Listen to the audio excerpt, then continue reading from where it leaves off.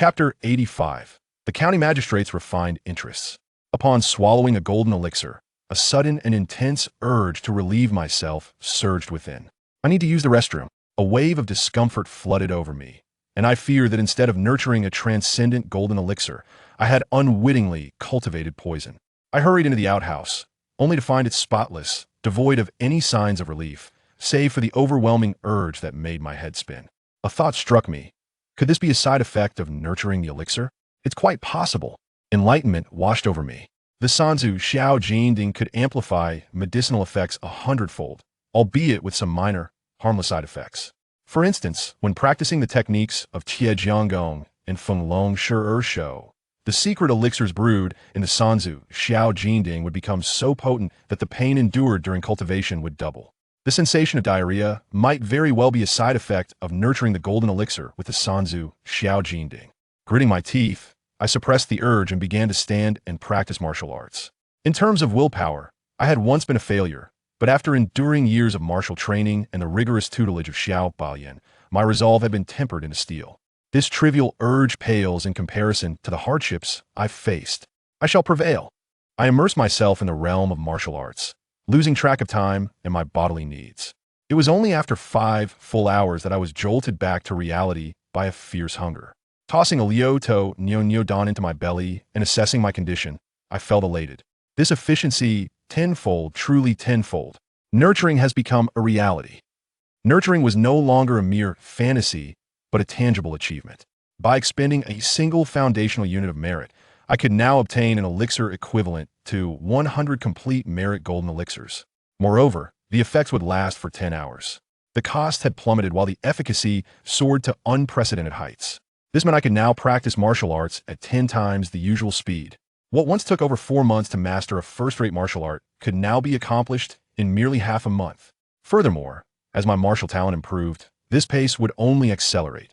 Perhaps after practicing a few more first-rate techniques, I could master one in 10 days or 3 in a month. However, to achieve this ideal speed, one crucial issue remained: a stable source of merit. I pondered for a moment, glancing at my county magistrate attire, and grimaced. Alas, it seems I can no longer be a carefree official. Tuanqing County ranks as one of the larger counties in Jian Prefecture, with a population nearing 100,000, encompassing several towns and dozens of villages. As the county magistrate, I wielded authority, commanded a loyal following, and controlled the county jail. Within the jurisdiction, the interpretation of the law fell to me. As long as I willed it, securing a foundational unit of merit each day was straightforward, and I could simultaneously enhance the stability of the community. This nurturing phenomenon is truly remarkable. It has transformed me from a lackluster official into a model of diligence. Where can I voice my grievances?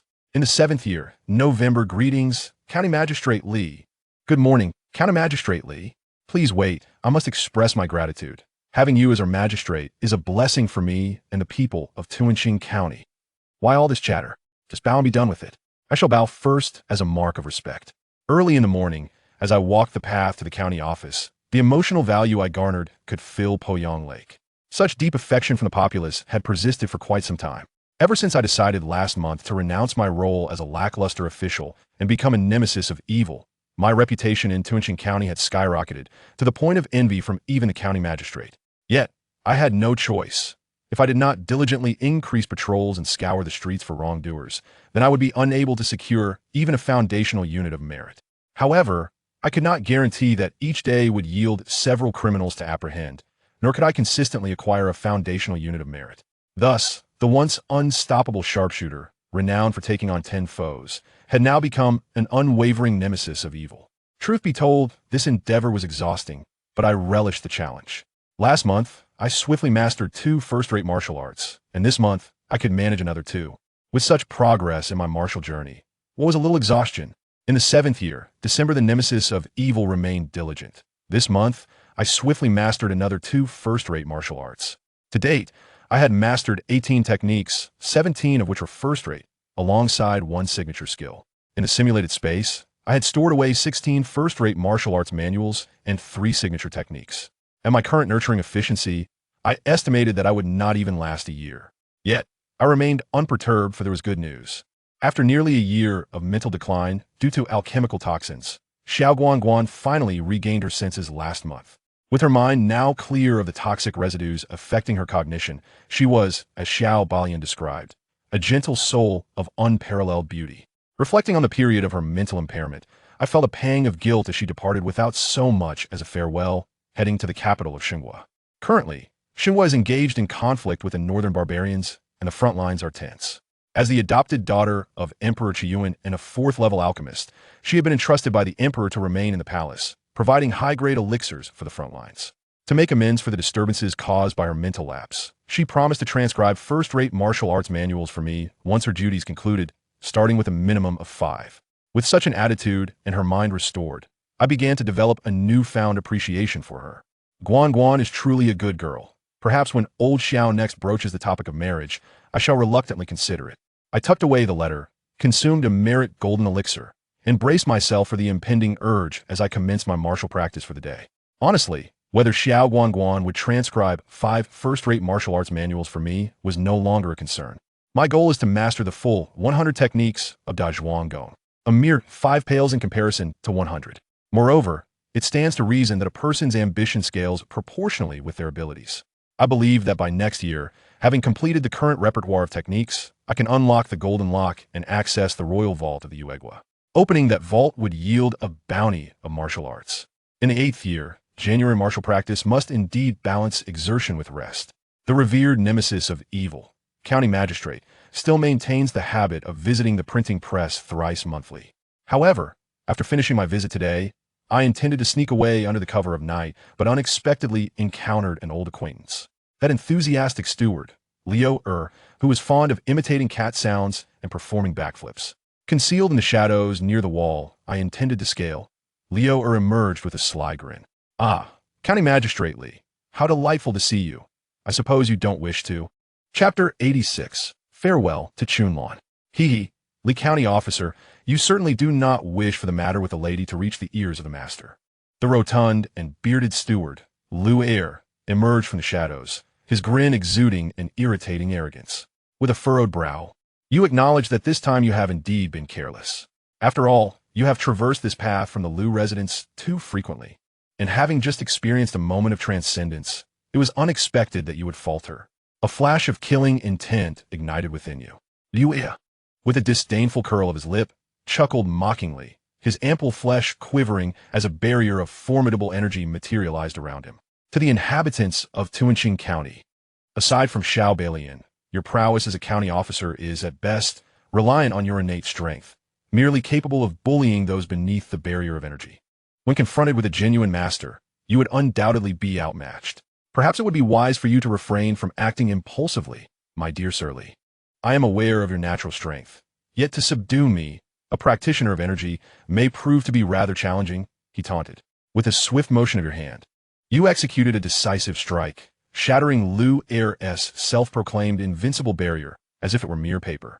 Grasping his beard with one hand, you applied a slight pressure, rendering him speechless, his final utterance, a simple word, dying on his lips.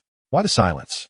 Do you not find joy in laughter? You patted his greasy face, exerting just enough force to render Liu unconscious, and effortlessly scaled the wall with his limp form. Half an hour later, in the woods outside the county town, you placed the final shovelful of earth atop the grave. The man was buried, of course, after thorough interrogation. The steward Liu, who had previously orchestrated your demise thrice in simulations, met his end in this manner. Liu's demise was not without merit. Though he was dead, the cowardly rotund man had provided you with potentially valuable intelligence. The concubine of the Duke of Chunnan, Chung Yunxin, now wielded the emperor's authority to command the lords, taking over the collection of the Crimson Essence in Jian Prefecture. Even the esteemed martial master Liu Turin now found himself in her service. This piece of information did not command much of your attention. You merely sensed that Chung Yunxin was indeed a formidable woman. As for Liu's motivations for confronting you this evening, they stem from the county jail. The Liu family possessed an extensive network for sourcing human blood essence. They engaged in recruiting refugees, inciting gang formations, impersonating bandits to commit murder, and purchasing condemned prisoners from the county jail, among other schemes. Even the less lucrative avenues, such as colluding with the warden for condemned prisoners, were delegated to the stewardship of Liu. Since you took control of the county jail, You effectively severed one of the Lu family's channels for acquiring the Crimson Essence. Lu Turin, the exalted martial master, would never deign to lower himself to discuss such matters with you. He simply shifted the burden onto Lu Heir's shoulders. Regrettably, after you assumed control of the prison, despite receiving numerous veiled invitations from Lu Heir, you never acknowledged them. The matter that Lu Turin had scolded Lu Heir about countless times filled him with intense resentment. Coincidentally, this afternoon, he observed a maidservant of the family matriarch delivering refreshments to you at the county office. Lu Heir, with a bit of silver and some cunning, inquired of the maid and uncovered the secret between you and Chunlan, leading to tonight's threat. Alas, why must you provoke me when all was well? With an irritated stomp on the ground, the death of Lu Heir, your adversary, did not bring you joy. Rather, it left you in a state of considerable gloom. This rotund man was Lu Turin's right-hand man. You even suspected that in Lu Turin's eyes, his status surpassed that of Chunlan, and by a significant margin. His demise would undoubtedly draw Lu Turin's keen attention and could potentially implicate you. Why? That maidservant, having sold you out once, could easily become adept at it. Although you believe that with your current strength, facing Lu Turin directly would not pose much of a problem. The secret vault of the royal family of the Yu Kingdom had yet to be opened. It is always better to avoid complications than to invite them. What a pity it is that the joy of our monthly tryst will be no more. You shook your neck, already formulating a plan in your mind. To minimize complications, the best course of action would be to ensure that anyone privy to the secret between you and Chunlan vanishes forever, including Chunlan herself. At first glance, it seems that increasing the number of deceased would only exacerbate matters. However, if it does not trace back to you, then it is as if nothing happened. Even Chunlan must disappear. Your mood was heavy and morose, yet you felt not a shred of guilt or remorse. One cannot simply regard Chunlan as a pure and flawless flower merely because of the high compatibility between you two and the happiness shared during your time together, especially in a family like the Lius, who feast upon the blood of others. Alas, it shall be so. You shook your head and prepared to venture once more into Lu's residence. However, just as you took a step, you paused, sensing a slight tremor from the punishment jade pendant you wore close to your body. Upon inspection, you found the once inky jade pendant now completely white. The benevolence gained from killing Lu Heir had filled the pendant to capacity. This revelation left you astounded, yet upon reflection, it seemed only fitting. Lu Heir had followed Lu Turin for many years, his hands stained with countless lives. Thus, this was merely the pendant's limit for storing benevolence, not the extent of Lu Heir's malevolence. You harbored serious doubts. If the pendant's capacity for storing benevolence was 200, Lu Heir could easily fill it as well. If that were the case, you would have no inclination to reminisce about Chunlan. You rub your hands together and take out a three-legged golden cauldron to concoct elixirs. This marks your inaugural attempt at refining a full-value, benevolent golden pill using a method of nurturing and cultivation. You cannot help but swallow hard. A fully charged, benevolent golden pill inherently offers you a tenfold increase in martial training efficiency. If you were to enhance it by an additional hundredfold, imagine the prospect of 1,000-fold acceleration in your martial arts training. Your usual pace is to master a first-rate martial art in 120 days. With a 1,000-fold increase, that would be reduced to merely 0. 12 days, just 2 hours and 53 minutes. In that short span, you could swiftly grasp an entirely new first-rate martial art. If we assume you maintain this pace for a full 10 hours, you could potentially master approximately 4 new first-rate martial arts with a single golden pill. You cover your mouth, astonished at how swiftly and accurately you have calculated this as a martial artist for the first time. You begin the refining process. 1 minute, 2 minutes, 3 minutes pass. After 5 minutes, a pure golden pill emerges, approximately the size of a quail egg. You carefully store it within your simulation space for safekeeping. As dawn approaches, you realize there is no time to examine its specific effects just yet. All matters will be addressed after bidding farewell to Chunlan. In Chapter 87, titled Full Value Golden Pill, you glide into the Lu residence like a specter, only to vanish 5 minutes later without a trace. Chunlan departs peacefully, out of compassion. You ensure she feels no pain. However, upon returning home and seeing the penalty jade pendant once again filled to capacity, you slap yourself, regretting that you allowed her to leave so serenely. The malevolence carried by Chunlan, transformed into benevolence, is no less than that of Lu Ershao. This confirms your suspicions that the entire Lu family consists of nefarious individuals. Furthermore, The evil she harbors is not solely a result of her consumption of Lu Turin's blood buns. The mere association with such indulgence in human blood for a life of luxury cannot account for the fullness of the penalty jade pendant. Chuckling to yourself, you feel considerably relieved. Rubbing your face, you delightfully cultivate another benevolent golden pill with 1,000-fold acceleration. Overnight, you acquire 2 additional 1,000-fold benevolent golden pills, an exceptionally bountiful harvest. You are tempted to consume them immediately to accelerate your martial development, but you restrain yourself. There remains much preparation to undertake beforehand. Martial training requires secret elixirs. An 1,000-fold acceleration of the benevolent golden pill will allow you to swiftly master a new first-rate martial art in just over 2 hours. Contingent upon your prior preparation of ample secret elixirs, enhanced by the 3-legged golden cauldron. Each martial art demands a unique recipe for its elixirs. Assuming the effect of the 1,000-fold acceleration lasts for 10 hours, you must prepare enough secret elixirs for 4 martial arts in advance. Yet, 4 is not exceedingly secure. What if the duration exceeds 10 hours? Therefore, you intend to prepare the secret elixirs for 8 martial arts techniques in double measure, just in case. This indeed is a monumental undertaking, and once dawn breaks, with the Lu family's incident unfolding, you, as the county magistrate, will have your hands full. Thus, you must suppress the urge to indulge in the exhilarating 1,000-fold training efficiency and decide, for the time being, to practice at the usual 10-fold speed. After you have attended to the pressing matters of the next few days, you will relish the opportunity to train at a 1,000-fold pace. In the 8th year, February, everything unfolds as you anticipated. The death of the Lu family's steward in Chunlan last month has sent shockwaves through Tuinshin County. The status of a martial arts master is exceedingly esteemed. Even in the capital, one would be regarded as a personage of great significance, let alone in a modest place like Tuinshin County. This incident has even stirred the governor of the capital, who dispatched a 6th-rank official to take over your authority as county magistrate and oversee the investigation into the matter. As for the outcome of the investigation, in your next life, you shall never uncover that I am the true culprit. Now be gone. You are wasting my time that could be spent training. Standing at the county gate, you watch the capital's official depart with a dark expression after a month of fruitless inquiry, while you maintain a facade of cheerfulness. Inwardly cursing, the deaths of Lu Turin's beloved wife and the steward have become an unsolved mystery in Tuinshin County.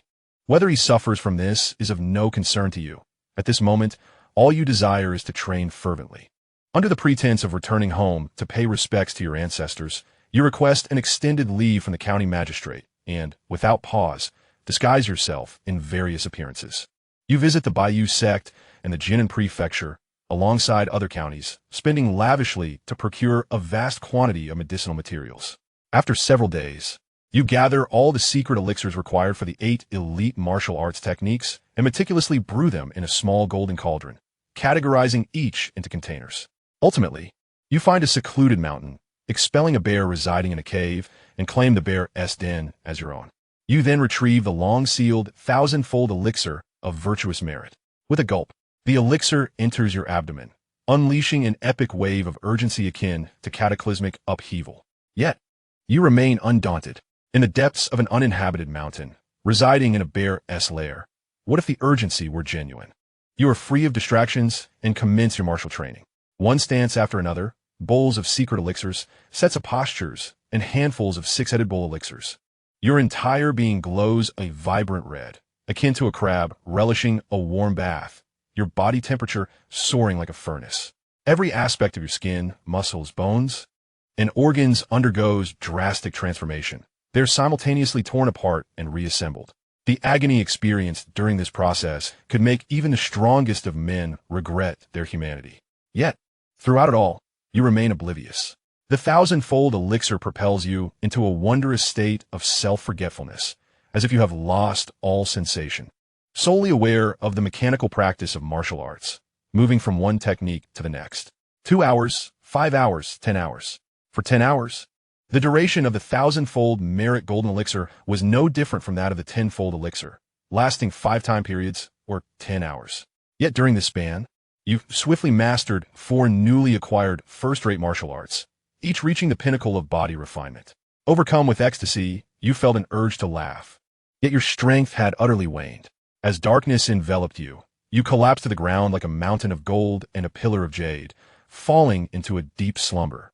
A mother bear returning from a hunt entered the cave to find you sprawled within, her expression one of bewilderment. Where's my husband? Has he transformed into a human? The mother bear ambled closer, her snout brushing against you, the alluring scent captivating her senses, causing drool to spill forth uncontrollably. With a gaping maw, she attempted to take a bite, only to find her teeth shattering upon contact. Startled by the pain, the mother bear instinctively tried to flee, but alas, escape was not an option. Men, when they sleep, often crave something to hold.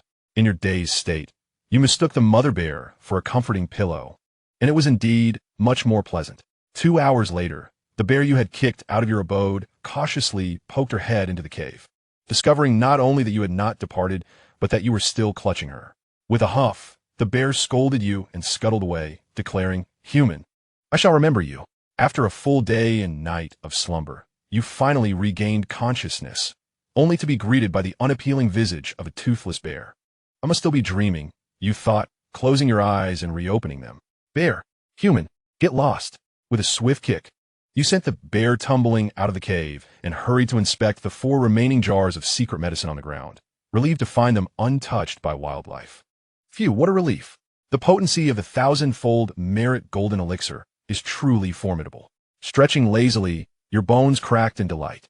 After a thorough examination, you exclaimed in exhilaration. The sensation of mastering 4 first-rate martial arts in just 10 hours was exhilarating, yet you knew it could be even more thrilling. You retrieved some food to satiate your hunger and then produced another 1,000-fold merit golden elixir. One such elixir was precisely sufficient for cultivating 4 first-rate martial arts. And with 4 jars of additional martial arts secret medicine remaining, it would be a waste not to take advantage of the preparations made earlier. However, before commencing your training, you unleashed a flurry of punches, dislodging a pile of rocks to seal the entrance of the cave. Now it is secure. I never wish to experience the sensation of using a bear as a pillow again. Let the training commence. After another 10 hours, you dramatically fainted once more, slipping back into slumber. While the rapid advancement in martial arts was indeed astonishing, the toll on your spirit was equally significant. Having learned from previous experiences, this time you slept exceptionally soundly. A full day and night later, you awoke promptly, a smile tugging at the corners of your mouth. A feeling of elation that was difficult to contain. 25 exceptional martial arts, 1 supreme school of thought, have finally surpassed a quarter of the progress towards the ultimate mastery of the great strength technique. The prospect of completing the remaining 3/4 seems promising. Once the royal treasures of the U Kingdom are unlocked, it can be accomplished within a span of 2 years at most. You exuberantly extend 4 arms, clenching your fists and waving them in triumph towards the cavernous expanse above. For arms? Startled, you glance down to discover 2 additional arms sprouting from your sides, your pupils dilating in shock. Chapter 88, A New Realm. Wait, have I mutated? Gazing at the newly emerged limbs, a wave of panic washes over you. You had once contemplated that the path of pure physical cultivation, distinct from the martial arts of this world, might lead to extraordinary transformations as you reached certain milestones. However, you never anticipated that such a change would render you less than human. Fear grips you. If this world were one of immortality, it would be acceptable, for the diversity of species in such realms is renowned, teeming with all manner of fantastical beings. Yet, this is not an immortal realm, but a world of martial arts. Whereas ordinary beings possess 1 head and 2 arms, you now find yourself with 4. Does this not make you a monster? Recede. You must retract them. You scarcely have the wherewithal to assess the strength of your new appendages, consumed only by the desire to discover a method of restoring your human form. Please, don't do this to me, brother. Chunlan is already gone.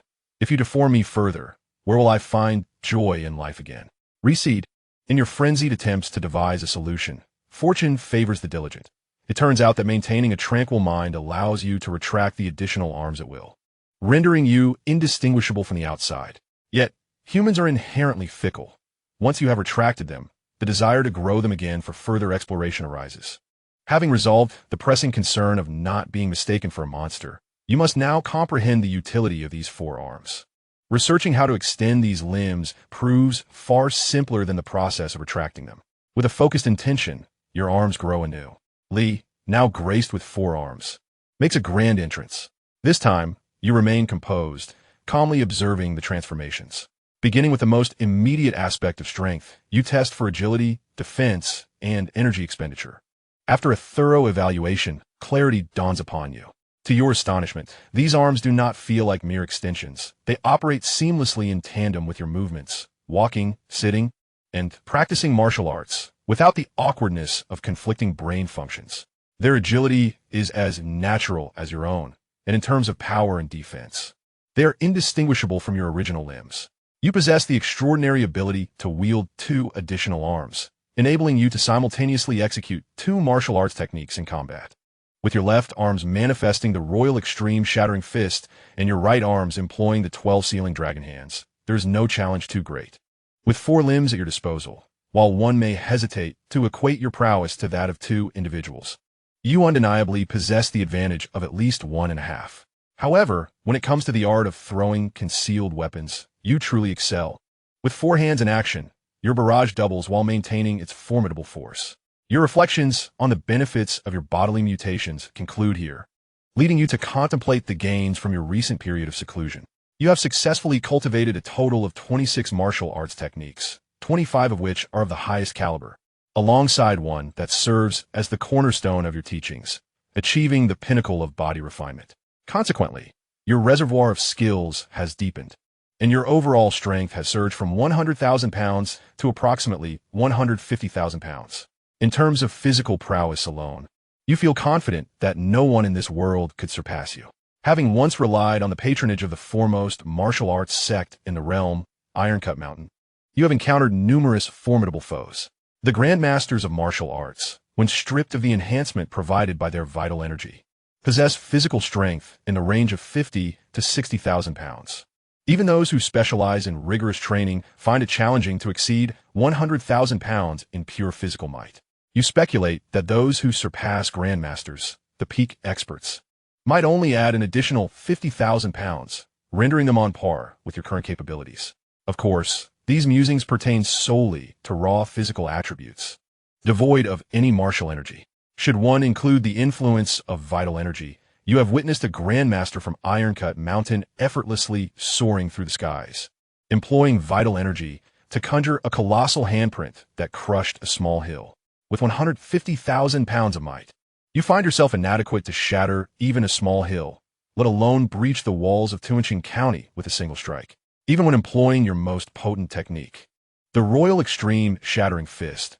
One would need to strike over 20 times with precision to dismantle the structural integrity of the walls to achieve such destruction. Alas, with 150,000 pounds of strength, I find myself unworthy of engaging a Grandmaster in battle, rendering me no different from a scholar incapable of even the slightest self-defense. My 4 arms, each straining with bicep bulges, make me feel as fragile and powerless as a delicate flower swaying in the wind. Indeed, a flower so insignificant that none beneath the Grandmaster could hope to slay it.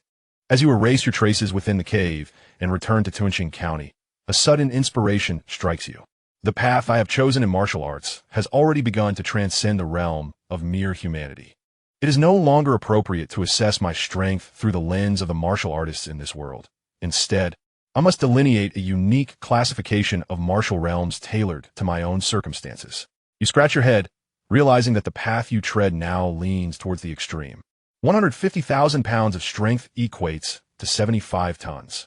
I am currently at the pinnacle of the half-hanging realm, a martial artist on the verge of transcending to the 100-ton king realm. This arrangement is splendid, and I dedicate this achievement to the messenger who facilitated my transmigration.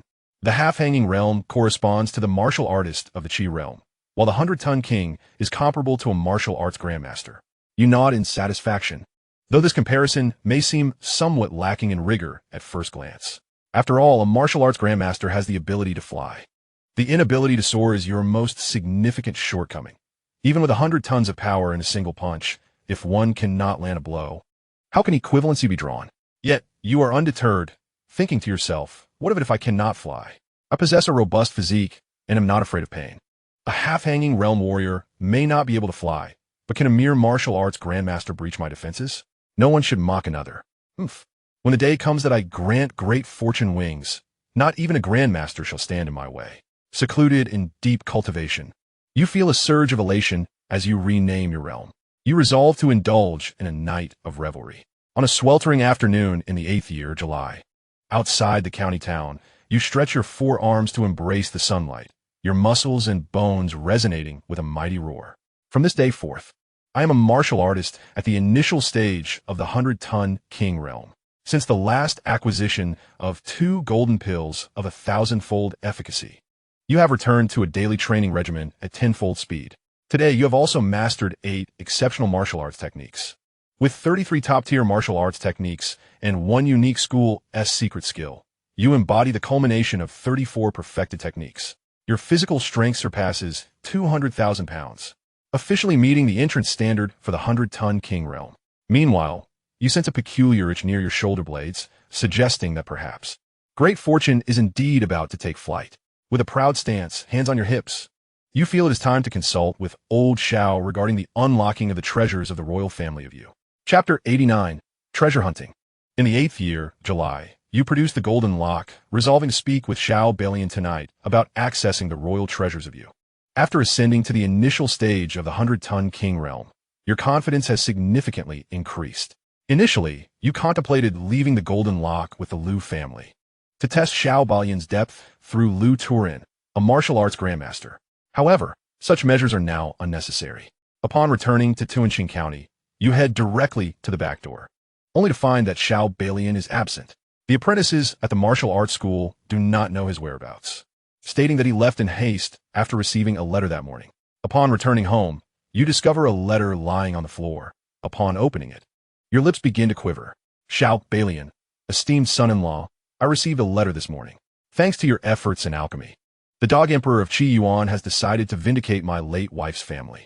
I am heading to Xinjing to claim the family inheritance. What a stroke of luck for this old white-faced fellow. The joy of being elevated to the status of a 100-ton king had vanished in an instant. Xiao Balian's father-in-law, the esteemed former prime minister of the Shang kingdom, had perished 2 decades ago in the tumult of political strife, leading to the annihilation of his entire family and the confiscation of their wealth. At that time, Xiao Balian had managed to evade disaster by taking Xiao Guanduan to the capital to study under a master. Eventually, Xiao Guanduan ascended to the rank of a 4th-tier alchemist and was adopted as a daughter by Emperor Qiyuan, receiving the title of princess, which spared them from the lingering repercussions of the factional conflict. However, now, they had been completely vindicated. In comparing oneself to others, one might find themselves envious. Indeed, marrying into a prominent family is a profound art. The wealth of the prime minister's estate, merely the value of the property deeds, could easily amount to several 100,000 taels of silver. How one could covet such riches? You transformed into a figure of bitterness, not out of malice, but solely due to financial constraints. In days gone by, you had relied on your simulated inheritance, which had afforded you a considerable fortune. Yet, the pursuit of martial arts is a costly endeavor. Your monthly expenditures on rare medicinal concoctions were astronomical. By last year, the savings within your simulated space, alongside your meager income from serving as a petty official, had been entirely depleted. Your ability to sustain yourself thus far had relied on sporadic ventures to earn income through automated means. Alas, when old Xiao returns, perhaps I shall simply acquiesce to his wishes and become his son-in-law. Then, I need not worry about finances any longer. The spirit of a son-in-law began to ignite within you. The Xiao family was indeed prosperous, with Xiao Balian poised to inherit a fortune, while Xiao Guanduan, as a 4th-tier alchemist, was undeniably affluent, a veritable little heiress. Suddenly, a loud knocking resounded at your door. Upon opening it, you were greeted by the sight of your neighbor, Old Wang, fully prepared for departure, accompanied by his lovely wife. As soon as you opened the door, a child was thrust into your arms. Brother, I'm taking my wife back to her family for a visit. It's quite bumpy on the road, and it's inconvenient to bring the child. Please look after him for a few days. I'll treat you to a drink upon my return. Old Wang waved dismissively as he leaped onto his carriage and departed with flair. You found yourself locked in a gaze with the little one in your arms, feeling an urge to lash out in frustration. Yet what could you do? He was your godson. Neglecting him was not an option. Besides, for the next few days, practicing martial arts was out of the question. Firstly, there were no funds to purchase the necessary medicines. Secondly, your reservoir of advanced martial skills had been completely depleted, leaving only 3 foundational techniques unpracticed But due to the first issue, you could not engage in training. With martial practice off the table, you were left with no choice but to embrace your role as a caregiver, which serendipitously served as a reprieve from your previous labors. Remarkably, this was indeed a fortuitous time for a break. Following your recent iron-fisted governance, which prioritized the eradication of crime in Qin County, law and order had reached a point where doors could be left unlocked and valuables unattended. Continuing to exploit your official position for personal gain was becoming increasingly cumbersome. Rather than persisting in such endeavors, a moment of rest seemed far more appealing. Little tiger, shall we go find some beautiful elder sisters to play with? Upon contemplating rest, your thoughts immediately wandered to the prospect of leisure. The child is still young and can be entertained at home. Allow little tiger to roam and play freely while you take a moment to rest on the bed, when suddenly a thought crosses your mind. You reach into the simulated space and retrieve a treasure map. This artifact was discovered within the hidden layers of an ancient martial arts manual belonging to the old Wang family. You suspect it may be a treasure map left behind by their illustrious ancestor, the Bandit Master, and also serves as a novice gift for little tiger, the child of fortune and the protagonist of this world. Regrettably, the map is drawn in a hasty and abstract manner, far beyond the comprehension of an athlete such as yourself. As you gaze at the treasure map, confusion mounts, and with the background noise of little tiger playing, you inadvertently drift into slumber. After a brief respite, you awaken to find the treasure map has become a toy in little tiger's hands. You yawn, feeling no urgency, as the map is light yet resilient. If the child wishes to play, let him. However, allowing him to urinate on it would indeed be excessive. You quickly rise, intent on salvaging the situation. But as you approach, you notice that the map, soaked by little tiger, now reveals new ink patterns. The fragmented lines and indecipherable symbols have been connected by fresh ink, forming a map comprehensible to an ordinary person. You scoop up little tiger in one arm, while reluctantly yet affectionately lifting the treasure map with the other, glancing between the child and the map. You had previously suspected that the Wang family's treasure map might hold secrets, but despite your numerous attempts, whether by soaking or burning, the conventional methods yielded no results. Yet now, you realize you had underestimated the ingenuity of the Bandit Master ancestor from the Wang family. Who would have thought that urine would serve as the key to unlocking the secrets? Little tiger, your family indeed possesses remarkable talents. You kiss little tiger's cherubic face, genuinely impressed, and scrutinize the treasure map, growing increasingly familiar with its contours. Is this Niue Mountain? Indeed, it is Niue Mountain. Your heart races. After ensuring little tiger is well fed, you carry him and make your way to Niue Mountain. Following the route indicated on the treasure map, you arrive at a specific location on the mountain's rear slope. With a firm stomp of your foot, the vibrations reveal a hollow beneath the ground. Without hesitation, you begin to excavate. Your skill in digging tunnels, honed through practice, proves effective, and soon you unearth a subterranean chamber enclosed by blue stone, within which lies a sword, a gun, 2 books, and a letter. You open the letter to find words penned by Wang Chaofeng, the 13th leader of Xianxia Mountain. I am Wang Chaofeng, the 13th leader of Xianxia Mountain. In my failure to discern the true nature of my disciples, Qi Ruhai has colluded with malevolent beings to harm innocent lives. My efforts to cleanse the sect were thwarted by a cunning ambush, resulting in the loss of my ultimate martial intent. In his dying moments, he made a special provision for the descendants of the Wang family, leaving behind 2 esteemed martial arts legacies and divine weapons, the 9-fold blade and the 7-city spear. Upon mastering these skills, one is to journey to Xianxia Mountain to restore order and eliminate traitors. The letter is lengthy, filled with explosive content that leaves one agape, shaking the very foundations of one's beliefs. The Wang family has a remarkable ancestry. Chapter 90, The Shrimp and the Pig's Heart. The information is quite overwhelming. You pause with the little tiger for a moment, then glance at this adopted son, suddenly feeling the weight of noble lineage.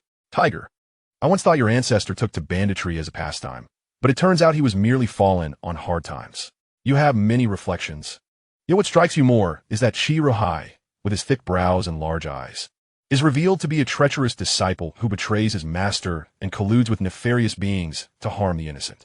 In your previous simulations, the current leader of Xianxia Mountain, Qi Ruhai, appeared to be a man of integrity. He is dignified, principled, embodying the virtues of benevolence, righteousness, propriety, wisdom, and trustworthiness, along with an abundance of martial ethics.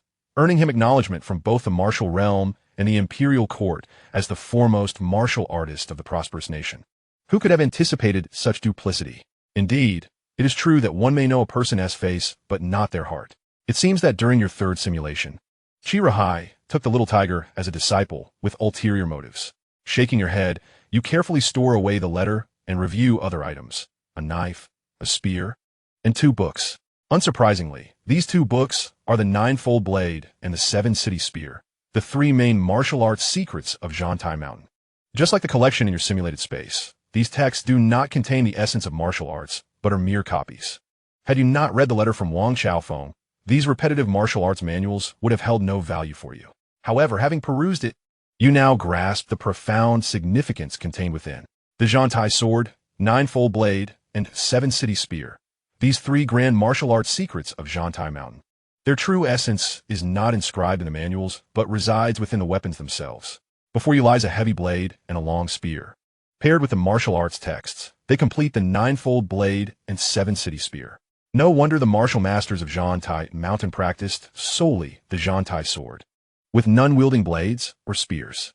It turns out the weapons imbued with martial essence were taken away by Wang Xiaofeng, leaving no opportunity for others to learn. According to the martial rules of this world, without a corresponding understanding of the martial essence, one cannot break through from the Qi realm to become a martial master. You find such matters tiresome. All you know is that this treasure hunt yielded mediocre results. The only items of true value are these 2 weapons. This knife and spear are undoubtedly treasures of divine quality, a significant upgrade from the 300-pound Xianxia giant axe you previously wielded. With these divine weapons at your disposal, you feel that once you resolve the issue of flight, you could even take on formidable masters of Grandmaster caliber. As for the enmity between Little Tiger's ancestor, Wang Xiaofeng, and Chirahai, it is of no concern to me. My surname is not Wang. Afterward, I shall pass the long spear and the Seven-City Gun manual to Xiao Hu, and when he matures, I will deliver the letter to him. Whether he seeks vengeance will depend solely on his own choices. Once the pit is filled, I will take the child home and continue my leisurely days as a caretaker, awaiting old Zhao's return to inherit the family business. 8th year, September. You harbor grave doubts about whether Xiao Balian met his demise in the brothels of Shengjing. 2 months have passed, and he has yet to return. Could he have encountered peril? Should I venture to Shengjing in search of him? Yet, what if I were to fall into danger myself? Shengjing is the imperial capital of the Sheng Kingdom, teeming with formidable experts. Xiao Balian undoubtedly possesses strength. The perils that could detain him must be exceedingly treacherous. This time, the simulation you established has yet to achieve 2/3 of the goals set forth in the grand endeavor of the 100 Gates. Surely, I cannot jeopardize my own life for a father-in-law whose existence is still uncertain. However, idly waiting is not a viable option.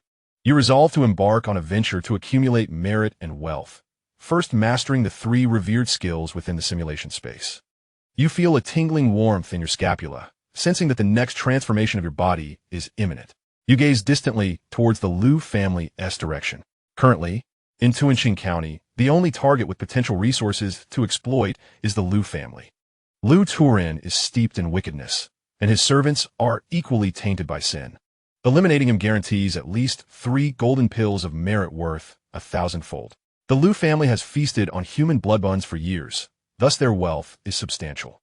By vanquishing the Liu family, both silver and merit would be secured. Of course, if one were to disregard merit and solely seek wealth, Tuanqing County still harbors another lucrative opportunity. The county magistrate, Zhao Chuan. This official epitomizes a corrupt bureaucrat, given the cordial relationship you share. It is unnecessary to eliminate him, yet reaping from his coffers feels just. All ill-gotten gains are my responsibility to purify with my own flesh. You rub your hands together, deciding to delay any action against the magistrate's treasury until just before departing Tuanqing County. As for Liu Tur, a man leisurely strolls through Tuanqing County, pausing briefly before the Liu residence. A nostalgic smile gracing his face before he vanishes into the throngs of people. After the man departs, the gatekeeper of the Liu estate scratches his head in confusion, then rushes inside to retrieve a long-forgotten wanted poster, its edges yellowed with age. Most residents of Tuanqing County have long forgotten that a few years ago, before he rose to the esteemed rank of martial arts master, Lu Turin had once spent a considerable fortune to pursue a man masquerading as the northern town marquis.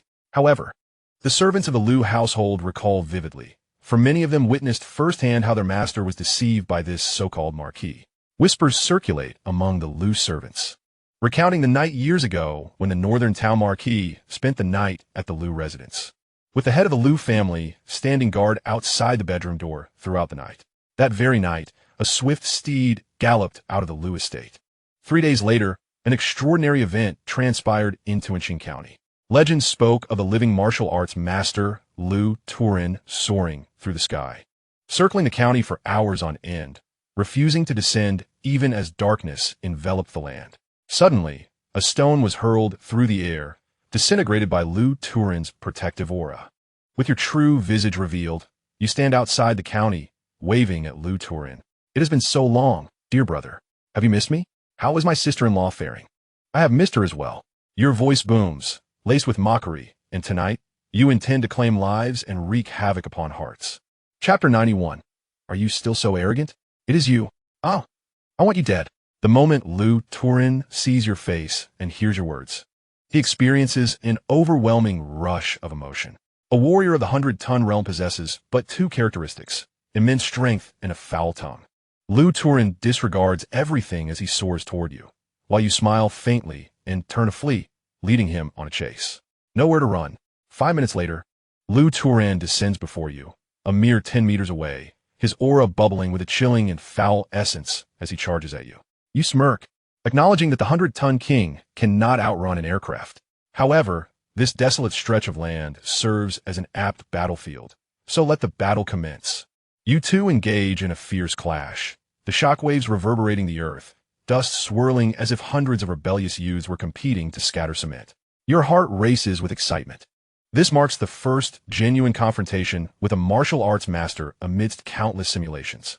This is a true test of combat, not mere fantasies of training. Tonight, we shall discover whether the 100-ton king can triumph over the martial arts master.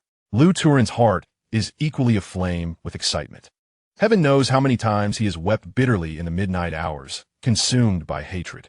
Now, the Northern King, whom he has long yearned for and wished to confront 100 times, has finally appeared. He seeks vengeance. He desires to unleash his fury. His younger siblings are truly precious. Lu Turin's eyes were bloodshot, and he erupted with an even more intense aura as he engaged in combat with you. Your muscles were taut, and it must be noted that the esteemed status of a martial arts master is indeed well-deserved. Lu Turin, having mastered the first-rate martial art Iron Zombie technique, has become a martial arts master himself, although his physique may surpass that of other masters. His strength is estimated to be no more than 40,000 pounds. In comparison to your 200,000 pounds of might, he appears feeble, akin to a delicate flower. Logically, a single punch from you could bring him to tears, 2 punches could end his life, and 3 punches would reduce him to a mere shade of red paint. However, the reality is that during your exchanges, the two of you seemed nearly evenly matched. The seemingly fragile little Luo Li, with her mere 40,000 pounds of strength, unleashed a force equal to 150,000 pounds with the enhancement of her aura, not quite matching your strength, yet sufficient to pose a threat. Besides the increase in offensive power, Lu Turin's aura possessed another extraordinary quality. Being familiar with the Iron Zombie technique, you were aware that it harnessed the cold, dark energy from the earth, but it was more than just that. Lu Turin's aura was imbued with a chilling and tainted essence, causing your body to feel sluggish, as if you were sinking into a quagmire. This resulted in you occasionally being struck by Lu Turin. Fortunately, your health and defense were substantial enough that being hit by him merely caused mild discomfort, without resulting in injury. As the battle progressed, you began to glean insights. The primary distinction between a martial arts master and a practitioner of aura is that their aura manifests remarkable transformations based on their cultivated techniques. For instance, the high-ranking official and master you encountered in the capital exhibited an aura akin to the vast ocean, not only immensely thick, but also capable of dissipating force like water. In contrast, Lu Turin's aura seemed to amplify his strength while contaminating and slowing his opponents. You realized that your own conventional state, at the initial stage of the King Realm, could indeed be compared to a martial arts master like Lu Turin, who has only recently ascended. Moreover, in terms of stamina, your physical endurance would undoubtedly surpass that of his aura, extending the battle would ultimately lead to Lu Turin's demise. If you were to activate the golden zombie body transformation, you could eliminate him within 10 strikes, provided he does not take flight. Alas, when will fortune grant you the wings to soar? The inability to fly is indeed a significant flaw. Contemplating this, your desire to defeat Lu Turin intensified, yet you decided against hastily activating the golden zombie body. Such a rare opportunity to engage with a martial arts master must be seized to accumulate practical combat experience. The thunderous clash of battle raged on for half an hour, showing no signs of waning, but rather escalating in intensity. Nonetheless, you could sense that Lu Turin was truly straining to maintain his composure. Initially, you expended your vital energy soaring above the county for an entire day in search of him, and then engaged in such a fierce confrontation. Were it not for Lu Turin's deep-seated hatred towards you, anyone else would have sought a means to retreat long ago. Then let us hasten his demise. This foul and oppressive vital energy is quite bothersome. My current speed has already been reduced by nearly half, and if this continues, the risk of a mishap looms. You intentionally feigned a vulnerability, enticing Lu Turin to strike you with a kick to your rib. The method to prevent a martial arts master from fleeing is quite simple. Create an opening and embrace tightly. Bang! Enveloped in vital energy, a forceful kick swept across your ribcage. It was undeniably painful. You suspected your rib might even have been fractured. Yet, as long as you could restrain Lu Turin, it would be a worthy exchange. You clasped your arm, employing the entwining technique from the 12 dragon seals. Your once formidable arm now transformed into a supple, serpentine form, wrapping 3 times around Lu Turin's calf, rendering him immobile. Dear brother, remember to be a good person in your next life. A sinister grin spread across your face, but suddenly, a jolt of realization struck you. You too. Lu Turin was laughing as well, despite the dire circumstances. He appeared more audacious than you. Puff! In the next instant, a pair of enormous hands emerged from the ground, seizing your ankle and dragging your lower body into the earth. You felt a sharp pain in your heel as the tendon was severed beneath the soil. A burly figure clad in black erupted from the ground, wielding a weapon resembling a Woyong spade, imbued with an overwhelmingly dense vital energy and fresh blood. Descending towards your head, Lu Turin had not come alone. He had reinforcements, and they too were martial arts masters. In a moment of desperation, you swiftly released Lu Turin and crossed your arms to shield your head. Bang! Your forearm suffered a crushing blow, even with your resilient skin. The force of the spade shattered large portions of it, severing numerous muscle fibers, ultimately halted by your bones.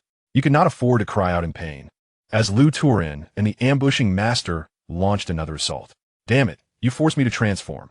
Do you know how painful this is? As the golden giant, you struck with immense power, sending both Lu Turin and the assailant flying, blood spraying in their wake. Transformed into the golden zombie form, you were no ordinary heavyweight. You were an overloaded titan, the exact extent of which was unclear, but it was certainly substantial. 10 meters away, Lu Turin's pupils contracted. What are you dawdling for? Quickly eliminate him. The master awaits your report. The ambushing master scrambled to his feet, and Lu Turin nodded vigorously. He rose, tore off his shirt, and his physique swelled, his skin taking on a metallic hue and texture.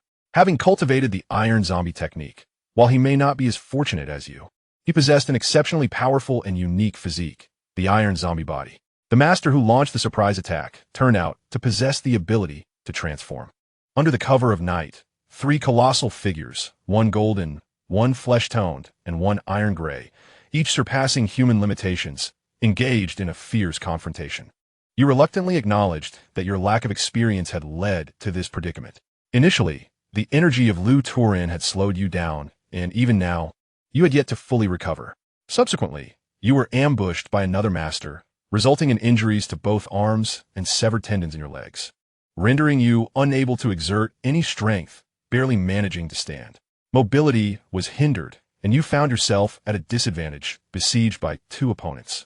10 minutes later, Lu Turin had secured your left arm, while the other master restrained your right. Both of them, drenched in sweat, wore expressions of relief, vowing never to encounter such a freakish opponent again. Lacking true energy and relying solely on brute strength, you had managed to contend against 2 martial arts masters. Fortunately, everything had come to an end. Continue to be arrogant. With severed tendons and restrained arms, I am eager to see how you will manage now. Lu Turin cackled with sinister delight, reveling in his triumph. Chapter 92. 3,000-fold golden pills in a single night. Year 8. September continued to be arrogant. Lu Turin boisterously taunted, while the master who had attacked you wore a look of disdain.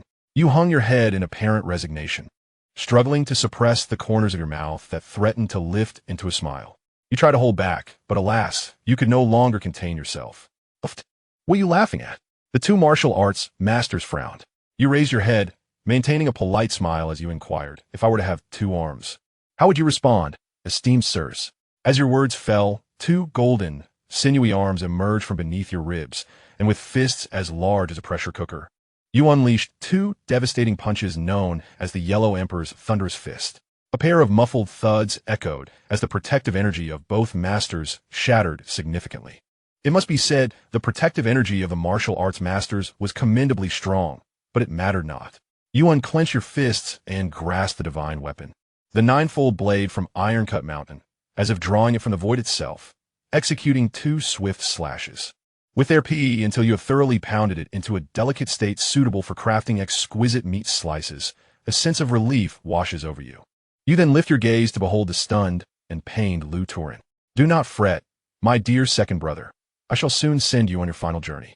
With a sinister grin, you grip Lu Turin firmly, constricting his throat to silence him, while your other hand gently pats his cheek to soothe his panic. And with a flick of your wrist, you reveal the punishment jade pendant. Indeed, the martial arts master who came to Lu Turin's aid is also steeped in malevolence, his sins transforming into virtuous merit, filling the punishment jade pendant to the brim. Frugality is an admirable virtue ingrained deep within your essence. You extricate a 3-legged golden cauldron from your possession to concoct a 1,000-fold merit elixir, emptying the punishment jade pendant in the process. Now, I can send you on your way. With a flurry of strikes, your fists multiply in shadow. Had you possessed such swiftness back in the days of subduing the bandit at Guanxi, Lu Tihua would never have found fault with you. The punishment jade pendant fills once more. Lu Turin meets his demise, merging seamlessly with the brother-in-arms he summoned. You shed the golden zombie form and retract your excess limbs. Yet there is no time to rest, for flickering torches appear in the distance. It is human nature to gossip, and with such a ruckus erupting tonight, so close to Xianxia County, it is inevitable that curious onlookers will soon arrive. After hastily clearing the traces of your presence, you limp away, yet your pace remains swift as you take a roundabout route back to Xianxia County. Given your current physical strength, a mere strain in your tendons can heal itself within 3 to 5 minutes. Regrettably, this natural recovery leaves your tendons misaligned. Thus, to achieve complete restoration, you will need to resever and rejoin them upon your return. However, there is no time for such matters now. As you return to the county, Xianxia is already in a state of chaos. You swiftly resume the guise of County Lieutenant Li, donning the official knife of the government, seamlessly appearing within the county to direct the constables in maintaining order, as if you had never been away. Yet after making your presence known, you quietly retreat behind the crowd, stealthily scaling the wall to enter the Lu residence. With Lu Turin deceased, his accumulated wealth, tainted by human blood, remains unpurified. As the righteous county lieutenant, it is your duty to manage it appropriately. Utilizing years of experience from nocturnal visits to the Lu estate, you quickly locate the secret chamber where Lu Turin stored his riches. With a flick of your wrist, you transfer all valuables into a simulated space. You then continue to refine the 1,000-fold merit elixir, emptying the punishment jade pendant, and begin fulfilling the promise made 8 years prior. The Lu family must perish. Let it be known, not just humans, but even eggs shall be scrambled, and worms severed in twain. Thus, the Lu family meets its end. The punishment jade pendant fills yet again, and with a sense of satisfaction, you resume your role as County Lieutenant Li, upholding the peace within the county. Until the late hours of the night, you returned home, finally shedding all pretenses and exhaling a long, weary sigh. After 8 years and 9 months, the novice village instance in Xianxia County has finally reached its conclusion. You realigned your tendons, indulged in a soothing hot bath, and contemplated the myriad of emotions swirling within you, intending to reflect upon the missteps of the night's endeavors. Yet upon further thought, you dismissed the notion of self-reflection entirely. What did it matter? Ultimately, victory belonged to you. The past was inconsequential. You pounded your chest, feeling nothing but elation. This was merely the fifth simulation. In reality, considering the time wasted, only a mere 20 seconds had elapsed. In just 20 seconds since your traversal, you had already managed to take on 2 opponents and triumph over 2 martial arts masters. With such an accomplishment, how far could your ultimate ideal of becoming the strongest in the world be after just a minute of crossing over? Filled with joy, self-reflection seemed unnecessary. Yet compiling the statistics of your gains from tonight was an entirely pleasurable task. First, you acquired 3,000-fold merit elixirs. Secondly, in the simulation space, you amassed a small mountain of silver, totaling over 200,000 taels.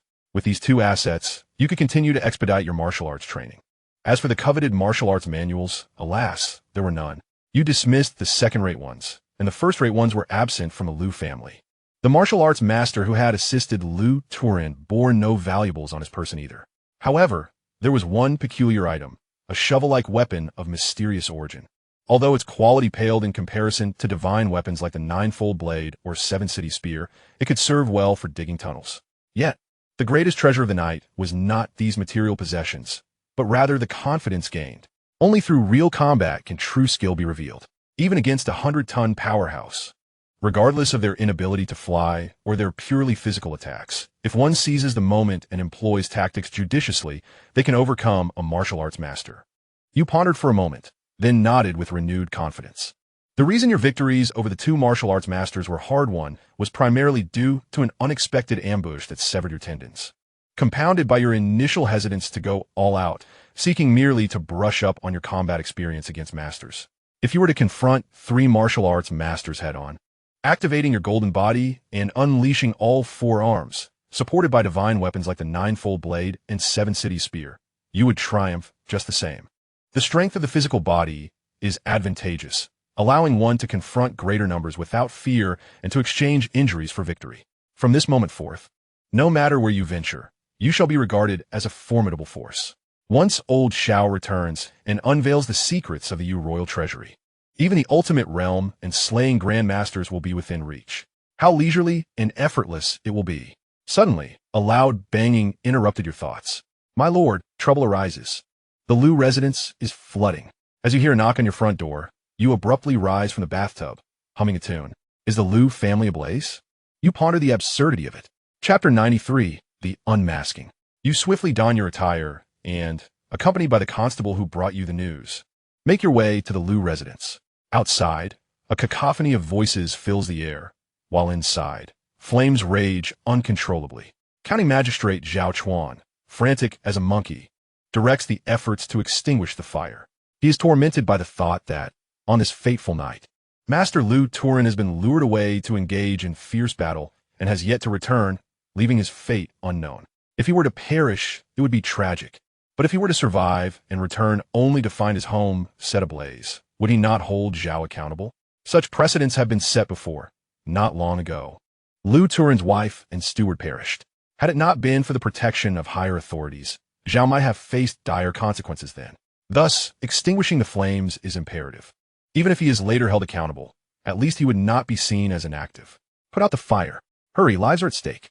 I demand you charge in. Zhao Chuan exclaims, his voice rising in desperation. Yet, with such ferocious flames, who would dare rush in? The county's ranks are not devoid of warriors. But even the bravest among them are merely human and fear the searing blaze. Even you, the county magistrate with formidable strength, hesitate to leap into the inferno. A group of officers stands before Zhao, receiving his reprimands, yet they feign ignorance, caught in a state of panic. It is then that a melodious voice pierces the chaos. My lord, they earn but a few taels of silver each month. How can you expect them to risk their lives? Clad in your county deputy's uniform, you stride forth with purpose. Zhao Chuan's brow furrows, yet you declare, I earn ample silver. I shall go. Li County Deputy. Zhao's heart swells with warmth. Grateful that in this critical moment, it is one he has raised who proves dependable. You lift a hand, your expression grave. My lord, the fire's intensity is beyond our capacity to quell. The Liu residence is doomed. My intention is not to extinguish the flames, but to save lives. If I can rescue even a few souls, it shall serve as a tribute to Master Liu. Excellent. If you can save anyone, that would be the best outcome. Li County Deputy, go swiftly. Understood. You tear off your outer garment and plunge into the sea of flames. But saving lives? Are you unaware of whether anyone still breathes within the Lu household? The place has surely grown cold. Your urgency stems from a desire to uncover the truth behind the fire. Why? Just as you departed, chaos descended upon this estate. Navigating through the inferno, you observe with increasing gravity. Those Lu family members who had perished at your hands not long ago remain lifeless, yet now their blood has vanished. Who is responsible? You already possess the answer within your heart. In the entirety of the Jinan prefecture, there exist several small families, akin to the Lu clan, that inflict harm upon lives and gather human blood, numbering around 7 or 8, all under the leadership of the infamous Lord Chunnan. The elder Lu heir, before his demise, revealed during his interrogation that post-Lord Chunnan's death, his concubine, Chung Yunxin, seized the opportunity to manipulate the emperor's will, subsequently becoming the new superior in charge of Lu Turin's blood collection operations. Thus, it is unequivocal that the blood of the deceased from the Lu family has been extracted at the behest of that woman, Chung Yunxin. Your indifference towards her actions is overshadowed by your concern over the timing of this blood extraction. The moment you extinguished the Lu family, another party arrived to draw blood, indicating that your confrontation with Lu Turin was surreptitiously observed by another faction. However, it is implausible. The battleground where I engaged Lu Turin is exceedingly open, leaving no room for unnoticed spectators. You find yourself lost in contemplation, your mind racing with thoughts. What are you dawdling for? Quickly eliminate him. The Lord awaits your report, urges the martial arts master Lu Turin summoned this evening. During the skirmish, you had no leisure to ponder the significance of his words, and in the aftermath of victory, you were preoccupied with tallying your gains, dismissing them entirely. Yet now, reflecting upon it, I appeared as the northern suppressing marquis to lure Lu Turin back. But he did not arrive alone. Besides the master wielding the shovel, there was a so-called lord accompanying him to Tuanqing County.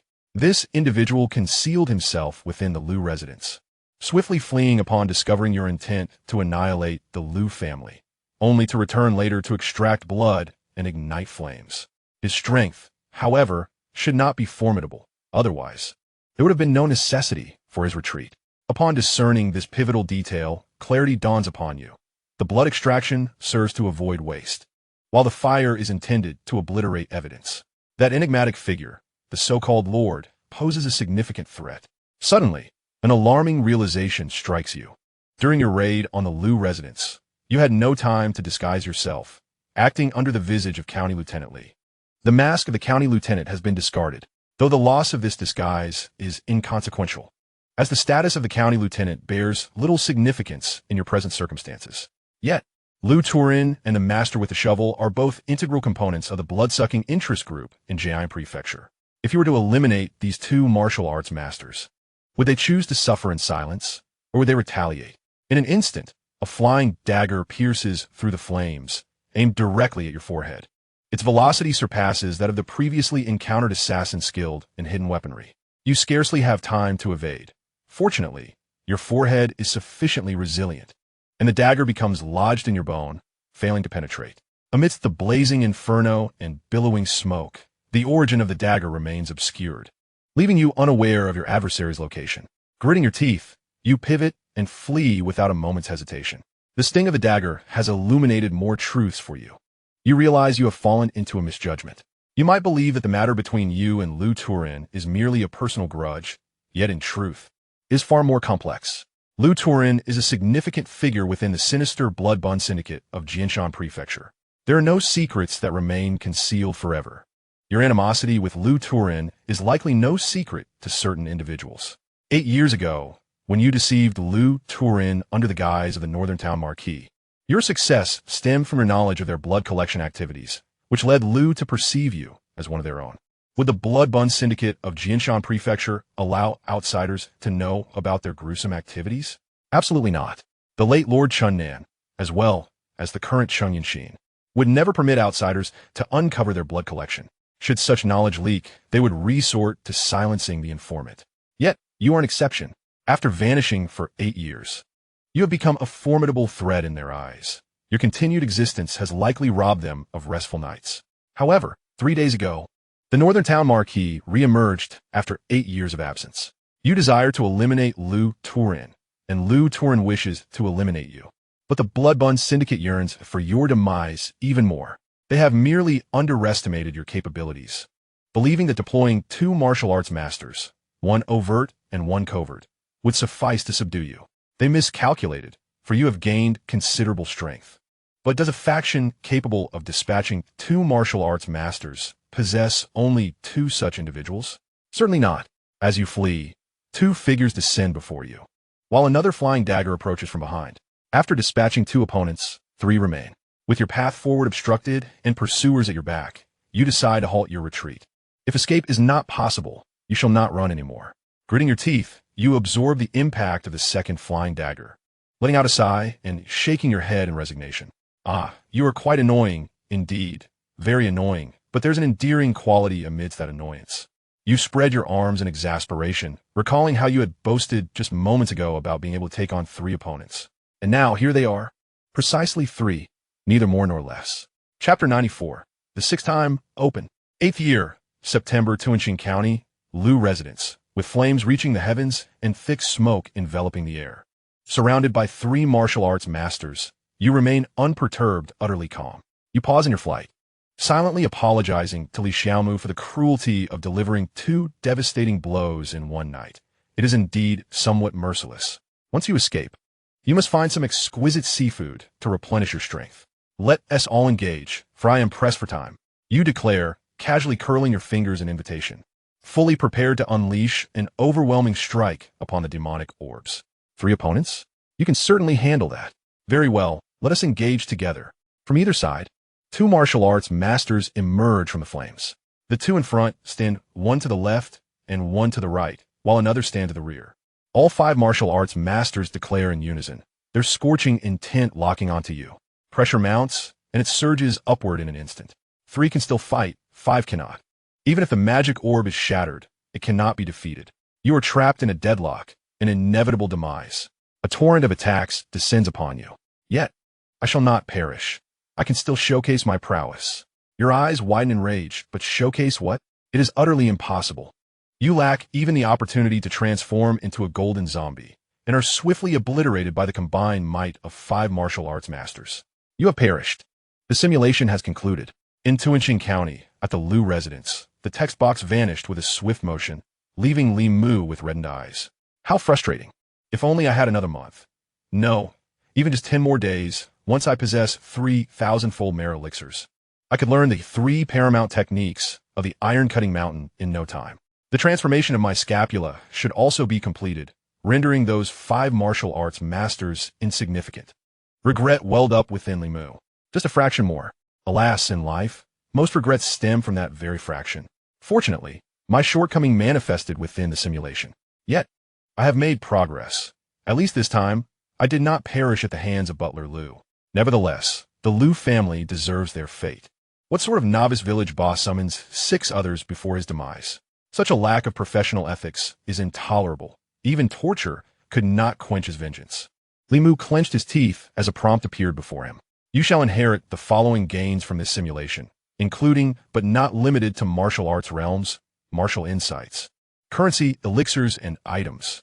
Do you wish to inherit? Yes, indeed. With a flick of his thoughts, Li Mu confirmed. Congratulations, host, inheritance successful. You have obtained peak power in simulation, early stage of the 100-ton king realm, great strength technique level 33, 1 paramount technique, 9 full blade, divine weapon, 7 city spear, divine weapon, 3-legged golden cauldron, punishing jade pendant, 200 bull demon elixirs, and 220,000 taels of silver. Note, all inherited items will be automatically stored in the simulation space, and martial prowess, realms, and insights will seamlessly merge with your being without loss or time consumption. The prompt flickered and disappeared, revealing a treasure trove of resources, alongside the formidable strength capable of defeating 2 martial arts masters from the peak of the simulation. Now perfectly inherited into reality. After a brief adjustment, the notification chimed. Cooldown of 2 seconds has elapsed. Would you like to initiate a new simulation? Following a wave of simulations, one would typically need to reflect and absorb the experiences gained. Yet as previously stated, one should strive to avoid squandering precious time in reality on tasks achievable within a simulation. Glancing at the 2 Liu family guards merely 10 steps away, Lemel smiled softly. Engage. Simulation commenced. Year 1. January. Observing the two Liu family guards approaching, you recognize that the sixth simulation has begun. The number 6 resonates with you. It is splendid and auspicious. As the old saying goes, 6 is a sign of great fortune. To commemorate the 6th simulation, you decided to eliminate the Liu family as a prelude to the occasion. With a swift motion, you conjured a handful of copper coins, employing the techniques of the great locust martial art. In an instant, the Liu family guards and the unfortunate souls in the courtyard each bore a small puncture mark upon their foreheads. The act of slaying even the innocent was indeed somewhat unrefined. Yet, you remained indifferent. To eradicate the Liu family meant leaving no survivors. If they were not vanquished, these hapless souls would inevitably perish at the hands of the Liu family, enduring the torment of bloodletting before their demise. Thus, could this be considered a form of absolution? You retrieved another string of copper coins from the simulation space, sauntering leisurely through the Liu residence, occasionally tossing coins to accomplish a graceful harvest. However, the mention of absolution reminded you of the previous simulation, where Xianxia, marked by scar and dawn with a Taoist wig, unleashed fierce curses. Should fate lead you to encounter him again, you would undoubtedly inquire whether he identified as a Taoist or a monk. Casting a few more coins, you furrowed your brow, reflecting on the nature of humanity. Even when not deliberate, one often instinctively chooses the familiar path. Gazing upon the courtyard belonging to Chunlan, you pursed your lips, filled with an array of bittersweet memories. Ultimately, rekindling past connections seemed rather lackluster. There were countless virtuous and attractive young women in the world who matched her beauty and grace. Better to eliminate them than to dwell on nostalgia. With a swift flick, the copper coins flew, expertly dispatched as the pain was swiftly alleviated. In less than 15 minutes, the only living being remaining in the Liu household was the steward Liu heir, still in the room, eagerly awaiting a backflip, mewing in anticipation. You were not in haste to claim his life. Instead, you first cleared the filled jade pendant of virtue, using the 3-legged golden cauldron to forge a golden elixir of 1,000-fold merit. Eradicating the Liu family once yielded 3 elixirs of such merit. Waste was not an option. Moments later, the elixir was complete. Liu heir met his demise at your hands, and the jade pendant was once again filled, allowing you to refine the second golden elixir of 1,000-fold merit. Finally, you ventured into the Liu family cellar. Brother, still lying there?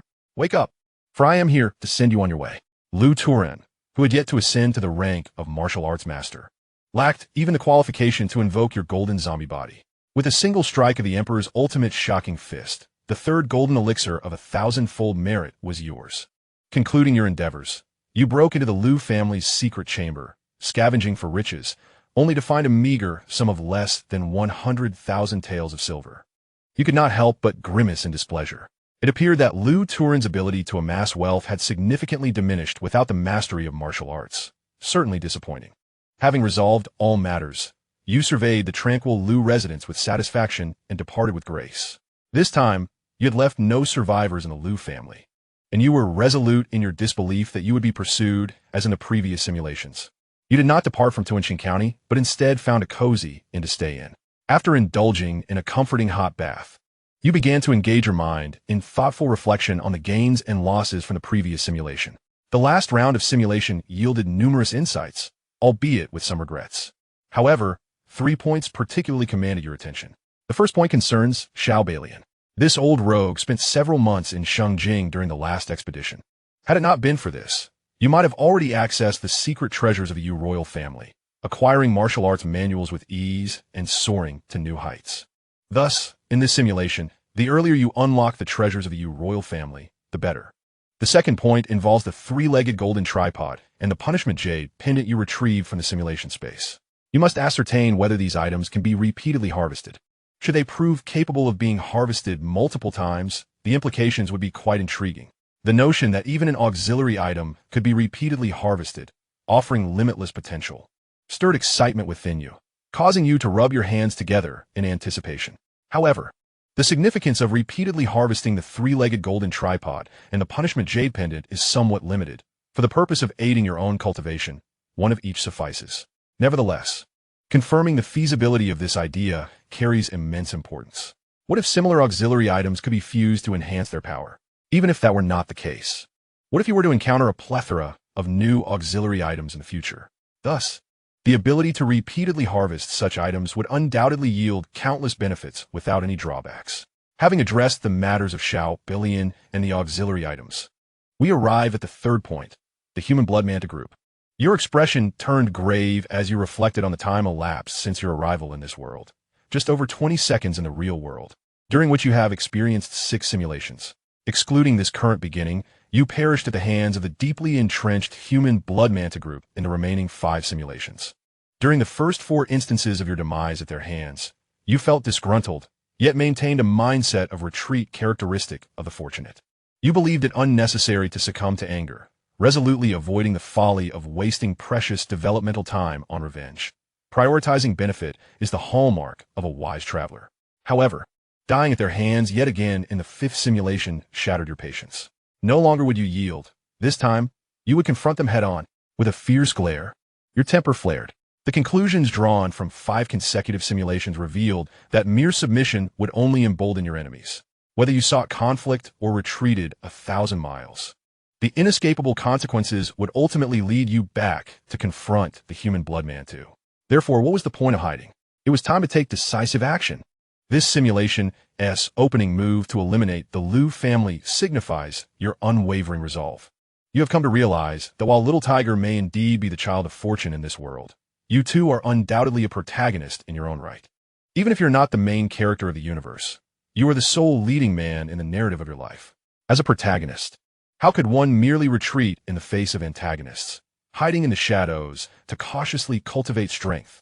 Even the most stealthy of protagonists engage in clandestine struggles, proclaiming retreat while severing heads in rapid succession. The development of a protagonist is invariably accompanied by bloody turmoil and fierce conflict. Thus, there shall be no more evasion. One must pursue desires with fervor, confront adversaries directly, flee if outmatched, train diligently, and return to the fray, remaining ever ready for battle. With this revelation, you confidently push open the door and stride towards the bustling streets. Indeed, it is said that one should act on their desires, but what actions to take? Do not inquire, do not concern yourself, do not harbor curiosity. As dawn breaks the following day, the warm essence of human activity in Tuanqing County intensifies. Amidst the reluctant farewells of 5 courtesans and 7 young ladies who were once mere companions, you swiftly depart as the county opens its gates, heading southwest. You are well aware of the location of the coveted 3-legged golden cauldron, situated in a temple a mere 7 to 8 miles outside Tuanqing County. Your previous simulation was fortuitously enhanced by tailing Chunlan, leading to the discovery of this treasure. Thus, verifying whether the 3-legged golden cauldron can be respawned is a straightforward task. A mere glance will suffice. However, confirming the whereabouts of the punishing evil jade pendant proves to be more challenging. You are entirely oblivious to the present location or future intentions of the enigmatic Xianxia, whether he is a Taoist or monk. The only lead you possess is the concubine of Lord Chunnan, Cheng Yunxin. Yet, the last simulation revealed that Cheng Yunxin summoned Zhang Yu to annihilate the entire Chunnan household, a matter that transpired several years later. The issue of the punishing evil jade pendant is not pressing. It can be addressed when the time is opportune. You hasten your steps towards the temple, where the master has yet to strike the bell, yet the entrance is already crowded with townsfolk eager to burn incense. You vault over the wall and, with a swift glance, spot a 3-legged golden cauldron, darkened from years of smoke and fire. It can be respawned. Your heart races with excitement as you activate the auto-collect feature, securing the second 3-legged golden cauldron into your possession. Unable to contain your eagerness to return to Tuanqing County, you seek refuge in a nearby grove, retrieving the 2 cauldrons. One is dark and tarnished, the other gleams with golden brilliance. Despite their differing hues, their quality and appearance remain indistinguishable. You cleanse the new 3-legged golden cauldron, kindle a fire on the spot, and toss in a handful of ladies' laugh herbs. After 5 minutes of savoring the concoction, a wave of warming vitality surges through your kidneys, enveloping you in a comforting embrace. The effects are identical. My simulator is simply invincible. You have now confirmed the situation entirely. Regrettably, the 2 3-legged golden tripods cannot merge. Despite your prolonged attempts, they remain distinctly separate entities. Rendering fusion impossible. While this brings a slight disappointment, it is not a matter of grave concern. The failure of the three-legged tripods to combine does not imply that other enhancements are equally ineffective. Moreover, one should refrain from hasty conclusions. The lack of fusion may simply be attributed to an insufficient quantity. After all, even the Dragon Balls require the gathering of all 7 to summon the Eternal Dragon. And my three-legged golden tripods should not be lacking in stature. Contentedly, you stowed away the 2 golden tripods and ventured once more to Niuwang Mountain, where you unearthed the treasures belonging to Old Wang's family. While divine weapons may not possess the same monetary value as enhancements, you certainly do not mind having more. Furthermore, as a youth with 4 arms, wielding 4 divine weapons is quite reasonable. Having completed your tasks, you returned to Tuanqing County and rented a courtyard for your stay. The atmosphere in Tuanqing County, compared to your departure that morning, was markedly oppressive. The massacre of the Liu family had come to light. However, you fell indifferent. Spreading your hands, you thought, let things unfold as they may. You were well aware of the investigative capabilities of your colleagues at the county office.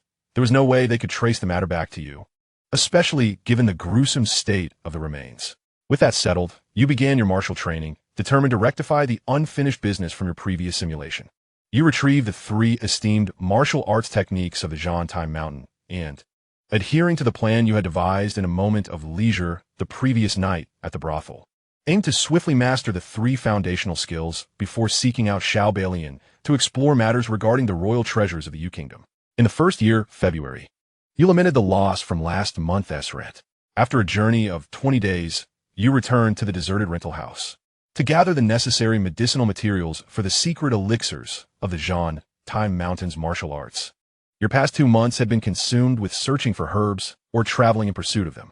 It took nearly 60 days to collect all the required ingredients, with expenditures exceeding 100,000 taels of silver. Truth be told, the cost of the elixirs for foundational martial arts far surpassed that of first-rate techniques. Were it not for the selfless contributions of the Liu family, you would have found it exceedingly burdensome. Now, with everything in readiness, you decided to commence with a 9-fold blade. You produced 6 elixirs of 1,000-fold merit and laid out an array of the prepared secret medicine for the 9-fold blade before you.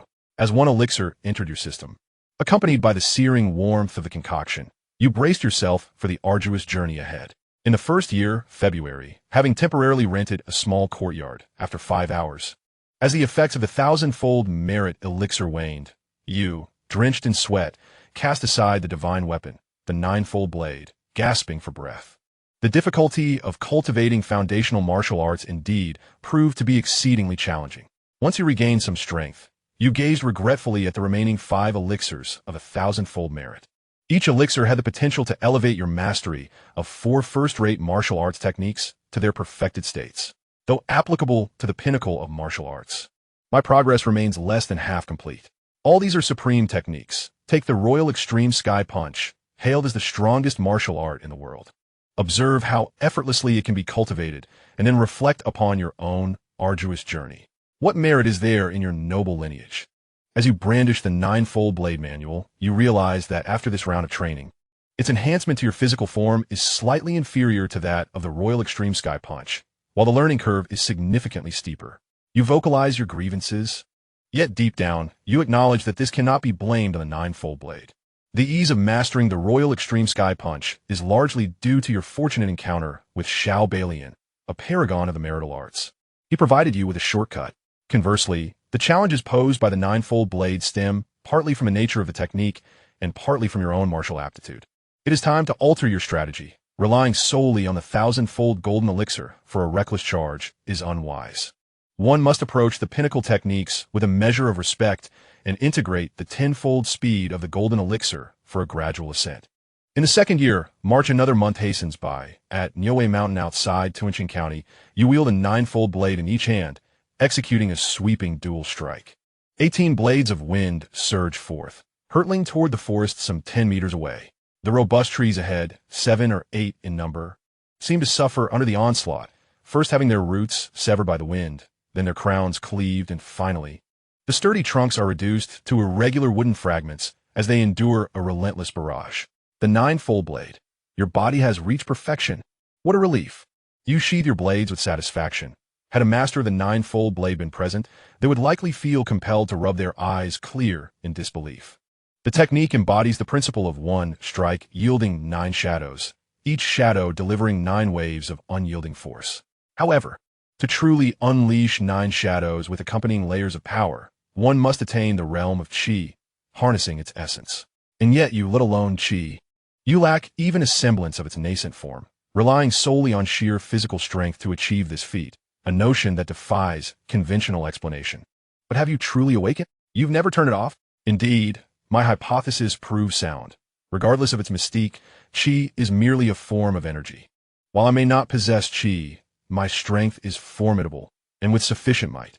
As you retract the 9-fold blade, you clench your fist, gathering energy, and aim toward the forest to unleash a royal extreme sky punch. The posture and technique mirror those taught in the manual, yet upon closer inspection, there exists a subtle variation. Boom! A resounding explosion echoes forth, and in a line extending 80 meters from your fist, every tree stands severed at the trunk. With enough strength and speed, kinetic energy can rival even that of Qi. A smile graces your lips, revealing a quintessential Dragon King grin. The 1,000-fold virtuous golden pill is indeed a remarkable treasure, enhancing not only your martial prowess 1,000-fold, but also significantly elevating your intellect and comprehension. However, throughout your extensive training, 2 major regrets have lingered. The first, lamenting that fortune lacks wings. The second, regretting that the Titan of 100 tons excels solely in close combat. Yet this time, bolstered by 2,000-fold virtuous golden pills and over 20 10-fold virtuous golden pills within a month, while practicing the 9-fold blade, you made remarkable connections that resolved the Titan's limitation to mere melee combat. It was an afternoon 10 days ago, drenched in sweat, as you wielded your blade with fervor, when suddenly, the visages of 2 middle-aged men emerged in your mind. They appeared to be twins, both in their early 50s, with shining foreheads and thick hair, fond of donning dark nylon socks paired with leather sandals, and tucking their round-neck t-shirts into their trousers. They were middle school and high school physics teachers, guiding you through the vast ocean of fluid mechanics with their distinctly accented Mandarin at different stages of your youth. A warm feeling enveloped you. Although clad in an alien world, you were not alone in your battle. Your middle school physics teacher exclaimed, "Li Mu, your limitation to close combat arises from the absence of Qi, the unique energy of martial artists within you. Yet, while you lack internal Qi, the expansive world outside is filled with air.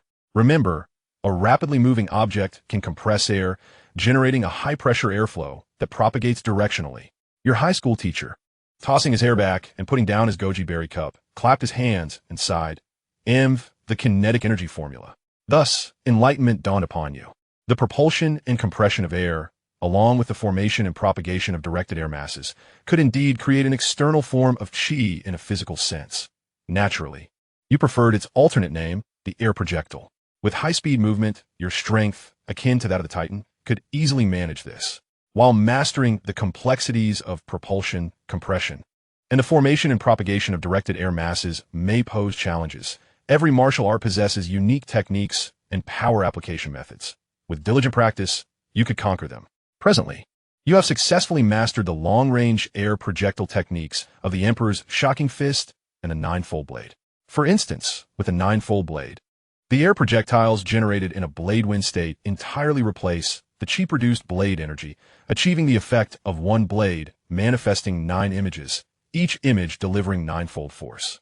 Thus, long-range attacks are no longer your Achilles heel. With the Emperor's shocking fist, you can now confront foes from 80 meters away. Although air projectiles may not rival the multifaceted effects and dexterity of Qi wielded by martial arts masters, their destructive power, which scales with your increasing strength, is still more than satisfactory. Persevere. Next, you shall embark on mastering the 7 cities spear. In the first year, June, on the 3rd day of the month, you awoke in your temporarily rented courtyard, brimming with vitality, stretching your limbs in a languorous yawn. For over 3 consecutive months, you have consumed 6 extraordinary elixirs and numerous 10-fold elixirs, allowing you to finally attain the pinnacle of the 3 supreme martial arts of Ironcut Mountain. Consequently, your martial arts skill repertoire has expanded to 37 techniques, comprising 33 first-rate martial skills and 4 supreme arts. You have made significant progress towards your goal of achieving the grand completion of 100 techniques, known as great strength. However, the intense consumption of these elixirs has exacted a considerable toll on your physical and mental stamina, leading you to sleep for 3 consecutive days and nights in order to recuperate. Yet, the substantial consumption is not a flaw. The sole source of regret lies in your back. The sensation of heat around your shoulder blades has intensified, accompanied by an increasingly bothersome itch that refuses to manifest into something more tangible, leaving you in a state of discontent. Chapter 97. Supercharged Generations. In the first year, June, perhaps the techniques are still insufficient. It appears that to truly elevate your fortune, further training in additional martial skills is required. Loosening your shoulders. You cannot help but reflect on the previous simulated outcomes, questioning whether your current self could emerge victorious. After a prolonged contemplation, you humbly shake your head. Even with 37 martial arts at your command, facing 5 martial masters renders the outcome bleak, with victory seeming exceedingly unlikely. However, transforming from certain defeat to a mere slim chance of success is, in itself, a form of progress. At the very least, you now possess the confidence to break through the encirclement of 5 martial masters, securing the opportunity to evade confrontation. It seems that within the realm of martial masters, you have attained a position of moderate superiority. You nod in satisfaction. In this world, once a martial artist reaches the master level, distinctions such as early or late stages become irrelevant. A master is a master, each having refined their skills to the utmost limit. Nevertheless, the disparity in power between masters can sometimes be as vast as that between man and beast.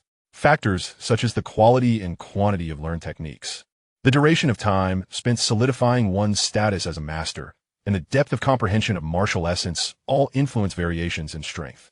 Consider the last simulation at the Count's estate, where you encountered a 4th grade official master, despite sharing the title of martial master with Liu Turin.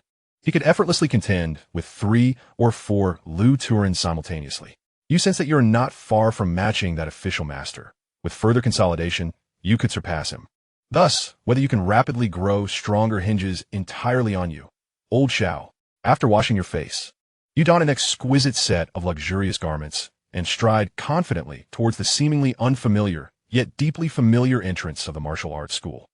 Each new simulation signifies a reset of the interpersonal connections established in the previous iteration, rendering Xiao Balian a familiar stranger to you. While you remain nothing more than a novice in his eyes, the bond must be re-established from scratch. Is this troublesome? Not all. Deceitful words aside, showcasing one's prowess is all that matters. You possess unwavering confidence. Conquering Xiao Balian is far simpler than winning over a courtesan. Through the crack of the door, the familiar training ground comes into view. One can see the known apprentices, the 4 sons-in-law of the Reverse Door Martial Arts School, who have only recently pledged their allegiance to their master. Xiao Balian sits contentedly at the 8 immortals table, savoring tea and delicacies. The flavors are familiar, the recipe unchanged. The only difference from the last simulation is that this time you appear in your true form rather than in disguise.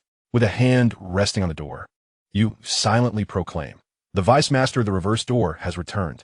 Taking a deep breath, you thrust the martial arts school door open, and the 5 individuals, moving in perfect unison like prairie dogs, lift their heads to gaze upon you.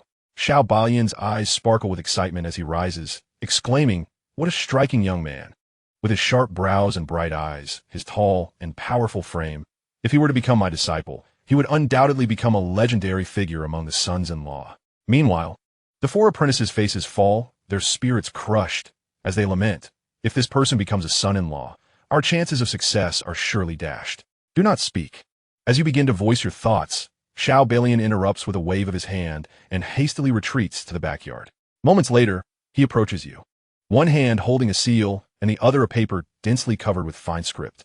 He examines you closely, nodding with satisfaction, and then places a hand on your waist and squeezes your thigh muscles, growing increasingly pleased and reluctant to let such talent go to waste. "Do not speak, I understand. I comprehend everything." Xiao Balian shakes his head, seizing your hand to press it into the seal. "The world holds many misconceptions about the Reverse Door. Your willingness to step forward surpasses that of 99% of men. But since you are here, you need not worry about the rest. Leave it to me. Come, place your handprint here, and your life shall become extraordinarily vibrant, filled with the fragrance of flowers." In less than 10 seconds after entering, without uttering a word, Xiao Balian has pressed your finger onto the contract. You take the contract and examine it. Xiao Balian will never disappoint. He truly deserves to be hailed as a genius capable of crafting beauty within this feudal society. Upon recognizing promising talent, he immediately seeks to bind them with a contract. You smile and shake your head, whispering softly, 82 years ago, 20 miles outside Xianxia City. Before you can finish your thought, Xiao Balian feels a chill penetrate his mind. The hand resting lightly on your arm suddenly tenses with bulging veins. His gaze toward you shifts from admiration to a surge of murderous intent. 82 years ago, 20 miles outside Xianxia City, at this specific time and place. It is inconsequential when considered separately, but when combined, it becomes exceedingly grave. 82 years ago, his unreliable father, the wasteful prince of a Yu kingdom, encountered an even more unreliable martial arts master who robbed him just outside Xianxia City. It was at that moment that the second key to unlocking the royal family's secret treasures of a Yu kingdom, the longevity gold lock, was formally bid farewell to the old Xiao family. This matter, Xiao Balian vowed, had never been mentioned to anyone. You four, the training hall is closed today. You may return, he commanded. As the four apprentices departed, Xiao Balian fixed his gaze upon you, an overwhelming force radiating from him like blazing flames, causing the temperature within the training arena to rise abruptly by several degrees. The sleeve of your garment he grasped was reduced to ashes. You had never witnessed such a state in Xiao Balian before, yet a sense of delight welled up within you. During the last simulation, you had never found the opportunity to gauge his true strength. However, now a single utterance had revealed it. The profound energy he possessed indicated that he was indeed a martial arts master, and not of an ordinary caliber. Xiao Balian's prowess should be on par with the fourth-rank official you encountered at the Count's estate. With a sudden motion, you freed your arm from his grip. Xiao Balian retaliated with a punch. You stepped back slightly, mirroring his stance, and striking with equal force. At the moment your fist was unleashed, Xiao Balian's pupils constricted sharply. He transformed his punch into a palm strike, enveloping your formidable blow with his dense energy, absorbing its force without allowing a trace to escape. How do you know the royal extreme, heaven-piercing fist? Who are you? Xiao Balian felt as if the worldviews he had cultivated over decades were shattering. His family's secret martial arts, intertwined with the dark history of the Xiao lineage, were not meant to be known. You smiled faintly and produced a golden lock. Xiao Guanju, you settled in Tuanqing County precisely to seek me out. Why, upon my arrival today, do you seem reluctant? You are. Indeed, it was my uncle who, many years ago, seized the longevity lock from your esteemed father near Xianxia City. You stood tall, calculating the years. The person who robbed your father, Wang Chao, must belong to the elder generation of the neighboring Wang family. After having called him brother countless times, you decided it was time to elevate your own standing. Chapter 98, Trust. The first year, junior uncle, Xiao Balian was initially taken aback, then filled with suspicion. His unreliable father, the prince, had been taken by bandits 86 years prior. Xiao Balian distinctly recalled his father mentioning, in his final moments, that the bandit master who had robbed him was an old man nearing his end. Yet the youth before him appeared no older than 20, as his keen eyes could ascertain. My father is also a martial arts master with a long lifespan.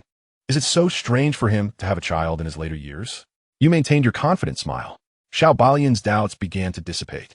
If it were indeed a late-born child, it would not be so peculiar.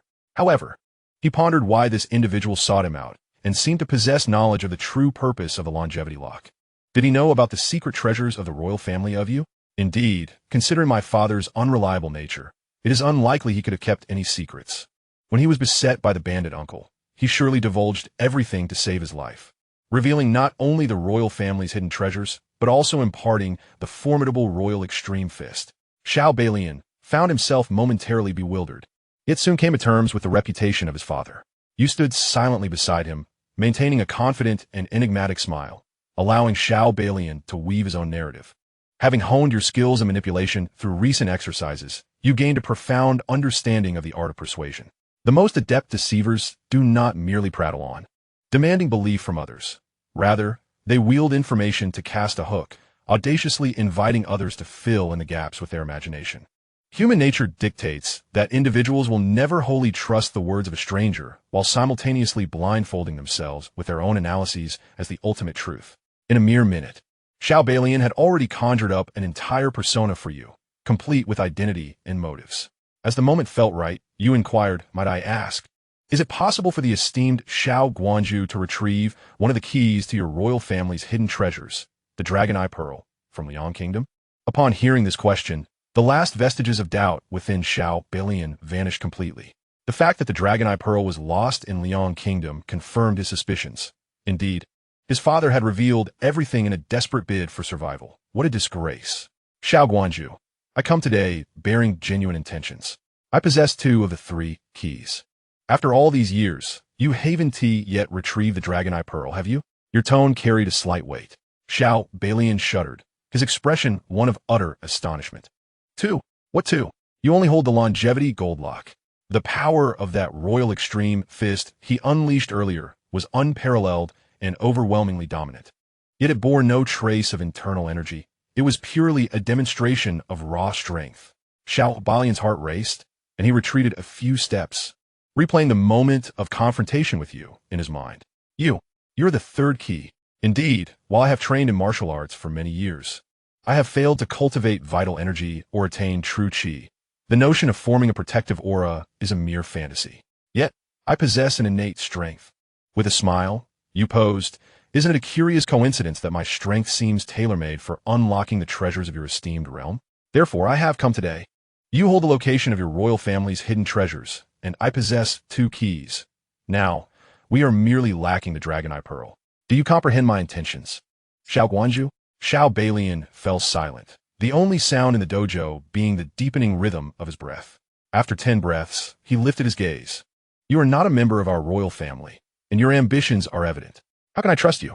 With a casual flick of your wrist, you toss the longevity gold lock to Xiao Balian. Believing that Master Xiao possesses an astute ability to discern character, I wish to convey my lack of hostility toward you. As a gesture of goodwill, I return this longevity gold lock to its rightful owner. Furthermore, I can assure you that upon unlocking the secret treasury, my sole desire will be to acquire martial arts manuals. I shall take no other treasures. Can we now engage in a meaningful discussion regarding our collaboration? Trust, however, is a delicate construct that requires time to cultivate. Yet, for 2 like-minded individuals, the development of trust often proves to be remarkably straightforward. In the first year, August on the dawn of a bustling street, where the scent of cosmetics still lingers and the morning light is hazy, 2 men, linked arm in arm, find it difficult to part. Dear brother, must you truly depart? I cannot bear to see you go.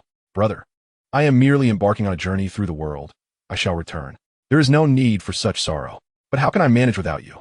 Are you truly leaving? Just one more night, please, just one more. Disregarding Xiao Balian's persistent pleas, you resolutely departed from Tuanxing County. Trust? There exists no bond stronger than that of 2 men who have pledged to spend 2 consecutive months indulging in merriment together. You dedicated 2 months to not only savoring life, but also to becoming Xiao Balian's dearest friend and confidant.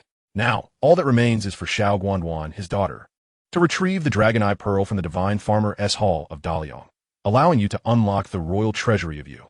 However, obtaining the Dragon Eye Pearl will require some time. In the last simulation, it took Xiao Guanduan until the 6th year to bring back the Dragon Eye Pearl. Even with Xiao Balian's urgent encouragement, it is improbable that Xiao Guanduan can secure it immediately. Conservatively, it may take 1 to 2 more years. You do not possess the luxury of time to squander. Thus you resolve to traverse the Jianghu, seeking out superior martial arts manuals to practice in the interim. You prepare 2 plans. Plan 1, purchase. Plan 2, acquire through alternative means. In the first year, September, your inaugural destination in the Jianghu is the city of Xianxia, which serves as the stronghold for the notorious Bloodbond Group. However, your objective here is not them, but rather to locate a foreign assassin organization. Within the confines of the law domestically, yet lawless abroad, lies the foundation for an assassin organization to establish itself. Yet, assassins are not solely killers for the right price. They will undertake any task. Such a small place as Tuanxing County lacks a division, but Jianxing does have one, concealed quite deeply. It took you over 10 days of inquiries to discover the right location, ultimately arriving at a tofu shop. What a peculiar endeavor for assassins to run a tofu shop. How desperately they must wish to assert their integrity. Your thoughts on this are bemused. Nonetheless, the tofu shop thrives. For the proprietress is more pristine and tender than the tofu itself. Such delectable tofu, the villagers from several nearby streets cannot imagine a meal without it. Observing the queue, You notice that many among the crowd walk with a limp. You muse that if a clinic specializing in gout were to open next to the tofu shop, it would surely thrive. As you stand in line, when your turn arrives, you hand over a small bag filled with tightly packed beans, adhering to the customary procedure you've learned. The proprietress flashes a charming smile, gestures towards the back, and instructs you to enter, where a scale awaits, once weighed. You may step out to exchange for tofu. As you step into the back room of the tofu shop, a woman, nearly an exact replica of the tofu-selling proprietress, beckons you with a flirtatious gesture, asking if there is any business you wish to discuss. Who is that outside? You inquire. She is my sister. Please have a seat. She replies. You pull out a chair, contemplating the strikingly beautiful twins, and think it a pity they are not assassins. After a brief moment of reflection, having just spent 60 days in a fierce struggle alongside old Xiao, you now embody the wisdom of a sage, eschewing idle thoughts and getting straight to the point. Upon expressing your interest in acquiring top-tier martial arts from them, the response is devoid of surprise. Instead, the woman skillfully retrieves a list from beneath the table and hands it to you. It is evident that you are not the first to seek to purchase martial skills through their assassin organization. This is part of their regular business. The list enumerates 5 distinguished martial arts. Before you commence your selection, she prefaces the transaction with a caution. You are undoubtedly aware of what our Jusitai specializes in. A delicate, pale hand presses down on the martial arts list, and the enchanting twin sister gestures in a throat-slashing manner, implying the dubious origins of the skills. These abilities are acquired by our Jusitai assassins over many years from their targets. To put it bluntly, their provenance is questionable. Thus, should you choose to purchase, we are willing to sell. However, if the original owners come seeking retribution due to the practice of these skills, Jusuitai will bear no responsibility. Rest assured, I understand the rules, you assure her. Hee, given your handsome appearance, I shall provide you with a sense of security. As long as you refrain from venturing into Liang Kingdom and showcasing these skills there, you should face little trouble. The twin sister retracts her hand, allowing you to peruse the list once more. What are the prices? You inquire. The twin sister leans on the table, resting her chin on her hands, revealing that each martial arts manual is priced at 10,000 taels of silver for the copies. If you desire the original texts, you might consider becoming a distinguished guest of our establishment. This would not only grant you the privilege to purchase the original martial arts manuals at a discount, but also allow you to enjoy a half-price offer for hiring assassins on your birthday each year. The benefits are plentiful. I urge you to contemplate it. Oh, upon hearing this, your eyes gleamed with excitement. The exceptional martial arts manuscripts from the Jujui Pavilion, devoid of true martial intent, are indeed not exorbitantly priced at 10,000 taels of silver each. However, the female assassin's insinuation suggested that the number of elite martial arts available at the Jujui Pavilion far exceeds these mere 5 volumes. What must one do to become a distinguished guest? The twin sister smile became ever more enchanting, whether it be hiring us for assassination or purchasing items. A patron merely needs to spend over 10,000 taels of silver at our Jujui Pavilion to attain the status of a bronze card guest. As a bronze card guest, one would gain access to an additional 5 elite martial arts manuscripts beyond this list. Should one spend 50,000 taels, they would ascend to the status of a silver card guest, thereby qualifying to purchase original manuscripts imbued with true martial intent. Should your expenditure reach 100,000 taels, you would be deemed a prestigious gold card guest, with the privilege of selecting from the 30 elite martial arts currently possessed by the Jujui Pavilion. Furthermore, annually, we would offer our services to eliminate one individual of your choosing, provided that both you and the target remain below the realm of mastery. If you could spend 1,000,000 taels, the twin sister arched her back, her presence exuding an aura akin to a dark abyss. Then, you would be regarded as a deity of the Jujui Pavilion, enjoying unparalleled privileges, as long as you can afford it. Even the most revered sect's ultimate techniques could be procured for you. Her enticing words ignited a fervor within you, the impulse to spend recklessly blossoming uncontrollably. The notion of spending 1,000,000 was inconceivable, yet becoming a gold card guest at a mere 100,000 seemed attainable. With a mere thought, you recalled the precise amount of gold and silver stored within your simulated space. The previous simulation had inherited 220,000 taels of silver, and having recently vanquished the Liu family, you had acquired nearly another 100,000. Although the subsequent training of the 3 renowned techniques of the Xianxia mountain had consumed a considerable amount, your funds remained abundant, making the acquisition of the gold card guest status a trivial matter. Moreover, it was not a loss. The Juzhui Pavilion sought patrons willing to spend, not merely those purchasing membership without purpose. Quite reasonable indeed. Silver, after all, is a commodity easily replenished, and one could always pursue righteousness in its absence. In the Jian Prefecture, under the Spring South Marquis, there existed 8 factions collecting human blood for him. Having eradicated the Liu family, you likely garnered nearly 100,000 taels in silver. The other factions would surely not fare poorly either. I relish your Juzhui Pavilion-esque approach of conducting business with money. Bring forth the list of all your elite martial arts. You boomed with laughter. Your mirthful tone suggested considerable wealth, causing the twin sisters' crescent-shaped eyes to widen in disbelief, transforming into round orbs of astonishment. Are you jesting with me, esteemed guest? While I may wish to amuse you, it will not be through mere words. Present the list. Your cheerful demeanor had evidently dispelled any sage-like composure. The twin sister, hesitant to delay, rose and rummaged through a wooden chest behind her. Her graceful silhouette, with a slender waist and taut form, exuded an exquisite beauty. In that moment, one could only lament that she had chosen the wrong attire. A beauty exuding the allure of femme fatale would have been mesmerizing in a professional ensemble with a short skirt and red-soled stilettos, poised elegantly with one leg bent, revealing a glimpse of her delicate, fair foot as she bent to search for something, a true visual delight. Dear esteemed guest, please peruse this compilation of the finest martial arts techniques currently cataloged by Jusitai. Moments later, the twin sisters presented the documents with both hands. Upon receiving them, your satisfaction deepened. With an expanded selection of martial arts to study, it was inevitable to encounter some repetitions. However, after discarding the duplicates, there remained a substantial collection of 22 elite techniques, yet unpracticed by you. I shall acquire all 22 of these elite techniques. When can you deliver them? 22 volumes. 3 days. At most, they will arrive from headquarters to Jian Prefecture within 3 days, the twin sister replied, covering her mouth in astonishment. I am making such a significant purchase out of sincerity. Might I request that you apply the gold card VIP discount from Jusitai for the total? That is certainly feasible. I can arrange that. Unbeknownst to you, the previously coy yet proud twin sister had begun to refer to herself in a servile manner. You laughed heartily, a robust sound echoing with authority. Excellent. 3 days is just right.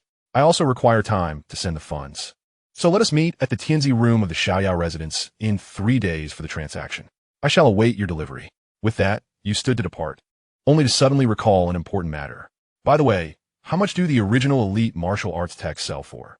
In response to your inquiry, the original elite martial arts manuals are not available for sale at the city branch. You must purchase them from the Shenyang headquarters. Moreover, the prices vary based on the techniques, with the cheapest exceeding 100,000 taels of silver. Does Jusutai accept martial arts manuals for trade? We do, but only the originals. Do you have any original martial arts manuals you wish to part with? Let's discuss that later. Remember, in 3 days, at the Tianzi room of the Xiaoyao residence, but do not harbor any ill intentions towards me. I possess a rather volatile temper. You smiled knowingly, then flicked your fingers. With a resounding clang, a metal incense burner 2 meters away shattered into fragments. The twin sister's face paled, and any mischievous thoughts she harbored vanished in that instant. Chapter 100. The Transaction. In the first year, September, after departing from the tofu shop, you swiftly traversed the city, senses heightened, until you confirmed that you were not being followed. Only then did you arrive at the Xiaoyao residence, securing 2 rooms, one in the Tianzi category and the other in the Dizzy category. The Tianzi room remained empty, while the Dizzy room was occupied. Though you resolved not to retreat in this simulation, exercising caution was imperative when dealing with an organization like Jusitai, known for its dubious dealings. Once the arrangements were complete, you could not suppress the excitement, rubbing your hands together in anticipation. 22 elite martial arts techniques would certainly suffice for quite some time. Moreover, the endeavor to procure martial arts techniques from Jusitai today has opened up new avenues of thought for you. Jusuitai stands as the largest clandestine organization of assassins in the Shang nation. However, in the Liang kingdom, there exists a counterpart to Jusitai known as Qiu. If Jusitai can acquire 22 techniques, it is reasonable to assume that Qiu would not fall short. If they too could obtain 20 techniques, the prospect is tantalizing. At that juncture, the completion of the great Zhuanggong's progress would soar to 80%. Subsequently, Collaborating with Old Xiao to unveil the royal secrets of the Yu Kingdom could lead to the acquisition of the remaining dozen or so martial arts techniques, heralding a dramatic ascension. The mere thought stirs a sense of exhilaration within you. Yet, what precisely constitutes the true essence of martial arts? You ponder, recalling the exorbitant prices quoted for the first-rate martial arts manuscripts from your twin sister. Manuscripts devoid of the true essence command a price of 1,000 taels of silver each, while those imbued with the true essence start at a staggering 100,000. In truth, this figure often escalates to 200,000 or even 300,000 to 500,000 for each manuscript. The disparity is indeed striking. Without the true essence of martial arts, one cannot hope to transcend to the status of a martial arts master. This rule, previously overlooked, now strikes you as profoundly disconcerting. The more you contemplate, the more perplexed you become. If a martial artist must be paired with the true essence to ascend to mastery, how then did the first martial arts master emerge in this world? Never mind, you decide, dismissing such thoughts as a waste of mental energy. What do the affairs of martial artists have to do with you, the king of tons, pulling the covers over your head? You evade the thoughts of the battlefield and resolve to prioritize an early night's rest for your well-being. The following day, before dawn has broken, you stir from your slumber, your ears catching the faintest sound of footsteps from the room above designated for the distinguished guests. You sigh softly, realizing that indeed, the clandestine nature of Jusitai persists. Alas, for them to investigate you now, or to harbor intentions of harm, would be a gross underestimation of your capabilities. After a brief wait, a man in his 30s departs. You apply a subtle disguise and stealthily follow in his wake. The man turns left twice, then right twice, meandering for quite some time before returning to the tofu shop. Shortly thereafter, you overhear a deliberately hushed argument emanating from within. Taking refuge in a corner, you listen intently until you have gleaned sufficient information. The Jusuitai branch in the Jian Prefecture features a pair of twin sisters. One serves as the front desk manager, while the other is the office director. The man, who is the head of the business department, along with the sisters, constitutes the primary leadership of the Jusutai's Jian branch. The twin sisters aim to conduct their business diligently. Yet the head of the business department has succumbed to greed, surreptitiously plotting to make a profit at your expense. Though he has yet to catch even a glimpse of you. He thinks he can grant you a few more days of life, but once the deed is done, you shall understand the true meaning of cruelty. You return to the prestigious room, and now that the twin sisters were willing to conduct business amicably, you wish to avoid unnecessary troubles. Everything would be addressed once the 22 top-tier martial arts manuals were securely in hand. In the blink of an eye, 3 days had passed. You relocated to the esteemed room and withdrew 200,000 taels of silver from the simulated space. The 22 esteemed martial arts manuscripts, when settled at the VIP price, amounted to 176,000 taels. The surplus silver was intended for the Jujui platform to assist in acquiring corresponding medicinal materials. It must be said, when neatly stacked, 200,000 taels of silver resembled a large washing machine in volume. However, when carelessly spread out, the visual impact was truly staggering. You sat comfortably, legs crossed, amidst a circle of silver, patiently waiting. After half an hour, your ears perked up at the sound of approaching footsteps, 3 individuals, notably 1 man and 2 women. Knock, knock, knock. Is anyone in? The voice of the twin sisters echoed. You responded with a hum, amused at how courteous assassins could be, knocking thrice before entering. The luxurious wooden doors of the esteemed room swung open, revealing the twin sisters accompanied by a burly man in black. The moment they stepped inside, they were profoundly struck by the brilliance of the scene before them. For someone like you, accustomed to a life of abundance, 200,000 taels was merely a figure. Yet for the vast majority of people in this world, such a sum was beyond the realm of their wildest dreams. Based on the prevailing economic standards, you calculated that the purchasing power of 1 tael of silver was roughly equivalent to 1,500 of your previous currency. Therefore, 200,000 taels translated to 300 million. It was indeed a dream unattainable for the average person. Even Liu Turen, the foremost magnate of Tuanshan County, who had feasted on countless human blood buns, only managed to elevate his wealth from 100,000 taels to 200,000 after achieving mastery in martial arts. Thus, the sight of 200,000 taels scattered like refuse would undoubtedly leave the twin sisters in awe. Who is he? You inquired, eyeing the man in black, casually molding a piece of silver in your hand like clay. This individual was none other than the head of the Jujui platform's operations, who harbored ill intentions that day.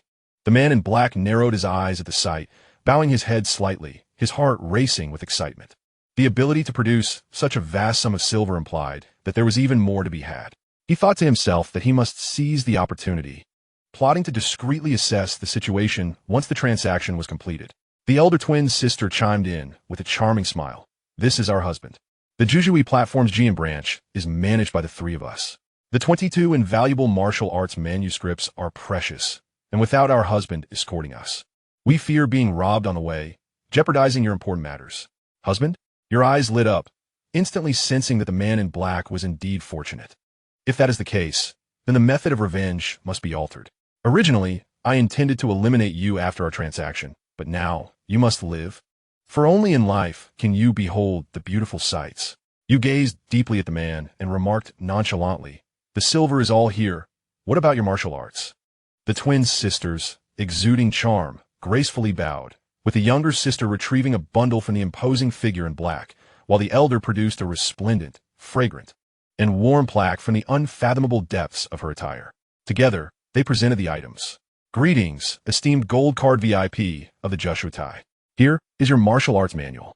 Would you like me to explain the privileges that come with being a gold card VIP?"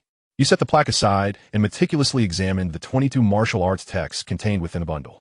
Each was scrutinized with utmost seriousness. After over half an hour of inspection, you smiled and nodded, reclaiming the golden plaque.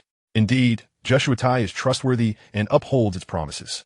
Collaborating with you has been a pleasure. Now, I would appreciate a detailed account of the privileges afforded to gold card VIPs." The twin sisters, with delightful smiles, began to elaborate on the benefits of being a gold card VIP. To be truthful, the perks were quite generous. Yet, none of that truly mattered. What was paramount was that it was time for retribution. You waved the gleaming VIP plaque, a sly smile gracing your lips as you spoke. "I am a seasoned theater enthusiast and often indulge in performing bits of plays for my own amusement. Just the other day, I acquired a script from a troupe and intend to stage a performance. However, I require assistance, so I would like to commission your family to rehearse with me. Would that be acceptable?" The sisters and their husband in black were taken aback. For a century, Jushutai had received commissions for assassinations and treasure hunts, with requests of every conceivable nature, but a request to rehearse a play was indeed unprecedented. However, they could not refuse this commission. After all, a gold card VIP was a significant patron, and offending them over such a trivial matter could bring dire consequences from above. "Of course, it is no problem at all. You are a distinguished gold card VIP and have the right to designate any personnel at our branch to fulfill your request. Additionally, I enjoy listening to plays. May I inquire about the title of your production?" The elder sister asked. You raised an eyebrow, rising from your chair made of silver, and replied coolly, "The title is The Incompetent Husband and His Twin Delicate Wives, a secret unspoken with the bully of the Chow family." The sisters? The Incompetent Husband? One absurd title. It sounded utterly improper. The man in black was instantly enraged, thinking, is he attempting to have my wives perform in such a frivolous play? Does he take me for a fool? Where is he? Where is the scoundrel who wishes to have my wife act in a frivolous play? Are you looking for me? In an instant, you vanished from your original position and reappeared behind the man. Your extraordinarily exceptional physical prowess, coupled with unparalleled agility, rendered your short-distance, evasive maneuvers imperceptible to the naked eye. The man in black was horrified as he turned around, his body emanating a formidable aura, indicative of his considerable strength. Judging by the thickness of his aura, he was merely a step away from being a martial arts master. Yet to you, someone who was not even a martial arts master was no different from a mere stray dog by the roadside. With a delicate gesture, you extended a finger, gracefully and slowly shattering his aura inch by inch, before gently flicking his forehead. The man was propelled backward like a cannonball, embedding himself amidst a pile of silver coins. The events transpired so swiftly that he collapsed, leaving the twin sisters utterly bewildered. As you approached the man, you playfully pinched one of the twin sisters' cheeks. Recalling your warning from 3 days prior, you had stated that you possessed a rather irritable temperament and cautioned them against harboring any ill intentions. You inquired, albeit rhetorically, why they had chosen to disregard your advice. Having said that, you crouched down to lift the man, questioning in a tone that suggested disbelief whether he thought you were unaware of his clandestine intrusion into your room that day. You admonished him to conduct his business with integrity, as failure to do so would incur consequences. With a decisive kick, you shattered his knee, rendering him utterly incapable. Discarding him to the ground, you turned back to the twins, urging them not to linger in confusion. The role of the impotent husband had been established, and they were to act as the twin wives while you played the villain. Dear guests, do not overstep your bounds. While the Jujui stage honors esteemed patrons, it will not tolerate disrespect. The elder twin gritted her teeth, letting slip 2 poisoned daggers from her sleeves. Though my husband was in the wrong, I apologize on his behalf and am willing to offer compensation. I implore you to show mercy. The younger twin retreated a few steps, bowing in deference. Their deep bow during the apology was indeed impressive and sincere. The sisters displayed a perfect balance of firmness and submission. With a slight pout, you extended 2 fingers, proclaiming that your performance was a commissioned endeavor, a request from a valued client, priced at 2,000 taels. You clarified, stating that it was 2,000 taels per person, including their inept husband. 2,000 taels each? The twins exchanged glances, then assessed you, a striking figure with a dignified presence, whose looks and charisma eclipsed that of their husband by at least 10 mountains. The prospect of performing alongside such a handsome man, with 6,000 taels at stake, was too enticing to resist. The show must go on, and it must be executed with utmost dedication. With arms wide open, the twin sisters embraced you. You adjusted your stance, revealing the villain's smug grin. As night deepened, the soundproofing of the luxurious room was exceptional. A fervent admirer of opera had their fill of theatrical indulgence that night. What a delight! The dawn has arrived, and the absurdity has come to an end. As you gesture towards the silver scattered on the ground, within the confines of the room, aside from the coins allocated for purchasing secret manuals, all remaining silver has been expended on the medicinal herbs required for the cultivation of martial arts and body refinement elixirs. The twin sisters, languid and listless, nod weakly. You smile as you crouch before the man, who, though still alive, wears a vacant expression in his eyes and heart. You pile up 6,000 taels of silver and jest. Your wife is quite the talent for theatrics. I shall return next time. Ha ha ha, farewell. With an air of nonchalance, you depart, determined not to retreat or feel constrained any longer. You intend to regard this 6th simulation as your well-deserved reward. Whether something displeases you or not, you shall act as you please. This is the rightful outcome of your arduous efforts in previous simulations. 10 days later, you find yourself once more at the tofu shop. It must be said that the Jusuitai is indeed the largest clandestine organization in the prosperous nation, boasting numerous channels. If you were to procure the raw materials for the secret elixirs required for the 22 premier martial arts on your own, the troubles would be manifold, not to mention the time wasted, 2 to 3 months at least. Yet, with the expertise of professionals, everything can be accomplished in 10 days. And the quality of the herbs is exceptional, saving you time, effort, and worry. In high spirits, you promptly produce another 6,000 taels of silver. Is there a queue? You inquire. Yes, reply the twins. No queue? I'll take you on. With a powerful punch, you render him unconscious, pondering that should the twin sisters lose their husband, their allure would diminish significantly. Hence, you spared him 10 days prior and remain resolute in that decision. You pat his unconscious face, realizing that this time you cannot play the incompetent. You must take on the role of a drunken husband. The task is too simple, so you can only reward yourself with 5 taels of silver. Chapter 102, The Young Taoist. In the first year, October ideas have blossomed, and the world has become expansive. Since deciding to treat this simulation as a reward, you feel as though the entire universe is transformed into something delightful. Considering the deep bond of love shared by the family of the Jusuitai, branch manager, and your penchant for theatrics, you have made Jinan Prefecture your second home. You spend 5 days each month gallivanting on the battlefield with Shao Balian in Tunshan County, while dedicating the remaining 5 days to acting as the venerable general in the capital. The remaining 20 days are devoted to diligent martial arts practice. Despite dedicating 10 days monthly to entertainment, your training efficiency remains unaffected. You have expanded your repertoire of martial skills to 37, including 4 that are the pinnacle of the sect's teachings. Your talent has been further enhanced by the great strength technique, and coupled with the tenfold speed of the golden elixir, you can master a first-rate martial art to perfection in just 6 to 7 days. Balancing diligent practice with entertainment, you reflect that this is truly the life a transmigrator ought to lead. In the first year, December on the joyous occasion marking the completion of your 6th cycle, your cultivation has once again advanced.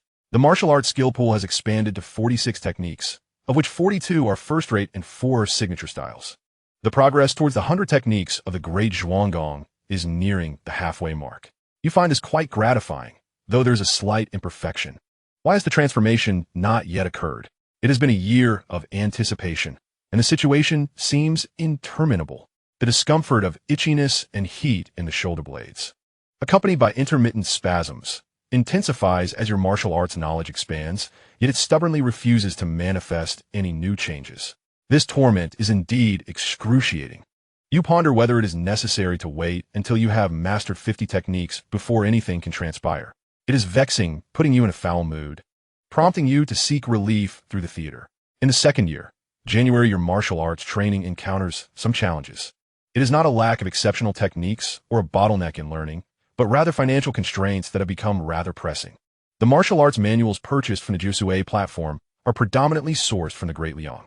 After all, Jiusue platform is a well-known legitimate patriotic enterprise, exclusively catering to foreign friends. This presents a significant issue. It is widely acknowledged that regional differences can impact martial arts. The techniques popular in the Shang Kingdom primarily rely on locally sourced medicinal materials. Similarly, the martial arts practiced by the Liang people have been developed using predominantly local ingredients since their inception. This results in a situation where the 22 foreign martial arts you possess require many medicinal materials to be imported. Even though the Jiusue platform has channels for procurement, the prices remain prohibitively high. In blunt terms, after quickly mastering 3 more techniques, expanding your skill pool to 49, you find yourself devoid of funds to purchase the necessary medicines. Of course, you acknowledge that this predicament is partly due to your frequent theatrical pursuits. But is it wrong for a gentleman to indulge in the arts? Absolutely not. It is poverty that is the true affliction. It seems the time has come to act and restore balance. You make a brief preparation and select a location for your endeavors 200 miles away in Jiangding County. Jiangding County is home to the Zhang family, akin to the Liu family in Tuanqing County, both being part of the 8 formidable entities of the Chun Nanbo's blood bond conglomerate. Do not blame me for seeking your assistance due to my financial woes. This is merely my due.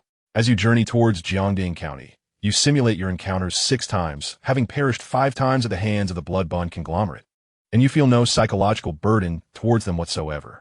In the second year, February, in just 3 days, you have managed to restore the once bent spine of a man to its rightful posture. 1 day was spent traveling, another immersing yourself in the unique boat culture of Jiangding County, half a day for reconnaissance, and the remaining half for action. Jiangding County's Zhang family, much like Liu family of Qing County, became mere dust in the annals of Jiangding's history on a moonless, stormy night. Regrettably, the Zhang family's capabilities fell short. They were but shadows alongside Liu Turan, both serving under the formidable Shun Nanbo, while the Liu family's transgressions transformed into virtuous deeds. Yielding 3,000-fold merit golden elixirs, the Zhang family could only muster 2.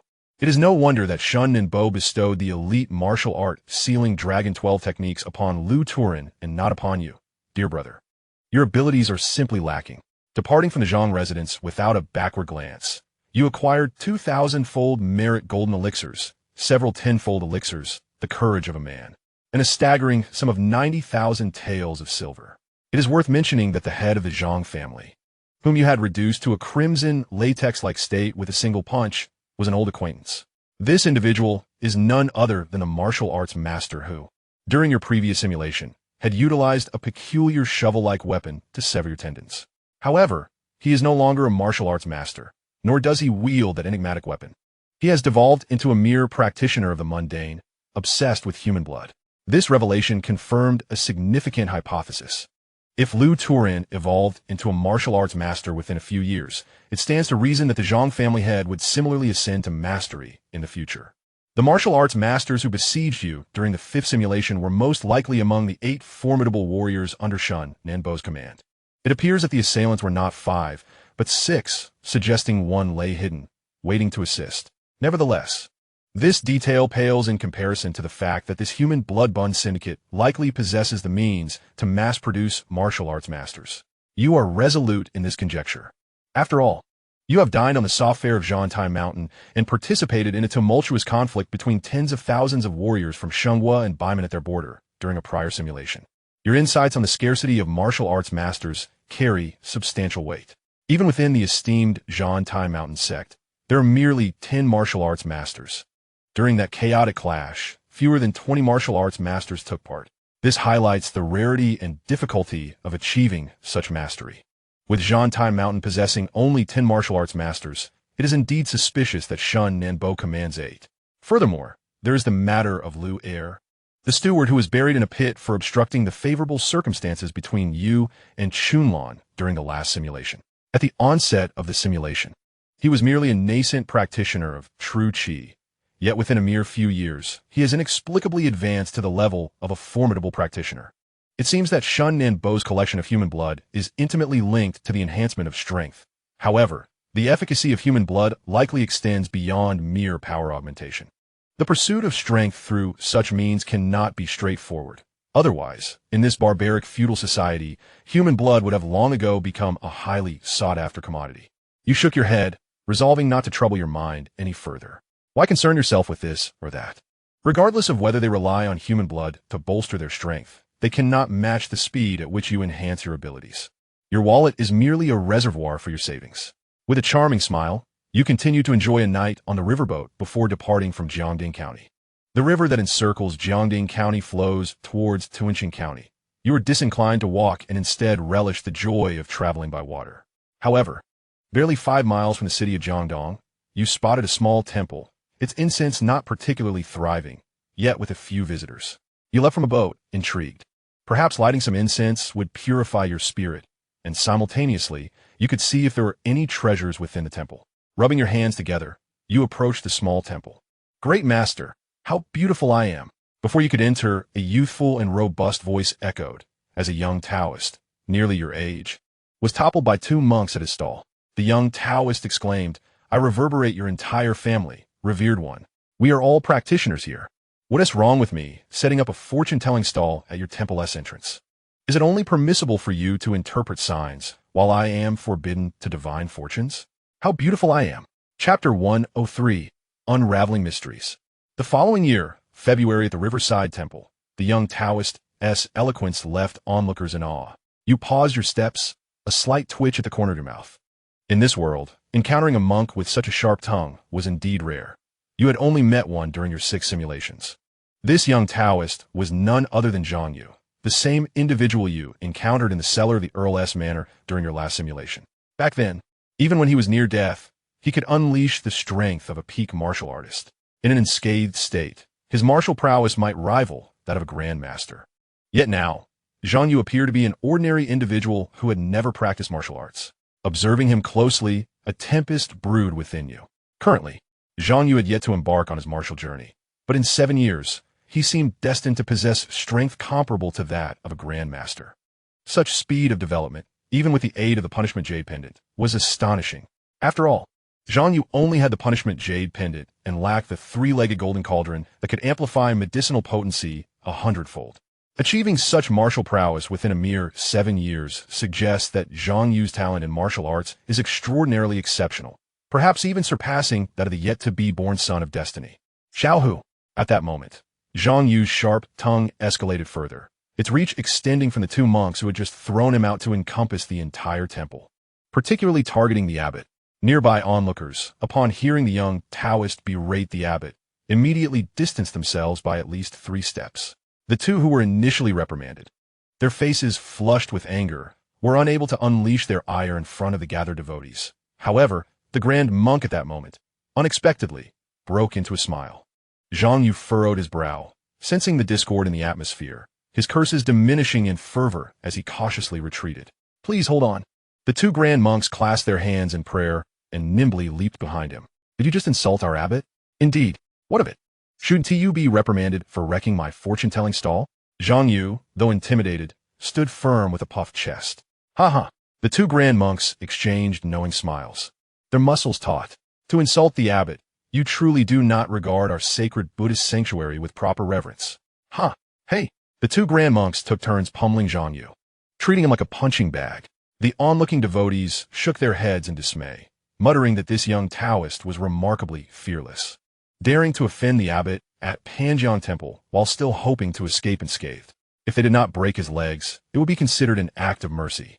3 minutes later, the 2 grand monks returned to the temple, invigorated, while Zhang Yu emerged, battered and bruised, his face disfigured, reduced from a handsome young Taoist to a pitiful sight. He spat on the ground, silently packing up his fortune-telling stall and limping away. You followed him discreetly, observing as he returned to Jiangding County and re-established his stall. Alas, with his current battered visage, it was exceedingly difficult to attract customers. After all, a fortune-teller who could not foresee his own misfortune, even if he claimed it was beyond his divine mandate to predict, would find no one willing to believe him. From day to dusk, Zhang Yu waited in vain for a customer, trembling from hunger. You could not bear to watch, feeling that if he did not earn some silver today, he might starve to death. Recalling a slight debt from your previous encounter with Zhang Yu, you sighed and flicked a piece of silver towards his feet. Zhang Yu perked up, hurriedly stepping on it, glancing about furtively before hastily rolling up his stall and bolting away with the silver. Indeed, this young man possessed remarkable resilience. Having limped earlier that morning, he was now sprinting with vigor. You continued to trail behind, witnessing him purchase a large sack of grain from shop, followed by some herbs from a pharmacy, before exiting the county and heading towards a dilapidated temple with half a door missing. Inside the temple, a bonfire crackled while outside, 2 young beggars around 8 or 9 years old played. As Zhang Yu entered the temple with the rice, he was immediately surrounded by a group of half-grown beggar children, their faces alight with joy. Don't rush. There will be porridge for everyone tonight. Go gather some firewood, go on, Zhang Yu said, his tone impatient yet his gaze gentle. You frowned. All the beggars in this temple were children, and each bore visible disabilities, clear signs of having been subjected to harsh treatment. As the kanji simmered, Zhang Yu began to brew medicine. Shortly after bringing it into the room, the sounds of a woman's gratitude and a man's cough echoed. You circled behind the dilapidated temple, peering through a hole in the wall, and a lingering question from the previous simulation was resolved. Inside the room were 3 individuals. Aside from Zhang Yu, you recognized the remaining man and woman. The man lay on straw, sipping the medicine, injured and destined to become the bandit chief of Niuai Mountain, who once sought to abduct Lu Turin's wife for a marriage ceremony, Xianxia. The woman was none other than Xianxia, who would later replace the concubine of Lord Chun Nan and ascend to the leadership of the Blood Dumpling Syndicate in Jinan Prefecture. It became clear why Xianxia would later enlist Zhang Yu to eliminate the entire Chun Nan clan. It turned out they had known each other for some time, perhaps even longer than suspected. Your curiosity was satisfied as Zhang Yu emerged from a pile of straw with a rusted yet reasonably sharp small knife. He gazed at the knife for a long moment, seemingly resolved, and then began to shave his head. What are you doing? Have you lost your mind? You exclaimed. Xianxia rushed to intervene, but Zhang Yu evaded her, gesturing dismissively, his voice low and serious. Winter is approaching. Last year, 3 perished from the cold and 2 from hunger. This year, I refuse to let anyone else die. Then why shave your head? The seriously injured Cheng Shijiao inquired. Zhang Yu tapped his head, a hint of pride in his demeanor. The townsfolk are becoming increasingly shrewd. If I continue to masquerade as a Taoist, I might starve, so I must adopt a different approach. I plan to pretend to be a monk. I've researched it. By shaving my head and impersonating a monk from Panjiang Temple, I can openly beg in the county town, as long as I am cautious not to be caught by real monks. I can gather enough to sustain us through this winter. Must you do this, brother Yu? Cheng Yunxin bit her lip, glancing at the disabled beggars outside, huddled around the bonfire. Can't they go back to begging as they used to? Nonsense, Zhang Yu retorted sharply. Have you forgotten how they became disabled? Do you recall the effort we expended to rescue them from those corrupt officials? If they return to the streets, I dare say they will be captured within days and revert to being tools for those officials' profit. But enough. My mind is made up. Come here and shave my head. With a firm attitude, Zhang Yu silenced Cheng Yunxin, who with reddened eyes, complied and shaved his head clean, gazing at his reflection in a basin of water. Zhang Yu contemplated as he pulled several slender twigs from the bonfire. Sizzle. 2 hours later, the night had deepened. You approached the dilapidated temple expressionlessly, igniting a fragrant herb, and after a moment, conducted a thorough search of Zhang Yu. The cursed jade pendant was nowhere to be found. You do not feel disappointed at not finding the punishment jade pendant. There are only 2 possibilities. First, this cheat cannot be obtained again. Second, Zhang Yu has yet to acquire the punishment jade pendant. You sense that the latter possibility is more likely to be the truth. Thus, you remain unhurried and undismayed. After all, the person has been located, and you can afford to wait patiently, as rewards will eventually come. You rise to leave, but within 10 seconds, you return, pinching your nose as you meticulously inspect the disabilities of the little beggars. Indeed, each affliction bears the marks of human intervention. Sigh, you grimace, and exhale. During your 6th simulation, you intended to indulge in enjoyment. Yet at times, certain matters prove uncontrollable. Damn it, in my previous simulation, having been a corrupt official for so many years, I dared to accept all sorts of tainted money and commit heinous acts. Yet despite my villainy, I never considered exploiting my status for profit through unethical means. What a disgrace, truly a disgrace. With a stern expression, you return to Xianxia County. Having served as a county officer for so many years, you, who prided yourself on being a rogue official, refused to allow anyone in the county's ranks to be worse than yourself. The ultimate tenet of the transgressor's code. As long as one eliminates those worse than oneself, one becomes the Demon King. Almost perish. Chapter 104, Super Courage. The following year, February within a single day, Xianxia County is rocked by 2 shocking tragedies that reverberate throughout the entire Jian Prefecture. Incident 1. The renowned philanthropist, Lord Zhang, is brutally slaughtered alongside his family. Incident 2.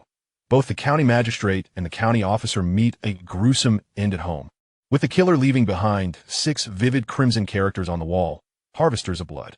In an instant, panic spreads throughout Xianxia County, as everyone feels vulnerable. Yet on the streets, a striking monk with a freshly shaved head and a gleaming countenance appears. Holding a broken bowl in one hand and a string of prayer beads in the other, his radiant smile enduring for quite a while. The following year, March with your coffers brimming, you resume your daily practice of rapidly mastering martial arts. On this day, you complete the swift mastery of the 50th tier of first-rate martial arts, feeling an immense soreness in your shoulder blades. Crack, crack. A sound of muscles and sinews writhing and growing fills the air, and 2 more arms sprout forth. 6 arms. Gazing at your 6-armed, inhuman reflection in the mirror, you find yourself at a loss for words. Though fortune has not taken flight, after the initial disappointment, you scratch your head with 6 hands, feeling that it is not entirely a loss. Without a doubt, possessing 6 arms will significantly enhance your combat prowess. However, after the emergence of the 5th and 6th arms, the greatest advantage does not lie in the diversification of your offensive capabilities, but in a subtle, indescribable transformation within your very being. Within your being, unlike the indigenous warriors of this world, there is no manifestation of vital energy to cultivate true chi or transform it into formidable force. Though introspection eludes you, it is evident that no enigmatic energy resides within. Yet, an unmistakable sensation courses through you, akin to a heightened vitality. At this juncture, the profound wisdom, honed through years of arduous training, implores you to cease futile speculation. If the mind cannot fathom the answer, let your extraordinary strength serve as the measure. This notion resonates deeply, prompting you to extract the 9-fold blade from the simulation space, channeling all your might to carve a gash upon your arm. Astonishingly swift, you find yourself transfixed by the wound, and after a mere 2 seconds, an involuntary exclamation escapes your lips. Just moments ago, a substantial gash, approximately half a span long and 2 centimeters deep, marred your arm. Yet, in the blink of an eye, the injury began to vanish. To describe this phenomenon as healing or recovery would do it a disservice. It is more aptly characterized as an utter disappearance. The speed of restoration is astonishing, almost surreal. In the past, as new arms sprouted from your shoulder blades, you bore numerous injuries, and while your recovery was remarkable, even then, it would typically take 1 to 2 minutes for a wound of such nature to mend. Now, however, it takes but 2 seconds. Drawing a deep breath, your heart races in anticipation. You are aware that while a super intellect may elude you, you have now acquired not only extraordinary strength, but also unparalleled regenerative abilities. Clutching the 9-fold blade, your excitement manifests in a flushed complexion as your thoughts waver. After a prolonged internal struggle, you grit your teeth, gripping the blade with both hands. Raising one arm, you firmly secure it with the remaining 3 limbs before, clang, the blade descends, slicing through flesh and colliding with bone, producing a metallic resonance.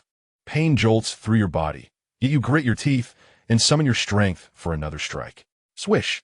The forearm falls away, blood spurting forth as you clamp your jaw tight, intently focused on the wound. After 1 second, bleeding ceases, 2 seconds later, the severed end of your arm twitches with fervent vitality, an insatiable itch coursing through. 3 seconds in, flesh and bone begin to grow anew. Within 10 seconds, your arm is restored. In truth, the ability to regenerate severed limbs is one you already possess after mastering the Iron Corpse technique, a fact you are well aware of, though you have yet to test it personally. According to the scriptures of the Iron Corpse technique, possessing an Iron Corpse body grants one the capacity for limb regeneration, albeit at a painfully slow pace. This process necessitates not only rare medicinal elixirs, but also prolonged periods of rest, depending on one's physical constitution. The duration for regeneration may span from several months to several years. Even a more advanced Jade Corpse body merely shortens this recovery time slightly. Although you have not tested your Golden Corpse body, you surmise that the regeneration period would not be less than 10 days. Nonetheless, despite its sluggishness, the Iron Corpse technique, indeed, enables the regeneration of severed limbs, which is already significantly impressive compared to other martial arts, where losing an arm often leads to a fate akin to that of a mere statue. Yet now, you feel compelled to declare, away with the inferior imitations. This is the genuine article of limb regeneration. Not only does it eliminate the need for exorbitantly priced and hard-to-find medicinal ingredients, but it also boasts an astonishing recovery efficiency, requiring merely 10 seconds. Such remarkable restorative power allows you to engage in combat with reckless abandon, employing a strategy of exchanging injuries without hesitation. This is a legitimate phenomenon, and it demands thorough investigation. Your spirits soar, yet to gain a deeper understanding of this superlative recovery ability, further experimentation is essential. Armed with a 9-fold blade and bolstered by superhuman strength, unparalleled recovery, and instinctive courage, you embark on your endeavors. 2 hours later, you have stuffed a gruesome bundle made from 2 bed sheets into the simulated space and venture to the desolate hills outside the city to incinerate it. Throughout the process, a confident and triumphant smile has not left your face. Aside from the projects retained by the old Lewis family, you feel utterly revitalized. The test results are in. Indeed, the superlative recovery ability is astounding. Even when severed at the waist, regeneration of the lower half takes only 40 seconds. You have yet to test the regeneration of your head. It is not a lack of courage, but rather an absence of will to engage in such a trial. After all, if confronted by an enemy capable of decapitating you, what good would it be to regrow your head? Could you regenerate faster than they can strike? However, this is merely the present state of affairs. The superlative recovery ability has yet to reach its limits. Regenerating an arm in 10 seconds is not its maximum potential, but rather a reflection of your current physical capabilities. As you continue to broaden your martial arts repertoire and enhance your physique, who knows? Perhaps one day, I may achieve a state where even a mere fragment of flesh can swiftly heal. With a hearty chuckle, you realize you're becoming increasingly otherworldly. Yet there is a certain charm in that transformation. Chapter 105, My Apologies, Tiger. In the second year, during March, you finally surpassed the halfway mark in mastering the 100 gates of extreme limit, expanding your martial arts repertoire to 50 disciplines, and you clap joyfully with 6 hands. With 9 top-tier martial arts techniques still in reserve, you indulged in a delightful slumber, awakening to continue your arduous training. However, calamity struck. Early in the morning, as you prepared to resume your rapid mastery of martial arts, you consumed a longevity pill provided by your adoptive father. Yet, after merely 10 minutes of practice, your countenance paled, overwhelmed by an impending sense of depleting life essence. Alarmed, you hastily ingested another longevity pill, stabilizing your life force once more. The efficacy of the longevity pill was waning. The version of the 100 gates of extreme limit you were practicing was not the original, but rather an epic enhanced version optimized by Little Tiger twice. The original technique was designed to shatter human limits, enabling a body capable of mastering only 5 martial arts to withstand the pressure of simultaneously practicing 10 without harming its life essence. Yet, what difference did 10 martial arts make to you?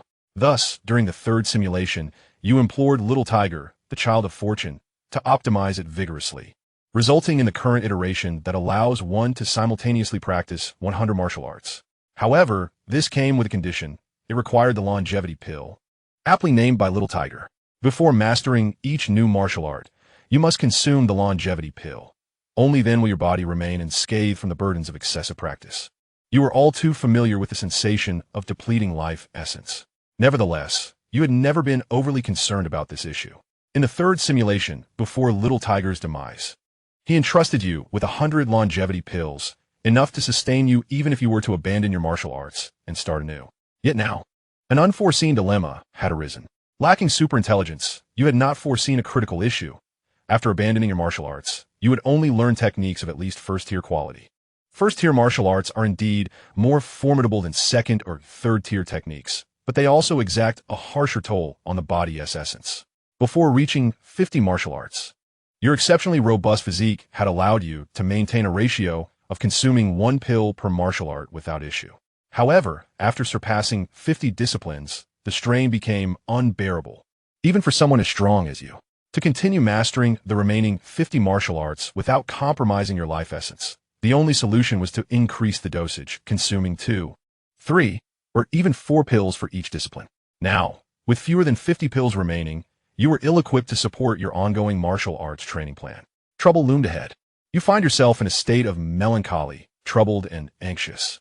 The longevity elixir bestowed by your godfather, while esteemed, is of only 4th-grade quality. Even with the prescription and the necessary herbs, you lack the skill to concoct it. Perhaps you could experiment with the 3-legged golden cauldron, grind the elixir into a powder, place it within, and simmer it before shaping it into pills. Without hesitation, you commence the process, kindling a fire to brew the medicine. If this method proves effective, it could turn misfortune into fortune. The potency of your godfather's longevity elixir could potentially be amplified 100-fold, ensuring you would never again face a shortage in this lifetime. 10 minutes later, the moisture within the 3-legged golden cauldron evaporated, and you, with your robust hands, retrieved the scalding medicinal paste, shaping it into pills before swallowing them whole. Alas, what a disappointment. Mere moments after ingesting the elixir, you expelled it, deeming the experiment a failure. It appears that the 3-legged golden cauldron cannot enhance the final product, even when ground and re-simmered. This differs from the refining of the benevolent golden elixir, as the benevolence dripped from the penal jade pendant can be considered a semi-finished raw material before it solidifies into an elixir. Wait, as you ponder your predicament, an epiphany strikes you. A 4th-grade elixir requires a 4th-grade alchemist for its creation. Is not Xiao Guanduan, daughter of old Xiao, a 4th-grade alchemist? You decide to seek her assistance without further ado, hastening your journey to Tuanqing County. The more you contemplate, the more fortuitous this situation seems. Currently, Xiao Guanduan is studying alchemy at the Divine Farmer's Hall, and the longevity elixirs you have consumed also originated from there. If memory serves, many years hence, Little Tiger's romantic interest crafted them at the Divine Farmer's Hall, and that interest, if recollection is accurate, is the daughter of the Hall Master, though you are uncertain if she has been born yet. You shake your head, dismissing past memories, as you approach Tuanqing County with increasing trepidation. Your sole concern now is whether Xiao Guanduan has indeed become a 4th-grade alchemist. If she has not, this endeavor may incur unnecessary complications and risks. Shortly thereafter, you arrive in Tuanqing County, locate Xiao Balian, and present a finished longevity elixir along with the recipe. Diving straight into the matter at hand.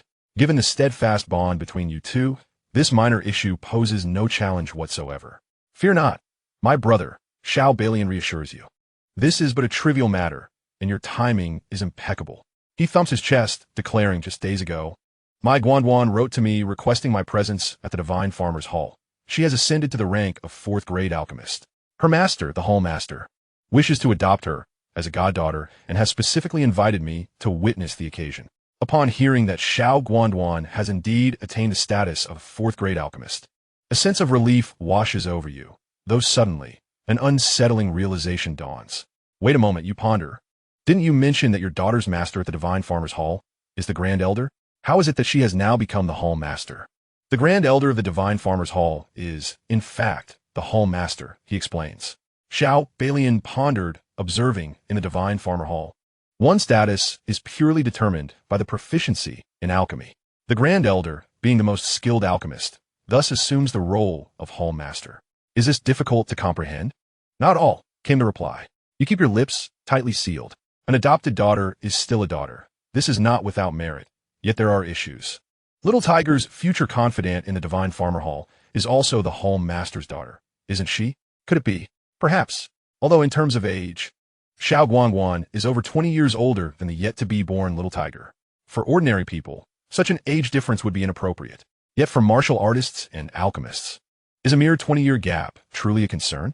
Masters of martial arts often live to be 200 years old, and a fourth-grade alchemist, particularly a female one, typically possesses the means to retain her youthful appearance. This so-called 20 years is hardly different from a 3-year age gap for women. Wouldn't you agree? Consider little tiger, who is yet to be born, and then contemplate the dazzlingly beautiful Xiao Guangguan, with her eyes shimmering with brilliance. My apologies, little tiger. Had it been earlier in the simulations, I would have certainly yielded to you. However, this time is different. This is a reward session, and Xiao Guangguan is simply too exquisite. I fear you may not be able to handle it. Chapter 106.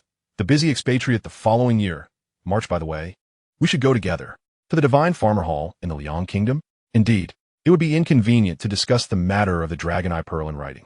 It's perfect for us to travel together and deliberate on this issue with Guangguan. That sounds fine. It would be safer to have each other's company on the journey. Upon receiving Xiao Balian's invitation, you contemplated before consenting.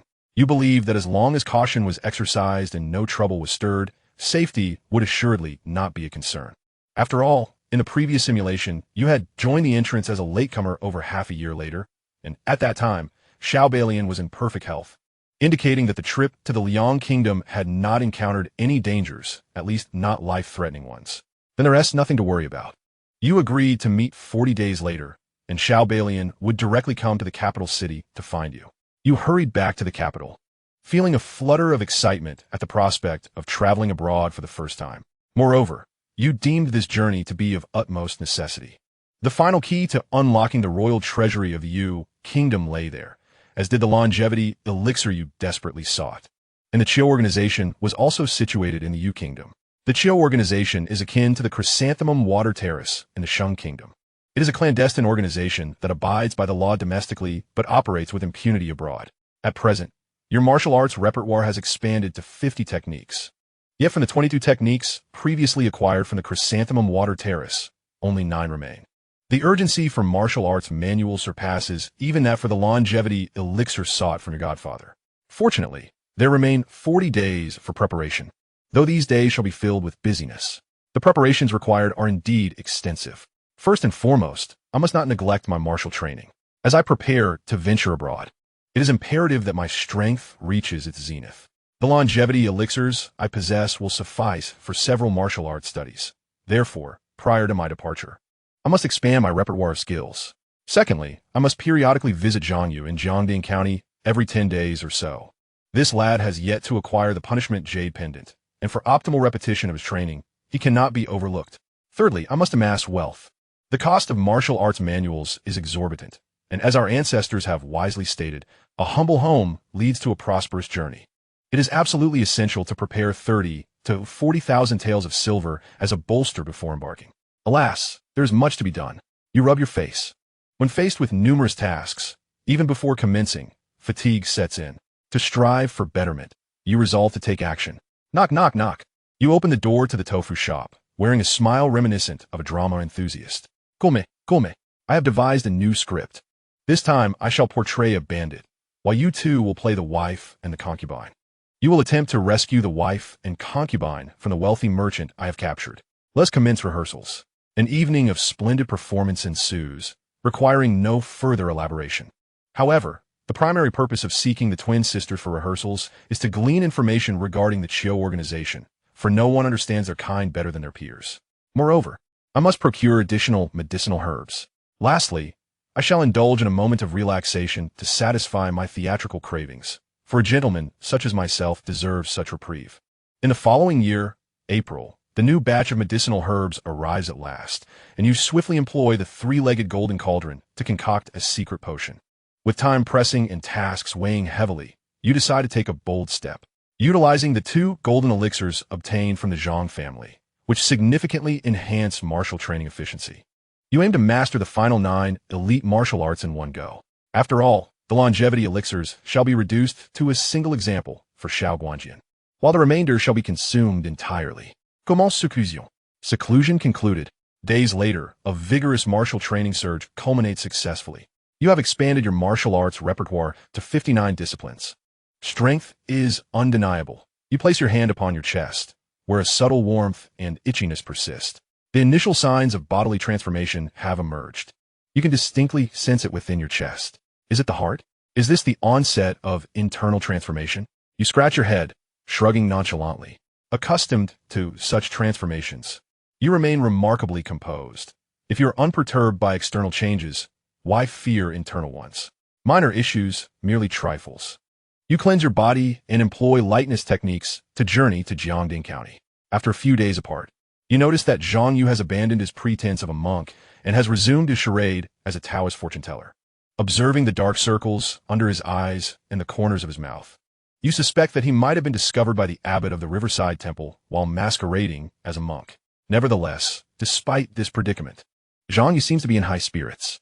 Since you last acted as the hand of justice, eradicating the greatest blight, the Zhang family, from Jiangding County and cleansing the local government of its corruption, the small beggars whom Xianxia protected have finally found the courage to beg on the streets. Although begging is hardly a joyous affair, it at least allows them to have something to eat, significantly alleviating Xiangxia's burden. Unfortunately, during your nighttime search, you discovered that he has yet to acquire the punishing evil jade pendant. Alas, since you have not yet obtained your own golden finger, I hope that you do not acquire it in the meantime. It would be best if you waited until I return from abroad. For you, as long as you know where Xianxia is and that he has obtained the new punishing evil jade pendant, acquiring it should not pose a challenge. However, what you truly wish to know is the process through which Xianxia acquires his external assistance. This trip to Jiangding County yielded no rewards, and with a faint sigh, you left a few pieces of silver in Xianxia's dilapidated temple where he stays with a group of small beggars. That night, instead of returning to the capital, you ventured to the neighboring Nanfeng County. Having resolved the matter of expanding the martial arts pool, and with Xianxu's situation pending, only one task remains before your departure abroad: making money. Naturally, when it comes to making money, your first target must be the 8 great kings of the Spring South Earls Blood Bond group. No, it is now the 6 great kings, and by the end of tonight, there will only be 5 remaining. After a single hour of frenzied running over 200 miles, you arrived in Nanfeng County. Here, the esteemed Master Li of the Li family is the one indulging in the sinister blood bonds. There is no need for further deliberation. It is time to act as the hand of justice and thoroughly cleanse his ill-gotten wealth. You skillfully infiltrated the Li estate, and the initial part of your harvesting went smoothly. However, as you progressed, an unexpected turn of events unfolded. To your astonishment, this Li family patriarch is none other than the master of hidden weapons who had previously dispatched you with ease during a simulated siege. Those who specialize in hidden weapons are typically adept in lightness techniques and possess heightened senses, although he is not yet a master of martial arts. You did not anticipate that a warrior of the Gangxi realm could still suffer from the inconvenience of a nighttime bathroom visit. While he may not notice your movements in slumber, the anxious Master Li, desperate to relieve himself, swiftly sensed danger in his home. His first instinct was not to confront you or defend his family. Even in his haste, he had no idea where you were. Instead, upon catching a whiff of blood in the night air, he dashed out barefoot and bare-chested, utilizing his lightness skills to make his escape. Even the confirmation of his flight was gleaned from the lips of the concubine who accompanied him to bed tonight. Son, the scoundrel, enjoys fleeing, does he? Today, he shall learn precisely what a master practitioner in the realm of combat excels at. Chapter 107. Once a master. The following year, April swiftly transformed the remaining members of the Li family into mere clay, seizing all their gold and silver, and fix your gaze upon a singular direction. Charging forth with fervor, though the head of the Li family has fled, you remain unfazed, convinced that he cannot escape, even if he has been gone for some time. And even if you are unaware of his destination, you remain utterly calm. My profound wisdom informs me that he must be heading towards the capital city. You are supremely confident in your intuition. This is due to your capacity for empathy. Question: what do workers most despise yet must grudgingly accept and cannot live without? Answer: leadership. Question: when workers encounter difficulties in their tasks, what should they do? Answer: naturally, they should seek out their superiors. Thus, the head of the Li family, akin to a worker, finds himself facing a dire situation when someone arrives to annihilate his household. Is this not a workplace dilemma? Certainly it is. Is he not? After all, working to gather blood for Lord Shannan? And you, having first eradicated the Lu family in Tunxin County, then the Zhang family in Jiangding County, Is this not a professional crisis faced by such workers? So, is seeking assistance from leadership in times of trouble erroneous? Not at all. When pursued, there exists no refuge more reassuring than the abode of one's superior. Approaching leadership offers a 50% chance of salvation. The other 50% may yield a leader who proves ineffective, leading to your demise. Yet, at least you would not face death alone. Of course, there is a minuscule chance that the leader might sacrifice themselves, allowing you the opportunity to flee. In summary, it is inevitable that the head of the Leaf family is making his way towards Xianxia City. You plant your feet firmly upon the ground, leaping forward with each stride, covering dozens of meters in an instant, your legs whirling with such speed that sparks seem to ignite. 15 minutes later, amidst the pitch-black night, a disheveled figure fleeing in desperation comes into view, and you can't help but smile. You are not one to hold grudges, generally. You repay minor grievances within a mere 2 seconds. A copper coin materializes at your fingertips, and you launch it with force. Whoosh! Thud! The coin effortlessly shatters the protective aura surrounding the head of the Leaf family, piercing through his shoulder. You leap down from above, landing directly in front of him. At that moment, it is as if time has circled back to the present. However, in the previous simulation's conclusion, it was you who was fleeing in disarray, and the one attacking from behind was the head of the Leaf family. Your expression at this moment should not be one of delight. I find it quite displeasing. Observing the head of the Leaf family, who clutched his wound yet retained a fierce gaze, you couldn't help but frown.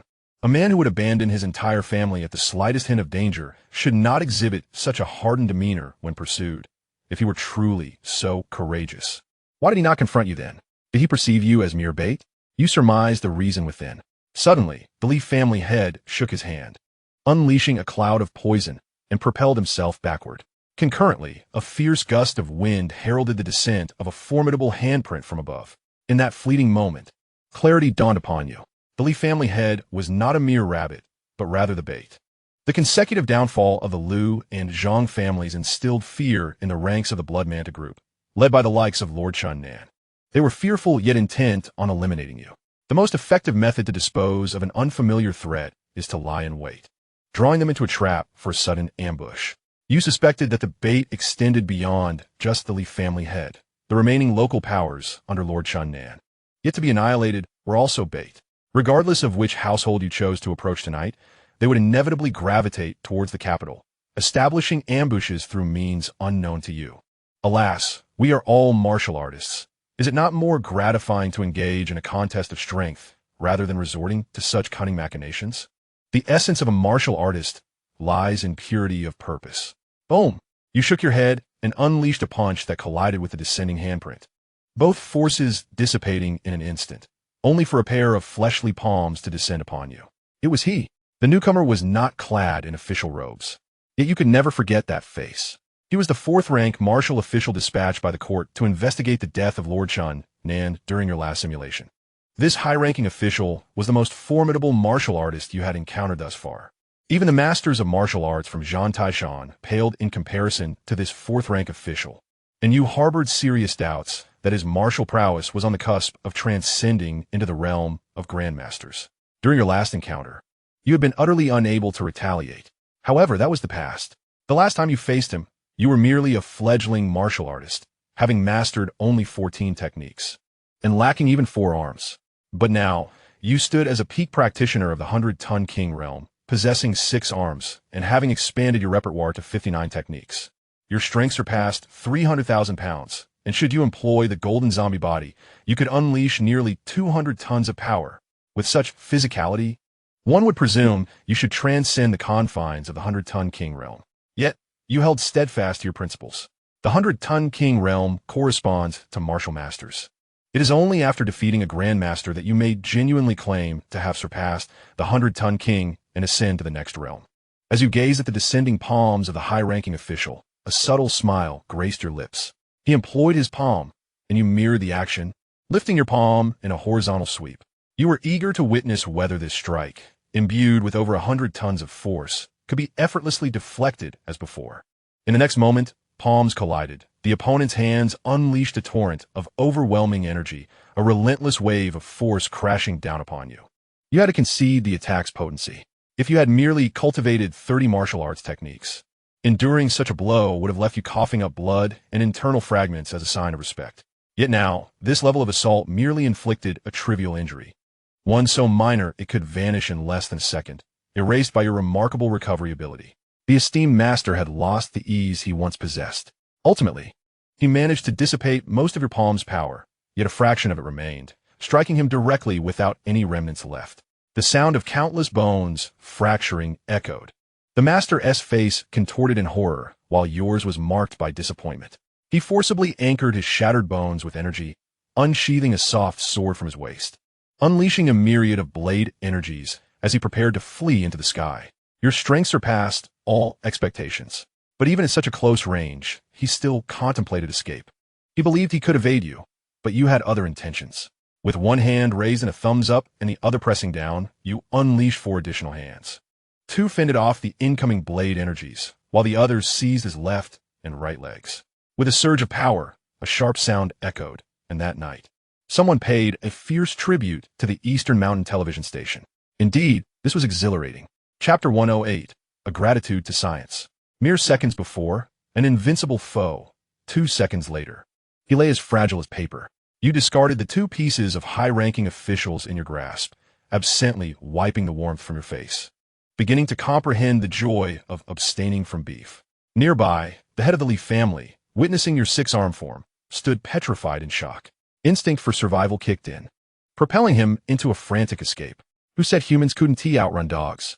The head of the Lee family was certainly swifter than any canine.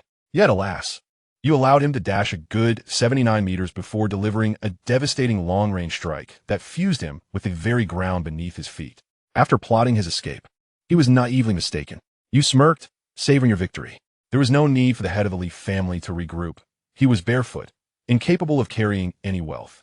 As for this 4th-grade master, he hardly merited such a rank.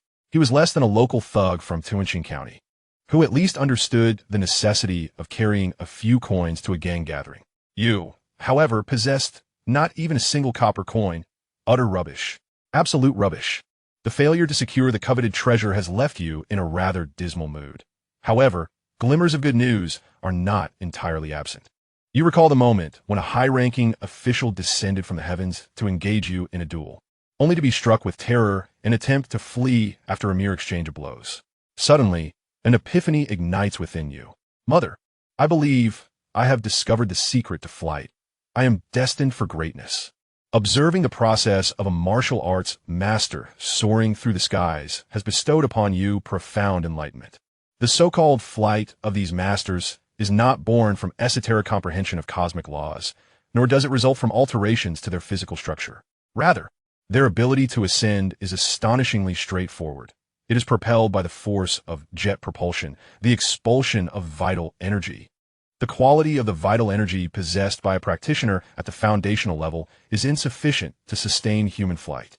However, upon ascending to the status of a martial arts master, the potency of their vital energy is significantly enhanced, rendering it adequate for such endeavors.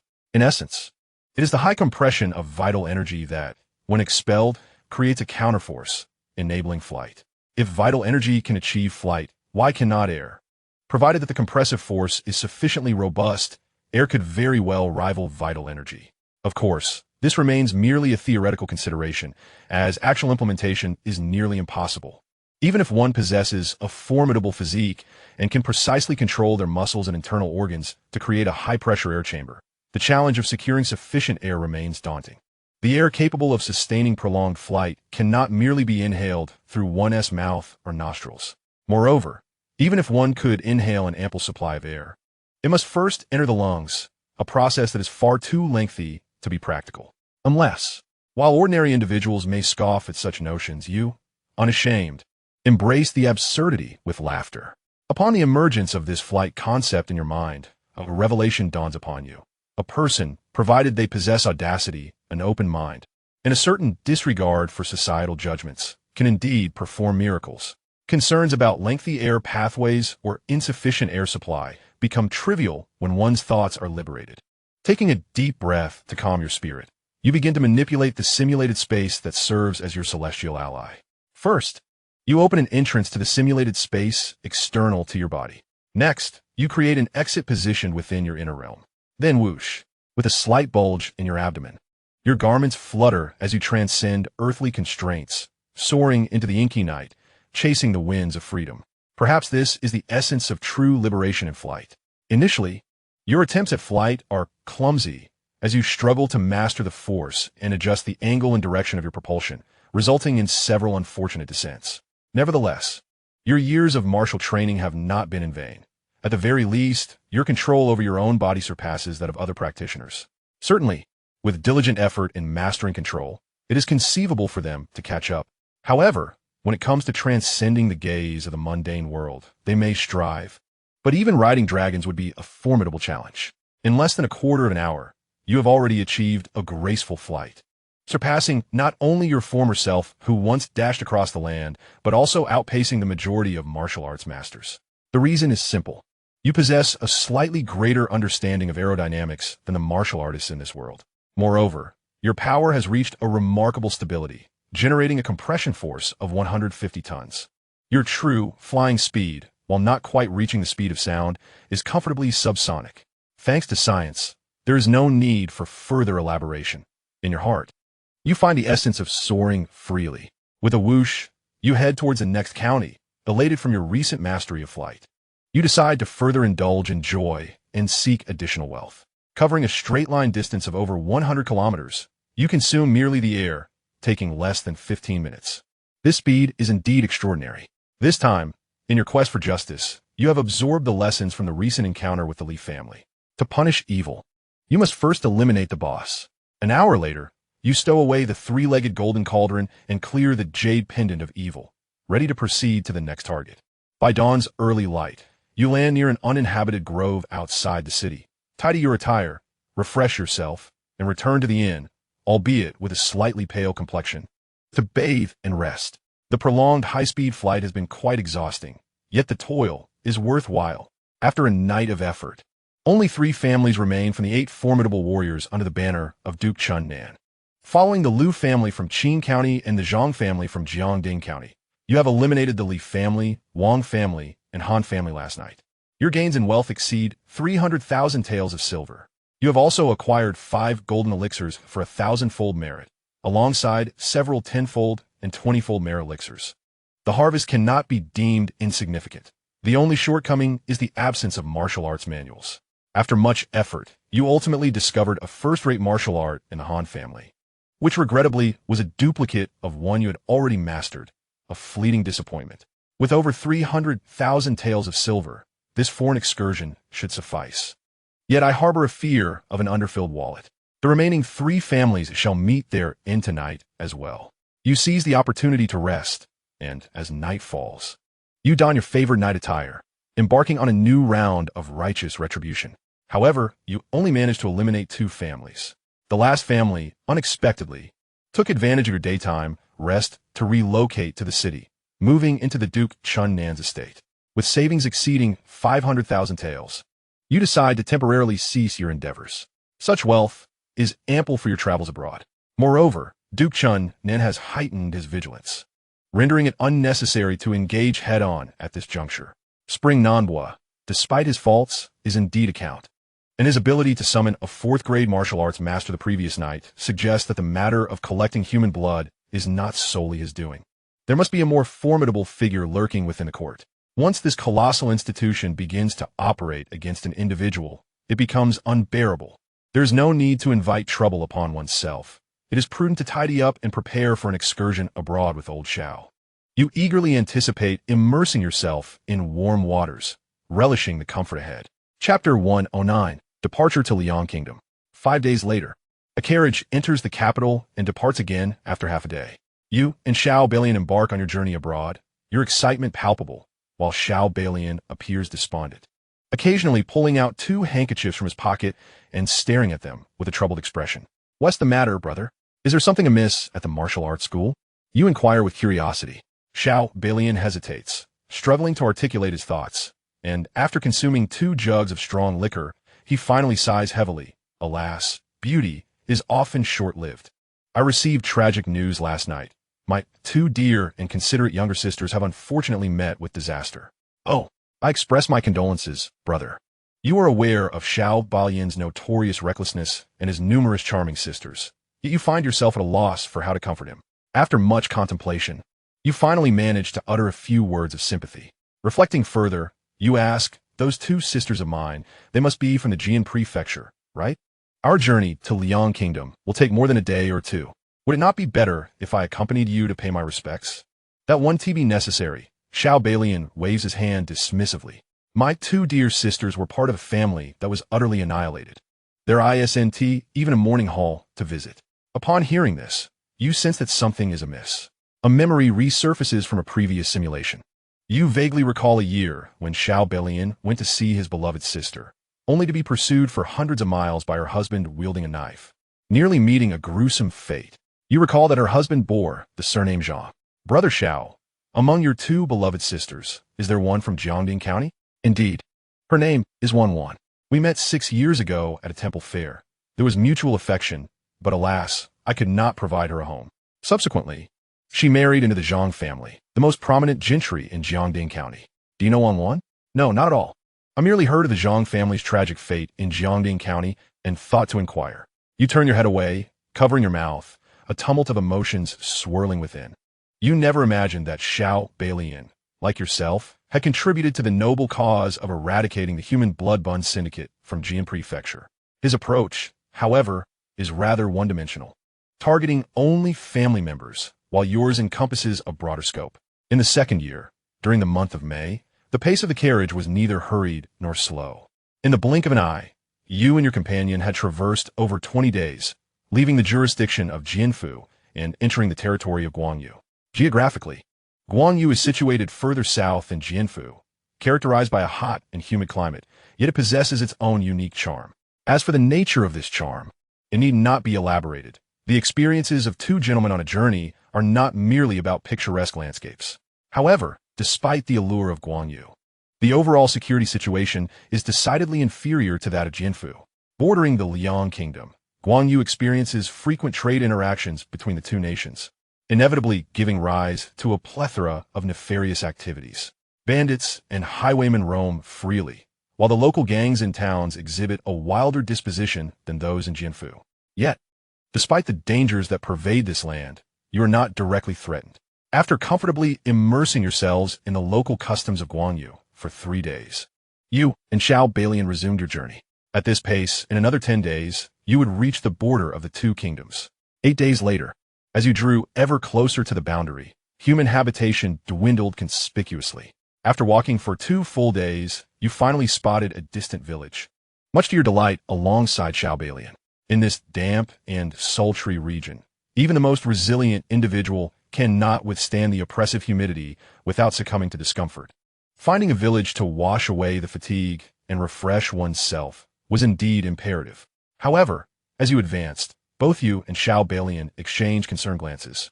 As a peak martial artist and a martial arts master, your senses were acutely attuned, and you simultaneously detected a pungent metallic scent in the air.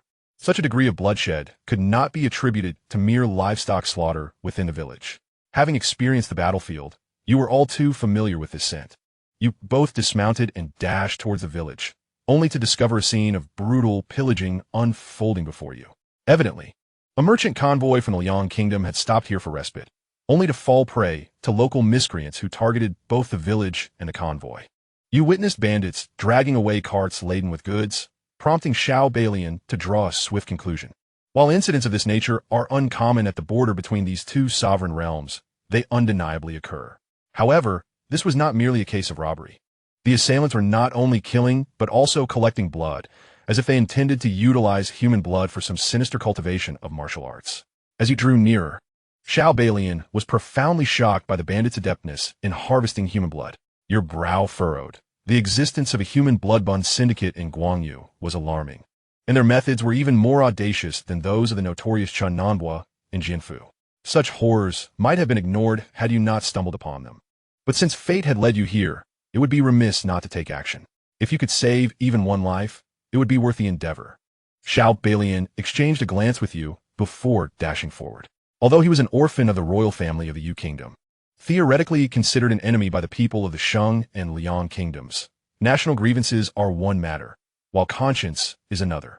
You two resembled tigers entering a den of wolves. These fiends, who reveled in slaughter and mayhem, dispatched villagers as if they were mere blades of grass. In your hands, were they not also but chaff? In merely 3 to 5 minutes, all the perpetrators were obliterated. Not a single soul was spared. Nor was Xianxia. Astute as he was, enamored of beauty and treasures, he had no affection for trouble. When faced with injustice, he would act with righteous valor, guided by conscience.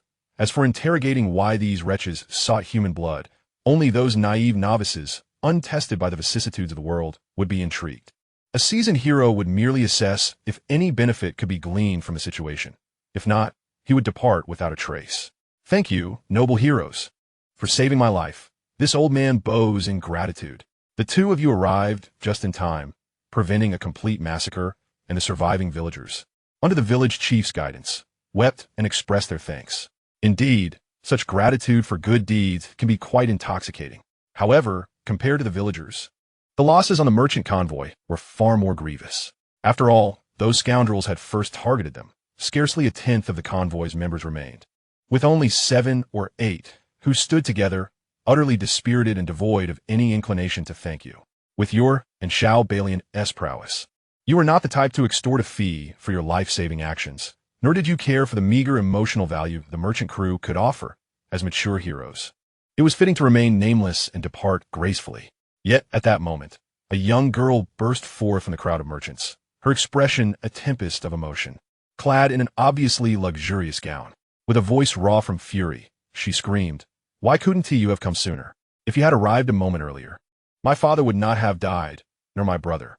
What use is your timely arrival after their deaths? You would have been better off not coming at all. Let me join them instead." Her voice echoed with rage, her feelings intense. What was the difference between delayed rescue and murder? What distinguished you from those vile criminals? You two were killers. Cursed Shang Kingdom people, unable to save my father and brother. It would have been better if you had saved none, allowing me to depart with them. With a sudden thud, she collapsed to the ground.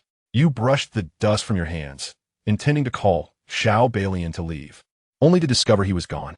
He had casually picked up a knife from the ground and approached the remaining members of the Liang Kingdom convoy. Without turning back, he waved his hand at you, stating, "Saving the right people accumulates virtue, but saving the wrong ones incurs sin. Today, we have mistakenly saved some. We must send them back down." Indeed, that makes sense. You resonate deeply with this sentiment and pick up a knife to approach. Chapter 110, Open and Aboveboard. The following year, may some individuals, when confronted by malevolent foes, cower like quails, utterly devoid of any semblance of defiance. Yet, when faced with the benevolent savior who spared their life, they rise indignantly, standing atop their moral high ground to vehemently condemn and berate, projecting all the negative emotions and grievances previously absorbed from the wicked onto the virtuous. What, does the good person owe you something? Thus, adhering to the mature and decisive code of conduct befitting a chivalrous hero, a young knight and a middle-aged hero executed a harmless resolution against the ungrateful and their accomplices, concluding their business with a flourish, seizing all the goods from the merchants of Liang. Turning back to the nearest large city of Guangyu, they packaged and sold the goods along with the carriage for nearly 2,000 taels of silver, providing ample funds for their travels. Following this encounter, you began to take pleasure in embodying the role of a chivalrous hero. Rescuing others and receiving gratitude yields emotional value, invigorating your spirit. Encountering ingrates, eliminating them offers economic gain, making it a win-win situation. No wonder those esteemed individuals revel in punishing the wicked. Continuing your journey. The small cart jolted along for several days until it finally crossed the border of the Shang Kingdom and entered the territory of Liang. The following year, June, upon entering Liang, you were greeted by a delightful array of unique customs, and the state of Liang opened your eyes to new experiences. The martial artists here, indeed, exhibit remarkable politeness, each presenting a high level of decorum, behaving with utmost propriety. Entirely devoid of the confident and carefree spirit characteristic of the martial artists from Shang. Of course, this demeanor is confined to the city. Once outside, the martial artists of Liang become quite unruly. Not comprehending, you directly inquire with the knowledgeable Xianxia. Old Xiao pats your shoulder, gesturing for you to observe the 3 burly men passing by. Clad in matching attire, These three robust figures wield long swords at their waists. The most significant distinction between the courts of Liang and Sheng lies in the presence of the Mata Si, which, as its name suggests, governs a singular matter, the horse's influence over the martial world. Xiao Balian elucidates this, making it quite comprehensible. In a feudal society where martial arts flourish, the balance between the martial world and the court remains exceedingly ambiguous. Ultimately, who holds sway in this world is determined by the might of their fists. The most formidable fist belongs to the Grandmaster of the Extreme Realm. Sheng boasts two such Grandmasters, one in the martial world and one within the court. Conversely, Liang has three Grandmasters of martial arts, all residing in the court. Certainly, Liang's martial world once had its own Grandmasters. Yet since the ascension of the Liang Emperor a decade ago, who attained the Extreme Realm and established the Mata Si, personally leading the charge into the martial world, such figures have become scarce. In the realm of Liang, there are no supreme masters of martial arts. The Emperor of Liang, who also serves as the leader of the martial arts community, commands that while various sects may be exempt from paying taxes to the court, they are nonetheless obligated to pay a protection fee to the leader of the martial arts. To be a warrior here is far less comfortable than in the prosperous nation, yet to be a commoner is undeniably more joyous. Your musings are indifferent to the grandeur of the Liang Emperor. Your sole desire is to make a swift visit to the Qiu organization to acquire the martial arts manuals. 3 days later, accompanied by Xiao Balian, you arrive at a prefectural city in Liang, where he seeks to reconnect with an old friend. They have arranged to rest here for a few days before embarking directly to the Shenong Hall. Fortuitously, according to the intelligence provided by the twin sisters from Jisatai, the headquarters of the Qiu organization resides within this city known as Wangjing. However, what surprises you is the audacity of the assassins in this era. Standing on the bustling streets of Wangjing, you gaze up at the opulent high-rise before you, your mouth agape in disbelief. The Qiu organization brazenly operates its establishment, adorned with gilded characters and even promotional signs at the entrance. Looking for an assassin? Look no further. Qiu, specializing in assassination for a century, is trustworthy. The mere existence of such public advertisement for an assassin organization astonishes you. But what follows is even more astonishing. At the grand entrance of the Qiu organization stand a handsome gentleman and a beautiful lady as greeters. The man possesses striking good looks, while the woman is both alluring and exquisite. Noticing your incredulous expression, the female greeter approaches you with a graceful sway, warmly and gently linking her arm with yours. Dear guest, you must be from the prosperous nation, seeking an assassin? You have arrived at the right place. Please come in. Her smile blooms like a flower.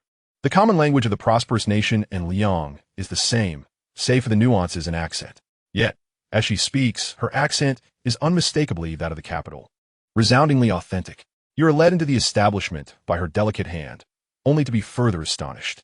Within the grand hall hangs a striking piece of calligraphy proclaiming, Taxpayer Vanguard, Merchant Elite, signed by the hand of the great Liang, Hongyue, Year 6, Imperial Edict. The Emperor's own handwriting? You rub your eyes, doubting your vision.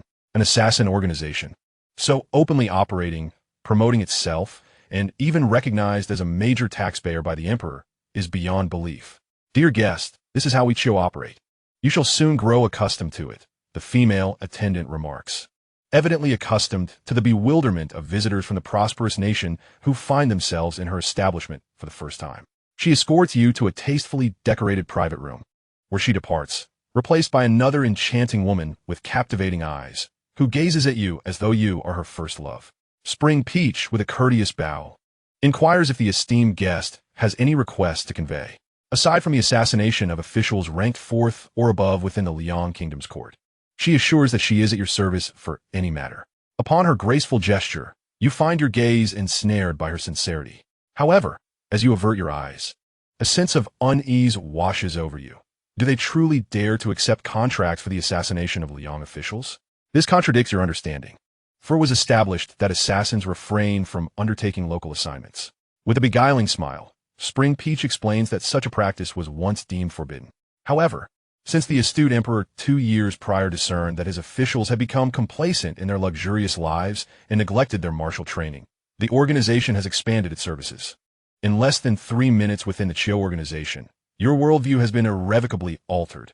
The emperor, dissatisfied with his minister's hedonism and laxity in martial arts, has introduced a modicum of peril to instigate diligence, allowing the nation's premier assassin organization to accept contracts for the elimination of officials ranked below the 4th tier. Those ranked above are subject to intermittent assessments by the Emperor to ensure their vigilance. It seems that most who commission tasks in this realm are subordinates of the officials themselves. Surely, you jest, you reply, for this is a closely guarded secret. Spring Peach's playful smile serves as an unspoken affirmation. The prospect of legally eliminating one superior for a sum of money is undeniably tempting. Serving as an official in Liang Kingdom entails significant risk. You can hardly suppress your curiosity about the Emperor. What manner of extraordinary man could he be? In comparison, you feel your own thoughts are as primitive as those of a savage.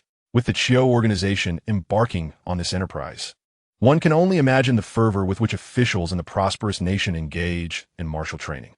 Moreover, it is not merely about martial prowess. One must also excel in their conduct and endeavors, particularly in the realm of benevolence. After all, those who neglect their training are likely to be usurped by their deputies, while those who are inept may find themselves at the mercy of their constituents. As for Emperor Qiyuan, should the Jushutai offer such services, perhaps my previous simulation could have secured me a position as a county magistrate. Chapter 111, Professionalism. In the 2nd year, during June, within a mere 3 minutes at the Chiu organization's headquarters, your knowledge expands exponentially. Spring Peach delicately brushes her hand across her waist skirt, kneeling beside you to pour tea. Please enjoy this tea, esteemed guest. By your accent, you must be from the Jing'an prefecture of the prosperous nation. Am I correct? Indeed, you affirm, sipping the tea while maintaining a steadfast gaze, resolutely focused on a single point. You reflect that this charming attendant from the Chiu organization exemplifies professionalism beyond that of the Jushutai, her manner of serving tea indicating she has undergone formal training. Any man in the presence of such beauty would surely wish to linger a while longer, understanding your unspoken thoughts. Spring Peach adeptly tucks her hair behind her ears and feigns surprise with a flirtatious smile. What a delightful coincidence that you are indeed from Jing'an Prefecture. Jing'an Prefecture and Guangyu Prefecture are the most attentive regions in your esteemed country regarding our business. To express our gratitude to our loyal patrons and to welcome new guests, we have prepared a bountiful event for those traveling from afar to Jianan and Guangyu prefectures. With a charming gesture, Chun Tao formed an OK sign with her delicate fingers, enticingly announcing, today, all guests from Jianan Prefecture, both new and old, can enjoy an extraordinary promotion on assassination commissions. Kill 3 and receive 1 free. However, she playfully pressed down one slender finger with her pointed chin, her peach blossom eyes shimmering with admiration. But my dear guest, you are simply too handsome. I have never encountered such an exceptionally striking and gallant gentleman. Therefore, I shall take the liberty to offer you an even greater discount. Your assassination commission will be kill 2 and receive 1 free, plus a complimentary night's stay at the finest inn in Wangjing City, starting from a premium room. As she spoke, Chun Tao shyly lowered her gaze, her eyes sparkling with mischief. If, after placing your order, you find yourself lost on the way to the inn, I can guide you there. Thump, thump. Your heart raced. Originally, you had intended to purchase martial arts manuals, not seek out assassins. Yet now, even in the absence of necessity, you felt compelled to create some demand. Chun Tao possessed an undeniable charm. Had she existed before your time travel, whether selling houses or cars, she would have undoubtedly claimed the title of sales champion. However, despite your intrigue, the assassination services were of no use to you. After all, you could wield a blade just fine, so why squander your money? Taking a sip of tea to soothe your throat, you replied calmly, I am not here to find an assassin today, but rather to purchase several top-tier martial arts manuals in the form of rubbings. Chun Tao's captivating peach blossom eyes brightened even further. Top-tier martial arts manuals, even as rubbings, are worth no less than 10,000 taels each. Moreover, you intended to acquire several. If this transaction were to succeed, it would eclipse even the deal of hiring a martial arts master assassin. However, she continued, my dear guest, while we certainly possess top-tier martial arts rubbings, such esteemed manuals are not to be trifled with. Chun Tao's lips pursed lightly, indicating verification of funds was in order. You were well aware of the protocol. Long before your journey to Liang country, you had exchanged your currency in various cities and locations, converting your simulated wealth into Liang and Xianxia's commonly accepted silver notes. Each note was worth 10,000 taels, and pulling one out would suffice for verification. Yet, you had something far more valuable. Reaching into your garments, you produced a shimmering golden plaque, tossing it onto the table with a clang. Do you recognize this? Chun Tao's elegant form trembled slightly as she glanced at the plaque and then at you. How could she not recognize the prestigious guest token? Those who possessed it had spent a minimum of 150,000 taels at Xianxia. Realization dawned upon Chun Tao. She had underestimated you. This remarkably handsome young gentleman before her was no ordinary client. He was the emperor. In this private chamber, she is indeed the empress to Chun Tao. Had I known earlier, I should have been more fervent. Yet, it is not too late, for I had not been discourteous in my prior reception. At that moment, Chun Tao understood precisely what to do. Suddenly, she pressed her forehead and, with a soft whimper, swayed slightly. Esteemed guest, could you lend a hand to this humble servant? Before she could finish her sentence, she found herself cradled in his arms. This encounter marked her first challenge. 2 hours later, you emerged from the headquarters of Chio. Your lips slightly flushed, feeling rejuvenated and utterly satisfied. The martial arts manual had been acquired. Much like Xianxia, Chio boasted its own elite membership system. Your simulation space had gained an additional resplendent golden plaque. Ultimately, at the member's price, you spent a total of 200,000 taels, acquiring 25 exquisite copies of martial arts manuals. Of course, within the confines of the chamber, the purchase of the techniques took merely a quarter of an hour. The remainder of the time was devoted to discussions with Chun Tao regarding after-sale services. Such a substantial transaction of 200,000 taels warranted meticulous attention to after-sales service.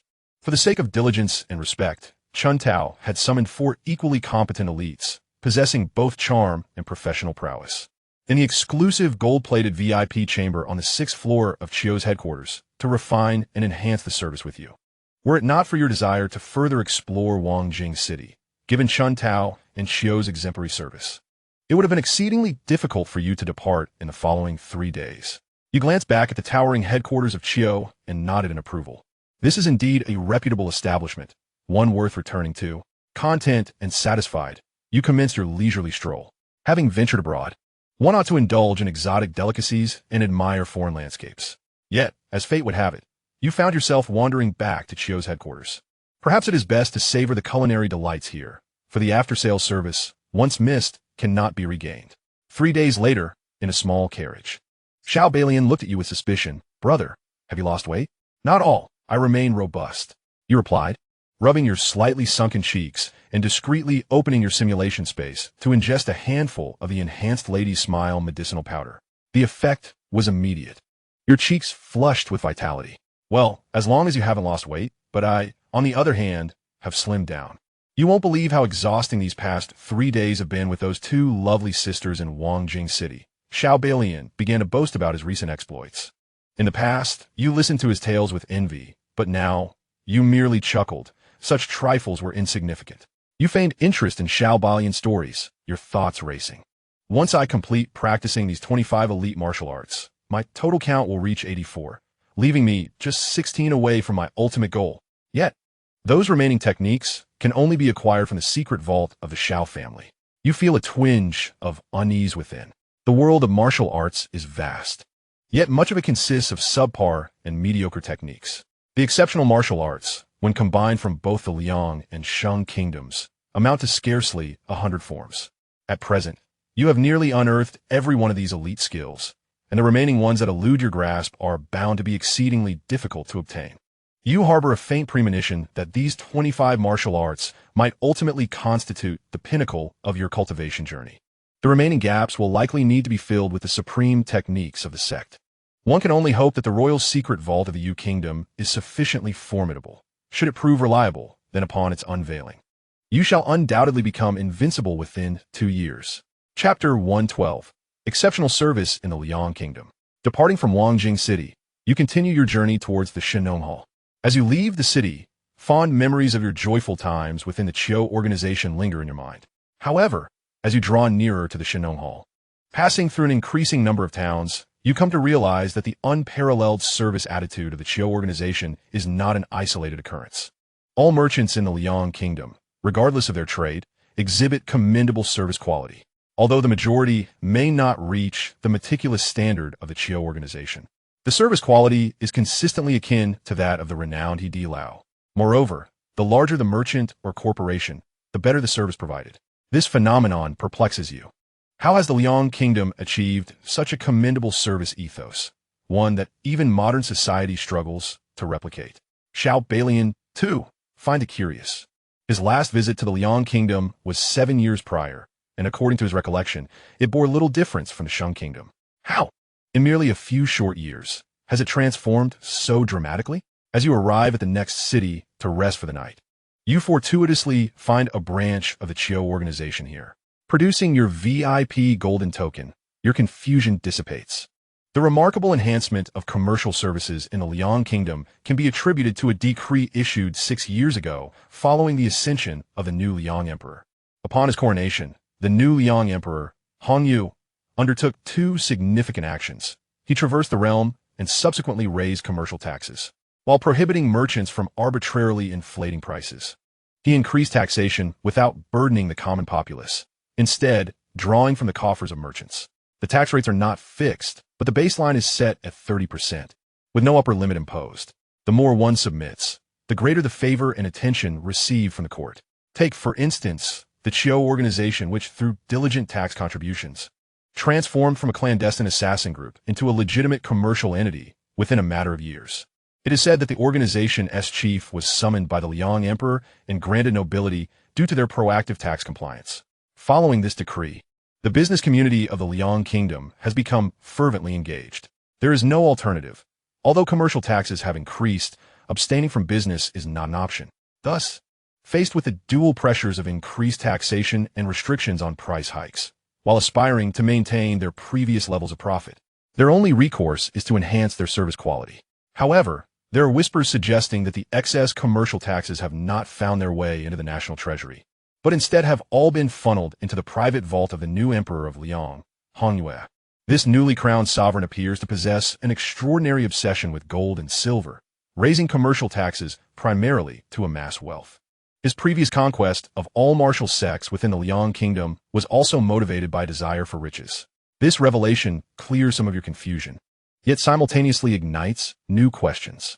In such feudal dynasties, one can understand the emperor's fervent quest for wealth to advance the nation. But the accumulation of riches without depositing them into the national treasury, instead hoarding them in a personal treasury, remains perplexing. Both the Shang and Liang states exhibit such oddities, one siphoning human blood, the other hoarding silver, which is utterly bewildering. You scratch your head, feeling as though your mind is once again insufficiently equipped to unravel these mysteries. Yet, you are not without wisdom. Through several simulations, you have begun to form a conjecture regarding the true mastermind behind the human blood-bond syndicate in Shang. You suspect that the ultimate authority behind Lord Chun Nand is none other than the Emperor Qiyuan of Shang. While you may be unaware of affairs in other regions, it is evident that the human blood-bond syndicate has been entrenched in Xianxia and Guangyu for many years. You cannot believe that after all these years, you are the only one in Shang to have stumbled upon this matter. The Emperor Qiyuan is neither deaf nor blind. If he remains oblivious to this issue, then he is unworthy of his imperial title. Thus, it stands to reason that the true collector of human blood in Shang is likely the emperor himself. As for the neighboring Liang Kingdom, while its emperor may disregard human blood, he is nonetheless insatiable in his thirst for silver. There are certainly secrets within this dynamic. However, as long as you are not provoked, you hope they possess a modicum of understanding. After all, you're indeed a welfare bureau, and your interest in the emperor's harem has lingered for quite some time. With a smirk, you relish an evening of indulgent service from the Qiu Fan division before continuing your journey. 2 days later, you finally arrive at the Shenong Hall, rubbing your lower back, which, while not painful, feels oddly strained. You resolve that next time, you shall not travel in company. Although you enjoyed the camaraderie with old Xiao, it proved to be quite a time-consuming endeavor. Despite the journey covering less than 6,000 miles, it took over a month by carriage to reach your destination. Had you embarked on this journey unencumbered, you would have easily completed it within 15 hours, barring any unfortunate bouts of intestinal distress. Nevertheless, it must be said that Shenong Hall rightfully earns its reputation as the sole sanctum for alchemy among the 3 nations of Liang, Shang, and the northern barbarians.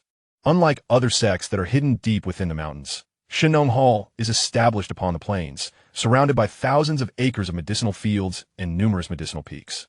Its architecture is predominantly constructed from a white, marble-like stone, presenting a pristine facade that evokes a sense of sacredness and inviolability. Yet, these details hold little significance for you. Your focus remains fixed on two essential points. The Shrine of Xianxia is renowned for its alchemical prowess, and its name undoubtedly evokes curiosity.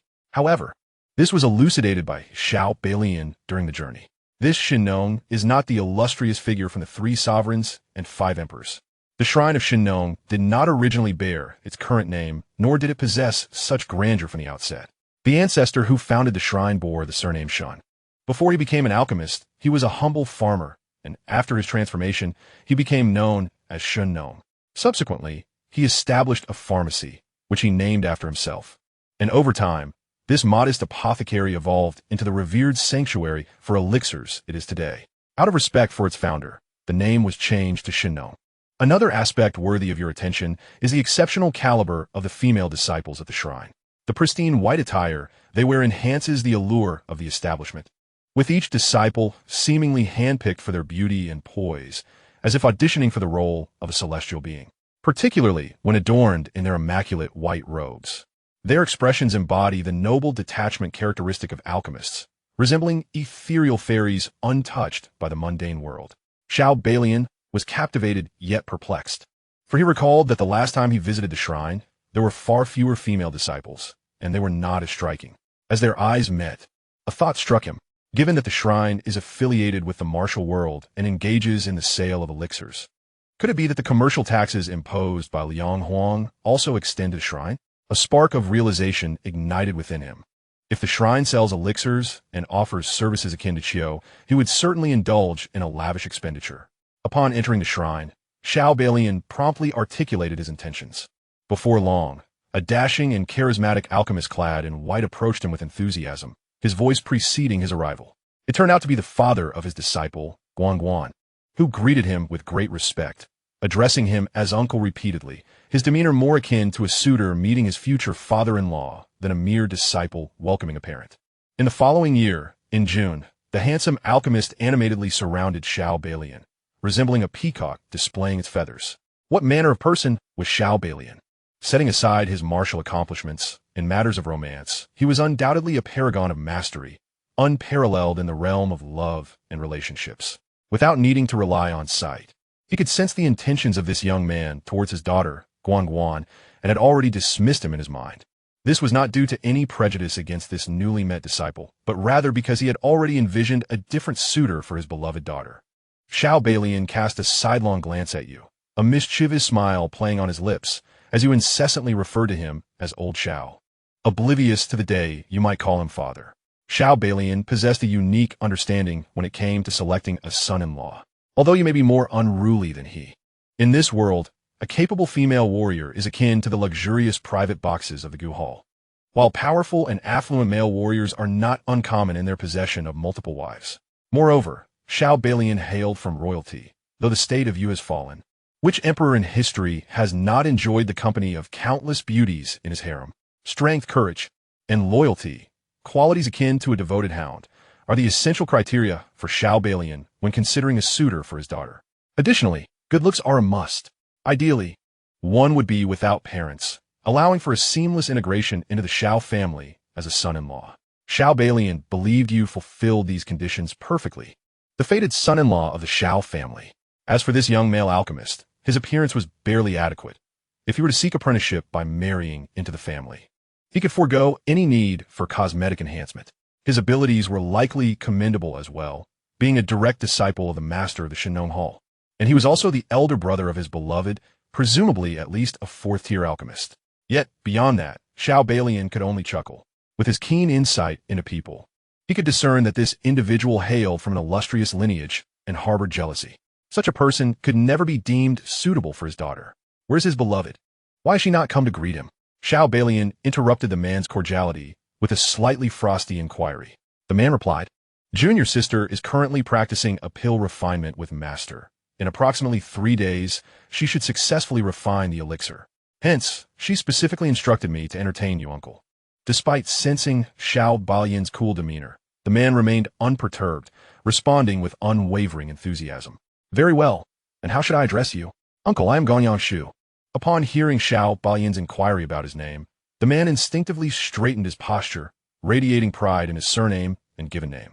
Xiao Balian raised an eyebrow. Gonyang? It seemed the Chancellor of Liang also bore that surname. Indeed, uncle. Gonyang Shu nodded, his voice rising with pride. My father, Gonyang Chunhui, is the current Chancellor. Ah, so you're the son of Gonyang Chunhui. A smile graced Xiao Balian's face, and Gonyang Shu thought to himself, as expected, in the kingdom of Liang, no one could maintain an air of aloofness after revealing their lineage, except perhaps the emperor. Yet, before he could revel in this realization, Xiao Balian continued. Has your father not mentioned to you that I, Xiao Balian, once offered him some guidance? Huh? The pride on Gonyang Shu's face faltered. Xiao Balian calmly remarked. Over 20 years ago, your father, Gonyang Chunhui, faced misfortune in his political career, having been demoted to the National Academy to revise texts, and subsequently accompanied the Liang delegation to Shengjing for a literary meeting. He is indeed a person of temperament, sharing a table with me to indulge in drink. After a few cups, overwhelmed by the uncertainty of his future, tears streamed down his face. In that moment of compassion, I offered him a few words on the relationship between being a son-in-law and the pursuit of wealth and promotion. Xiao Balian gazed at Gonyang Shu, a smile dancing on his lips, and remarked, your father became a prince consort less than half a year after returning home, marrying Princess Anling. In a way, I can consider myself a half matchmaker in this affair. Ha ha ha. Now, after such a long journey, I am weary. Please lead us to rest. Ah, yes, uncle. This way, please. Gonyang Shu, being young, found himself momentarily bewildered by Xiao Balian's words. He had intended to inquire about the person standing silently behind Xiao Balian, who bore a countenance and demeanor far superior to his own. Father, my mind is in disarray, completely tangled, he lamented. Gonyang Shu led them to a refined courtyard, instructing the attendants to provide good hospitality before departing. He intended to return and pen a letter to his father, seeking insight into the past. Upon returning to his chamber, Xiao Balian began to feign depth, mindful of Xiao Guanduan's reputation, and thus refrained from being overly carefree in the Shenong Hall. However, you were unconcerned. After changing your attire, you followed a disciple of the Shenong Hall to the Outer Dam Pavilion. In the Shenong Hall, the disciples traded elixirs in the Inner Dam Pavilion, while the Outer Dam Pavilion served as the venue for external sales. As you journeyed, you learned that the Shenong Hall had not possessed an Outer Dam Pavilion a few years prior, as a sect dedicated to alchemy would hardly solicit customers for their elixirs. I even provided you with a dedicated space. Dream on. Alchemists are esteemed figures. While we may desire to sell elixirs, we await customers who plead earnestly, only then considering whether to part with a few. However, ever since Emperor Hongyue ascended the throne, a wave of upheaval swept through the realm. The lands of herbs and medicines, which the Shenong Hall had relied upon and had never been taxed, became subject to the crown, followed by the imposition of heavy commercial taxes. What martial sect could sustain such a considerable number of individuals without substantial enterprises beneath their purview? The repercussions of such taxation struck the martial sects harder than the earlier upheaval. The commercial taxes imposed by Emperor Hongyue were relatively lenient on non-sect merchants, merely raising tax rates. Yet for these martial sects, it was a decisive blow. Not only were tax rates increased, but arrears were also pursued. As for other sects, it suffices to say that, from its inception until Emperor Hongyue's reign, the Shenong Hall had been utterly unaware of what taxes entailed. It was a grievous plight, yet grievances must be addressed. Should they dare to defy, Emperor Hongyue stood ready for a second upheaval. And thus, from that point onward, the Shenong Hall established its Outer Dam Pavilion. With this knowledge, you felt reassured, sensing intuitively that your visit to the Outer Dam Pavilion would prove quite fascinating. Indeed, you had a need to procure some items, not elixirs, but rather medicinal herbs. To you, any finished elixir is deemed worthless. Only the 9-turn golden elixir brewed personally in your own humble 3-legged golden cauldron holds any value. Following the outer sect disciple for a while, you arrive in an exceptionally grand, pristine white high-rise, bustling with a continuous stream of people. Clearly, the Shenong Hall, a revered sanctuary of alchemy, enjoys a stellar reputation. As long as they dare to sell, buyers will be abundant. Naturally, the service for refining elixirs must be of high caliber, for there are more than just the Shenong Hall that can concoct pills in the two nations. However, the method of service of the Shenong Hall is truly eye-catching. The outer sect disciple leads you to the entrance of the outer alchemy pavilion, calling over a strikingly beautiful female, disciple clad in an elegant white gown, exuding an air of aloofness and pride. She casts a disdainful glance your way, pouting slightly, and complains to the outer sect disciple, "Lu, what is the matter? I am a 7th grade alchemist. Why are you leading such individuals to me? Look at his pitiful appearance. What elixir could he possibly afford?" Upon hearing this, you are momentarily taken aback, glancing down at your own attire. To prevent any instances of being looked down upon, you firmly believe in maintaining a high profile when the occasion calls for it. The belt alone on your outfit is worth more than 200 taels of silver, which certainly does not align with poverty. However, a clever thought crosses your mind, and you quickly grasp the game the Xianxia is playing. The proud and exquisitely beautiful alchemist, scornfully implying you are a pauper, presents an opportunity. Do you wish to use your silver to transform her disdainful demeanor into one of admiration? There are indeed talented individuals within the Xianxia. The mastermind behind this sales strategy deserves recognition, surpassing even the most skilled sales champions. Chapter 114, The Hidden Program. The following year, June, Outer Alchemy Pavilion, top floor. A stunningly beautiful young female alchemist, adorned with jingling accessories that exude regal elegance rather than vulgarity, is unceremoniously perched atop a stool, her long, fair legs partially exposed, engrossed in a mountain of accounts. Perhaps it is the heat or the overwhelming volume of paperwork, but the exquisite alchemist has removed her shoes and socks, tugged at her collar, and is fanning herself with the accounts, her bright eyes reflecting a hint of mania. What to do? With less than 10 days until the next tax payment, a staggering sum of 180,000 taels still eludes her grasp. How can she possibly collect this? Forget selling elixirs. Even selling herself would not suffice. Gonyang Shu is utterly useless, constantly bragging about his father, Gonyang Chunhui, yet he cannot produce even 80,000 taels, let alone the needed amount. She is tempted to kick him aside and seek a genuinely wealthy partner. As the head of the Outer Alchemy Pavilion, Xianxia is under immense pressure lately, ever since she took charge and personally designed the training for the pavilion's disciples and sales techniques. The business at the Xianxia's Outer Alchemy Pavilion has flourished, sufficiently addressing the court's tax obligations and debts, if not making them affluent. Regrettably, the moment of bliss was fleeting. The Xianxia, renowned as the premier alchemical sect of the Liang Kingdom, is not the sole institution dedicated to the art of potion making.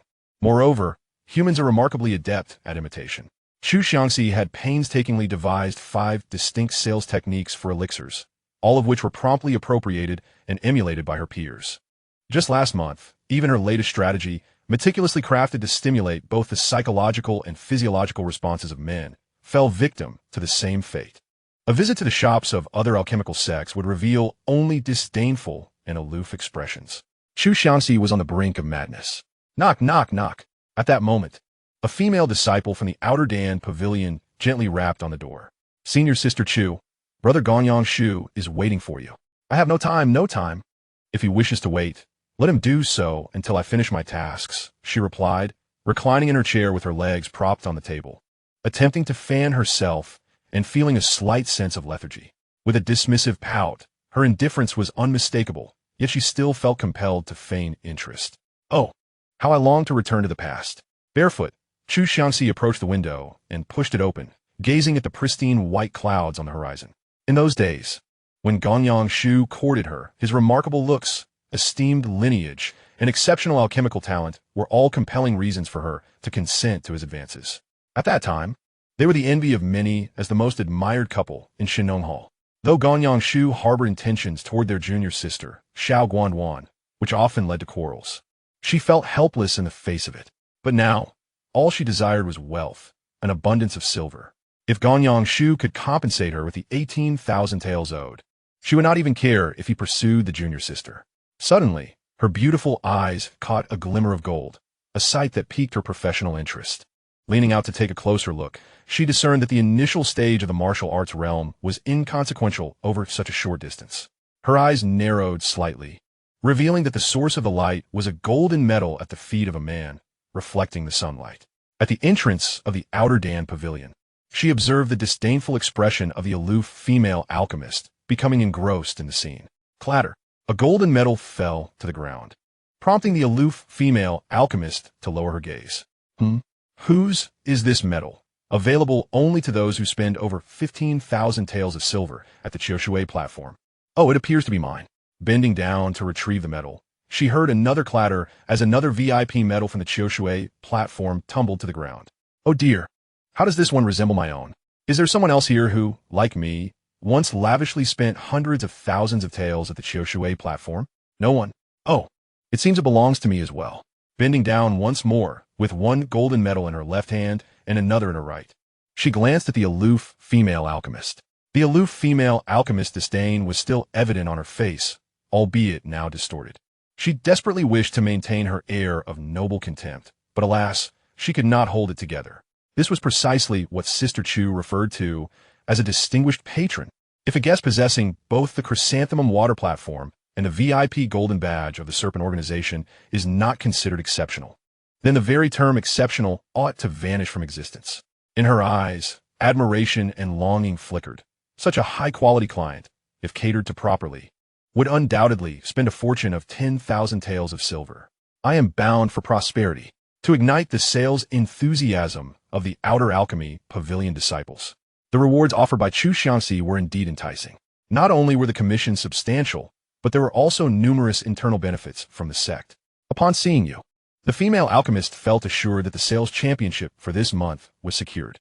Dear guest, she began, her previously aloof demeanor softening, her voice sweetened. You gestured for her to regain composure, expressing a preference for her earlier condescending gaze. The alchemist contemplated the rewards of being the sales champion, her expression shifting in an instant. How could one so impoverished waste my time? Follow me, but let me make it clear, the pills are precious. You may inquire about the prices, but refrain from touching. Should your poverty cling to them and prevent their sale, do not blame this seventh-tier alchemist for being ungracious. Having delivered her high-handed warning, a charming smile returned to her face. Dear guest, how do you find this fragrance? You are truly remarkable. Let us proceed. I feel uncomfortable if I do not spend today. With a hearty laugh, you merely lifted your arm, and the aloof female alchemist promptly understood, coming to link her arm with yours, half leaning against you as you entered the Outer Alchemy Pavilion. Such an entrance was the envy of all other patrons. Yet, there was something even more enviable. The alchemist's large eyes twinkled as her rosy lips drew near to your ear, her breath fragrant as she spoke in a tone audible enough for others to overhear. Dear guest, your status is esteemed. Shall we clear the room? With a mere nod from you, the entire Outer Alchemy Pavilion shall cater solely to you today. Amidst a chorus of gritted teeth and a blend of envy and resentment, your eyes sparkled with the brightness of a 40-watt energy-saving bulb. I knew there was a hidden program in the Divine Farmer Hall. You nodded in calm anticipation, while internally brimming with excitement. The alchemist gently nodded in response, releasing your arm and returning to her cool demeanor with a delicate wave of her hand. The esteemed guest has arrived. The Outer Alchemy Pavilion shall close for the day. With her haughty tone echoing, the entire pavilion became a flurry of activity. In no time, the Outer Alchemy Pavilion was left with only you as its distinguished patron. You disregarded the miscellaneous staff and outer disciples. Your focus solely on the 20 female alchemists standing in 2 neat rows, all clad in pure white garments, appearing as if untouched by the mundane world. The alchemists are indeed noble, a consensus long established among all, to entice customers to purchase elixirs. Xianxia has ingeniously enlisted the services of the esteemed and youthful alchemists from the Shinong Temple to act as sales representatives, effortlessly captivating patrons. Esteemed guest, how would you prefer us to address you? At this moment, the female alchemist, as if claiming her territory, gracefully linked her arm with yours and leaned in to whisper. You are the sole esteemed guest of the Outer Elixir Pavilion today. According to our custom, you may request any form of address you desire.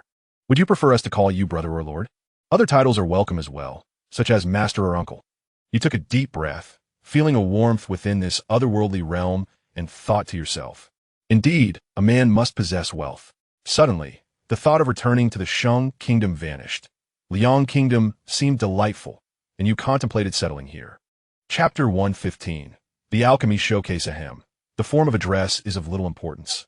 What matters is excellent service and fine wares. You waved your hand dismissively, nearly stumbling over your words. The female alchemist stifled a laugh, playfully tapping your shoulder with her fist. Then we shall call you young master. May I guide you on a tour of our Outer Elixir Pavilion? Very well. With a nod. You were treated like the sole son of the outer elixir pavilion, flanked by 20 exquisite young alchemists, carefully selected from the Xianxia temple, as you strolled through the pavilion. In truth, there was little to explore within the outer elixir pavilion, but the company was so exceptional that the experience was immensely pleasurable. After a quarter of an hour, you were ushered into the grandest VIP tea tasting room on the 6th floor, where a female alchemist had already prepared a delightful array of tea and snacks, personally serving you. As you sipped the fragrant tea, your lips and palate were graced with its exquisite taste. Indeed, the alchemist's deft hands produced tea of remarkable aroma. Young master, if you are not pressed for time, we have prepared a few brief performances to help you understand the entire alchemy process. Would you care to witness them? Certainly. With the prospect of entertainment, you had no objections, though a hint of disappointment lingered in your heart. The true allure of the outer elixir pavilion lay in the noble status and presence of its female alchemists. To have them engage in singing or dancing would be a descent into the mundane, tarnishing their image. However, reality unveiled a deeper understanding. The initial female alchemist, Xianxia, provided you with a lesson on what true elegance entails. After a brief absence, she returned with a large basin of ice, emanating a chilling aura, and a small fan in hand, taking a seat beside you. Then, a group of disciples from the Xianxia temple entered the room, each carrying an array of alchemical tools, alchemy furnaces, mortars, and blades. With some knowledge of alchemy, you recognized that they had brought nearly every essential instrument required for the craft. Could it be live alchemy? Indeed, this piques one's interest, aligning with the esteemed aura of an alchemist while avoiding the mundane. However, it does seem somewhat tedious. Young master, shall we commence? Xianxia placed an ice basin between the two of you, her delicate hand creating a gentle breeze that wafted in, imbued with a faint, ethereal fragrance emanating from her being. Just as you pondered the purpose of this setup, the diligent outer sect disciples sealed all the windows and retreated, allowing 3 exquisitely beautiful alchemists, clad in immaculate white robes, to enter. One alchemist knelt to prepare the herbs, another meticulously arranged and refined the materials, while the third ignited the alchemical flame to preheat the furnace. In that moment, the reason for the ice preparation became clear. Yet why seal the windows? Wouldn't it be cooler without them? You see, young master, alchemy is profoundly influenced by the environment and control of the flame, particularly the wind. Opening a window could disturb the delicate balance of the flame, potentially ruining an entire batch of elixirs. Thus, unless one is in a specialized alchemical chamber, sealing the windows and locking the doors is imperative. Xianxia elucidated, sensing your confusion. Yet, the subtle smile gracing her lips hinted that matters were far from straightforward. Indeed, as the alchemical flame blazed, the room's temperature soared past 40 degrees Celsius. You had a stunning female alchemist fanning the air, coupled with her extraordinary physique, making the heat somewhat bearable. However, the 3 alchemists diligently working alongside Xianxia were undeniably feeling the oppressive warmth. After a brief period, the 4 alchemists in the room were already glistening with sweat, and you swallowed hard, suddenly enlightened. The pristine white garments of these alchemists from the Dan Pavilion outside the Xianxia Hall appeared utterly unblemished, yet the allure of their presence was undeniably overwhelming. You marveled in awe, wishing you could applaud, were it not for the inappropriateness of the situation. This spectacle far surpassed any performance by courtesans. The 3 alchemists maintained serious, composed expressions throughout, utterly engrossed in their craft, showing no concern for how their dampened garments clung to their forms. More importantly, you see, young master, the heat generated during alchemy leads us ladies to habitually wear only lightweight garments while working, making the practice of alchemy, especially for us female alchemists, quite intimate. It is a privilege that you, with your striking appearance, are fortunate to witness. Xianxia adeptly interjected, her keen observational skills shining through, answering without you having to prompt her. You found yourself parched and contemplative, pondering the genius behind the creation of such an event by those in the Xianxia Hall. Of course, in a public demonstration of alchemy, the concoctions produced would not be of the highest caliber. The elixirs crafted by these 3 alchemists were not even of the entry-level quality, but rather akin to a simple, nourishing pill, capable of providing some sustenance to the body. Half an hour later, the air was filled with a delicate fragrance of the elixir, mingled with the subtle scents of the alchemists, enveloping the entire room. In truth, the sweat of the female alchemists is indeed fragrant. As Xianxia has remarked, what girl does not cherish beauty? The female alchemists of the Xianxia Hall consume a particular beauty-enhancing elixir, and after prolonged use, even their breath carries the delightful scent of flowers. As the dark, viscous medicinal paste cooled slightly, the three perspiring female alchemists began to knead the elixir. Some placed the kneading board upon their laps, while others preferred not to use tools, directly employing their delicate, fair hands, complemented by their graceful thighs. Upon witnessing this, one might comprehend why certain elixirs, especially those marked with the names of the alchemists and crafted by hand, commanded a higher price than their counterparts. Among the three, one utilized a tool for kneading, another relied on her hands, and the last one, her aloof yet charming visage momentarily blushing, bit her rosy lip, leaned forward to fetch a basin of clear water, and then removed her shoes and socks, revealing her bashful toes curled in a beautifully arched foot. Why was she washing her feet? You were taken aback. At this moment, Xianxia ceased fanning you and leaned in closer, whispering, "This is a hidden variety of elixir reserved only for the most esteemed guests." With narrowed eyes, you observed the last bashful alchemist skillfully lifting a portion of the medicinal paste with her agile feet. What? This is what one calls sincerity. This is the manifestation of genuine intent. At that moment, a spark of desire ignited within you, compelling you to spend 3,000 to 5,000 taels of silver today, lest you feel unworthy. Chapter 116. Is 20,000 a lot? You were admiring the enchanting sight of beautiful women refining elixirs in the VIP room on the 6th floor, while Xianxia anxiously waited upstairs, feeling restless. Initially, after being disheartened by Xiao Balian, he contemplated writing a letter to his father, but ultimately decided against it. What does it matter whether true or false? It's all in the past. Once he successfully wins over the stunning Xiao Guangguan, they would become one family. Instead of wasting time writing to his family, he would rather seek out Xianxia. He must claim the two most beautiful women of the younger generation in the Xianxia Hall for himself. Alas, Xianxia has been increasingly busy. It seems they have not held hands and strolled through the herbal fields for 3 months. Xiangxia's lips curled into a smile, acknowledging that his avoidance of Xianxia was a contributing factor to this. Yet that was in the past. Now, things were different. He patted the silver notes in his pocket. 20,000 taels. Just that morning, his family had finally sent him the silver. In truth, for someone of his lineage, a mere 20,000 taels was hardly a concern. Once a prime minister, even with empty sleeves by year's end, he could effortlessly extract a substantial sum from the winds that had seemingly concealed it. However, that was in the past. Since 6 years ago, when the new Emperor Hongyu ascended the throne, using the right prime minister's practice of stepping in with his right leg as a pretext, a sweeping campaign for integrity and reform has engulfed the entire Liang court, from the grand halls of the Golden Luan to the humble county offices. Indeed, any individual with a modicum of intelligence who wishes to survive in office has essentially surrendered all ill-gotten wealth accumulated during their tenure to the court. This is no jest. The esteemed left prime minister, Chunhui, who holds significant power just below the emperor, finds his family's savings to be less than that of an unscrupulous grain merchant. The 20,000 taels in silver notes he possesses were procured only because his mother discreetly sold off some belongings to provide for him. With this sum, surely Xianxia will look upon me with newfound respect. Xianxia was quite exhilarated. It had been 3 months since he last strolled with Xianxia, and naturally, even longer since they had shared tender moments under the night sky. Yet, after waiting patiently, he found himself unable to endure the delay. Originally intending to maintain his composure and surprise Xianxia with the silver when she arrived, he could no longer restrain himself. Fortunately, he abandoned pretense and opened the door, planning to summon the outer disciples to inform Xianxia that her dashing and affluent suitor, Xianxia, had come bearing a substantial fortune to help her through her challenges. But where is she? Upon opening the door, Xianxia found the 7th floor devoid of any presence. TSK, my beloved Xianxia, is laboring tirelessly in the outer dam pavilion. Yet these individuals have grown complacent and idle. It is utterly outrageous. Xianxia frowned in displeasure, feeling a profound lack of respect.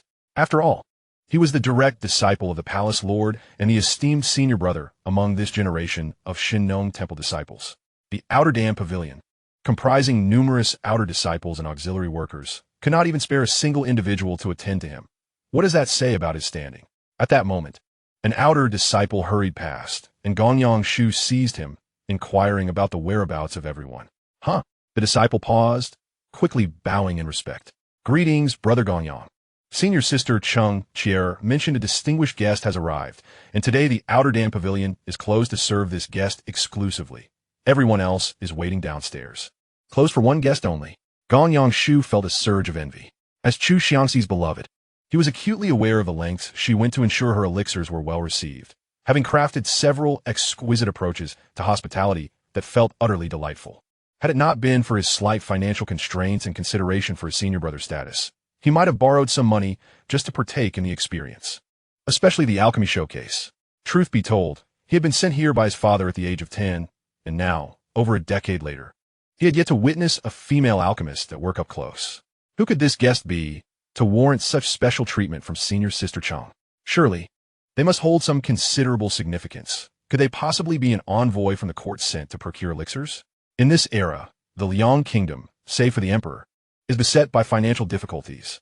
The only individuals worthy of being considered esteemed guests, deserving of special attention and hospitality, are the imperial envoys. And Gong Yangshu could think of no one else. A confident smile graced his face as he waved his hand grandly. You should have informed me sooner. Have you forgotten that my father is the current left chancellor? It is only fitting that I personally receive our guests to demonstrate the significance of Shenong Hall. Not an imperial envoy, brother. Is that esteemed visitor not your guest? I heard from a senior sister that you were seen hosting that distinguished guest at our Shenong Hall. A disciple from the outer sect shook his head, then raised his thumb in admiration. Indeed, Brother Gonyang, your connections are remarkable. That esteemed guest possesses both a prestigious membership at the Shenghua Chrysanthemum Water Terrace and our Liang Kingdom's esteemed guest gold card. Surely, their expenditure could rival that of hundreds of ordinary patrons. Gong Yangshu frowned as the faces of Xiao Balian flashed through his mind. Something felt amiss. He quickly dismissed Xiao Balian from his thoughts. After all, he was merely a small-time martial arts instructor in a minor city of Shenghua. How could he possibly be a distinguished guest? Could it be that man, even more handsome than I? Impossible. A mere follower trailing behind Xiao Balian could not possibly possess such wealth.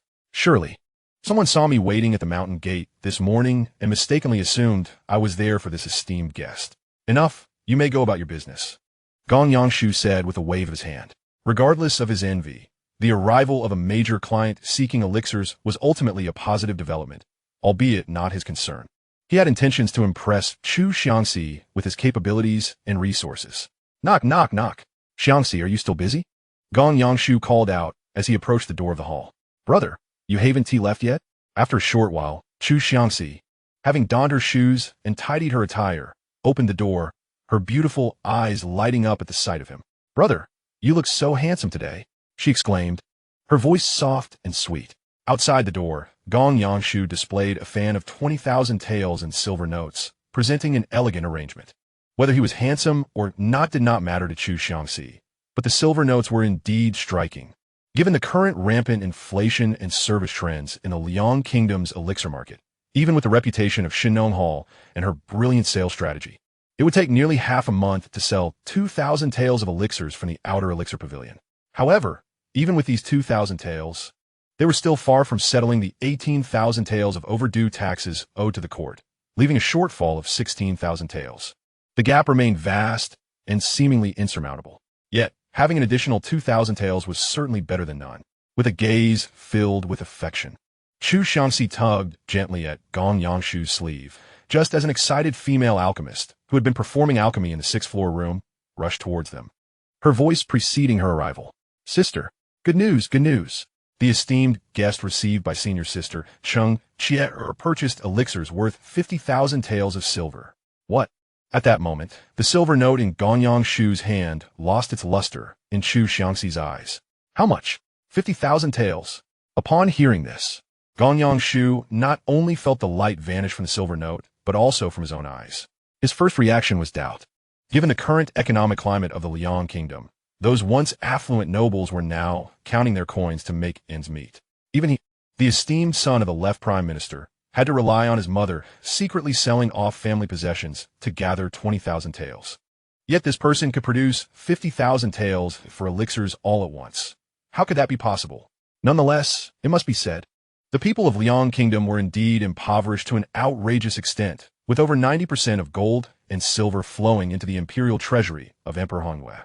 50,000 taels truly constituted an enormous order. Xianxia, more excited than Gonyang Shu, eagerly grabbed the prison guard alchemist and kept asking if it was true.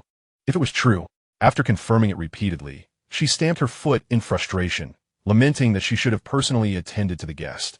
With her skills, she might have extracted even more taels from him. Previously, when Xianxia cleared the area, someone had come to report to her. She trusted Xianxia's abilities. And with the impending tax issues weighing on her mind, she refrained from intervening, now regretting it. Senior sister, it's not too late to approach him now. That young master hasn't left yet. He seems quite confident and might have plenty more in his pockets, the prison guard alchemist urged excitedly, rubbing his hands together. Xianxia's eyes sparkled, and the two women clasped hands as they made their way to the 6th floor, discussing strategies to extract funds along the way. Gonyang Shu stood rooted in place, his face turning pale, under pressure from the court and the increasingly competitive market. The female disciples of the external alchemy pavilion inevitably had to make certain concessions when selling elixirs. This might involve adopting a flirtatious demeanor or even more excessive measures. Yet, alchemists remained exalted figures. Thus far, there had been few customers capable of truly experiencing the allure of the aloof female alchemists in the external alchemy pavilion. Regardless of the circumstances, Gonyang Shu had never cared. After all, his beloved Xianxia was the pavilion master, solely responsible for management and not for selling elixirs.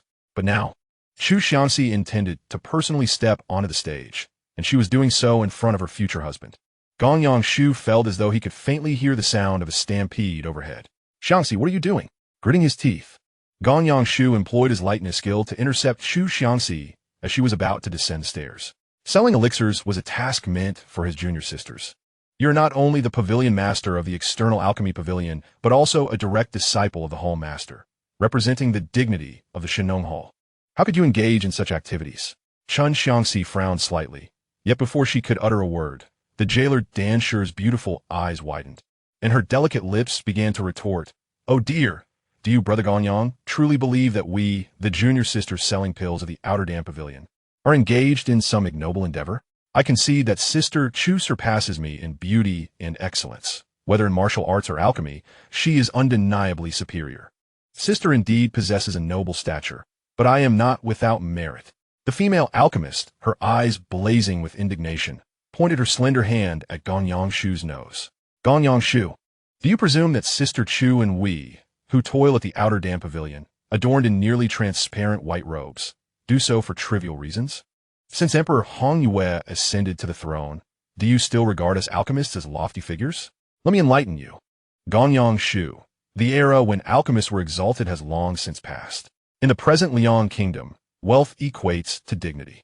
We sisters endure scant clothing and sell our charms to safeguard the Shinong Hall from being trampled by the imperial cavalry.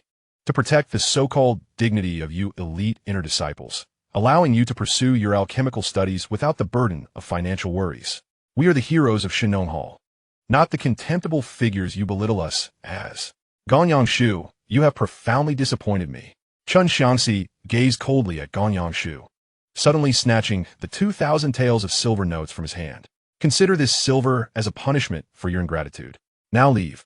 The Outer Dam Pavilion does not welcome you today."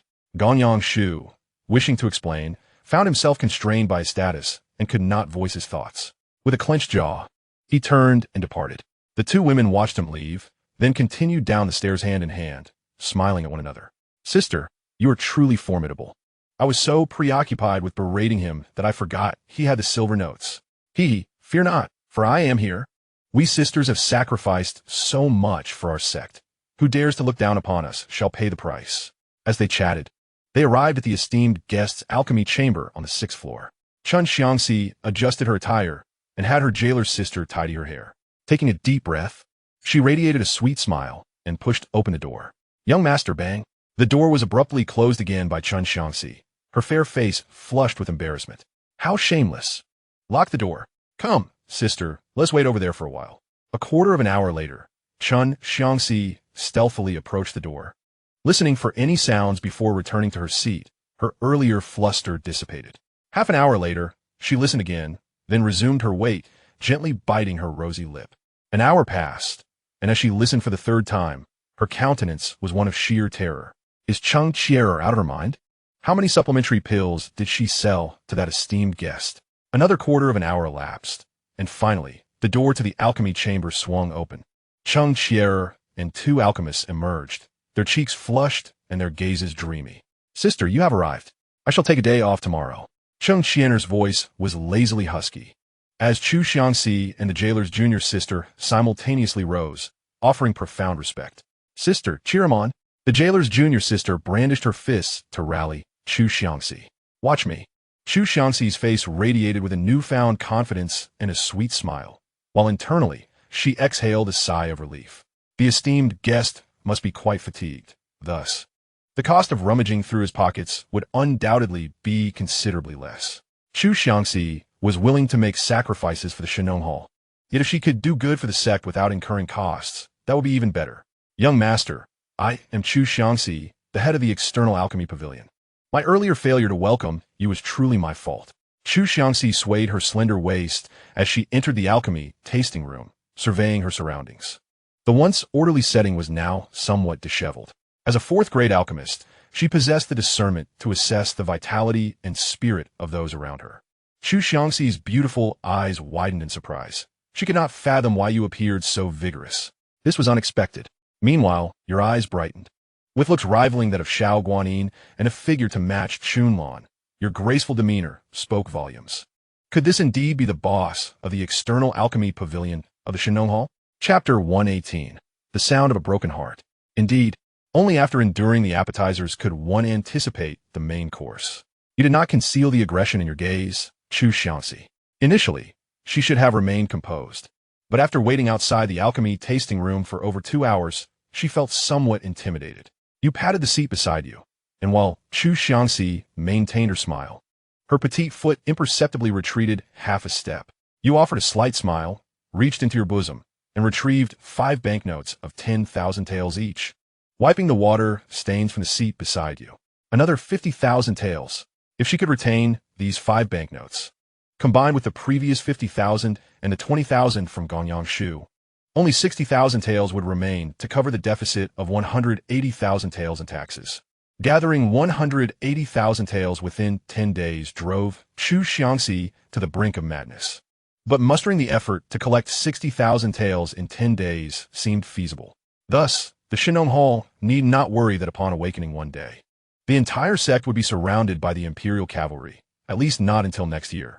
However, the success of all this hinged on persuading the exceedingly wealthy guest before her to part with these 50,000 taels.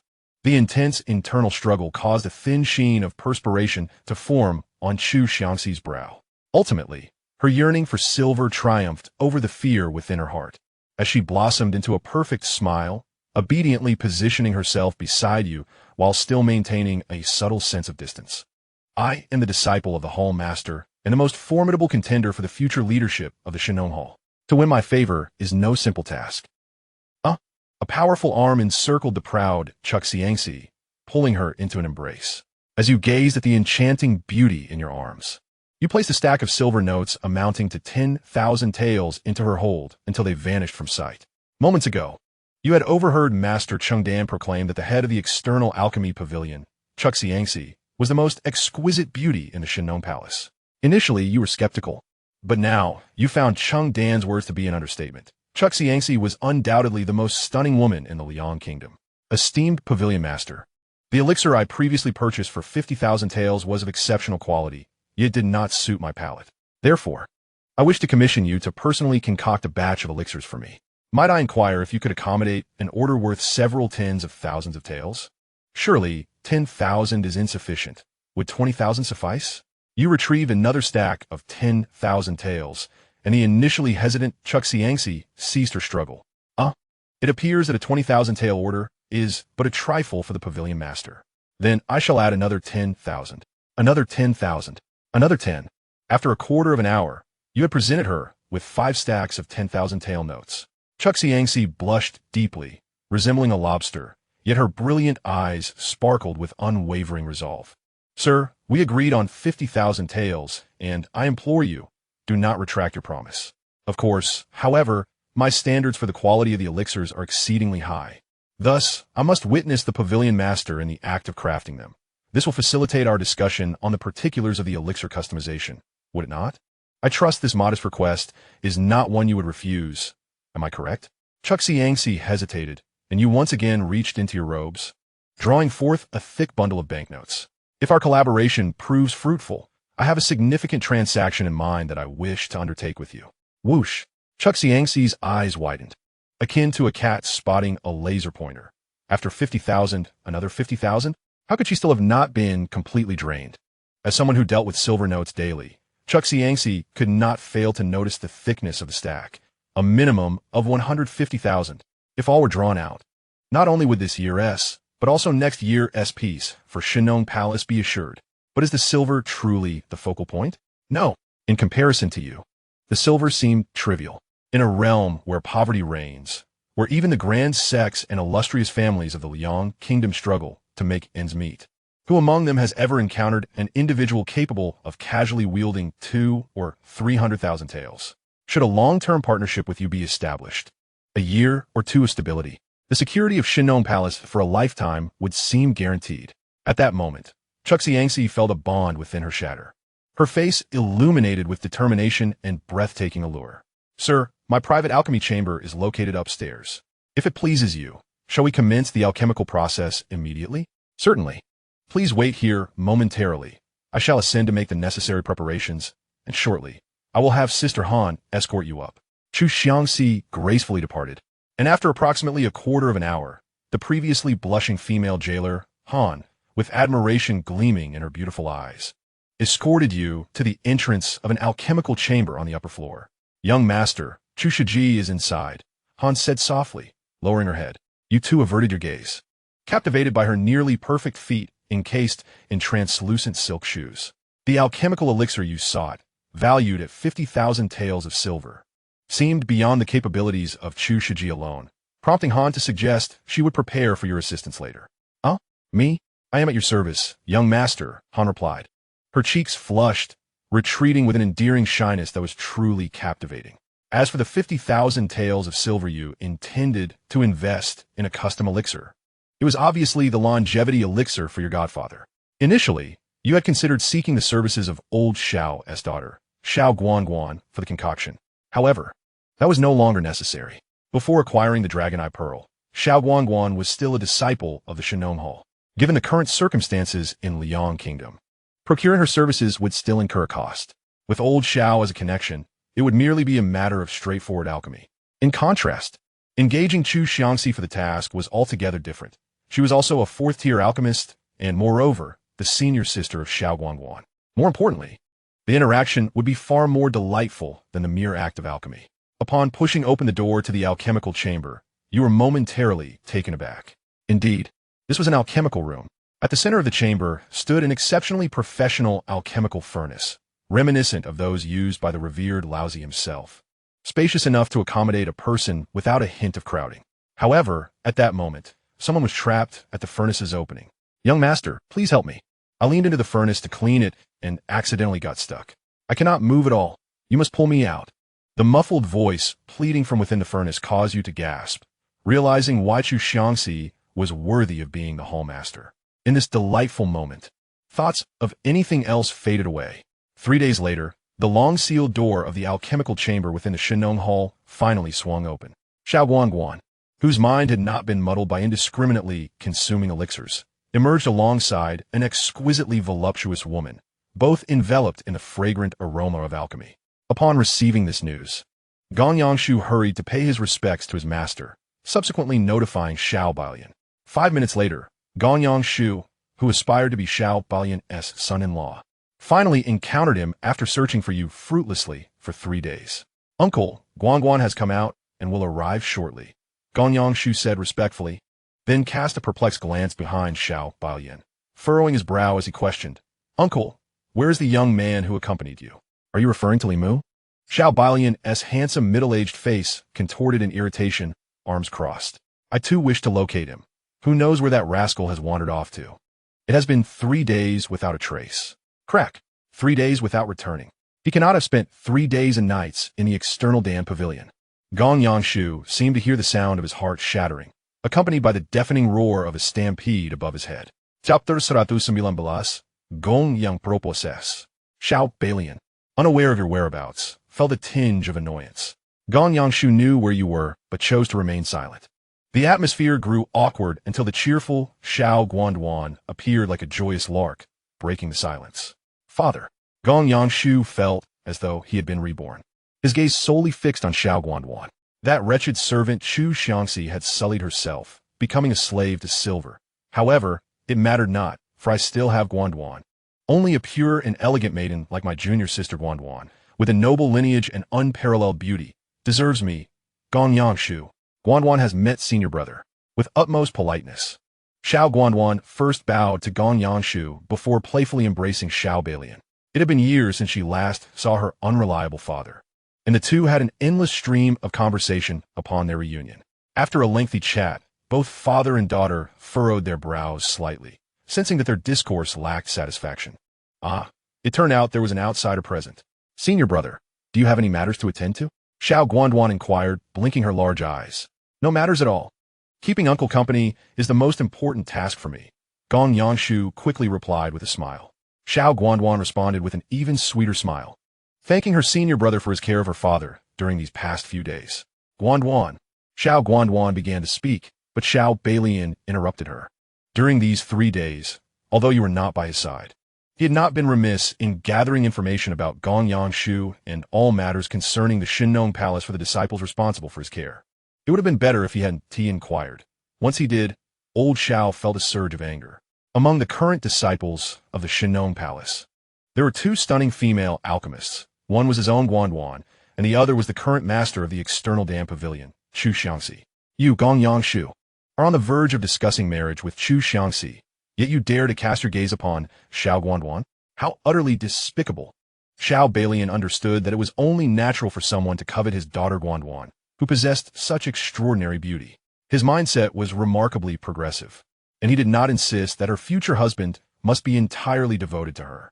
However, even if her future husband were to take multiple wives, his daughter Guanduan would remain the principal wife, the foremost lady. If you were to court Chu Xianxia first, given that she is not only the pavilion master, but also Xiao Guanduan's senior sister, it is evident that she intends for his precious daughter to assume a secondary role. At that moment, the charming yet somewhat disheveled man, Xiao Balian, began to exhibit a hint of grievance on his handsome, middle-aged visage. Dear, have you yet introduced your esteemed senior brother to your father? Although I had the pleasure of meeting him just once during my visit to the Shinnong Hall 3 days ago, he has graciously arranged a place for me to rest. In the future, do ensure to express my heartfelt gratitude to him. What? No. Gong Yangshu was utterly bewildered. You know how my father courted my mother? Yet you remain oblivious to my name? This unfortunate circumstance stemmed from the lack of internet in this otherworldly realm. Otherwise, Gong Yangshu would have certainly berated him for being such a manipulative charmer. Senior brother, is this the manner in which you have tended to my father over the past 3 days? Surely, as a junior sister, I have not caused you any undue trouble. Have I? Even if I have erred in my conduct, we are of the same lineage. My father has traveled a great distance, and while you could have taken him around to explore the surroundings, you did not even bother to accompany him for a drink or a simple breakfast. Xiao Guanduan's pretty face turned slightly cold. Senior brother, it is time for you to take your leave. My master is hosting a banquet for my father this evening. If you have no pressing matters, I would appreciate your assistance at my master's side. With that, Xiao Guanduan took Xiao Balian back into the room, completely disregarding Gong Yangshu. It was unfortunate, for she had previously deemed Gong Yangshu to be a decent person. She blamed herself for misjudging him. Standing in the courtyard, Gong Yangshu felt an overwhelming sense of injustice, yet he refused to accept defeat. Was it his fault for not accompanying Xiao Balian for 3 days? It was clearly the fault of that scoundrel who had come with Xiao Balian, had he not sullied Chu Xianxia while visiting the Outer Alchemy Pavilion. How could Gong Yangshu have been so distracted these past 3 days? His mind was consumed with thoughts of how Chu Xianxia sought to sell elixirs and empty his pockets, driving him to the brink of madness. What was that fellow's name again? Gong Yangshu seethed, wishing to vent his frustrations, yet feeling even more aggrieved as he realized he did not even know the man's name, making it impossible to direct his ire appropriately. Forget it. I shall seek my master. Tonight, my master is set to adopt my junior sister as his foster daughter. I shall seize this opportunity to turn the tides in my favor. Xianxia's gaze turned icy, a smirk playing at the corners of his mouth. This evening, he would implore his master to bestow Xiao Guanduan upon him. Just days prior, when he received 2,000 taels of silver in a letter from his mother. He was also graced with some fortuitous news. The taxation of Liang Kingdom, along with the sect's tax debts, was now under the purview of the newly appointed director of the Ma Ta Si.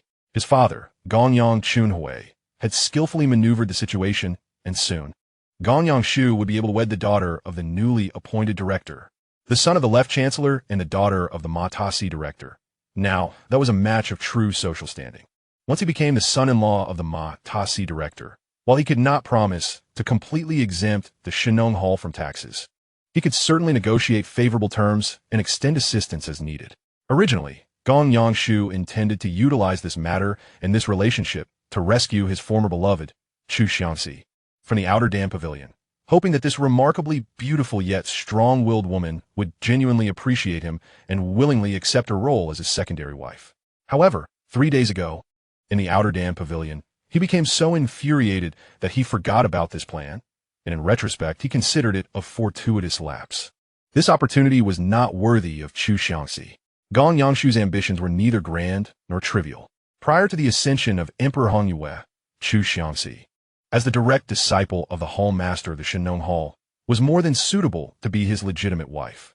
Yet, after Emperor Hongyue took the throne, the tides turned, and the sect's influence was severely diminished in the Liang Kingdom, leading Gong Yangshu to deem that Chu Xianxia was only fit to be his secondary wife. However, placing Chu Xianxia in such a role was no simple task.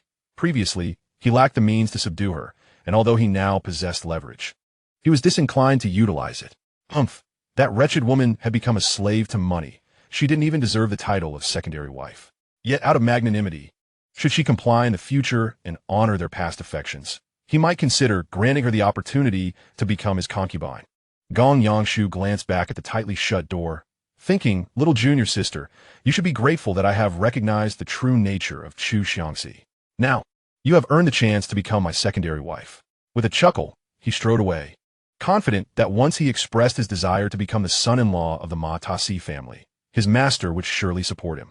As he thought of his master, an image of an infinitely beautiful mature woman emerged in his mind, her allure captivating him. Alas, he had to consider the reputation of the Gong Yang family. Otherwise, his master would far surpass the youthful charm of his current junior sister. Chapter 120.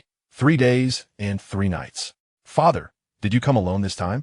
After Gong Yangshu left, the father-daughter duo felt significantly lighter. Xiao Guai clung to old Zhao's arm playfully. Xiao Balian's handsome face darkened as he replied, not alone. Do you remember the Li Mu I mentioned in my previous letter? Is he here? Where is he? Xiao Guai's big eyes sparkled with excitement, only to be replaced by a sudden shyness, which was unrelated to romantic notions. Father, I recall you telling me in my childhood that the third key to unlock the hidden treasures is always held by eunuchs. Is Li Mu one of them? Xiao Guai was both shy and curious. Although there were plenty of eunuchs in the royal palace, she had never seen one before. Coupled with her unusually keen curiosity, her question was not unfounded. Xiao Balian's expression grew darker, but he remained resolute as he stated, he is definitely not. Then where is he? I suspect he has gone to the Outer Dam Pavilion, and has likely been minced into paste for alchemical purposes. Xiao Balian's tone dripped with bitterness, as he had already surmised her whereabouts and wished he could join her. As the father and daughter spoke of you, within the sacred halls of the Shinong Temple, others were on the verge of mentioning your name as well. Just after concluding her alchemical pursuits, Min Daijun elegantly occupied the seat of the sect leader, attentively listening to reports on the temple's recent affairs while deftly managing a multitude of documents. At 36, she donned the white robes of a leader, resembling a perfectly ripened peach, emanating an aura of boundless grace and elegance. Many harbor misconceptions about the profession of alchemists, believing that age equates to greater prowess. While this notion holds some truth, it is ultimately a skewed perspective. The craft of alchemy is more reliant on innate talent than martial prowess, embodying a true doctrine of natural aptitude. Below the rank of fourth-tier alchemists, one may accumulate vast resources and engage in prolonged practice to achieve proficiency. However, above the fourth tier, without inherent talent, mere age is but a futile dream. The so-called talent for alchemy is, in essence, the mastery of the properties of each medicinal herb. No two individuals in this world are identical, nor are there two herbs with precisely the same properties. Even two ginseng roots, harvested on the same day from the same environment, will exhibit exceedingly subtle differences in their medicinal qualities. Only those who can perceive these nuances are deemed worthy of becoming alchemists. Those capable of accurately sensing, controlling, and adjusting the properties of dozens, if not hundreds, of herbs during the alchemical process are qualified to ascend to the ranks of fourth-tier alchemists and beyond. Based on the accumulated wisdom of alchemists over the years, this talent tends to wane with age. Only through continual practice and interaction with herbs can one maintain their skills over time. Consequently, throughout history, every individual who has risen to the rank of first-tier alchemist has invariably achieved the status of fourth tier before the age of 25, second tier before 30, and first tier before 35. Without exception, Min Daijun is such a prodigious talent in the realm of alchemy, having attained first-tier status at the age of 32, successfully surpassing her master's alchemical prowess, and ascending to the esteemed positions of both sect leader and grand elder of the Xianxia Temple. While managing the affairs of the sect, she smiled softly, reflecting that had she known the extent of the suppression the sect would face after Emperor Hanyue's ascension, she would not have challenged her master back then. Leading the sect is indeed exhausting, but a few more years of perseverance will suffice. In her mind, the exquisite faces of two breathtakingly beautiful disciples floated before her, Chu Xianxia and Xiao Guanduan. They are the most beautiful and exceptionally talented alchemists within the Xianxia Temple. With Guanduan's innate abilities, she would surely ascend to first tier within no more than a decade. Xianxia's talent, though slightly inferior, would still see her reach first tier before the age of 35. At that time, with a gentle nudge, Min Daijun could pass the mantle with ease, bringing her joy. As she envisioned a bright future, her smile grew even more radiant, captivating not only the male disciples below, but even the female ones, who gazed at her in a daze. At this moment, Ganyang Shu approached the main hall of the sect leader, greeted by a chorus of respectful voices calling out senior brother, which prompted Min Daijun to lift her head from the mountain of work before her. Master, Sister Guanyuan is reminiscing with her father. What standard should we adhere to for tonight's banquet to formally adopt her as a foster daughter? Ganyang Shu hurriedly bowed, fearful that the burning passion in his eyes would betray him, as he dared not meet the breathtakingly beautiful visage of Min Daijun. Indeed, Min Daijun murmured, her brow slightly furrowed. As the esteemed leader of the hall, the adoption of a foster daughter warrants a grand affair. Not only should we invite the high-ranking members of various sects from both countries to witness, but at the very least, all disciples of the Xianxia Hall should be treated to an exquisite banquet. However, poverty loomed large. Before Emperor Hanyue ascended the throne, she was merely a second-grade alchemist. And back then, the cost of concocting a batch of second-grade elixirs started at a minimum of 50,000 taels of silver. If her master were to intervene, as a first-grade alchemist, he would not even ignite the flames for a batch that didn't fetch at least 100,000 taels. The Xianxia Hall had earned its revered status among alchemists precisely because each hall leader had been a first-grade alchemist, while competition was fierce for lower-grade elixirs. The ultra-high-end market for first- and second-grade elixirs saw no rival capable of challenging the Xianxia Hall. Thus, the hall had never faced a shortage of funds. The extent of their earnings depended solely on the leader's willingness to act. Yet, ever since 6 years ago, is a tale too sorrowful to recount. She had grown, becoming a first-grade alchemist, with the cost of producing a batch of elixirs now starting at 100,000 taels. However, the buyers no longer possessed the means. The Xianxia Hall's greatest advantage in high-end elixirs had evaporated with the economic downturn. Ever since Min Daijun assumed the role of hall leader, she had not experienced a single day free from financial worries. It is unwise to hold an extravagant event. The dishes should be light, and we should strive to keep the costs under 50 taels. Even as she spoke these words, Min Daijun felt a flush of embarrassment. Yet, frugality was essential, considering the sacrifices made by Chu Xianxia and the other female disciples at the outer alchemy pavilion to earn some silver. How could she, as the hall leader, squander resources for personal matters? At worst, she could present a vial of first-grade elixir as a gift to Guanyuan's father, which would not diminish their interests. Yes, this arrangement suffices. Besides, those first-grade elixirs are not selling well and would only gather dust. A little-known fact about alchemy: elixirs also have a shelf life. The higher the grade, the more pronounced this phenomenon. Much like food, elixirs are most fragrant when freshly made.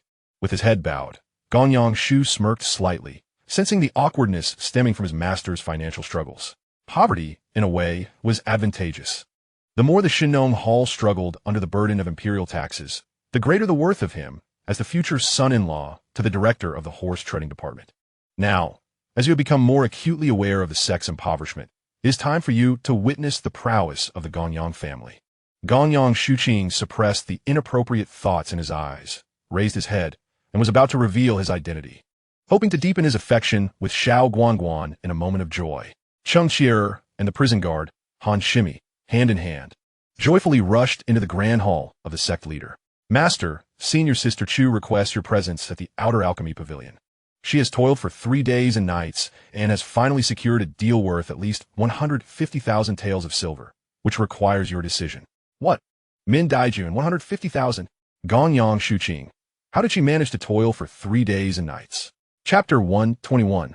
The Art of Alchemy. In the following year, June, upon hearing of the arduous 3-day endeavor, Gonyang Shuqing fell into a spiral of mental exhaustion, swaying unsteadily, his gaze unfocused, utterly oblivious to the world around him. Of course, no one was paying him any attention at that moment. Min Daijun felt utterly bewildered. Previously, 150,000 taels was merely the cost for her to refine 1.5 batches of elixirs. Yet for her, in the Xianxia Hall at this time, it had become an astronomical sum. Who was this young man, endowed with such formidable financial resources? Could he possibly be an envoy of the court? Min Daijun steadied her nerves, ensuring she maintained her composure before the other disciples. Xianxia exchanged a glance with the prison guard, Han Shimi, and proudly spoke, Master. Young Master Li is not from the Liang Kingdom. He is a person from the Shang Kingdom accompanying Guangguan's father on a visit. Moreover, prior to negotiating this substantial deal of 150,000 taels, young Master Li had already purchased elixirs worth 100,000 taels at the Outer Alchemy Pavilion. 250,000 taels. While 150,000 was within Min Daijun's capacity to bear, the sum of 250,000 was still manageable.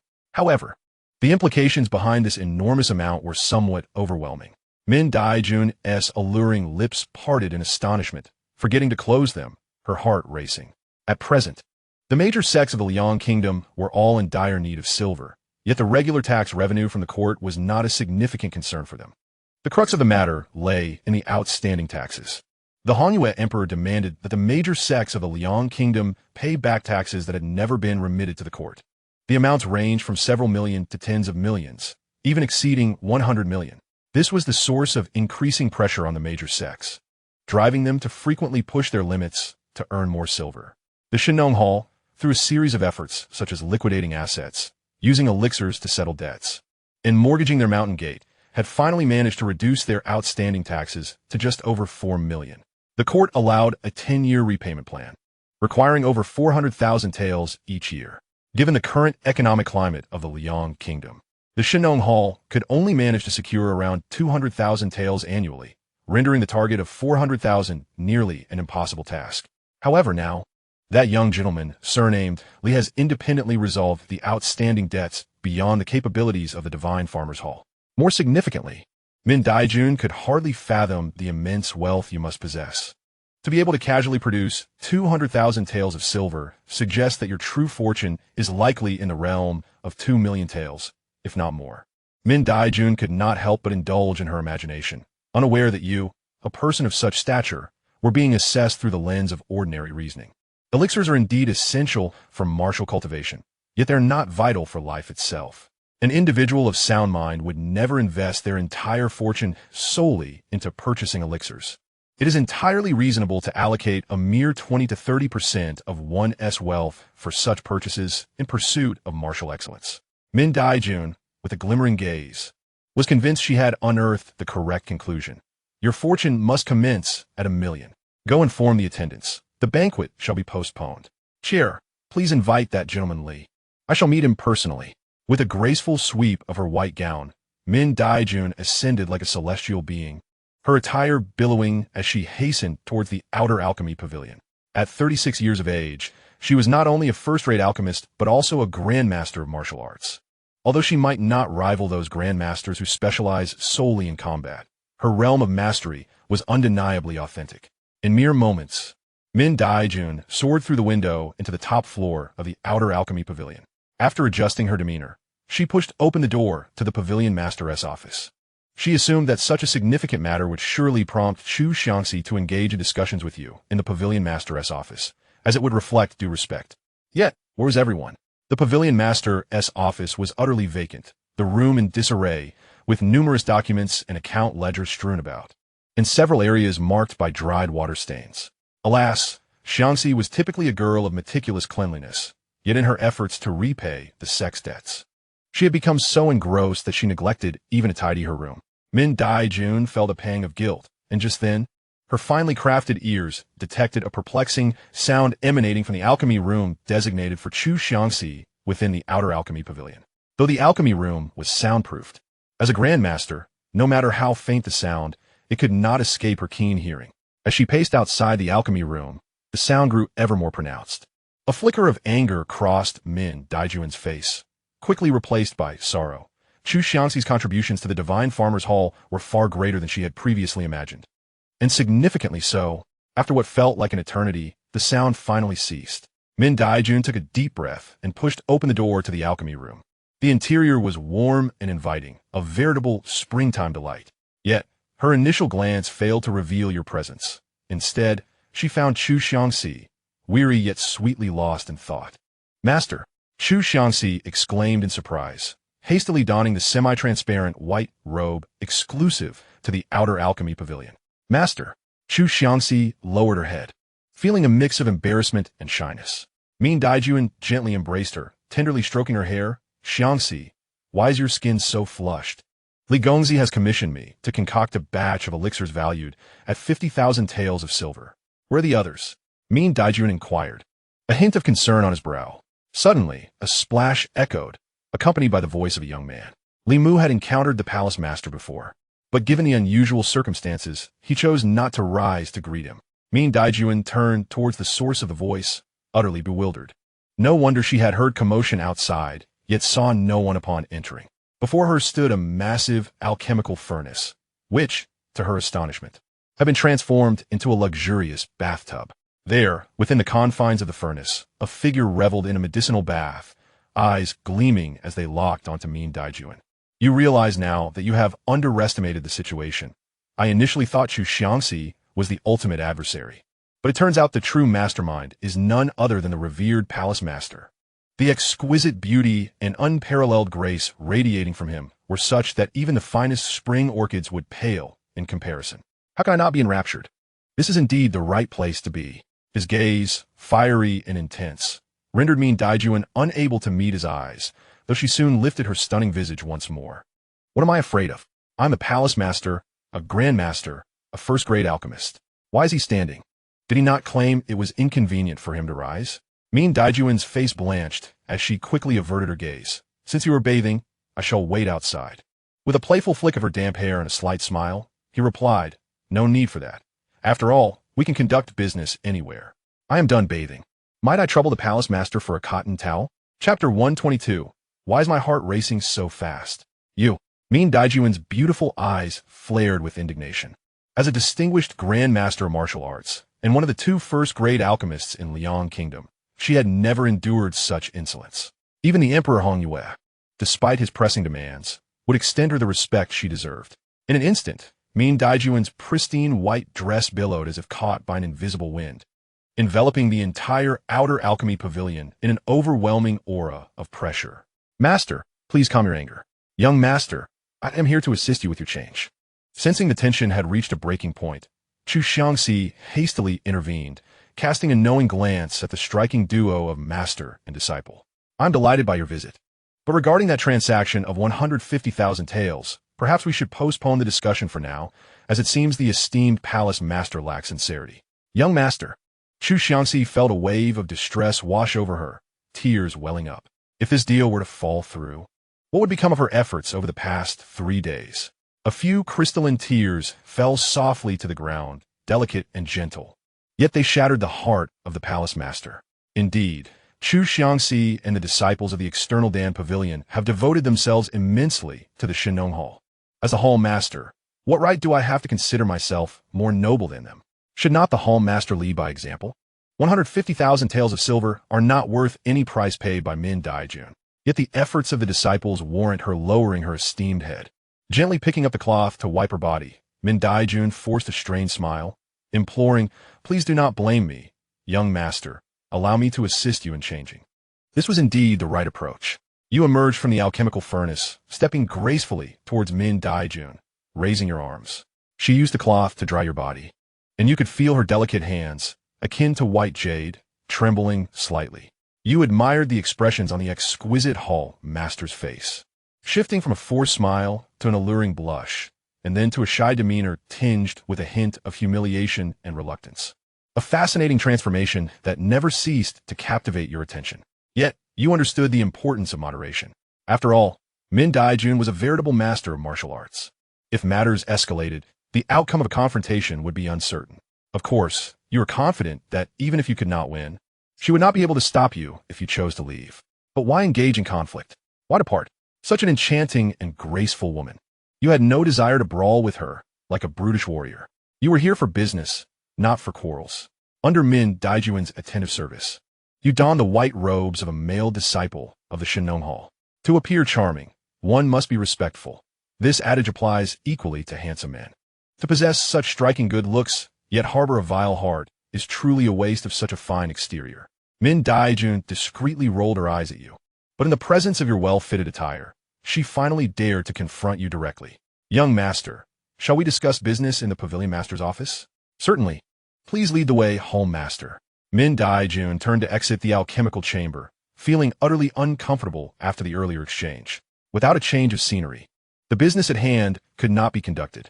"Your hall master appears to have aged, yet her heart resembles that of a child," you remarked to Xianxia. Before Xianxia could respond, Min Daijun, already nearing the pavilion master's office, was taken aback by your words. Did he just imply that I look old? Unable to resist, she touched her own face, supple and smooth, softer than the finest silk. A mature woman indeed, her allure stemmed from her poise. One could easily mistake her for the elder sister of Chu Xianxi and Xiao Guandai. No woman relishes being told she appears aged. Min Daijun balled her fists, trembling with indignation, fighting the urge to turn back and deliver a retaliatory slap from afar. "I shall endure. I will not stoop to the level of the blind." Min Daijun approached the public hall in a huff. Chu Xianxi gazed at you with a playful pout, and as you extended your arm, she instinctively clung to you tightly. After 3 days of secluded alchemical practice together, she had been quite obedient. When you embraced Chu Xianxi and approached the hall of the sect leader, upon seeing Min Daijun seated, you revealed a smile laden with meaning, causing Chu Xianxi to shyly lower her head. "Young Masterly, please take a seat." Min Daijun found your demeanor puzzling, but chose not to dwell on it. You settled opposite her, and as Chu Xianxi prepared tea and snacks, Min Daijun straightforwardly presented a list of elixirs. "Young Master Li wishes to procure elixirs worth 150,000 taels of silver. I assume the quality required will not be low. This is a catalog of all elixirs of 4th grade and above in our sect. Please feel free to choose. If necessary, I can even personally concoct them." The sincerity of Min Daijun, a 1st-grade alchemist who offers to brew the elixirs on the spot, was indeed commendable.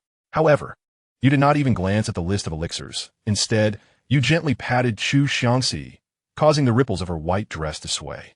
Chu Xianxi immediately knelt beside you like a dutiful secretary and spoke. "Master, the young master does not wish to purchase elixirs, but rather medicinal materials.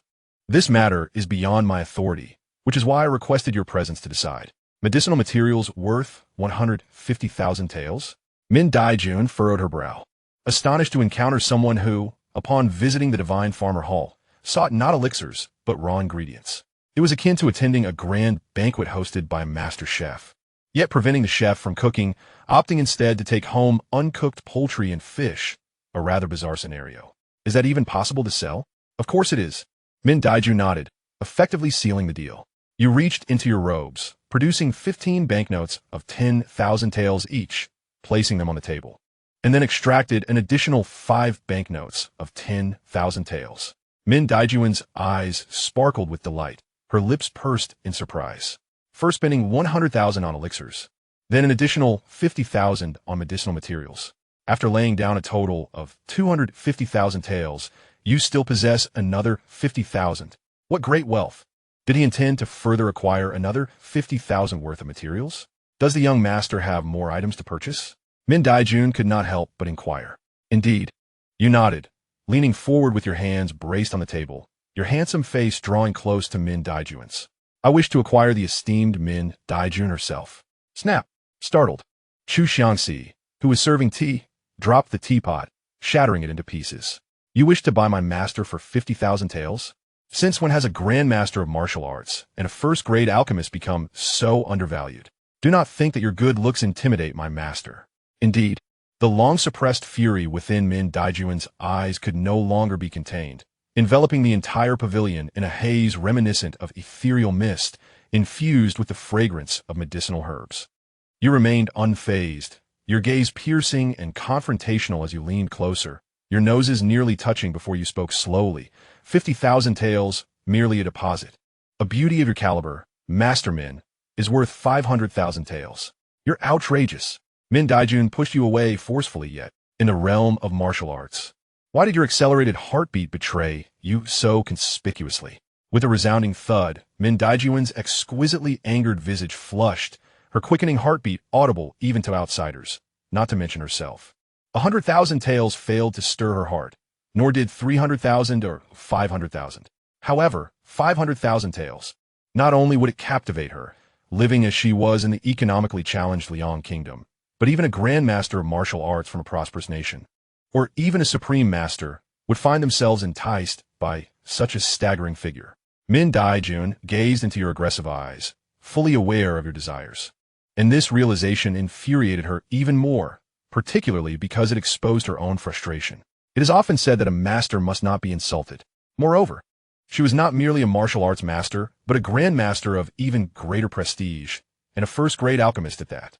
Dignity commanded her to immediately deliver a resounding slap to silence you. Yet reason shattered her pride, compelling her to confront her innermost desires. Faced with the allure of 500,000 taels, her heart not only fluttered but yearned for compromise. 500,000 taels could suffice to clear the debts owed to the court by the Shinong Hall, reclaiming vital assets. Furthermore, it would enable all disciples of the Shinong Hall to stand tall once more, particularly the disciples of the external alchemy pavilion, no longer burdened by wearing shameful white robes or bowing low for silver. The entire Shinong Hall could attain redemption and rebirth through this sum, and all it required was her acquiescence, to appease and submit to another. This was both a daunting and simple task. An eerie silence descended upon the pavilion. Thick with tension, Xianxia, paralyzed by fear, dared not breathe, yet a surge of courage welled within her. If her master were to erupt in fury, she would resolutely embrace her, granting the wicked Li Mu a chance to escape. Though he was indeed vile, reflecting on the past 3 days, she had long forgotten the identity of Gonyang Shu. All she knew was that a man like you, both wicked and genuine, would be a tragic loss if extinguished. Min Daijun wrestled with her inner turmoil, persistently attempting to persuade herself to yield, her thoughts in disarray. Meanwhile, your mind was occupied with complexities far surpassing those of the enchanting alchemists, Xianxia and Min Daijun combined. You are executing a plan that has been conceived since your arrival in the Liang kingdom. The economic climate of Liang is so dire that acquiring the final key to unlock the royal treasures of the Yu kingdom, the Dragon's Eye Pearl, does not necessarily hinge upon the assistance of Xiaoguangguan. This notion germinated in your mind after you came to understand the current circumstances of Liang. Upon reaching the Dan Pavilion outside the Shinong Hall and engaging in a fierce battle with several exquisite female alchemists, you inquired further, and this idea flourished. Today, after encountering Min Daijun and deliberately provoking her to relinquish the noble act of offering a handkerchief, you resolve that this idea is indeed feasible. There is no need to wait several years for Xiaoguangguan to gradually obtain the Dragon's Eye Pearl from Min Daijun. Problems that can be resolved with money are not worth wasting time over. Not a second. Moreover, this approach not only promises immediate possession of the Dragon's Eye Pearl, but also grants you the opportunity to behold the unparalleled beauty of Min Daijun. A woman whose visage is so captivating that you find it hard to look away. Her exquisite features, unmatched physique, and grace make her an unparalleled talent in this world. Additionally, Min Daijun possesses the attributes of a grandmaster in martial arts and a first-class alchemist, along with the remarkable enhancements from Xianxia and Xiaoguangguan, her master. If you could partake in this, you would genuinely feel that even death would be worth it. Currently, you are attentively observing the subtle shifts in Min Daijuan's expressions. aware that this perfect woman is nearing the point of convincing herself. The moment of true acquisition is not far off. However, a serious issue looms. You do not possess 500,000 taels of silver. This is indeed a grave issue, yet for you, it is not insurmountable. After all, you are accustomed to the modern practice of installment payments. You have no intention of defaulting. What is silver, after all?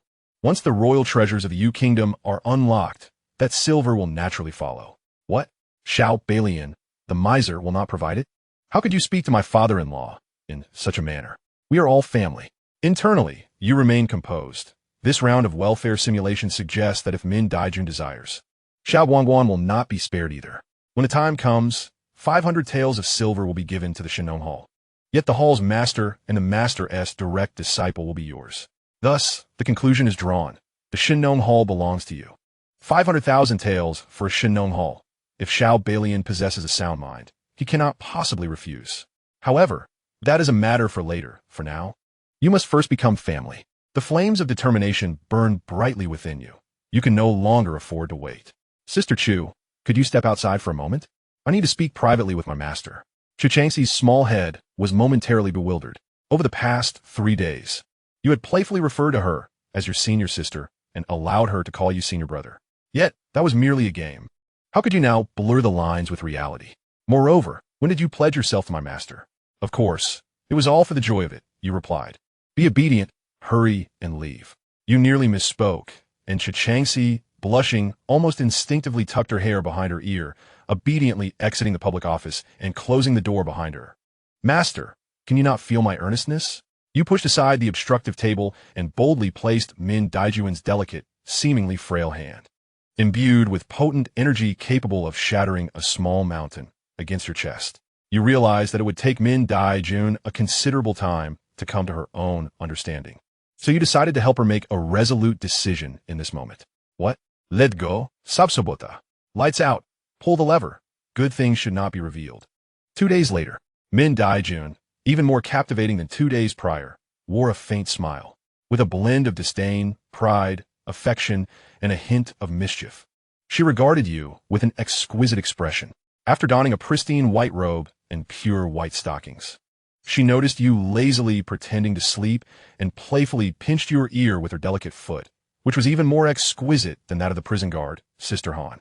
Don't move, I was wrong, is that not enough? The disdainful expression of her white stockings was unparalleled. You quickly rose, noticeably slimmer than 2 days ago. The physique of a grandmaster of martial arts is indeed remarkable. However, a grandmaster proficient in medicine and an esteemed alchemist with mastery over the human body's meridians made you feel for the first time as though you had a worthy opponent. Of course, in the grand scheme of victory and defeat, you still held the advantage, but in this final encounter, a momentary lapse allowed Min Daijun to successfully launch a surprise attack, resulting in your defeat. Master, a hug. Not a chance.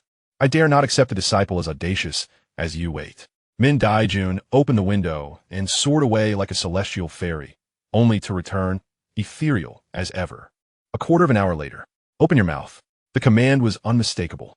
You glared, sensing Min Daijun defying the celestial order, but in the next instant, a surge of energy struck your chin, compelling you to open your mouth uncontrollably, allowing a fragrant pill to slip into your stomach. This was a first-grade dragon tiger, strengthening pill, a restorative. Be obedient. Min Daijun switched to a benevolent teacher's smile, patted your head, then removed a golden hairpin adorned with pearls from her head. And is this the pearl you mentioned? If so, accept it. Your eyes sparkled. The dragon eye pearl was finally in your possession. Thank you, master. I have nothing to offer in return, except chapter 124. The pleasant holiday comes to an end. In the second year of June, stop. Min Daijun, like an elegant cat, evaded gracefully, her expression turning grave. 500,000 taels of silver, not a single tael less. If you deceive me, even if you flee to the ends of the earth, I shall have your life. Rest assured, master, within 2 years, I shall deliver the 500,000 taels without fail. If even a single tael is missing, I shall allow you to sever one of my arms.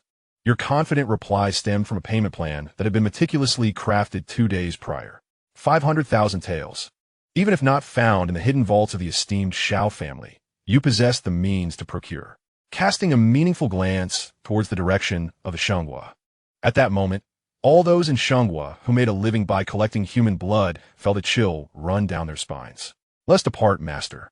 We have been indoors for 2 days. We must not keep others waiting. Who is it that has kept me indoors for 2 days?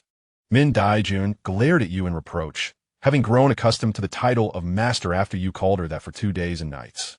You approached with a playful grin, wrapping your arms around her slender waist, already beginning to anticipate the envious expression on Xiao Balian's face upon discovering your lavish lifestyle. Min Daijun struggled momentarily, but her efforts were in vain, her gaze becoming even more alluring as she glared at you. You remained undeterred, for today, her delicate waist was yours to embrace, not only to hold, but to flaunt before all disciples of the Xianxia Hall. Master, we can take flight now. With a whoosh, you soared into the azure sky, hanging on to Min Daijun. Before such beauty, a hint of vanity crept in, prompting you to suppress the urge to showcase your unique skill of effortless flight. Indeed, one must admit, the orthodox method of flying was remarkably serene. By the way, Master, there's something I've been meaning to ask. Given the current oppressive stance of your Liang kingdom towards sex, why do you not flee? Other sects may find it challenging, but our Xianxia Hall holds the title of the foremost in alchemy. We would be revered in any nation we chose to relocate to. Even in the face of the relentless pursuit by the Emperor Xianxia, the local court would surely offer protection. Why remain in Liang Kingdom? Fretting over a mere handful of silver? As you soared through the skies, you broached a question that had puzzled you for several days. Min Daijun's eyes reflected sorrow. I could escape, but what are the disciples of the Xianxia Hall? Furthermore, I cannot abandon them. My master has been a guest in the Liang Imperial Palace for 5 years now. As Min Daijun elucidated, enlightenment dawned upon you, realizing that Emperor Xianxia was indeed a master strategist. After ascending the throne, the emperor had imposed relentless pressure on the sects of Liang Kingdom, making it implausible for anyone to flee unscathed. Yet, the act of fleeing was one thing. Having the courage to do so was another entirely. Can you guess whether the machinery of the state operates more swiftly in pursuit or in escape? Some believe they could escape swiftly, yet met with failure, resulting in their entire sect's annihilation. Others thought they could abandon their sect and flee alone, but upon failing, faced the same grim fate of total destruction for their sect. Some individuals believe that not only do they possess remarkable speed in fleeing, but also extensive connections. He successfully led his entire sect away from the Liang Kingdom, establishing roots in other nations. However, after just a month of settling in, the 3 supreme masters of the Liang Kingdom visited the palace of that nation, and soon after, the emperor dispatched troops to apprehend the newly settled sect, sending them back to Liang. Since that incident, who would dare to escape? If one person attempts to flee, the entire sect faces annihilation. It is not merely the act of running that is perilous. Even harboring such thoughts could lead to one being met with lethal consequences from their own brethren. The Xianxia Hall, however, remains exceptional. As you mentioned, if the Xianxia Hall were to flee to the Shang Kingdom, the Emperor Qiyuan of Shang, even in direct conflict with Liang, would strive to protect the Xianxia Hall as much as possible. The foremost sanctuary of alchemy in the realm is worth waging war over by any nation. Yet, Min Daijun has never even contemplated escape. She places immense value on her emotions and is inherently compassionate.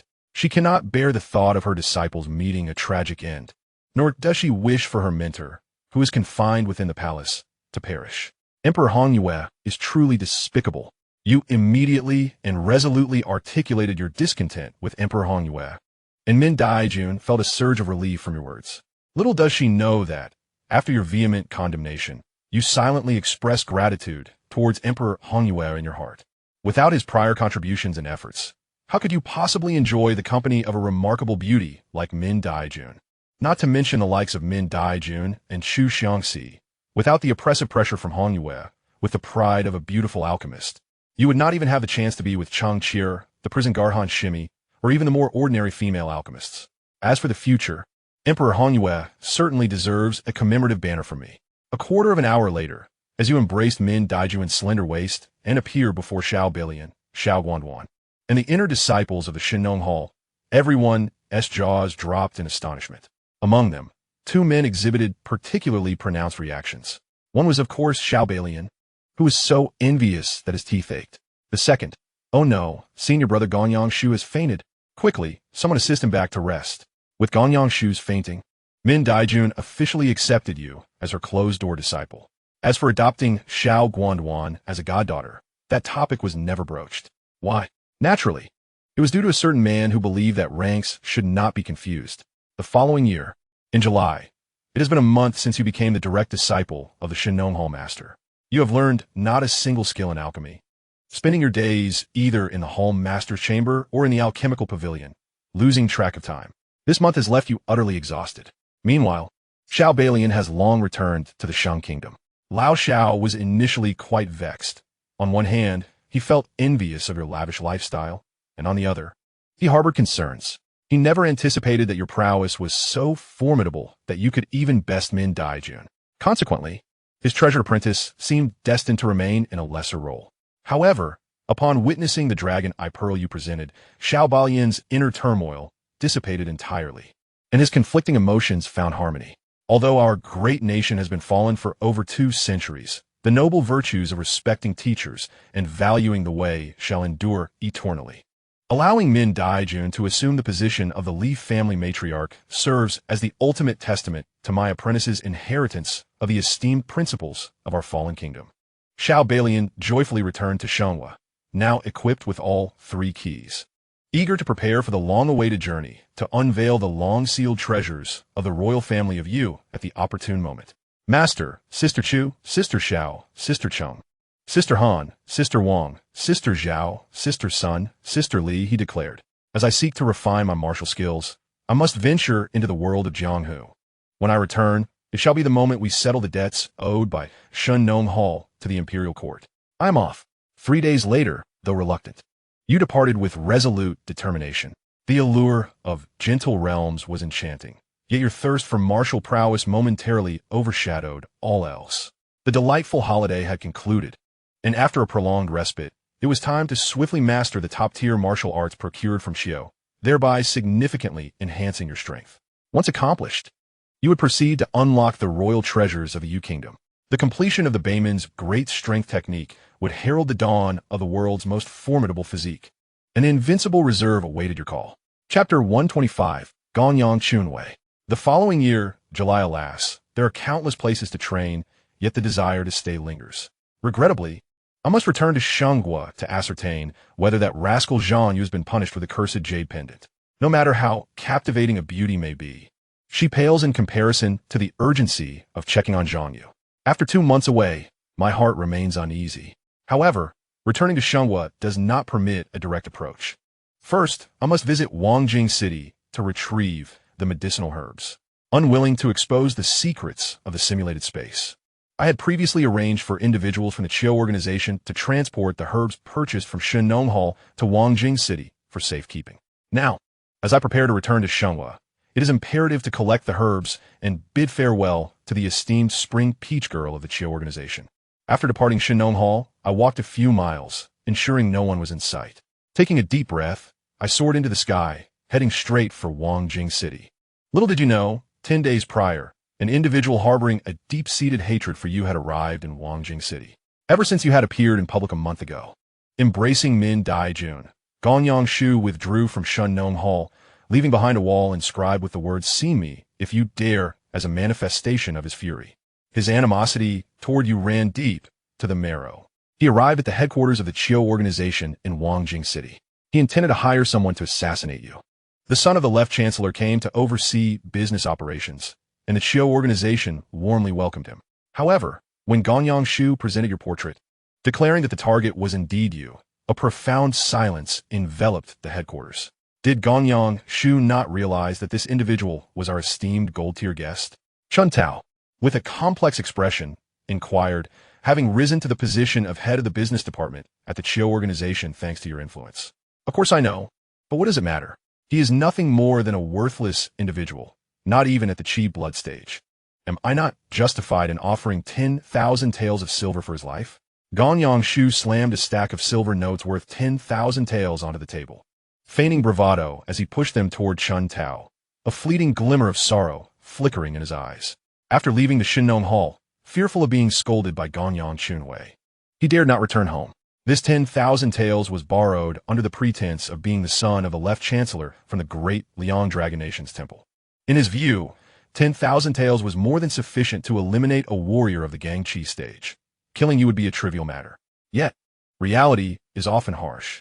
Chun Tao smiled politely, returning the silver to him, and turned to leave. See the guest out. Was he jesting? 10,000 taels to assassinate the gold-tier guest of the Chiu organization? That was akin to targeting the god of wealth. The members of the Chiu organization may lack camaraderie, but they understood the value of profit. Your continued existence promised far greater benefits than a mere one-time transaction of 10,000 taels. Xianxia was infuriated, though he quickly simmered down. He had not been foolish enough to forget the primary function of the Chiu organization. Fine, just wait and see, he declared as he stormed out. The Chiu members dismissed his threat, but unexpectedly, 10 days later, he returned, holding 2 tokens. One was the token of the current left chancellor, Gonyang Chunwei. The other belonged to their organization, representing a prominent figure who had been integrated into the court due to his substantial tax contributions. I told you I would return. Xianxia approached the Chiu headquarters with an air of arrogance, raising the left chancellor's token and issuing an order. From this day forth, all assassins in the Wangjing City Chiu headquarters will be under my command to jointly apprehend the spy Li Mu from the Shang Nation. Upon finishing, he raised the other token, stating, "Your esteemed leader has also issued a command. Follow the arrangements of the left chancellor without fail." The members of the Chiu organization were dumbfounded, but after verifying the authenticity of the tokens, they had no choice but to comply. Xianxia, brimming with satisfaction, couldn't help but smirk. After being escorted out by Chun Tao 10 days prior, he had finally come to a realization. Having spent over a decade refining alchemy in the Shinong Hall, his prolonged absence from the elite circles of Liang Kingdom had nearly caused him to forget that he was indeed among the top 5 second-generation elites of Liang. One is not truly a person of the world, devoid of support. When wronged, one can only rely on their own strength to seek vengeance. As a second-generation individual, why would I weep at home after being bullied? Why must I foolishly borrow money to hire someone for revenge? It's merely a reprimand. What significance does that hold? Thus, Xianxia returned home, embellishing the tale before bowing his head in anticipation of reprimand. He had even rehearsed the process of receiving scolding in his mind beforehand. His beloved mother would surely be furious and seek retribution on his behalf. Meanwhile, his astute father, ever calculating and cautious in his actions, would undoubtedly chastise him severely and forbid any retaliation, fearing it would tarnish the esteemed reputation of the Gonyang household. Yet ultimately, under his mother's insistence, his father would begrudgingly acquiesce and personally offer support. However, the reality was that his mother, far from being angry, was instead applauding and declaring it a fortunate occurrence. The women of Shinong Temple, so easily swayed by mere silver, are not worthy of being brought home. You should be grateful to that Li Mu for facilitating an early severance. At that moment, Xianxia felt a chill in his heart. If even his mother did not support him, what hope was there from his father? But, are you saying that the individual named Li Mu, a citizen of the Shang Kingdom, carries over 300,000 taels in silver notes solely for the purchase of elixirs? Furthermore, he possesses dual prestigious guest tokens from the Jushuatai and Chiu organizations? Gonyang Chunhui, with elegance, inquired while sipping tea. Upon receiving a nod from Xianxia, Gonyang Chunhui waved his sleeve, and with a swish, as his words fell, several shadows darted from the hidden corners behind him, and in an instant, carrier pigeons from the Gonyang residence took to the skies. In less than 3 days, a dossier concerning you was laid upon Gonyang Chunhui's desk. The information was scarce, yet it meticulously detailed every expenditure you incurred at the Jushuatai and within the Chiu organization. Gonyang Chunhui's pupils quivered as he perused the document, including your expenditures at Shinong Temple. Your individual expenses on martial arts manuals and medicinal materials within a year exceeded 800,000 taels of silver. 800,000 taels. For a single individual, what does that signify? More alarmingly, the items you purchased are exceedingly sensitive. It sent chills down the spine of Gonyang Chunhui, the left minister of Liang Kingdom, who often basked in royal favor. The extensive acquisition of martial arts manuals alongside their corresponding secret medicinal materials, amounting to 800,000 taels if solely for one person, is simply unfathomable. Li Mu is undoubtedly a perilous figure. Behind him must lie a formidable force, orchestrating something in the shadows. The only aspect that perplexed Gonyang Chunhui was, what on earth is this rehearsal fee for a new play? Which theater troupe could possibly require over 10,000 taels of silver for staging? Chapter 126. Surprising, unexpected. The Liang Kingdom is not devoid of theatrical troupes.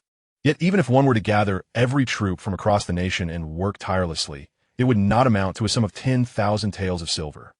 Ganyang Chunhui found this perplexing, but ultimately, it mattered little. Staging plays might simply be a hobby for you. And whether you are backed by a mysterious organization is of no consequence. The sole pivotal fact is your considerable wealth and intrinsic value. Precisely what the esteemed Emperor Honyue covets most: money. To cater to his preferences is an essential quality for a competent left chancellor. More importantly, this wealth is readily accessible. Intelligence reports indicate that you possess a cache of medicinal herbs and elixirs valued at nearly 300,000 taels of silver, currently being transported to Wangjing City for storage. To Ganyang Chunhui, this opportunity is akin to a windfall. At that moment, his mind conjured countless schemes, swiftly identifying the most cost-effective plan. The batch of herbs and elixirs in Wangjing City is something he intends to acquire. The pretext is readily available.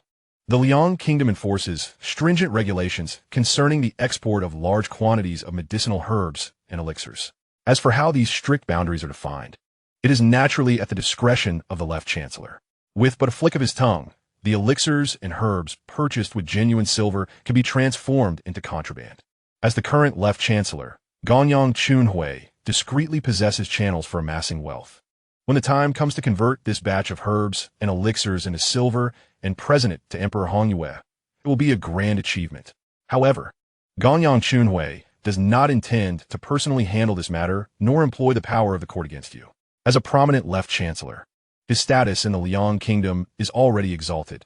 A mere 30,000 taels of silver is merely a decorative embellishment for him. Yet, if this credit were to be secured by his son, Ganyang Shu, it would hold greater significance. The higher one rises in the court, the more one must consider timing and opportunity when seeking to position one's offspring within the government. Soon, his beloved son will become the son-in-law of the director of the Mounted Division, with the addition of this 30,000 taels of silver to curry favor with Emperor Honyue. A prosperous official career will be assured.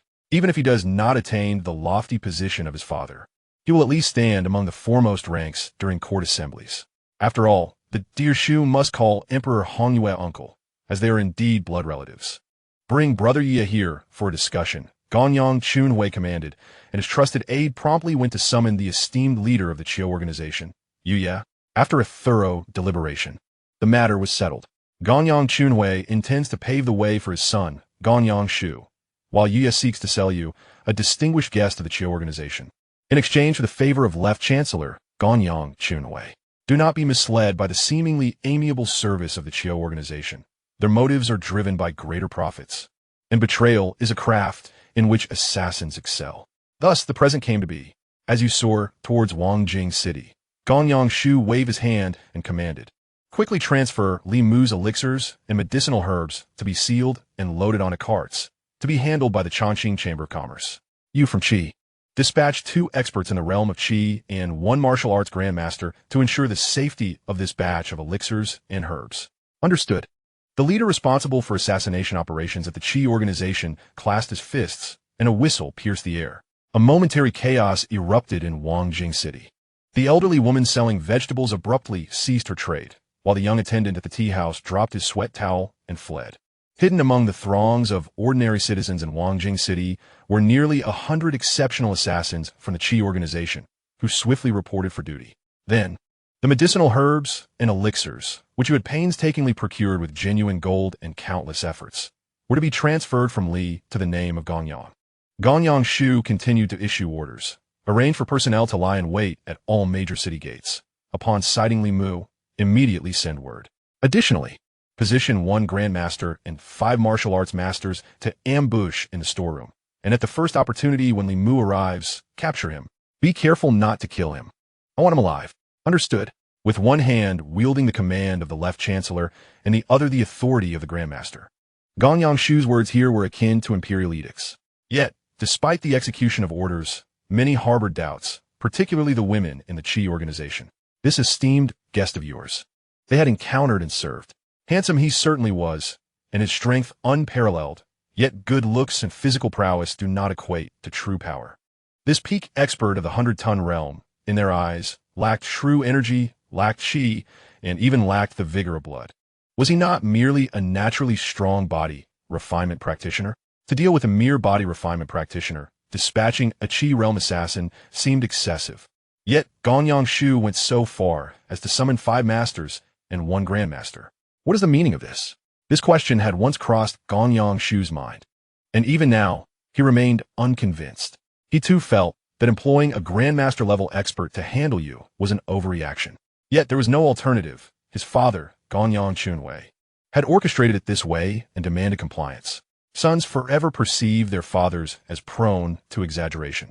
But he failed to consider that, throughout the history of the Liang kingdom, how many could match Ganyang Chunwei's stature, achieving the position of left chancellor while holding the title of son-in-law? Ganyang Chunwei's principle in life was to never underestimate anyone. For the worthless do not even merit his attention, while those worthy of it are never simple. The current situation reveals that the Chiu organization possesses but a single martial arts grandmaster in Wangbei City. Were there 2, he would undoubtedly demand that Ganyang Shu arrange for both grandmasters to eliminate you. The members of the Chiu main branch have mostly dispersed. A meticulous trap has been set against you, orchestrated by Ganyang Shu's fervent commands. Even before your arrival, he anticipates the thrill of your encounter with palpable excitement. Limu, daring to vie for the affection of women that belong to me, prepare yourself, for I shall soon demonstrate the true meaning of cruelty. He has devised a plan to torment you for 3 days and nights upon capturing you, intending to drag you before the likes of Min Daijun, Xiao Guanduan, and Zhu Xianxia to execute you in their presence. The mere thought sends shivers down Ganyang Shu's spine when his peripheral vision catches sight of the subdued Chuntao, who has remained quiet in the corner. A sinister smile twists his features as he recalls the insults from days past. Pointing at Chuntao, he commands you, "Come upstairs with me. I have a more significant task for you." Chuantao's fair visage pales. She recognizes the deeply disturbed psyche behind his gaze. If she accompanies him upstairs, it may lead to dire consequences. Obey. Chuntao bows her head submissively, her eyes filled with sorrow. Afraid yet powerless, she sees no alternative. "Ah, you know your place. Cool. Let's ascend." Ganyang Shu allows Chuntao to lead, trailing closely behind, his gaze fixated on her swaying figure, igniting a fiery heat within him. Though her steps are slow, every journey must eventually reach its conclusion.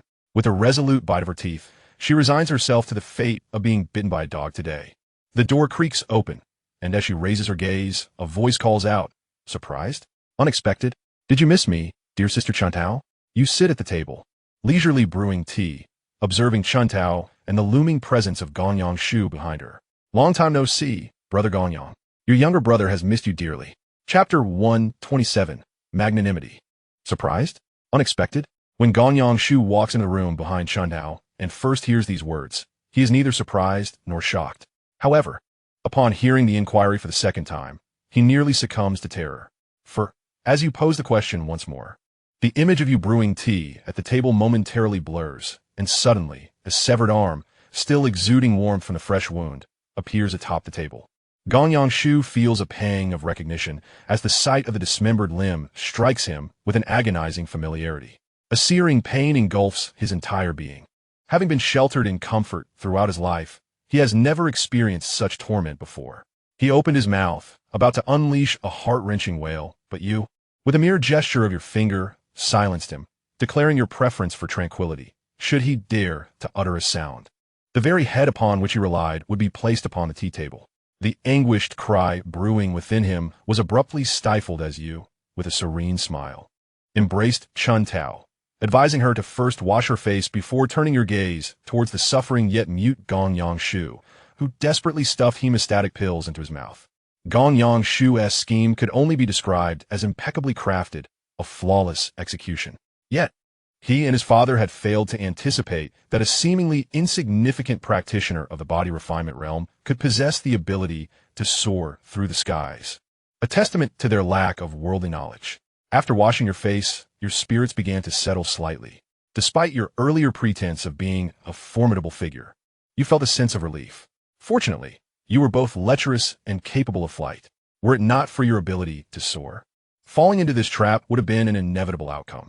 Merely possessing the ability to fly was insufficient, had your ambition been even slightly stronger than your lust.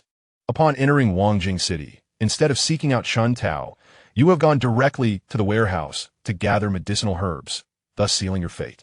Only by being both a flyer and a libertine could you fortuitously overhear Gong Yang Shu's comprehensive scheme against you, while also managing to play the fool. Thus, you arrived at a profound truth in life. A man's lust can indeed be a lifesaver. Pray tell, why do you wish to take my life? Who is it that orchestrated this behind the scenes? The terrified Gong Yang Shu hastily divulged the identities of his father, Gong Yang Chunwei, and the leader of the Chiu organization, Yu Yi. You nodded slightly, contemplating how there must indeed be a masterful strategist guiding them. Otherwise, Gong Yang Shu's simple mind could not have devised such an intricate plan. Are you angry? Not particularly. I am one who sees things with a broad perspective. Gong Yang Shu's hatred towards you is entirely justified. The women he loves, as well as those he longs for yet cannot attain, have all fallen to your grasp. Any man in his position would be driven to murderous rage. It is only natural for Gong Yang Chunwei to seek vengeance for his son and plot a future for him, as any father who lives to the end does so for the sake of their child. Similarly, it is understandable for Yu Yi, the leader of the Chiu organization, to conspire with Gong Yang Shu to eliminate a foreign friend in exchange for the goodwill and favor of the left minister. If you were in Yu Yi's position, you would likely acquiesce as well. Hence, you harbor no resentment towards this meticulously plotted scheme. However, you do hope that when you retaliate against this maneuver, they will exhibit a similar magnanimity. You suggest your father is behind this scheme? You regarded Gong Yang Shu with a knowing look, to which he nodded vigorously. You smiled slightly. I do not believe you. With a sharp crack, Gong Yang Shu lost his final arm. You wiped your hands and calmly stated, "Speak again."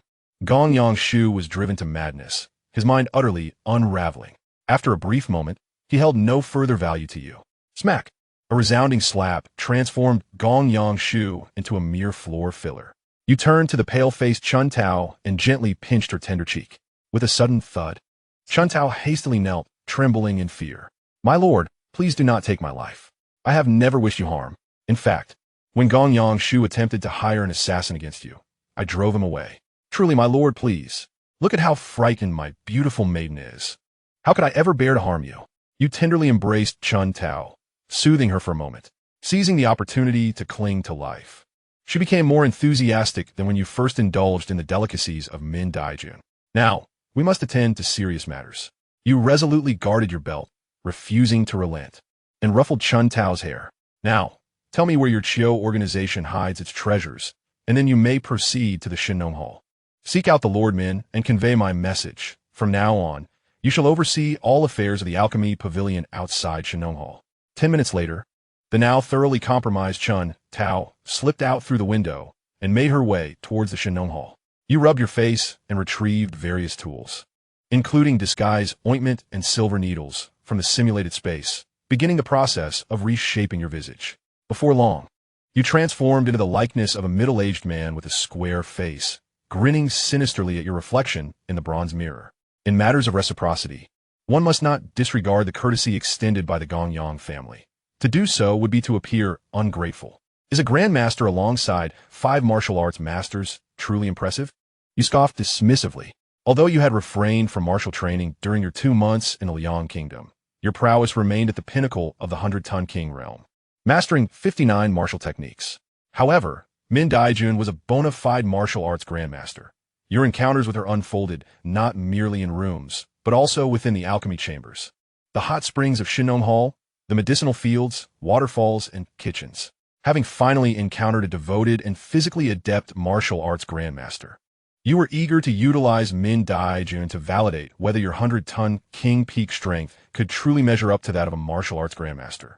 Through numerous practical encounters, you gained an unprecedented understanding of your own capabilities, completely dispelling the mystique surrounding martial arts grandmasters.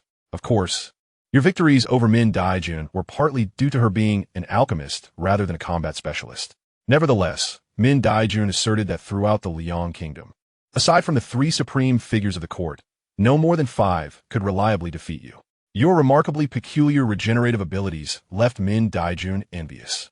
She envisioned using your blood as a primary ingredient to develop a unique elixir. Such endeavors were utterly unacceptable to you, leading to your discreet acquisition of all the first-grade bloodburst pills she had painstakingly collected. Within the Xianxia Hall lay numerous elixirs capable of temporarily breaking limits and unleashing one's full potential. Among them, the most precious and effective was the first-grade bloodburst pill. It possesses the remarkable ability to empower a martial artist at the Qi realm, enabling them to temporarily unleash the prowess of a martial arts master. At the initial stage of mastery, one could stand shoulder to shoulder with seasoned martial arts experts, should a veteran martial arts master consume it. Like that high-ranking official from the Xianxia you previously tore apart, for the duration of the potion's effect, he would ascend to the status of a grandmaster. However, the first-grade bloodburst pill carries significant side effects, severely depleting one's physical health, and more perilously, it can inflict damage upon one's martial talent. Yet for you, these side effects seem inconsequential. Is this not a beneficial effect? With your ability to regenerate severed limbs in mere seconds, why fear the deterioration of health? As for the potential harm to your martial talent, the prerequisite for such damage is that one must possess that talent in the first place. With the bloodburst pill, the six-armed golden corpse, and the divine blade of 9 layers, not to mention a grandmaster, I would not be defeated by him if I do not crush him. Consider my vitality diminished. Chapter 128, A Simple Desire to Hone Skills. You are sharpening your blades. Today, fortune is destined to favor you. Wealth begins to emanate from beneath your feet. Just as you contemplate launching an assault to eliminate all the assassins within the Qio organization's headquarters, an unexpected hesitation grips you. Given your current strength, dismantling the scheme orchestrated by the Gonyang family in Wangjing is a trivial matter. Yet, should you slay Gonyang Shu, demolish the Qio organization's headquarters, eliminate a grandmaster and 5 masters within the warehouse, and then pursue them beyond the city to reclaim the stolen medicinal herbs and pills, what then? How will you contend with the true mastermind behind this scheme, Gonyang Chunhui, and the formidable support provided by the Qio organization's head, Yu Yi? Both of these individuals reside not in Wangjing, but in the imperial city of Bianjing in the Liang Kingdom, which dynasty's capital does not harbor hidden dragons and crouching tigers, with experts aplenty. Moreover, Gonyang Chunhui serves as the left prime minister of Liang, while Yi is a newly ennobled noble under Emperor Hongyue of Liang, both integral to the court's core. Should you infiltrate Bianjing to eliminate these two, it is likely that even the 3 peak experts of a Liang court would take notice. You have not deluded yourself into thinking you can disregard such formidable foes. You have no desire to engage in foolish acts that risk your own life for vengeance. However, refraining from action leaves you unsettled. A mere simulation of pure benefits loses its charm when your thoughts become clouded. Reflecting on the intelligence gleaned during your interrogation of Gonyang Shu, a smile forms on your lips. You conceive a method to ensure your thoughts remain clear. The assassins of the Qio organization can wait a moment longer. First, you shall visit the warehouse where medicinal herbs are stored, where 5 martial arts masters and 1 grandmaster await your further plans. With a flicker of intent, 2 tokens pilfered from Gonyang Shu appear in your hands. And after placing a bloodburst pill in your mouth as a precaution, you leap from the window, departing the Qio headquarters. Moments later, the warehouse came into view. From the outside, it appeared eerily deserted. However, such a lack of perception was entirely normal. At the level of a martial arts master, controlling one's heartbeat, breath, and even body temperature is merely fundamental.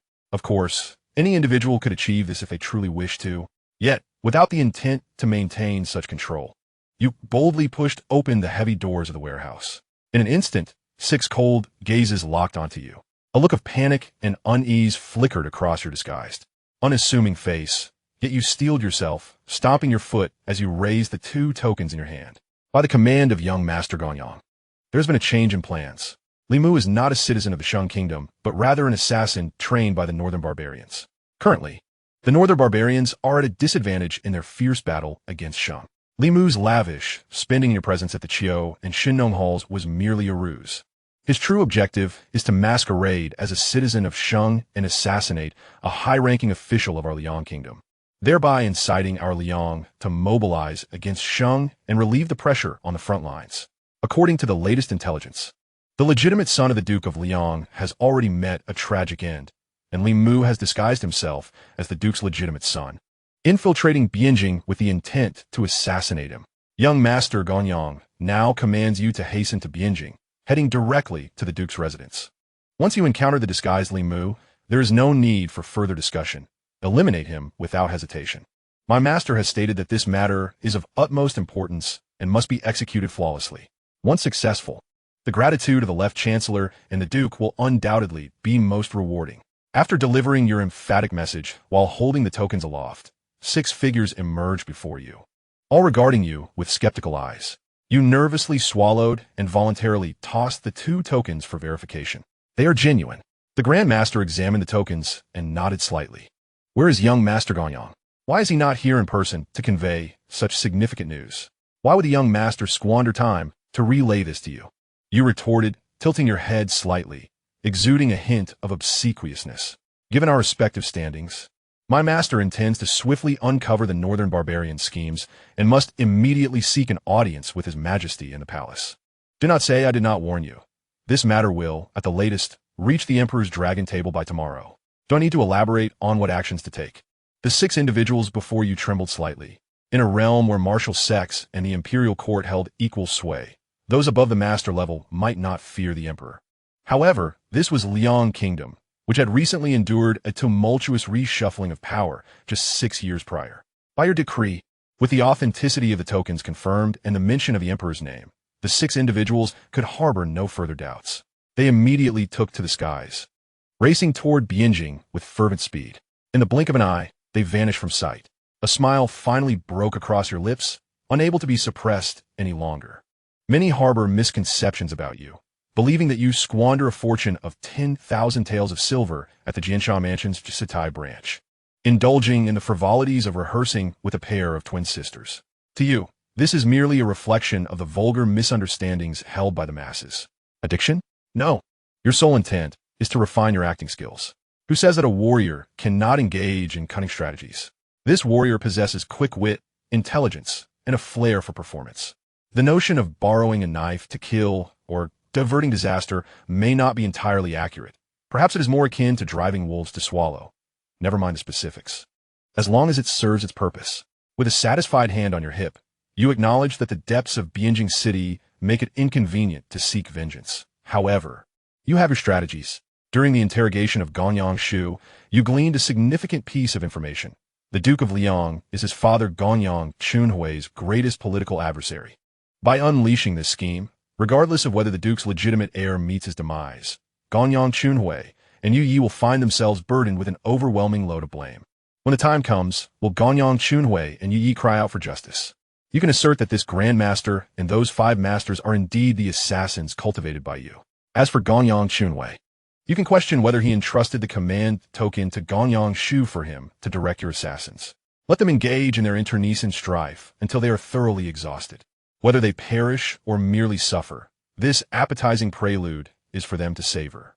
Once I, the Grand Accomplisher, have concluded my own affairs, I shall return to Bianjing to settle the final score. With a smile, you return to the Chiu Grand Store. This act of retribution necessitates the destruction of the Chiu Grand Store, and the reclaimed medicinal materials must be retrieved, though for now, the 6 skilled individuals residing in the warehouse will remain unharmed. Securing the door, you draw your blade and commence your assault from the first floor. With each swift strike, the remaining assassins in the Grand Store are few, and it does not take long to clear them out. Rubbing your hands together, you unlock the treasure vault of the Chiu Grand Store. Somewhat disappointed, you find no extraordinary treasures within, nor any martial arts manuals of use to you. Ultimately, Chiu's primary vocation remains that of an assassin. The warehouse is filled predominantly with heaps of intelligence that holds little value for you. Fortunately, there is still a modest amount of silver, around 70 to 80,000 taels. Yet, you do not covet. It is a satisfactory sum.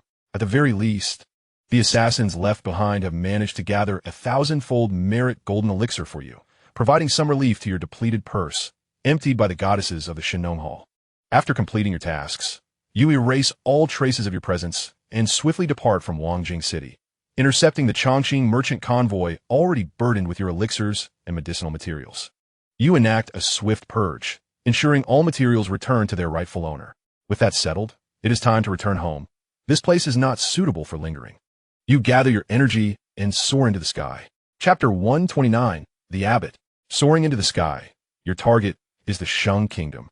You traveled for a month in a horse-drawn carriage with Xiao Balian. Upon your return, you flew back in less than 8 hours, if you exerted your full strength. Completing a round trip in a single day would not pose a significant challenge. You did not visit the city of Jinan, nor did you seek out Old Xiao in Tuanqing County. Instead, you made your way directly to Jiangding County.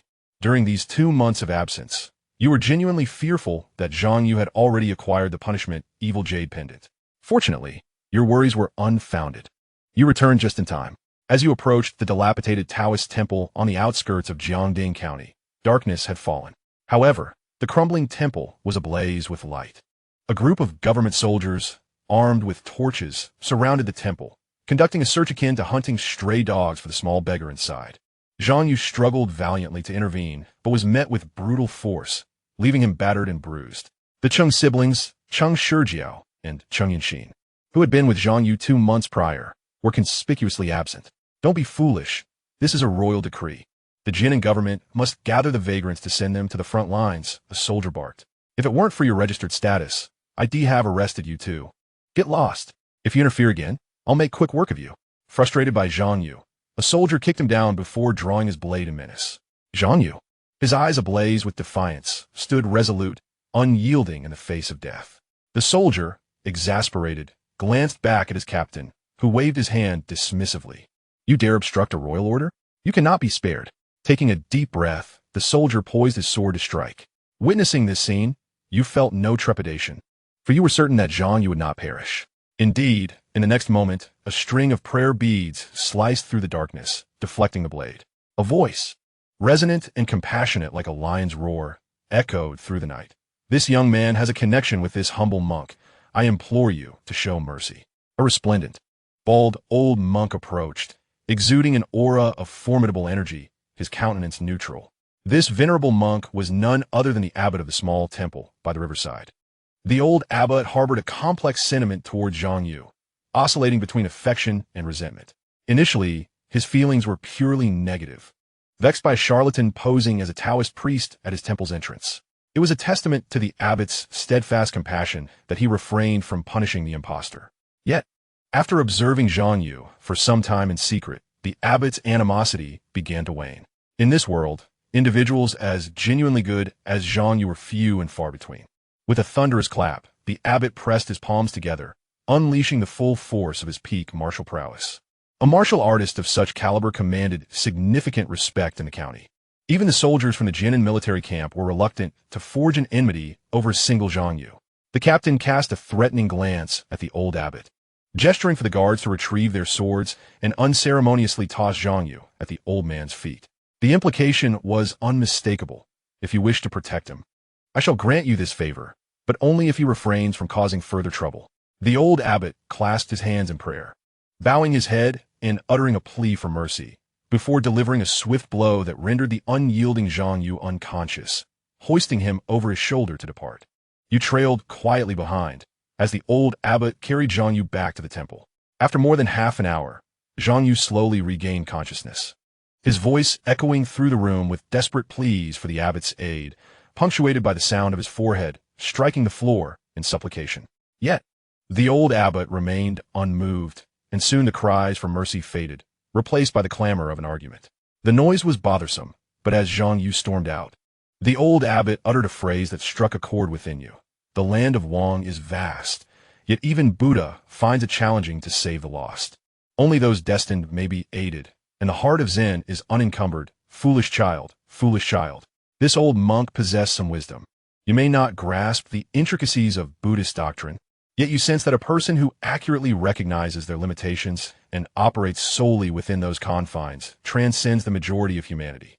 Regardless of whether the decree to capture the little beggar originated from court, the task was executed by the guards of Jian Prefecture, an endeavor undoubtedly beyond the capabilities of an old monk. You continued to shadow Zhang Yu. In a state of frantic urgency, Zhang Yu yearned to return to the dilapidated temple. However, his strength waned. As darkness enveloped the sky, he slipped on the riverbank, striking his head against a stone and plunging into the water, drifting away in unconsciousness. Your eyes gleamed with excitement. This moment was a serendipitous opportunity, as if the heavens had chosen you. Sure enough, Xianxia floated along the river for nearly 2 hours, eventually washed ashore. This was a desolate riverbank, where the stones upon which Xianxia had collapsed glimmered with a hint of jade-like luster, revealed by the relentless waves. You descended from above, swiftly retrieving the malevolent jade pendant hidden among the rocks, glancing at the still unconscious Xianxia. Buddy, this chance is monumental. I fear you may not seize it. Your exhilaration surged as you longed to play basketball. After 2.5 years of searching, you discovered that the location for the malevolent jade pendant's reappearance was concealed here. If the three-legged golden cauldron could respawn, so too could the malevolent jade pendant, bringing you immense joy. Alas, much like the three-legged golden cauldron, the jade pendant could not be merged with others. Of course, it could also be due to your lack of proper methods, yet you were not overly concerned. The mere doubling of your merit capacity was delightfully surprising. Having achieved your goals, it was time to withdraw.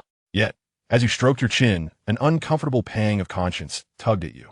Previously, you had promised to ensure Xianxia's peaceful resting place, only to treat him as a mere weapon. Now, you had again intercepted his fortuitous encounter. If only Xianxia were a villain, it might have been easier to justify your actions. However, he was, in fact, a good person, one who willingly sacrificed for the sake of the weak. A good person, even if not respected by all, should never be subjected to bullying. After some contemplation, you realized that retaining the punishing evil jade pendant was out of the question. However, offering some benefits was still feasible. You retrieved paper and pen from the simulated space and began to write fervently. Shortly thereafter, you took out a first-rate martial arts manual and placed it alongside 30 tenfold goodness gold pills next to Xianxia. With Xianxia's extraordinary talent in martial arts, rivaling even that of the young tiger, combined with the 30 tenfold goodness gold pills, it was certain that he would become a martial arts master within 3 to 5 years. Having completed this, your already limited conscience felt a sense of relief. After further contemplation, you produced some elixirs from the Shinong Hall and set them down, finally covering Xianxia with a handful of soil, fulfilling the promise made during the previous simulation. Now everything was flawless, perfect retreat. You swiftly returned to Tuanqing County. In the second year, August, you resumed your diligent martial arts training, determined to swiftly master the 25 first-rate martial arts manuals purchased during your journey to the Liang Kingdom, before joining Old Xiao in treasure hunting.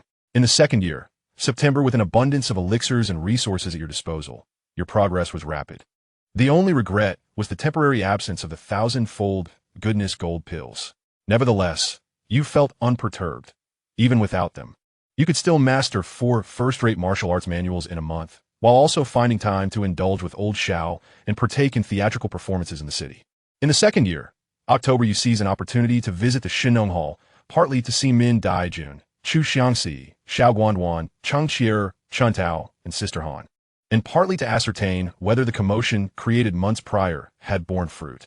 It proved that when martial artists resort to cunning, it could indeed be quite effective. According to Min Daijun, the left minister, Yang Chunhui, and the Duke of Liang were engaged in fierce conflict, and in the struggle between these two titans of the court, the Qiu organization paid the price. In just a few months, the Qiu organization had been completely expunged from the Liang Kingdom, replaced by an assassin organization named Yuanbao Pavilion. Yet, discerning eyes recognized that Yuanbao Pavilion was, in truth, backed by the imperial court. The court's establishment of an official assassin organization to amass wealth showcased once more the insatiable greed of Emperor Honyue, leaving you in awe. Chapter 130, 300 tons. In the second year, November, each departure from the Shinong Hall was fraught with immense internal conflict, its difficulty rivaling that of unraveling a quilt seal in the frigid northern winter without heating. Ultimately, however, you overcame the enchantment of the gentle abode and resolutely returned to the prosperous Tuanqing County, continuing your exploration in the ocean of rapid martial arts mastery.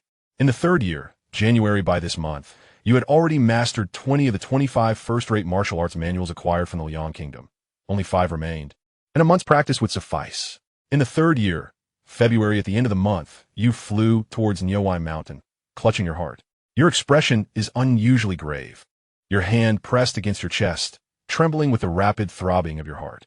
If anyone were within 10 meters of you at this moment, they would distinctly hear the fierce beating of your heart, reminiscent of a war drum. You have swiftly mastered 24 out of the 25 new martial arts techniques, and now, only one remains, mere steps away from achieving perfection in body refinement.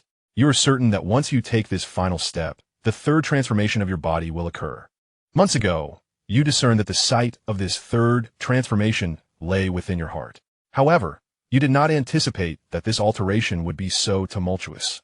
If you were to remain in Tuanshin County, it is likely that a neighbor would report you to the authorities for disturbing the peace with the sound of your heart pounding like a drum at night. Before long, you arrive at Nyoe Mountain, your heartbeat growing louder and more intense. Were it not for your robust physique, you might fear that your heart could leap from your chest and soar into the sky. Thump, thump. It seems as if thunder is brewing upon Nyoe Mountain. You swallow a tenfold merit elixir and swiftly assume a stance, as you are but a step away from completion. In less than half an hour of practice, you achieve perfection in this final first-rate martial art. Thus, your repertoire of martial arts officially expands to 84 techniques, comprising 80 first-rate skills and 4 unique clan secrets. The small goal has been accomplished, a cause for celebration. Should you wish, you could embark on a treasure-hunting expedition with Xiao Balian tomorrow. But that is a matter for another day. For now, I feel as though my heart is about to explode. A stream of golden blood, resembling molten gold, erupts from your body, spraying several dozen feet away. You furrow your brow in astonishment. Golden blood? When you perfected the golden zombie body, your blood had indeed turned golden for a time, but had long since returned to its normal, healthy crimson hue. Yet now, it has taken on an opulent hue once more. The excruciating pain in your chest renders you incapable of calm reflection, for your heart is truly on the verge of detonation. Suddenly, a deafening explosion reverberates from within you, and your upper body, akin to a comical villain from an animated series, is propelled into a spherical shape by the force of your ruptured heart. The intensity of fortunately, in this world, there exists no tyrant, nor any beast upon the slopes of Nyoe Mountain, and certainly no signs of human habitation.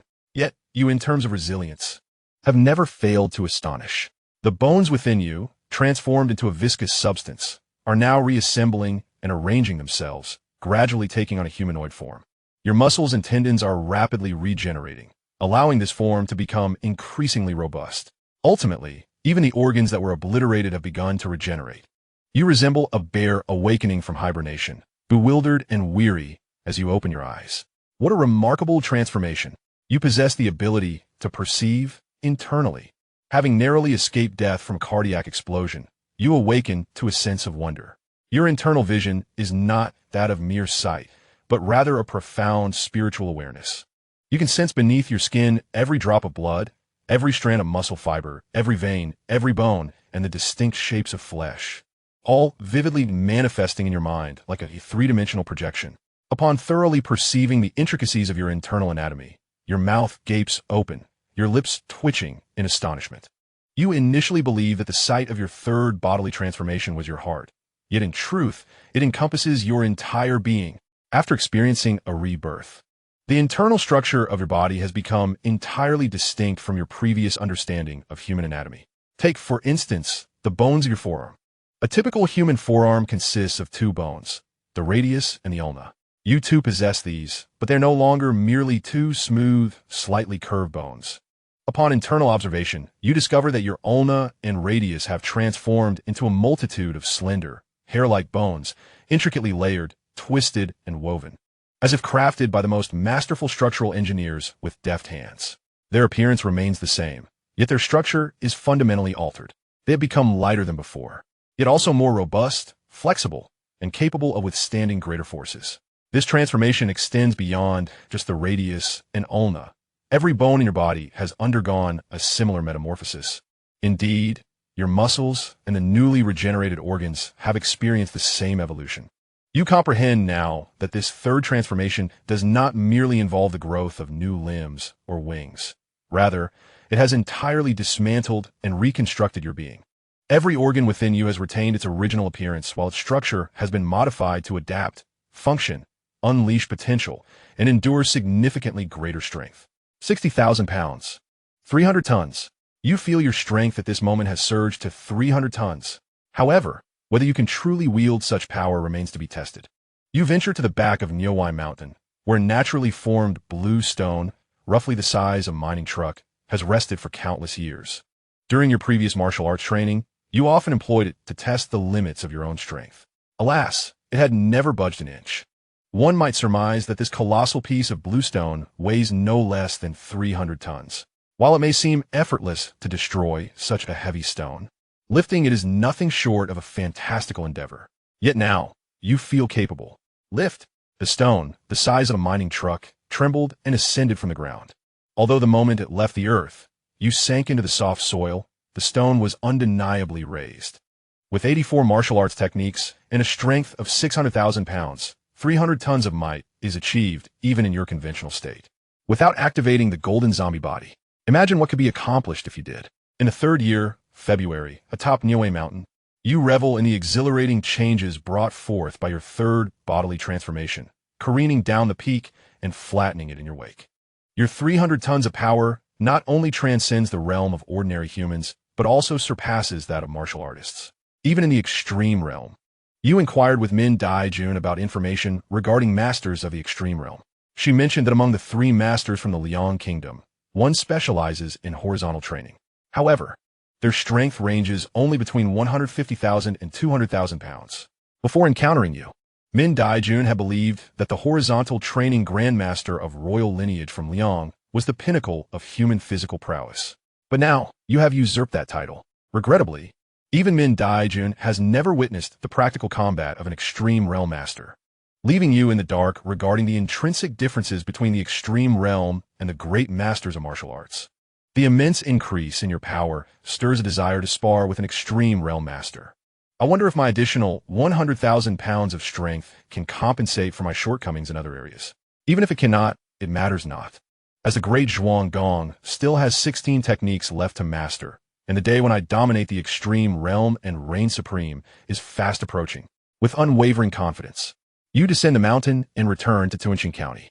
Having exhausted your martial training, it is time to summon Xianxia for a treasure hunt. Of course, strictly speaking, you can continue your martial practice. You have completed the 25 first-rate martial arts manuals purchased from the Liang Kingdom's Qi organization. Yet there remain 8 or 9 first-rate texts at the Shenong Hall, all containing the essence of martial truth. Given your esteemed position within the Shenong Hall, what distinction do these manuals hold compared to those with the surname Li? However, you do not intend to practice them. As you are on the verge of mastering the 100 techniques of the great Zhuang Gong, your aspirations for martial arts have ascended to a higher plane. With 16 techniques remaining, you plan to cultivate only the peerless skills of the sect. Thus, your perfect combination of the great accomplishment comprises 80 first-rate techniques and 20 signature moves. In the third year, during the month of March, you refrain from accompanying Xianxia on treasure hunts, opting instead to traverse between Niue Mountain and Tuanqing County. You dedicated an entire month to thoroughly acclimatizing to your suddenly augmented power and your newly transformed physique. Cautious as you are, even in a scenario designed for enjoyment, you wish to avoid perishing due to an inability to adeptly control your body. Rather than meeting such a ludicrous demise, you would prefer a swift end through sheer exhaustion. However, now you are prepared. Shall we depart? Indeed, with a small leap, and then a more significant one, you excitedly embark on your journey. In April of the same year, you continued your journey southward, this time targeting the southern regions beyond the Great Liang.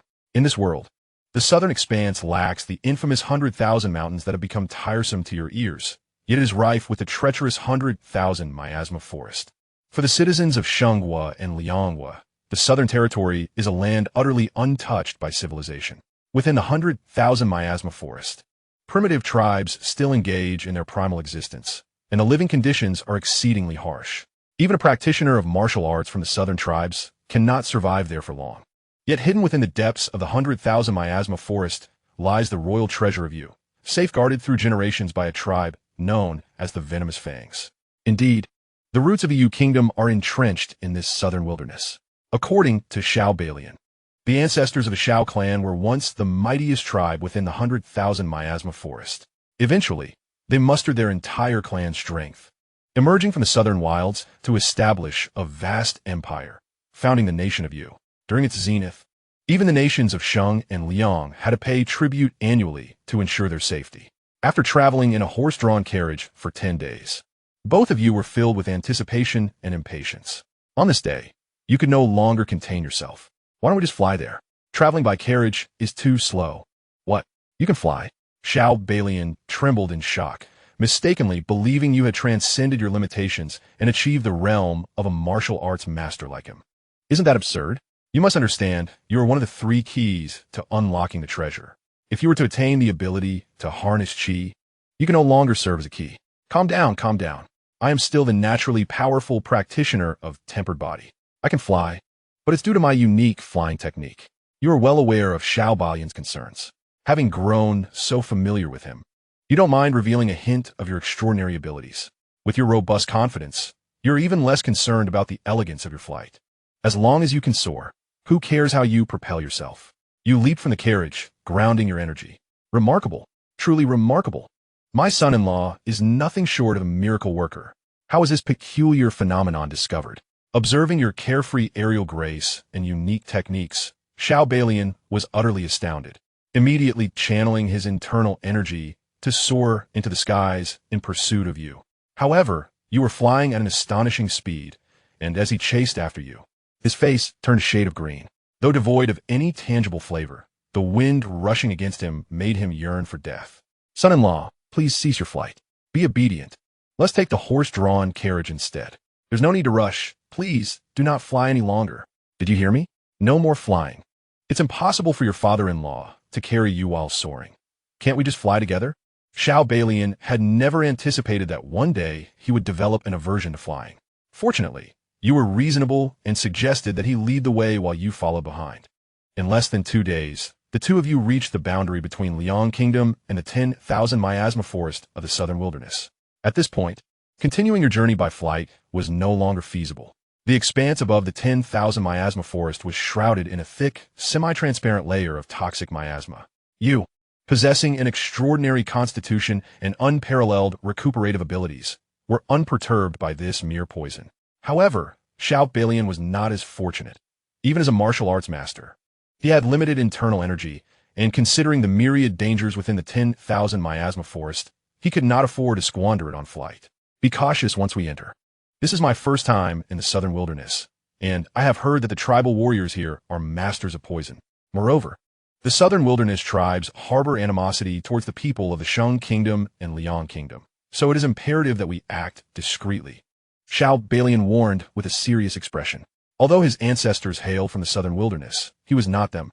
The outside world was rife with perilous tales about the southern wilderness. It was said that even the most skilled experts had perished there.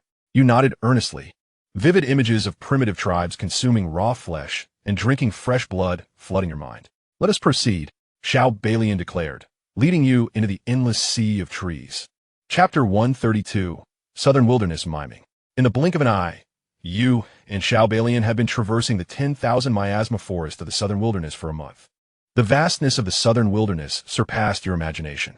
Even more astonishing was the fact that after a month of travel, you had yet to encounter a single southern wilderness tribe. You had once relied on your robust constitution to soar above the miasma layer. Yet all you could see were endless forests, a scene that appeared utterly identical. Were it not for your exceptional sense of direction, returning accurately would have been quite a challenge. Son-in-law, I have good news and bad news. Which would you like to hear first? After 3 more days of travel, Xiao Balian awkwardly turned to you, his gaze averted. You narrowed your eyes, instinctively sensing that Xiao Balian had no good news to share. Noticing your silence, he grew even more uncomfortable, scratching his head and letting out a sigh. The poison Fang tribe has been located. Really? Your spirits lifted at the thought that old Xiao indeed had good news. You should have mentioned this sooner. This journey has truly been. However, this is the bad news. Xiao Balian shook his head and pointed to a fallen stone tablet nearby. According to the route laid out by my father, this was the territory of the Poison Tooth tribe, yet it appeared that the tribe no longer existed. A thunderous shock. Your mind was in a haze.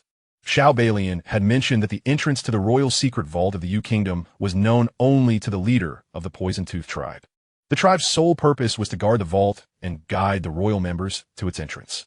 But now, the Poison Tooth tribe was gone. You hurried over to inspect the toppled stone tablet. The tablet lay shattered into 3 pieces, coated with dust and cobwebs. And on the central piece was an abstract carving of a serpent's fawn. Surveying the surroundings, it was evident that, although the area was still adorned with lush trees, they were evidently young saplings that had sprouted only in recent years. There were also traces of human habitation buried beneath the thriving grassland. Damn! Reflecting on the arduous month spent traveling, and recalling the anticipation of the martial arts manuscripts hidden within the vault, fury surged within you, and you struck the ground with a formidable punch. The impact created a pit over 5 meters in diameter, riddled with radial cracks. Within 30 meters, the tremors were palpable, nearly toppling Xiao Balian. Xiao Balian quickly gestured for calm, urging you not to be overly agitated. I still have good news to share. Look here. With a surge of his internal energy, he lifted the grass, revealing more traces beneath. To the untrained eye, these signs appeared chaotic, yet to those knowledgeable, they held a wealth of information. During the time I spent wandering with my father while being pursued, I had learned quite a bit. Look at these small clumps of earth. Xiao Balian beckoned you over, pointing to a pile of dirt. Are these not just clumps of earth? What do they signify? You picked one up, examined it, and crushed it, utterly perplexed. Xiao Balian shook his head. These are not mere clumps of earth. They are dry dung from a pack animal. If you dare say that is dung, I will stuff it in your mouth, you retorted with a sidelong glance, while Xiao Balian struggled to suppress a laugh. All right, enough of the banter, my esteemed father-in-law. Please share the good news, he said, discarding the earthy clump and hurriedly washing your hands in a water pouch, emerging with a resigned expression. The good news is that, based on these traces, it can be inferred that the disappearance of the Poison Tooth tribe is likely unrelated to other tribes. This place has not been destroyed by others. Instead, they have migrated. From the dried dung clumps of the pack animals, it seems the migration occurred no more than 3 years ago. There are surely more such clumps along the way. By following the trail, we can ascertain where the Poison Tooth tribe has relocated. Upon hearing this, your spirits lifted somewhat. It was a relief that the tribe had not been annihilated. As long as they were alive, hope remained. Third year, Jun Xiao Balian truly excelled as a hunter, dragging you through the forest for yet another month. On that day, the two of you were overwhelmed with joy, your nostrils flaring in delight. The aroma wafting through the air was that of meat sizzling over an open flame. Having survived in the treacherous, pestilential jungles of the southern frontier for 2 months, you had finally stumbled upon signs of human life. Without a moment's hesitation, you dashed towards the enticing scent of roasted meat. A quarter of an hour later, a settlement emerged before you, starkly contrasting with your preconceived notions of primitive tribes. The inhabitants, clad in leather garments and grass skirts, appeared remarkably clean, residing not in caves or makeshift shelters, but in charming wooden cottages reminiscent of European architecture. Moreover, they did not partake in raw flesh. Instead, the so-called tribespeople were gathered around a bonfire, feasting on grilled meat. Aki, Xiao Balian suddenly sneezed, rubbing his nose and frowning as a few strands of fur fell from his nostrils. Cat food. Ever since I was a child, I've sneezed whenever I approached a cat. Why are there so many cats in this southern tribe? Xiao Balian grumbled discontentedly. Upon closer inspection, you noticed a detail you had previously overlooked. The tribe was indeed home to numerous cats, dairy cows, orange tabbies, calicos, and tortoise shells of various patterns, all in abundance, with their numbers nearly rivaling that of the humans. You found yourself quite fond of cats. Their pudgy little paws, fluffy ears, and round, cherubic faces were undeniably charming. Certainly, if a lovely girl adorned herself with a cat-themed hairpin, donned cat-patterned socks, and wore paw gloves, accompanied by a playful cattail, your affection would only deepen. Meow. Suddenly, a sleek black cat, alerted by Xiao Balian's sneeze, turned its head towards you with remarkable intelligence and let out a call. The warriors of the tribe, upon noticing your presence, sent 5 burly men clad in leather rushing towards you. Assessing their demeanor, you discerned that even their strongest member was merely at the true chi level, posing no threat. One of the tribesmen, balancing a large orange cat atop his head, glared at you with wide eyes and began speaking in a tongue you could not comprehend. Both of you stood there, bewildered, unable to understand their words. Fortunately, their gestures were clear, and you sensed no malice or hostility from them. It seemed they were inviting you into their tribe. Xiao Balian's expression darkened, clearly reluctant to proceed, his allergy to cat fur making the prospect unappealing. However, you felt a sense of unease going alone, so you insisted on dragging Xiao Balian along as you followed the southern warriors into the settlement. Upon reaching the bonfire, the crowd parted, and 2 children from the tribe approached, each holding a large leaf as a makeshift plate. On those leaves lay succulent pieces of perfectly roasted meat, golden and crispy. The aroma was indeed delightful, though the shape of the meat struck you as peculiar, resembling a pigeon, yet not quite. Welcome, esteemed guest from afar. An elderly woman of apparent high status approached, leaning on her cane, her face adorned with a kind smile, speaking in a thick accent of the Xianxia dialect. The 10,000 miasma forest in the southern frontier is primitive yet not isolated. Occasionally, locals venture forth bearing authentic regional specialties to barter with the Liang kingdom. For instance, they trade potent poisons capable of sealing one's fate or enchanting flowers that bewilder the mind. The majority of the raw materials for the various poisons circulating in the martial realms of Liang and Sheng originate from this enigmatic forest. With a benevolent gaze, the old woman observed you and Xiao Balian as she hoisted a tortoise-shell cat above her head. As esteemed guests of my Muliang tribe, indulge in roasted meat and share a kiss with the kitty. Chapter 133. The Giant Rat of the Southern Frontier. As you watched, the plump tortoise-shell cat held aloft, glancing at the roasted meat on the leaves, a realization dawned upon you regarding the nature of the meat. The customs of the indigenous tribes in the southern frontier seemed rather wild. Kiss the kitty, eat the meat, friends. No eating, no kissing, enemies. The old woman's expression soured, and you felt a twitch at the corner of her mouth. While kissing the little cat posed no issue, consuming rat meat was another matter altogether. What more could you ponder? It was time to flee. With a swift motion, Xiao Balian, allergic to cat fur, clutched your collar and darted into the woods, disappearing in the blink of an eye. Although neither of you were virtuous individuals, it was unlikely you would resort to violence against the primitive folk over such trivialities. It was regrettable, for you had intended to inquire about the poisonous fangs tribe from the individual of the Tianliao tribe. However, it was not of great concern. After departing from the Tianliao tribe, signs of human activities in the forest increased, and should you fail to gather information here, asking another tribe would yield similar results. 2 days later, you stumbled upon yet another tribe. Before you could enter, Xiao Balian began to sneeze and rub his nose. Straining your ears, you indeed discerned numerous feline calls emanating from the nearby tribe. This was rather peculiar. While one tribe's affection for cats might be coincidental, the existence of 2 tribes sharing this fondness could not simply be a matter of chance. In the month of July, the situation escalated from mere coincidence to something increasingly sinister. Throughout this month, you encountered 6 tribes, all of whom kept cats. Moreover, their relationship with these felines transcended the ordinary. These tribes seemed to revere cats as a form of faith. This was exceedingly strange. You were aware of the southern frontier people's penchant for raising insects and practicing sorcery. But when had they all begun to keep cats? Xiao Balian was perplexed. A land wherein everyone cherished cats was becoming akin to a forbidden zone for him. I shall return to the previous Tianliao tribe for clarification. At least there is someone there who speaks the Sheng language. If need be, I will take the plunge. With a firm resolve, you stomped your foot, unwilling to squander any more time, and turned back towards the direction you had come.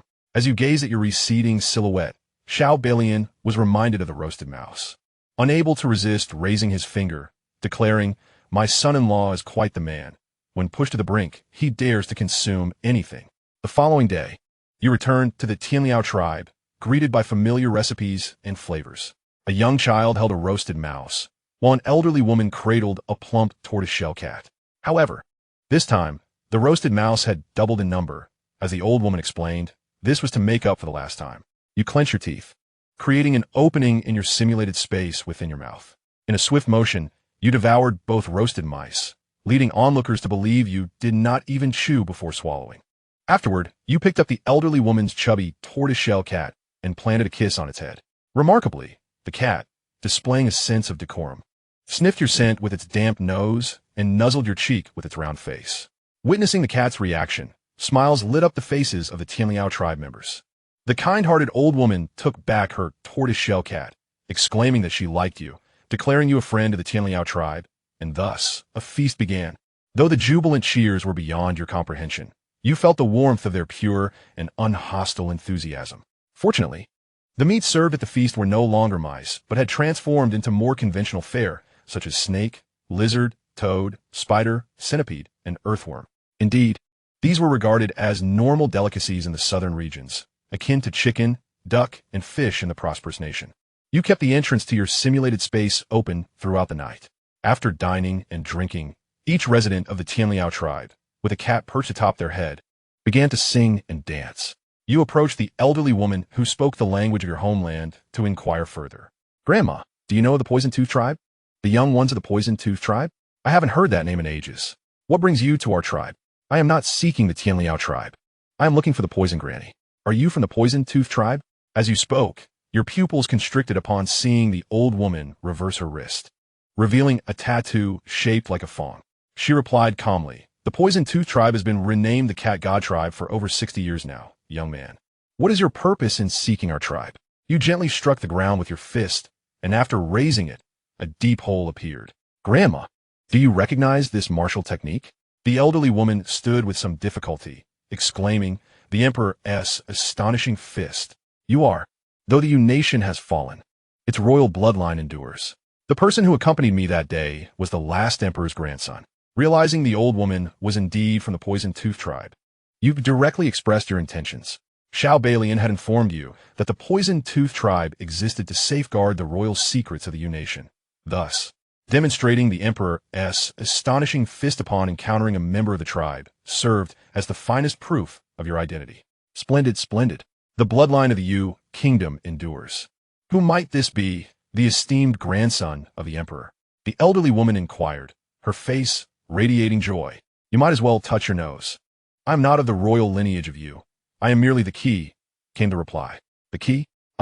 So you are the esteemed chief steward of the inner palace. What a pity, the old woman remarked, her eyes reflecting both deep respect and a hint of regret. Members of the Poison Fang clan have long been educated in the sacred duty of guarding the royal treasures of the Yu kingdom. Although only the tribal leader knows the precise location of these treasures, the process of unlocking them is not a closely guarded secret among the Poison Fang clan. In the old woman's memory, all previous human keys to the treasures were appointed from the closest eunuchs serving the emperor. Grandmother, never mind that. Why am I even discussing this with you? Your expression darkened as you sensed the complexity of the explanation, deciding instead to directly inquire about the essentials. Where's the Poison Fang clan now? Where's the leader? Why have they relocated from their original territory? And most importantly, why do they raise cats? The elderly woman, forthright and focused, shared all the details within mere moments. The Poison Fang clan has now relocated approximately 800 miles away from the Tianliao clan and has renamed themselves the Cat God clan. As for the reasons behind the relocation and renaming, one must reflect upon the past.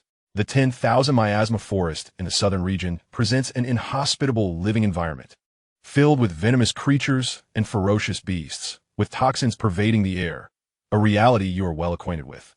Yet, the greatest threat to the people of the southern region comes from a seemingly insignificant creature, the rat. The environment of the 10,000 miasma forest has given rise to a toxic breed of rat. Not only do their teeth carry venom, but each rat is also the size of a grown man's palm. When 300 to 500 gather, they merely burrow to pilfer food from the tribe. When 2,000 to 3,000 come together, they dare to dig tunnels to steal food from humans. Should tens of thousands converge, they would boldly assault the tribe, devouring human flesh. If they fear not even humans, one can only imagine their disregard for natural enemies. When rat populations exceed 100, snakes, weasels, and cats all become mere prey to them. According to the old woman's account, the southern people's adeptness with poison stems partly from their harsh environment, and partly from a necessity to combat the rats. Over 60 years ago, an unprecedented rat disaster erupted in the southern region. Countless millions of rats emerged from the ground, rampaging and leaving nothing but barren earth in their wake. In just a few months, nearly half of the southern tribes fell victim to the insatiable hunger of the rats. The Poison Fang clan suffered greatly as well. However, just as the tribe was on the brink of being overwhelmed by the rat scourge, a divine cat descended from the heavens. Chapter 134, The Unlocking of the Treasure. In the third year, July the divine cat, entirely black, resembled a sleek little black leopard. With a single meow, it sent the rat horde scattering, leaving not a trace of a rat's tail within a 10-mile radius. The leader of the Poison Fang tribe, astute as he was, noticed the little bell adorning the divine cat and promptly presented several lively calico cats as offerings. However, the divine cat vanished the following day. A month later, the members of the Poison Fang tribe discovered that all the calico cats had swollen bellies. Although the divine cat had disappeared, it had left behind progeny. The offspring of the divine cat were no ordinary felines. Typically, a mother cat carries her young for no more than 2 months. Yet these calico cats astonishingly took over 9 months to give birth, akin to humans. More importantly, the offspring possessed the same remarkable ability as their progenitor to instill fear in the rodent population. The tribe immediately dedicated themselves to nurturing and propagating the lineage of the divine cat, renaming themselves the Cat God Tribe, and dispatched envoys to traverse the southern regions. The perennial threat of rodent plagues that had haunted the lives of the southern inhabitants was decisively quelled under the dominion of the Cat God Tribe, which now bore the bloodline of the divine cat. From that point onward, the Cat God Tribe flourished. Not only did their envoys spread throughout the southern territories, but they also relocated their tribe to settle in the most fertile lands of the region. In present-day southern territories, any tribe lacking the presence of a cat god envoy could hardly be deemed complete. The old woman articulated this tale with clarity, yet it only left you increasingly bewildered. The cat god? Wasn't this a martial arts realm? How could it possibly include divine beasts? Was it not imminent that you would embark on a journey of ascetic cultivation? A mere meow could render the vicinity devoid of rodents. Not to mention, even summoning a tiger or a tyrannosaurus would not wield such power. The cat god, as described by the old woman, belonged to a realm of fantasy. Yet the perplexing reality was that this was indeed a martial arts world. You had previously harbored doubts, sensing that the martial prowess of this world was alarmingly low. Yet, even while scouring the archives in the Iron-Cutting Mountain Library, you found no records pertaining to ascetic cultivation, nor had history ever documented feats of transcending the void.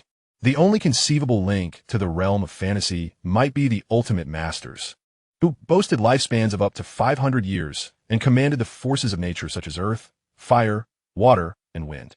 However, this level of martial prowess, to be candid, was merely an extension of longevity. In terms of strength, it paled in comparison to the foundational cultivators found in common ascetic novels. Even the foremost martial artist of the prosperous nation, Chirahai, seemed unable to withstand a few volleys of wind-boosted projectiles. A practitioner who could not endure missiles clearly belonged to a world of low martial prowess. Yet now, amidst this utterly unrefined martial realm, it appeared that a foreign entity had intruded. With a muddled mind, grappling with this complex situation, you chose not to ponder further. Regardless of the divine or the spectral, unearthing the treasures of the old Xiao family was your foremost priority. Inquiring with the elderly woman about the whereabouts of the Cat God Tribe, you immediately set off, calling upon Xiao Balian to accompany you. In the third year, during the month of August, after a prolonged search, the tribe formerly known as Poison Fong, now renamed Cat God, finally came into view. Xiao Balian, sneezing intermittently, promptly revealed his identity as the grandson of the Emperor of Yu, which led to an immediate reception by the tribe's leader. The chief of the Cat God Tribe was a robust elder, his muscular frame and snowy beard presenting a strikingly dignified appearance. Yet, you sense that this old man was far from conventional. After all, who among the respectable would resort to employing the allure of beautiful cats to entice divine felines for breeding? Nevertheless, disregarding the chief's dubious character, his loyalty to Xiao Balian, your father-in-law, was unmistakably evident. Upon hearing of your intent to unlock the hidden treasures, he wasted no time and mounted a beast of burden to lead the way. The journey spanned more than half a month, ultimately returning to the site of the erstwhile Poison Fong tribe. The elder lifted a stone slab, unveiling a subterranean passage. Beneath the Poison Fong lay an extraordinary world, obstructed by 3 stone gates. You rapped on the gates, scoffing at the notion that such contraptions required a key. A single kick should suffice, you thought, but dared not act on it. Xiao Balian cautioned that these were rigged with mechanisms. While a kick might be simple, the destruction of the treasures within the vault would be all too easy. Thus, it was wisest to unlock the door with the key. The Dragon Eye Pearl unlocked the first stone gate. Behind it lay another door and 10 metallic puppets, creaking ominously as they assumed a combative stance. You shook your fist and stepped forward, ready for action as the human key. Each of these puppets was ruggedly built, requiring pure strength to unleash the Imperial Devastation Fist and disrupt their core to halt their movements. During this endeavor, even a slight fluctuation of true energy or aura would trigger self-destruction of the puppets, taking the treasures within the vault along with them. The sole challenge for you was to meticulously control your strength to prevent obliterating the puppets with a single blow. Fortunately, your control was adequate. Upon opening the second stone gate, only one remained. With the longevity golden lock in hand, you turned it and it opened effortlessly.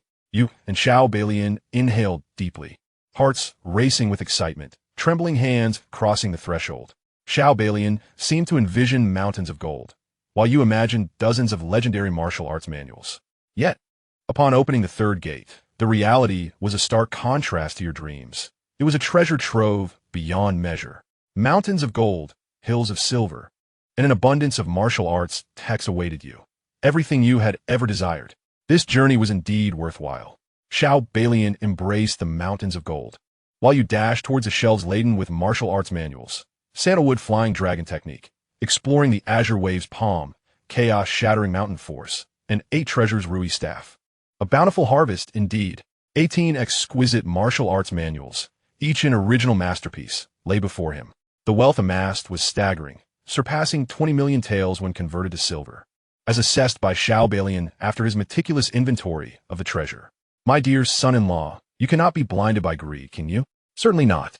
However, as agreed, I require 500,000 taels from this fortune to settle the debts of the Shinnon Hall.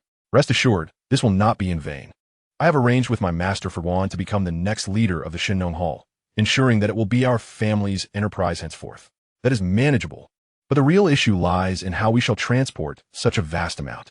Gazing upon the mountains of gold and silver, Xianxia's brow furrowed in concern. One must proceed with caution. If time is on our side, we can hire individuals to masquerade as traveling merchants from the southern border, concealing our riches within their cargo.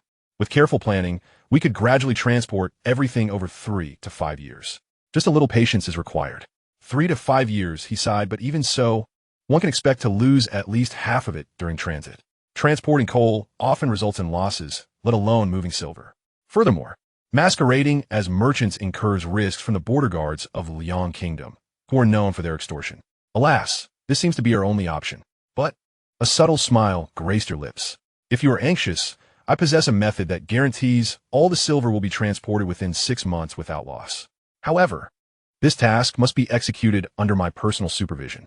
Trust me, return to Tunshin County and await my return. I assure you, within half a year, you shall see the silver. If you do not believe me, then there is little I can do.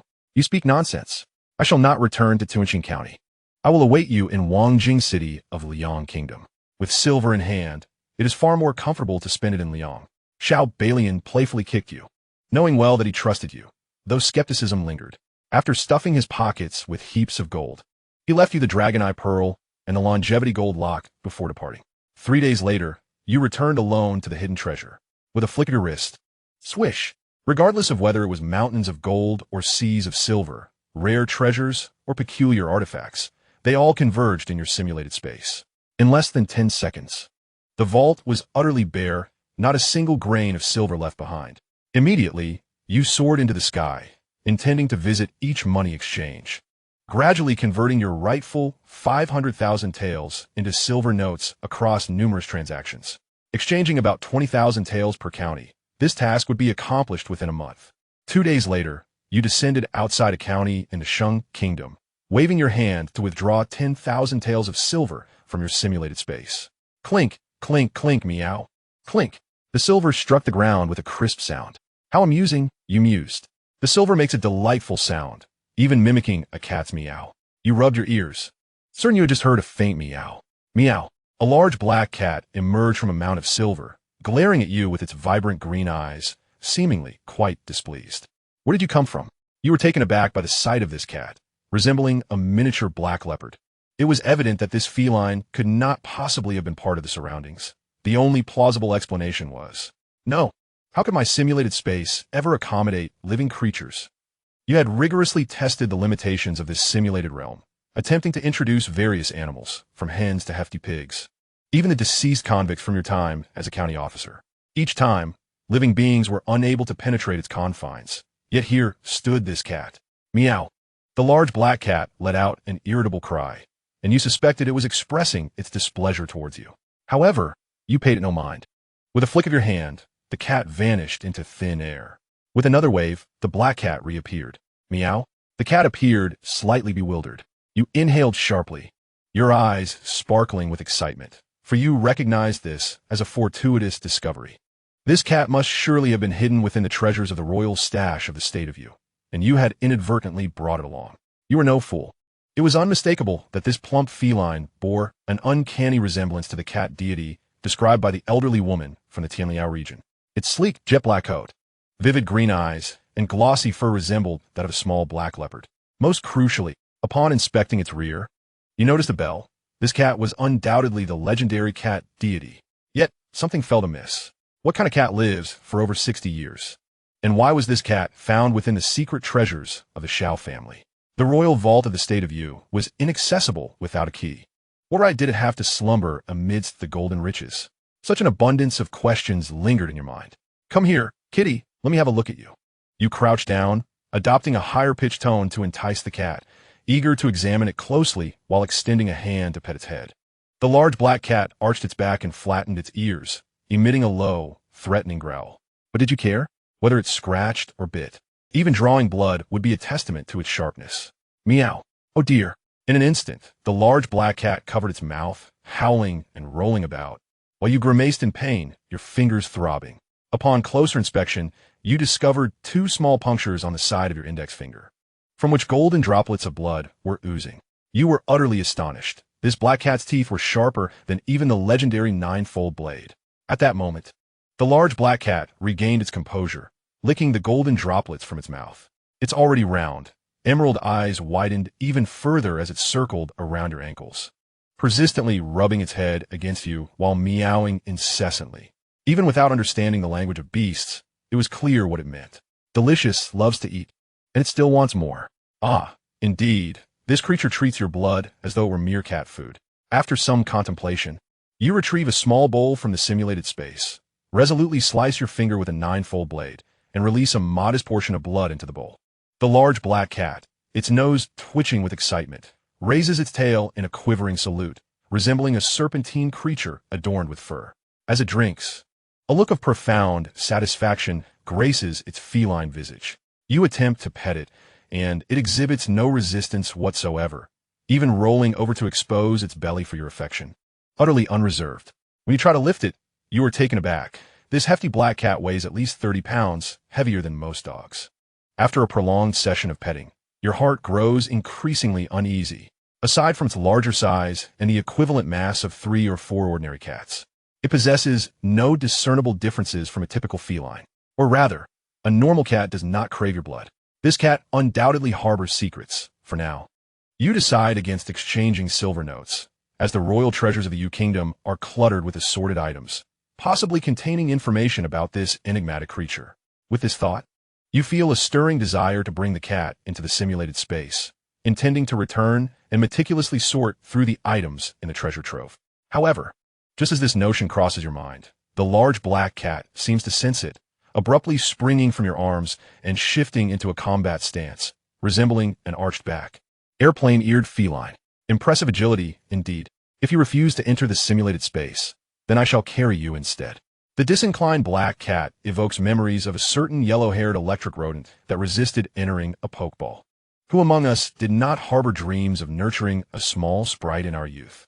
The black cat, exhibiting remarkable sensibility, becomes docile again when you abandon the thought of confining it, readily allowing you to hold and pet it.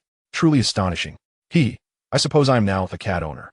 It is time to bestow upon you a name. How about calling you dog? Meow. I shall call you whatever I please, for you are my cat. Off we go, dog. With the reluctant black cat, dog, secured in your arms, you soar into the sky and descend into an uninhabited cave, casually releasing the cat to let it entertain itself, fully confident it will not wander astray.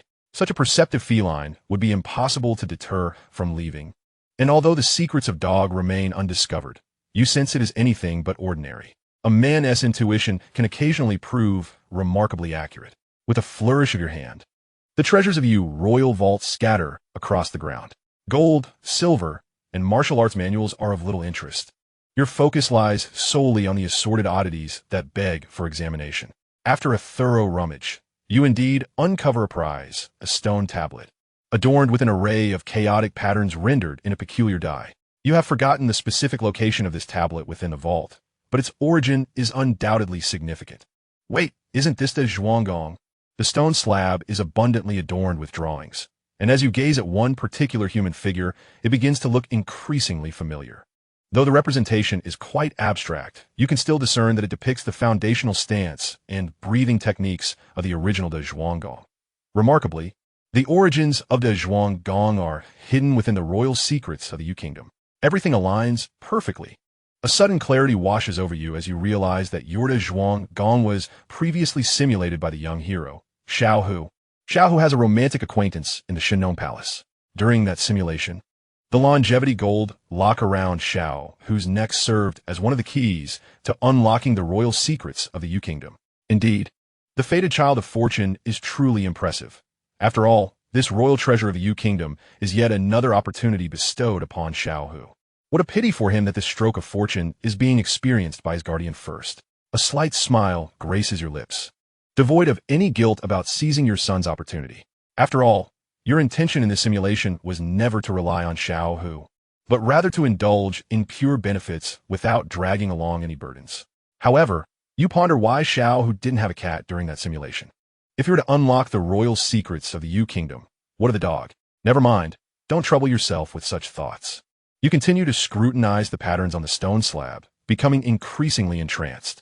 After more than half an hour, your eyelid twitches, and a smile plays at the corners of your mouth as you beckon over the black cat. You think you might have understood the drawings on the slab, but the understanding feels almost unbelievable. Dog? Meow? Is that cat depicted on the slab you? Meow. Then you are over 1,200 years old. Meow. The dog shakes its cat tail, licks its paws, and its large, green eyes seem to brim with untold stories. Chapter 136. No idle cats in the third year. July. After wandering in the 10,000 miasma forest of the southern border for 2 months, you have become somewhat accustomed to the abstract doodle narrative style of the local inhabitants. The drawing on this slab illustrates how, 1,200 years ago, the ancestor of Xiao Balian transitioned from a primitive tribesman in the southern border to becoming a founding emperor. The story begins with a sense of fate reminiscent of the experiences of the Poison Fang tribe over 60 years ago. 1,200 years ago, a significant rodent plague struck the southern border, and the tribe of Xiao Balian's ancestor encountered a cat, much like the Poison Fang tribe did 60 years prior. However, unlike that fleeting encounter, the cat from 1,200 years ago remained within the tribe and befriended a simple figure clad in a hide skirt. If you are not mistaken, this simplistic figure in the hide skirt is none other than the ancestor of Xiao Balian. A solitary individual and a cat share their days, dining, residing, and slumbering together. The ancestor of the Xiao family ventures out to hunt, accompanied by the feline companion, who observes as the elder practices martial arts. At night, the elder dreams of the cat. Within this dream, the cat imparts a martial art technique to him, known as great strength technique. Thus, the elder's path to prominence commences. Utilizing the great strength technique, he cultivates a physique that surpasses the ordinary, beginning with the conquest of neighboring tribes, gradually establishing his own influence, and eventually breaking free from the southern borders to forge the imperial extreme Thunder Fist. He single-handedly confronts the joint forces of Liang and Shang, ultimately founding the nation of Yu. His life story is indeed legendary, yet your interest lies elsewhere. You are merely curious whether the cat depicted on the stone tablet is, in fact, your dog, gazing into the shrewd, yet somewhat perplexed emerald eyes of your canine companion. You find it hard to believe that such a creature could exist for 12 centuries.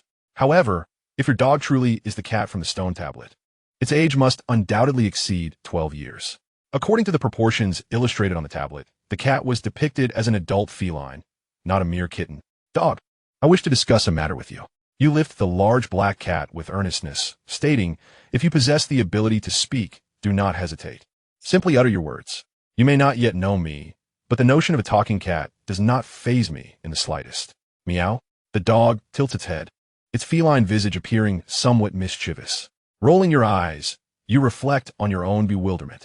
You think to yourself, let it be. The stone tablet suggests that the cat can impart martial skills in dreams. For now, you shall treat it as a pet, perhaps in time. You will uncover the secrets hidden within your dog. Waving your hand, you put away your belongings and resume the nationwide initiative to exchange silver notes. Throughout this time, the dog resolutely refuses to enter the simulated space, and the cat has an insatiable appetite, consuming as much in a day as a fully grown man. Every few days, however, the dog insists on a small bowl of blood. A half bowl of blood every few days is a trivial matter for you, with your current extraordinary regenerative ability. You could sustain the dog even if it drank 10 gene daily. Having witnessed the stone tablet, you have come to terms with the dog's peculiar appetite. For it also illustrates how the ancestor of the Xiao family nourished the cat with his own blood. In the third year, September time flies. The nationwide initiative lasted a full 2 months, during which you exchanged 500,000 taels of silver for notes accepted by the Liang and Sheng nations. With that accomplished, you can finally dedicate yourself to the practice of martial arts, as the secret manuals hidden within the royal archives of the Yu nation are sufficient for you to perfect the great strength technique. However, before plunging into this endeavor, you decide to wait an additional month. After all the toil, it is essential to grant yourself a well-deserved respite. You embraced your canine companion and soared toward the Shenong Hall. The silver promised to Min Daijun must be delivered. Even a day's delay would gnaw at your conscience. This month, if you forego martial training, you shall become a foolish sovereign, teasing cats and indulging your master and senior sisters, even amidst the apocalypse, would remain inconsequential to you.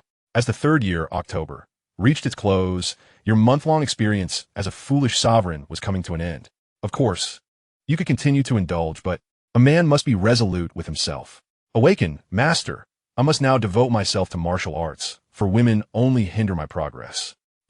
How bold you are when speaking. Let us see if you can maintain such bravado throughout your life. Min Daijun rolled her eyes dramatically, a beautiful gesture.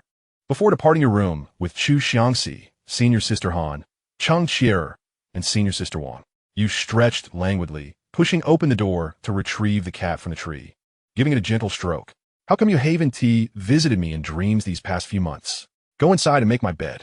The dog cast you a sidelong glance, seemingly rolling its eyes at you, but was promptly tossed into the room. With a disgruntled meow, it began to awkwardly fold your blanket using its paws. Though the dog had never spoken or visited you in dreams, you were certain it understood human language. Thus, you resolved that the Leaf family would not harbor idle cats. You provided it with food and drink, but it was only fair that it contribute in return. You had thoroughly studied this capricious, proud, and neurotic creature. By discerning its desires, you could compel it to assist with household chores. Now, the dog had become adept at folding blankets and retrieving clothing. Your next ambition was to train it to wash dishes. Meow. Enough, master. I shall begin my martial training now. You may amuse yourself. Rubbing the dog's head, you focus your mind. This time, during your retreat from martial practice, you aim to master all 16 foundational techniques in one go. You open the first volume and commence your training. As the third year, December, approached, the difficulty of learning the foundational techniques remained exceedingly high. Without the aid of a 1,000-fold mare elixir, you were limited to a 10-fold starting point, capping at 100-fold. It took you a full 3 months to grasp one technique. While this pace would be considered rapid for others, it was intolerable for someone accustomed to swift progress like you. You decisively chose to suspend your retreat and venture out to acquire a few 1,000-fold mare elixirs first. As for your objective, it was time to send Spring Nanbua to the depths of hell. Aiming for a swift resolution within 3 days would also serve to purify the environment of your birthplace in this new world. You soared into the sky, heading straight for the Jing'an prefecture of the Shang kingdom. As you passed through the Liang kingdom's Wangjing city, you suddenly felt as if there was something you had yet to accomplish. However, if I cannot recall the specifics at the moment, then let us set it aside until the memory resurfaces. In the upscale brothel of Wangjing city, Xiao Balian gazed at the ceiling at a 45-degree angle, contemplating whether that rascally Mu had absconded with his money. Was it not agreed upon to meet in 6 months? Why had he not yet delivered the funds? Chapter 137. The Marvelous Refresh. In the third year, December, in less than 6 hours, you soared back to Xinhua's Jian prefecture from Lianghua Shenong Hall, propelled by your jet-like speed. You refrained from hastily seeking out Lord Shan Nan in the prefectural city and instead made a detour to Minghua County. The 8 great Vajras, who thrived on the suffering of others under Chun Nan's command, had nearly been eradicated, with only the Zhang family in Minghua County remaining unscathed. Last year, when you systematically dismantled the 8 great Vajras, this particular family had fled in advance, and you needed to ascertain whether they had returned. Regrettably, the Zhang residents in Minghua County had stood desolate for over a year. Since the family had relocated to the prefectural city, they had not returned. Their absence was fortuitous, as it afforded you the opportunity to sweep them away upon your arrival in the prefectural city. You eagerly rubbed your hands together, anticipating the cloak of night. Being a traditionalist, you preferred to carry out righteous deeds under the cover of darkness, when the winds howled and the moon was obscured. However, waiting idly was not an option. Now that you had arrived, it was an opportune moment to experience the local services of Minghua County. You ventured into the largest brothel in Minghua County, striding through the streets with undeniable flair. Anyone who was blind would surely steal a glance at you. It was not that the people of Minghua County had never seen a handsome man, but they had never encountered such an imposing feline. Who could resist turning their gaze toward a striking figure accompanied by a small black panther-like cat? Yet, this was unavoidable. With a multitude of secrets that the large black cat possessed, although you allowed it to roam freely, you felt more at ease bringing it along during your travels. Before long, you arrive at your destination, sipping a small drink, savoring a light meal, embracing a lovely waist, and enjoying melodious tunes, all while awaiting the opportune moment to enact your righteous path in the prefectural city. As you relaxed in blissful contentment, a beautiful maiden was sent to your side by the matron, drawn to your generous demeanor. This girl was undeniably attractive, clearly a cut above the rest. Yet before you could fully appreciate her, your brow furrowed slightly. There was a faint scent of blood emanating from her. You felt a twinge of reluctance. Was the brothel in Minghua County truly so ruthless? Even in such a state, they still permitted the girl to work. It was one thing to disregard the well-being of employees, but this was a blatant disregard for customers as well. Yet, upon closer inspection, you sensed something amiss. The scent of blood was faint, yet oddly familiar, reminiscent of Xianxia. It seemed indeed to carry the essence of Xianxu's blood. You gently rub your nose. While the average person might struggle to discern the scent of blood, your current physical condition surpasses even that of a dog's keen sense of smell. Xianxia, this lad, has endured considerable hardship to support a group of little beggars. In your discreet observations of him, you noted that out of 5 encounters, he bore injuries at least 3 times, and the essence of that scent had long since embedded itself in your memory. What a sight! Xianxia made an appearance, even adorned with wounds, yet still exuding an air of nonchalance. You chuckled softly, wrapping your arm around the waist of the young lady beside you. Do you know Xianxia? Who is Xianxia? I am but an innocent maiden, familiar only with you, my lord. The young lady smiled charmingly. Yet a fleeting glimmer of panic in her eyes did not escape your notice. In that moment, you were aware, perhaps your curiosity had intensified since adopting a cat. You retrieved a banknote from your pocket. Do you know Xianxia? With a decisive slap, you placed the note on the table. The young lady froze, her gaze faltering. Do you know Xianxia? Slap. Do you know Xianxia? Slap. Slap. Slap. After inquiring 5 times and slapping down 5 notes, her breathing became increasingly labored, and you smiled slightly. If you do not know him, I shall reclaim the banknote. Do not take it back. I know him. I know young Master Xiang. I apologize. Young Master Xiang. He has given too much. The young lady pressed her small hand against the banknote. Now we are on the right path. Take it. Rest assured, I'm not a villain, merely an old acquaintance of Xianxia, wishing to inquire about his recent circumstances. How did you two come to know each other? As she accepted the banknote, she examined your handsome visage and then glanced at the magnificent black cat lounging at your feet, concluding that anyone capable of caring for such an exquisite creature could not possibly be a bad person. At that moment, she recounted her acquaintance with Xianxia and everything she knew. Upon hearing her tale, you found yourself even more perplexed. It appeared that she and Xianxia did not meet in a brothel, but rather during a heroic act several months prior. The young lady's family had incurred the wrath of others, resulting in the tragic demise of her parents right before her eyes. Just as she faced a dire fate, Xianxia happened to pass by and rescued her. Alas, though he saved her life, the young lady, left without a home, had no choice but to sell herself to a brothel. Months passed before they met again. 5 days prior, while shopping for cosmetics, she encountered the injured and unconscious Xianxia in an alley. Grateful for her benefactor, the young lady sent money to rent a modest dwelling for him and called upon a physician to procure medicine. Just yesterday, after Xianxia's wounds had healed, he hastily bid farewell and vanished without a trace, leaving her heartbroken and causing her to arrive late for work today. Listening to your words, it seems that Xianxia was injured this time while heroically intervening in an act of injustice. Young Master Xiang possesses a heart of righteousness, unable to bear the sight of unfairness. He is indeed a great hero. The young lady gazes at him with sparkling admiration while you nod, feeling a touch of puzzlement within, despite having intercepted the malevolent jade pendant. How did Xianxia still find himself on the path of roaming the world as a chivalrous figure? You scratch your head in confusion, but upon deeper reflection, you realize that perhaps your perspective was too narrow. Some individuals are inherently just, performing good deeds without any ulterior motives. And Xianxia might just be one of those purely virtuous souls. In comparison, you feel a twinge of self-reproach. Xianxia is gallant and noble, Yet I too am not lacking. I, Li Mu, am devoted to upholding justice, robbing from the rich to aid the needy. And I have also performed my share of good deeds. Observing the sky, you leave the brothel, soaring towards the capital city. In less than 15 minutes, you arrive at Jian Prefecture, skillfully scaling the walls to reach the back garden of the Earl's mansion, pausing behind the familiar rockery. Beneath the rockery lies the cellar, the site of the heinous acts committed by the Human Blood Bun group. It was here, during the last simulation, that you encountered Xianxia and obtained the malevolent jade pendant. With an attitude of having come so far, you activate the mechanism to open the secret passageway leading to the cellar. Contemplating, you recall that during the previous simulation, the cellar held no treasures, only Xianxia.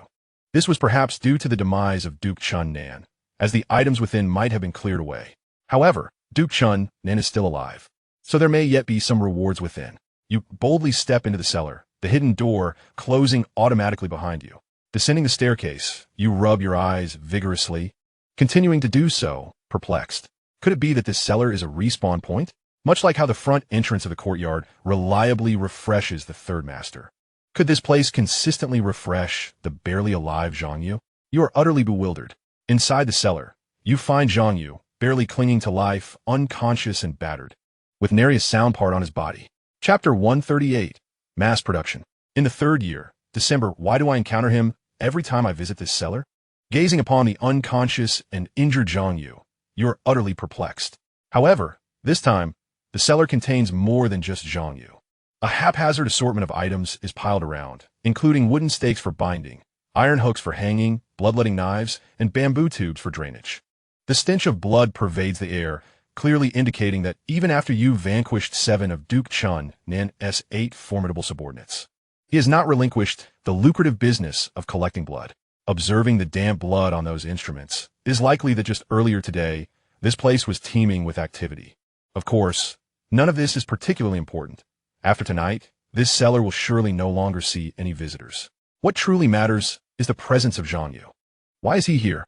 You step into the cellar, scrutinizing Xianxia. At first glance, his injuries appear quite severe, yet they are not life-threatening. With the physique of a martial arts master, a month or so of proper recuperation would suffice for a full recovery. However, why has Xianxia transformed from an ordinary individual into a martial arts master in just a few months? Reflecting further, it has been a mere year and 5 months. Such rapid advancement is indeed astonishing, far beyond the realm of possibility. Moreover, the critical issue lies in the fact that he possesses no extraordinary artifacts.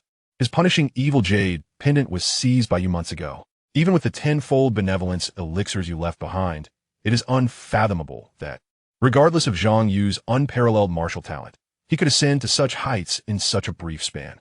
No, this cannot be right. You lift Xianxia's collar, and your pupils constrict in shock. The punishing evil jade pendant. He is, astonishingly, wearing a punishing evil jade pendant around his neck. It is no wonder that he has evolved from an ordinary person to a martial arts master in a mere year and 5 months. The tenfold benevolence elixirs, coupled with the exceptional martial arts manual you had once provided, indeed have the potential to nurture a martial arts master in a short time. Yet, something feels profoundly amiss. Is my vision deceiving me, or is my memory faltering? Your mind feels as though it is about to explode, prompting you to hastily search your pockets. Indeed, you possess 2 pieces. Where then did this third piece originate? Could it be that this item is capable of mass production?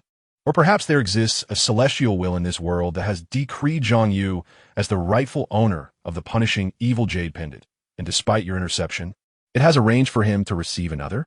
Such a conundrum, even for a mind of extraordinary intelligence, would be confounding. Steam begins to rise from your head, your mental faculties nearing overload. At this moment, your superhuman instinct tells you that if something cannot be comprehended, it is best not to strain your mind. Exerting your strength may yield a solution. With a decisive snap, you declare your disbelief, vowing to retrieve yet another piece. You swiftly snatch the punishing evil jade pendant from around Xianxia's neck. If clarity eludes you, then you shall resort to the most straightforward, albeit naive, method. By intercepting Xianxia's punishing evil jade pendant once more and ensuring his survival, you can later investigate whether he acquires a new pendant. If he does, it would indicate that the punishing evil jade pendant is indeed a standard item of mass production. At that point, You can delve into the mystery of who is responsible for the mass production of the punishing evil jade pendants. Should you find that Xianxia has not received another, it would suggest that this occurrence was merely a stroke of luck. In this world, there are 2 punishing evil jade pendants. It seems Xianxia's fortune has simply smiled upon him. Encountering you this evening is indeed a fortuitous stroke of luck for him. You hoist Xianxia, with a large black cat on your left and a handsome young man on your right. It seems that the annihilation of the Chun Nanbo gang will have to wait until the night deepens. First, you must find a secure place for Xianxia before returning to uphold justice. However, just as you are about to lead Xianxia away, a faint clicking sound emanates from the dark door of the cellar. The door has been opened from the outside. This scene feels eerily familiar. If memory serves, during the last simulation, when you intended to take Xianxia out of this cellar, a similar occurrence unfolded. The last visitor was Chun Nanbo's concubine, Xianxia, and now it appears she has returned. A year and 5 months ago, Xianxia vanished from the dilapidated temple outside Jiangding County. And now she stands in the back garden of the Earl's residence, adorned in splendid attire, transitioning from youthful innocence to a more mature allure. Xianxia cautiously descends the cellar stairs with a small medicine box, locking eyes with you, a shoulder burdened with Xianxia and the other with the imposing black cat. Her rosy lips part slightly. You glare silence, or I shall feed you to the cat. The cat tilts its head, meow. Xianxia quickly shuts her mouth, her large eyes glistening with tears, darting between you and the formidable black cat, evoking a sense of sympathy. Unfortunately, you are not easily swayed. Approach. Who are you, and what is your intention here? I'm the concubine of Chun Nanbo, and also Xianxu's sister. I came here tonight out of concern for my brother's injuries, hoping to secretly deliver some soup and medicine. Xianxia trembles as she opens her small medicine box, revealing a bowl of steaming soup and some bandages and ointments for bleeding. Xianxia has not yet succumbed to darkness. She has a long way to go before she becomes the cunning heroine who dared to usurp Chun Nanbo in the last simulation. Yet, as a woman encountering someone as uniquely imposing as you in this eerie cellar, she still maintains composure and articulates her thoughts clearly, indicating she is not an ordinary person.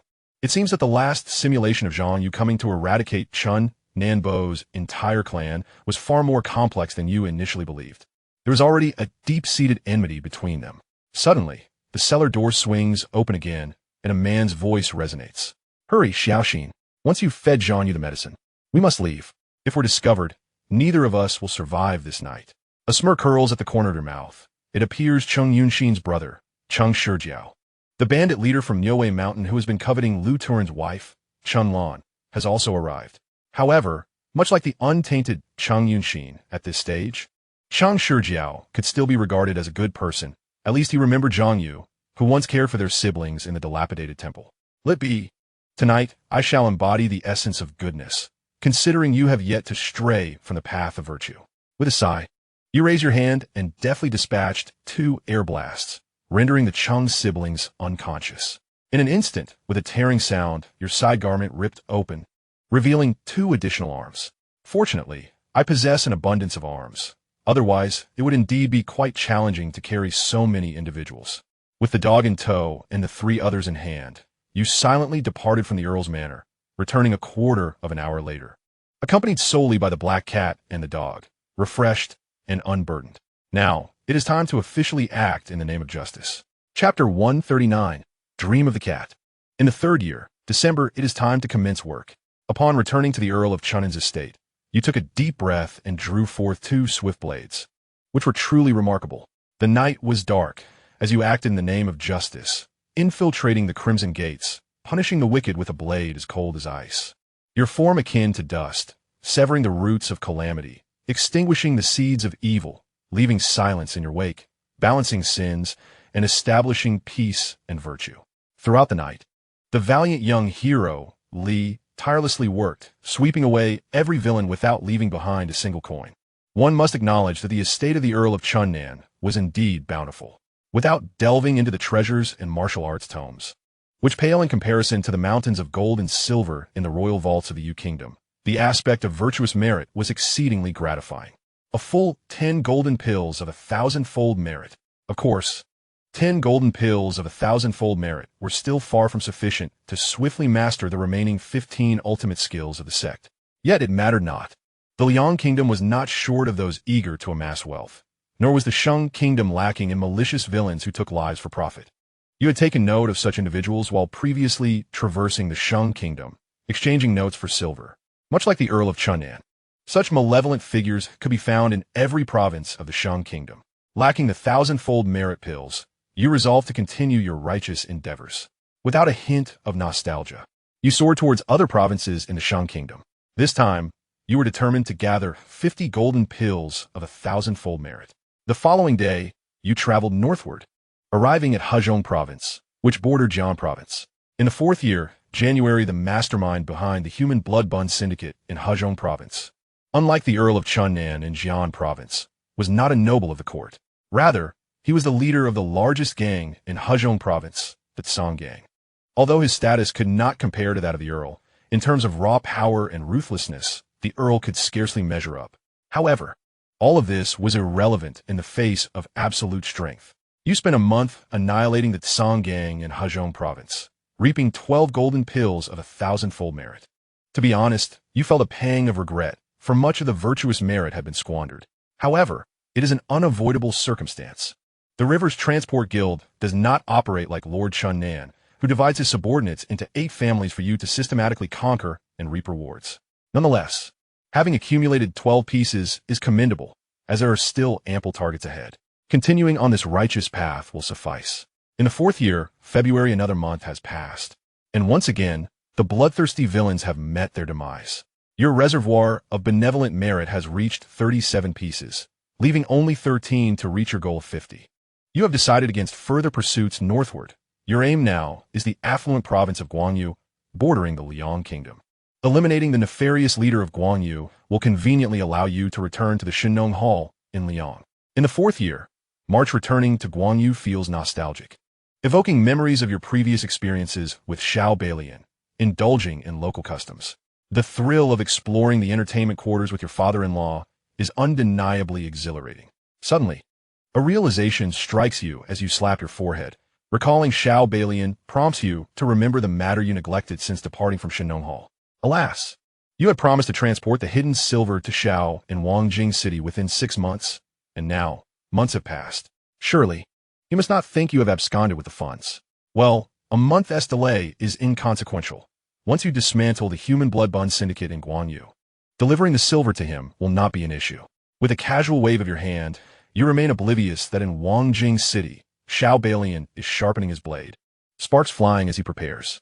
Unbeknownst to you, your father-in-law is fervently readying himself while you investigate the human blood villains in Guangyu. It is not the delay that is troubling, but the shocking truth you uncover. The leader of the Human Blood Bun Syndicate turns out to be the provincial governor. This governor holds a respectable rank of the 4th grade. Thus, your previous assumptions prove accurate.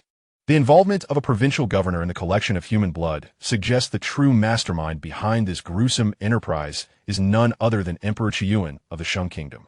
Feudal society is indeed absurd. One day, you shall seize the opportunity to confront Emperor Qiyuan and demonstrate what the people's iron fist truly entails. You begin to gather your strength, investigating the governor's subordinates involved in the collection of human blood. Once your inquiries are complete, you will strike with unrelenting force. 5 days later, under the cover of night, you unearth additional valuable intelligence and stifle a yawn, feeling the fatigue of your mental exertion. Although this investigation is not physically demanding, it strains the mind. Fortunately, you are nearing completion, and within 2 to 3 days, you shall be ready to act. With your blanket drawn over you, you drift into a deep slumber. As the night deepens, your large black cat, Dogsy, lifts its head, gazing silently with emerald green eyes at your peacefully sleeping form. A quarter of an hour, 2/4 of an hour, and an entire hour passed. Yet the great black cat remained motionless. Finally, it confirmed that you were sound asleep, standing up and shifting to rest above your head, closing its eyes and resuming its gentle purring. Awaken. Today marks your grand day. You are to go to the temple to welcome your master.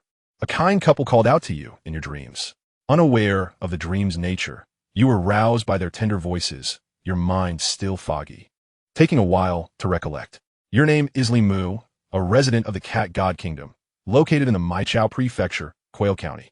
And you're 8 years old this year. Today, you're about to experience the most significant moment of your life, one even more crucial than marriage or parenthood. In the Cat God Kingdom, Every citizen who turns 8 is entitled to welcome a feline master from the cat temple to their home. From this day forth, that cat shall be your master, and only by serving it well can you be deemed a complete and competent individual. How can one claim to be human if they cannot even serve a cat? Humans are born to be slaves to cats. All that humanity possesses is granted under the benevolence of felines. In the cat god kingdom, an individual's status is intricately linked to the quality of their service to their feline master. It is said that the reason the county magistrate of Quail County attained his esteemed position was due to his exceptional service to his cat, which he nurtured to a weight of 22 pounds, with an annual shedding of no more than 2,000 hairs. How splendid! I am finally to have a master. I shall also feed my master to over 20 pounds. I too aspire to become the county magistrate. With excitement, you sprang up, eagerly racing toward the cat temple in Quail County. The reason your parents have, until now, managed only a small stall selling dried fish is their inability to serve a feline master. But you are different. You have diligently learned various advanced techniques of feline care since childhood. You believe that once you have a feline master within 3 years, your lord shall undoubtedly exceed 20 pounds. 1 pound less, and you shall never marry. Chapter 140. Malicious, truly malicious. In the 4th year, march on this day in Quail County alongside you. There are 6 other aspiring cat slaves, all of whom have turned 8. You kneel sincerely before the statue of the cat god, eagerly anticipating the arrival of your master, having accompanied your parents to light incense for years. This is your first time so close to the statue. In previous visits to the cat temple, you could only stand outside. This marks your inaugural entry into the grand hall dedicated to the cat god. You quietly raise your head to behold the divine figure. What a magnificent black cat! It turns out the cat god is a grand black cat adorned in a dragon robe. Even though it is merely a statue, you are captivated by the cat god's regal presence. After kneeling for 2.5 hours, a soft, mewling sound emerged from beneath the statue. From the table, surrounded by offerings, 6 adorable little kittens strutted out, proudly lifting their tiny heads. A servant has no right to choose their master. A pure black kitten has chosen you, and instantly, you find yourself the object of envy and jealousy from everyone present. It must be due to the divine favor of the cat god.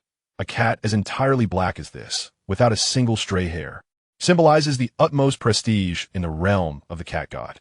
To possess a black cat as a master is the cherished dream and lifelong pursuit of all humans in the kingdom of feline deities. Owning a black cat grants one the privilege of receiving 3 pounds of dried fish and a measure of deep-sea fish oil from the local authority each month.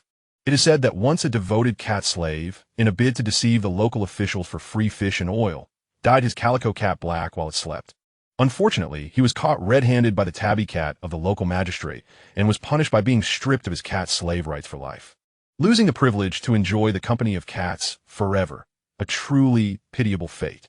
And now, you find yourself in possession of a remarkable black cat master, an exquisite creature adorned in sleek ebony fur, with elegant stature and mesmerizing emerald eyes. Time passes swiftly, and in the blink of an eye, 3 years have elapsed. During this time, your life has undergone a profound transformation, and your social standing has soared. You have ascended to the esteemed position of county lieutenant in the Quail-Dried County, married 12 wives, and reside in a spacious courtyard, even receiving a personal audience with the governor. In just 3 short years, you have achieved accomplishments that many would only dream of in a lifetime. But all of this is well-deserved, for you have served your black cat master with unparalleled devotion. No one adores their feline as you do. You have even begun preparing for next year's cat master examination, and should you succeed, bolstered by the innate advantage of having a black cat as your master, your future could very well see you among the esteemed officials in the Golden Hall. Master, permit me to kiss your drum, you utter. A year later, your name appears on the list, and you humbly kneel before your black cat master, resolved to offer the highest tribute of respect within the cat slave community. The proud black cat turns gracefully, lifting its tail. You are overcome with joy, but just as you lean forward, a thought strikes you. Why on earth should I kiss a cat's drum? In your dream, a hint of confusion and defiance flickers across your face. Meanwhile, in the realm of reality, you begin to struggle in your sleep. Moments later, the dreamer within you awakens. Though you are conscious, the dream lingers, and you find yourself in a state of lucid dreaming. Oh dear, you've made it big, haven't you? Is this the game you wish to play with me?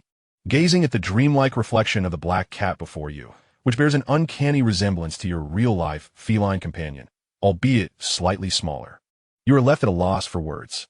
How curious it is that 12 centuries ago, the ancestor of the famed Xiao family received a prophetic dream from you, imparting unparalleled martial skills.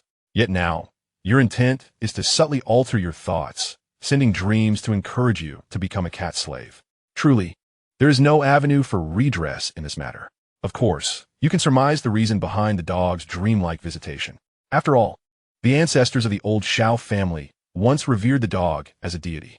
Yet, you have forced it into learning such mundane tasks as making the bed, shedding its fur, and recently even beginning to wash dishes. One can only imagine the effort you expended in teaching a cat, inherently averse to water, to wash dishes. Is it truly such an aversion to household chores? I feed you daily with blood, and yet you balk at performing any labor? What a lack of spirit of contribution. If you wish to play such games with me, dear dog, I shall not hold back. Within the realm of dreams, yet with a sense of lucidity, you feel that you could terminate this dream at any moment, leaving no room for hesitation. Moreover, you sense no immediate threat. This dream seems to be a rebellion initiated by a household cat against the burdens of domesticity. You are not angered, but a fundamental education must still be imparted to the dog. A young tree must be pruned to grow straight. A kitten must be trained to obey. In the dream, a faint smile graces your lips as you seize a large pair of scissors from a nearby table, gripping the black cat by the scruff of its neck. You begin to shave its fur, completely disregarding its shrill protests. With swift precision, a hairless black feline resembling a peculiar breed emerges. You ring a small bell, your face adorned with righteous indignation. How dare a mere cat enslave humanity? Humanity shall never be subservient. In the annals of the feline deity's kingdom, the first hero to awaken consciousness and challenge the tyranny of felines has emerged. Where there is oppression, there must be resistance. If none exists, it is merely that the spirit of rebellion remains sealed within the recesses of consciousness. You departed the desiccated Quail County under cover of night, igniting flames of insurrection, transforming into a mentor of human sovereignty. One by one, the suppressed fury hidden deep within consciousness was ignited by your fervor. A year later, you had gathered a legion of 1,000 strong, brandishing the banner proclaiming humanity as the true masters of cats, beginning with the occupation of a single village. Your ranks swelled with each passing day. In every territory you traversed, no tomcat was able to retain its bell. 3 years later, the emperor of the feline deity's realm, guided by the deity itself, sought to pacify your burgeoning force of over 20,000. However, you are no mere puppet. With each city you liberated from the clutches of the felines, your first decree was to train all cats in the art of household chores. Not only must humanity reclaim its status as masters over cats, but the cats themselves must also learn to be responsible. You aim to disseminate the philosophy of not harboring idle cats throughout the world. 5 years hence, you stood at the gates of the royal city, blade poised against the emperor of the feline deity's realm, slaying him before the palace and setting ablaze the temple of the cat deity. Just then, the cat deity manifested. A colossal feline, exceeding 10 meters in length, descended from the heavens, exuding both divinity and an aura of oppression. With a derisive smile, you waved your hand, signaling the catapults behind you to launch projectiles of catnip the size of curbstones at the giant cat. Inside, it was filled with a sedative of sorts. The enormous cat, lured by the allure of catnip, succumbed to a deep slumber as you wielded a great blade, personally performing a neutering surgery on the colossal feline, thereby establishing humankind as the true masters of cats.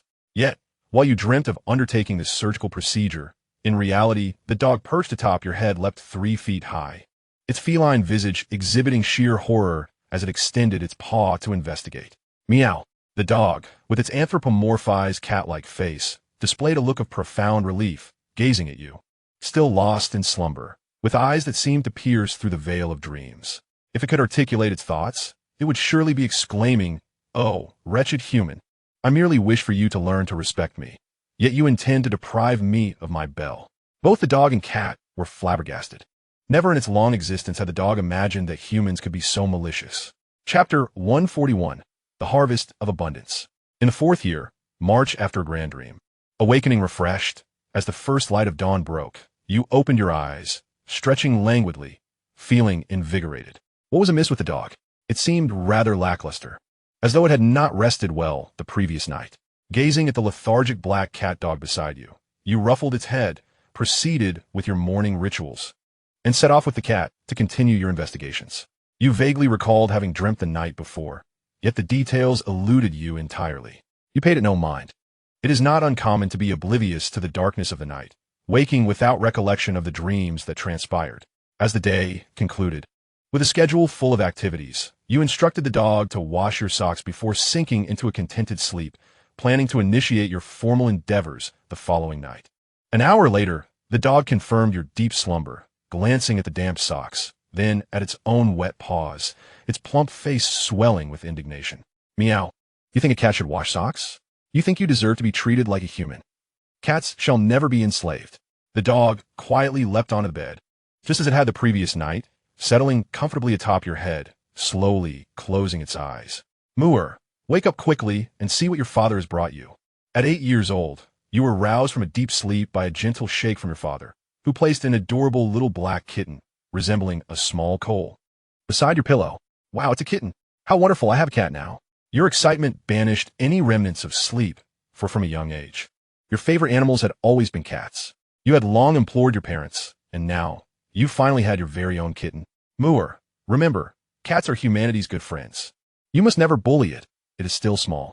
You need to take care of it and be considerate. Your mother, mending clothes nearby, cautioned, fearful that you might frighten the kitten. Gently cradling the little black cat, you nodded earnestly, affirming, we shall be lifelong friends. Seasons turned, years passed, and you grew to 12 years of age.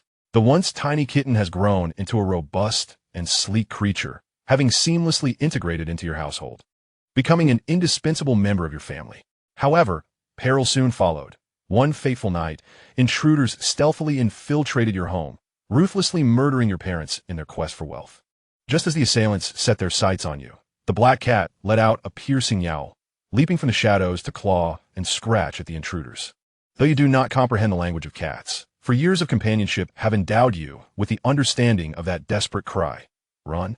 Tears streamed down your face as you fled in disarray, summoning neighbors and the constabulary to ultimately subdue the assailants.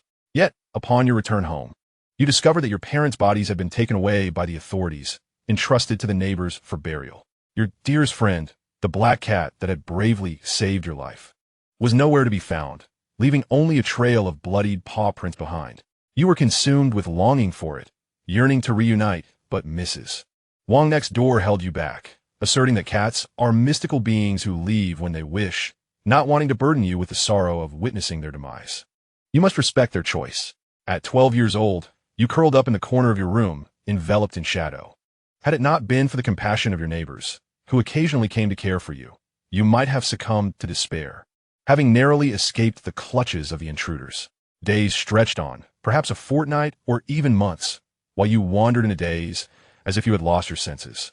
The neighbors, who once tended to you, gradually dwindled in their visits, and your once cherubic face began to wither, the light in your eyes dimming with each passing day. Perhaps it would be better to simply fade away. You missed your parents, and you missed your cat. Suddenly, a familiar meow echoed from the rooftop, rousing you from your stupor. Trembling, you opened the door and beheld a proud black cat, resembling a small panther, perched atop the wall, 2 freshly caught mice lying at its feet. Its haughty demeanor seemed to convey a message. Child, your parents are gone, but I shall take care of you from now on. It was your black cat. It had not perished. It had returned. A spark rekindled in your eyes as you embraced the black cat tightly, vowing to care for it for the rest of your life. You were not merely lifelong companions. It had become your sole remaining kin. I swear, from this day forth, you are my dear brother, you declared, and the black cat responded with a satisfied smile. 3 months later, you reminded your brother, after dinner, don't forget to wash the dishes, sweep the floor, and hang the sheets out to dry. I'm off to school now, little brother. After enjoying breakfast, you affectionately kissed the black cat on its head, assigning a list of chores before cheerfully heading off to school. Though your brother is a cat, he possesses remarkable intelligence and is more adept at household tasks than your own mother. I have no need for school. It is imperative to send my younger brother to Aunt Wong's house to learn culinary arts. Once he masters the craft, I shall set him up with a modest food stall. The concept of a cat cooking is undeniably captivating, ensuring a steady influx of wealth, allowing for the purchase of a home and the means to wed, with resources to spare. Meow. In reality, the dog and cat are astonished. Is your heart truly so dark? Last night, My ambition to elevate the cat to a position of authority faltered, yet I bear no ill will. This evening, however, I am appealing to the bonds of friendship rather than seeking dominion. I even saved your life. Yet still, you demand that I perform household chores, and even more outrageously, you wish for me to set up a stall and cook to earn money for you? What obsession do you have with making me do housework? Is there something amiss? The following morning, you awaken refreshed, embracing the dog and indulging in a moment of feline delight. For reasons unknown, a sudden notion crosses your mind. My dog possesses remarkable intelligence. If he were to sell fried noodles on the street, the business would surely thrive. Meow. The dog leaps 3 feet into the air, retreating to a corner, trembling. A dream? Nonsense. In truth, having the cat do housework is preferable. At least it is better than performing on the streets. Regardless, I shall henceforth send him dreams of being a dog. Fear not, dear dog. I jest. How could I possibly allow you to set up a stall on the street? I am not in need of riches. Tonight, accompany me in seeking justice. With the dog in your arms, you step outside, ready to reap the rewards. When night falls under the cloak of darkness, you transform into a diligent little bee, flitting about the night sky of Guanyu Mansion, each landing eradicating a dozen human pests. This includes the governor of Guanyu Mansion. With the task complete, after a night of labor, you harvest 15 golden elixirs of virtue, leaving you utterly satisfied. With sufficient elixirs of virtue, you are confident that within 2 months, you will achieve the grand completion of the great accomplishment. Time to depart. You believe you can simply walk away after taking a life? Do you not fear the law? A steel ruler, imbued with the power to level cities, descends from the heavens.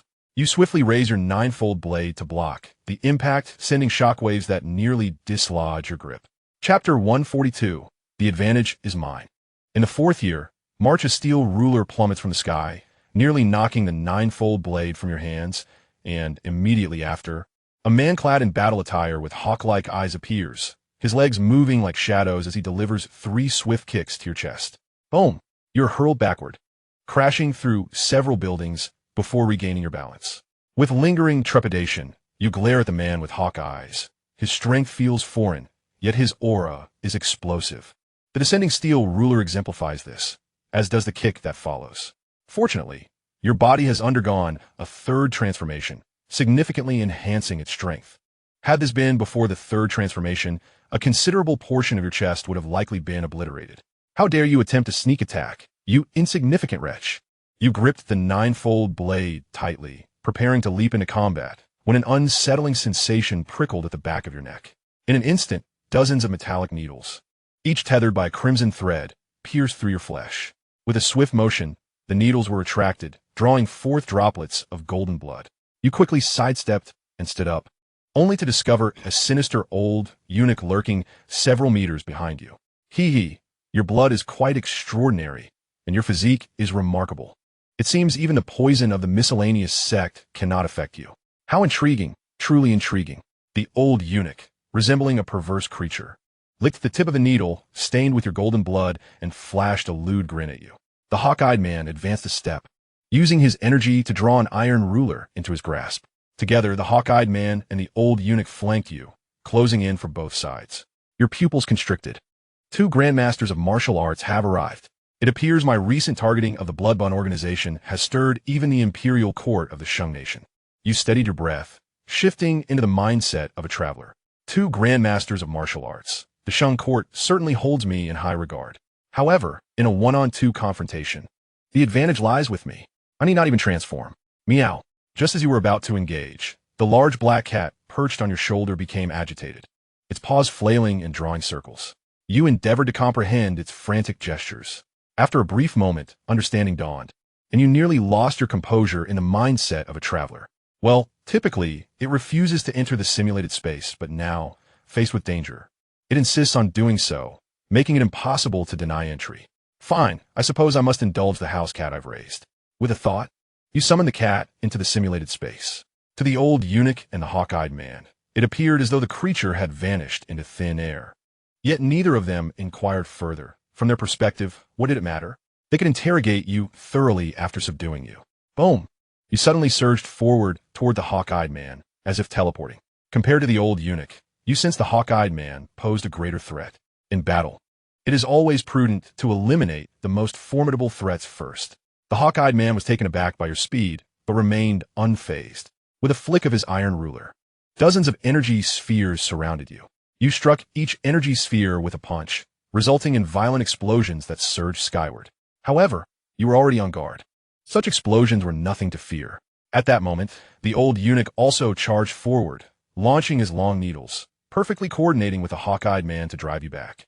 You surged forward, and the three of you became enmeshed in a whirlwind of combat, moving with such speed that to the ordinary observer, only 3 phantoms could be discerned flitting about chaotically. After several tense seconds of engagement, your formidable strength and velocity left your opponents utterly astounded. The elderly eunuch exchanged a glance with a man with hawk-like eyes, and suddenly, his entire being erupted with a multitude of crimson threads. These threads were all forged from his formidable energy. If the essence of the hawk-eyed man's energy could be likened to an explosion, then the elderly eunuch's energy manifested in a remarkable flexibility. This pliability was adept at binding and dissipating force. Your 9-fold blade became ensnared by countless red threads, resembling a Xianxia, while your left arm was similarly entangled by hundreds of these crimson strands. With your strength, it would take but a second to free yourself from these irksome bindings. However, in that fleeting moment, the hawk-eyed man clapped his hands around a metal ruler. This ruler transformed into an extraordinary weapon, akin to a butterfly knife. In a swift flash, it severed your left forearm cleanly. You were momentarily stunned. This was the first time in battle that an adversary had managed to incapacitate you in such a manner. The quality of this peculiar metal ruler, resembling a butterfly knife, was likely on par with your own 9-fold blade, both reaching the realm of divine weaponry. The elderly eunuch and the hawk-eyed man exchanged glances filled with awe. Regardless of their strength, speed, and resilience, any warrior who has lost an arm inevitably suffers a significant reduction in combat capability. Yet, in the next instant, their confidence waned, nearly sending them into a panic. From the severed stump of your left arm, a spiraling structure of bone and flesh sprouted forth, resembling a twisted pastry. And within a mere second, a complete forearm had regrown. Seizing the moment, you unleashed 2 devastating punches, the Imperial Extreme Shattering Fist. The hawk-eyed man and the elderly eunuch, caught unawares, bore the imprint of spirals upon their chests. In the following moment, the sound of your punches reverberated through the air. Their clothing remained unscathed in front, yet the fabric behind them was shredded into tatters. Had a martial arts master endured such a blow, their internal organs and bones would surely have been reduced to a pulp. However, true masters, particularly these 2 seasoned warriors, had already fortified their insides with energy during the fray. Thus, although they were sent sprawling by your forceful strike and coughed up blood, they were only lightly injured. One of them quickly consumed a medicinal pill and charged back into the fray. The 3 of you resumed your fierce entanglement, and after having lost an arm, you fully unleashed your combat prowess, abandoning your previous tactics for a purely offensive approach devoid of any defense. The pressure on your opponents intensified, and, at that moment, a fierce roar echoed through the air. Xianxia. With a whoosh and a thunderous crash, a grandmaster clad in armor, wielding a massive saber, descended from the dark clouds of the night sky. The downward strike of the saber resembled a crescent moon hanging in the heavens. With a single hand gripping the 9-fold blade, you thrust upward to parry. The moment of collision between the 2 blades unleashed a wave of residual force, akin to blades of wind, severing everything above 2 meters within a radius of half a mile. Another martial arts grandmaster. No, there are 3, nay 4. Suddenly, blood spurted from every joint in your body as a diminutive elder, clad in dark attire and wielding dual daggers, emerged like a specter from the shadows. After striking, he promptly vanished back into the gloom. Haha, I never imagined even the killer from the Chrysanthemum water platform would arrive. This individual possesses remarkable strength. Let's take him down together. The Grandmaster wielding the saber struck down once more, while the hawk-eyed man and the elderly eunuch flank you from both sides. The slender elder's eyes glimmered with a ghostly light as he incessantly harassed you with his daggers, threading through openings like a needle. With 4 martial arts grandmasters joining forces, you finally grasped the Imperial Court's earnestness towards you. Thus, it is only fitting to reciprocate. Bang! You struck the demonic orb. The golden, 6-armed skeletal form made its debut before the onlookers. Engaging 4 opponents is but a trivial matter. The advantage lies with me. I shall prevail. While proclaiming your advantage, you remained resolute in your belief of victory. Yet, the harsh reality does not bend to personal will. The collaboration of four martial arts grandmasters, no matter how banal, warrants a single phrase, terrifying indeed. After a brief exchange, having discerned the horrifying extent of your strength and recovery, they swiftly opted for long-range tactics. With such tremendous power, rapid recovery, and 6 arms, who in their right mind would engage you in close combat? The four swiftly distanced themselves from you, unleashing a torrent of long-range energy attacks as fierce as a volcanic eruption, inundating you. Not a single inch of your skin remained unscathed, despite your extraordinary recovery. It became increasingly difficult to withstand such a relentless and ferocious onslaught. You attempted to pursue one of them, yet found it futile. The jet-propelled speed afforded you swiftness, but not agility, compounded by the relentless harassment of the other three. At that moment, you truly empathized with the bosses in games you played before your transmigration, who were besieged and battered. In a one-on-one confrontation, you would undoubtedly excel, yet here you found yourself frustratingly kite and bled dry. Damn it, you cursed in anger, ceasing your pursuit, settling into a horse stance, and retracting your 6 arms, poised for action. So you think you can play the long-range game? Your eyes burned crimson as you gathered energy, preparing to unleash a barrage of air blasts from your 6 hands. Like raindrops in a deluge, the intensity of your assault obliterated everything within a 300-meter radius, reducing it to mere remnants.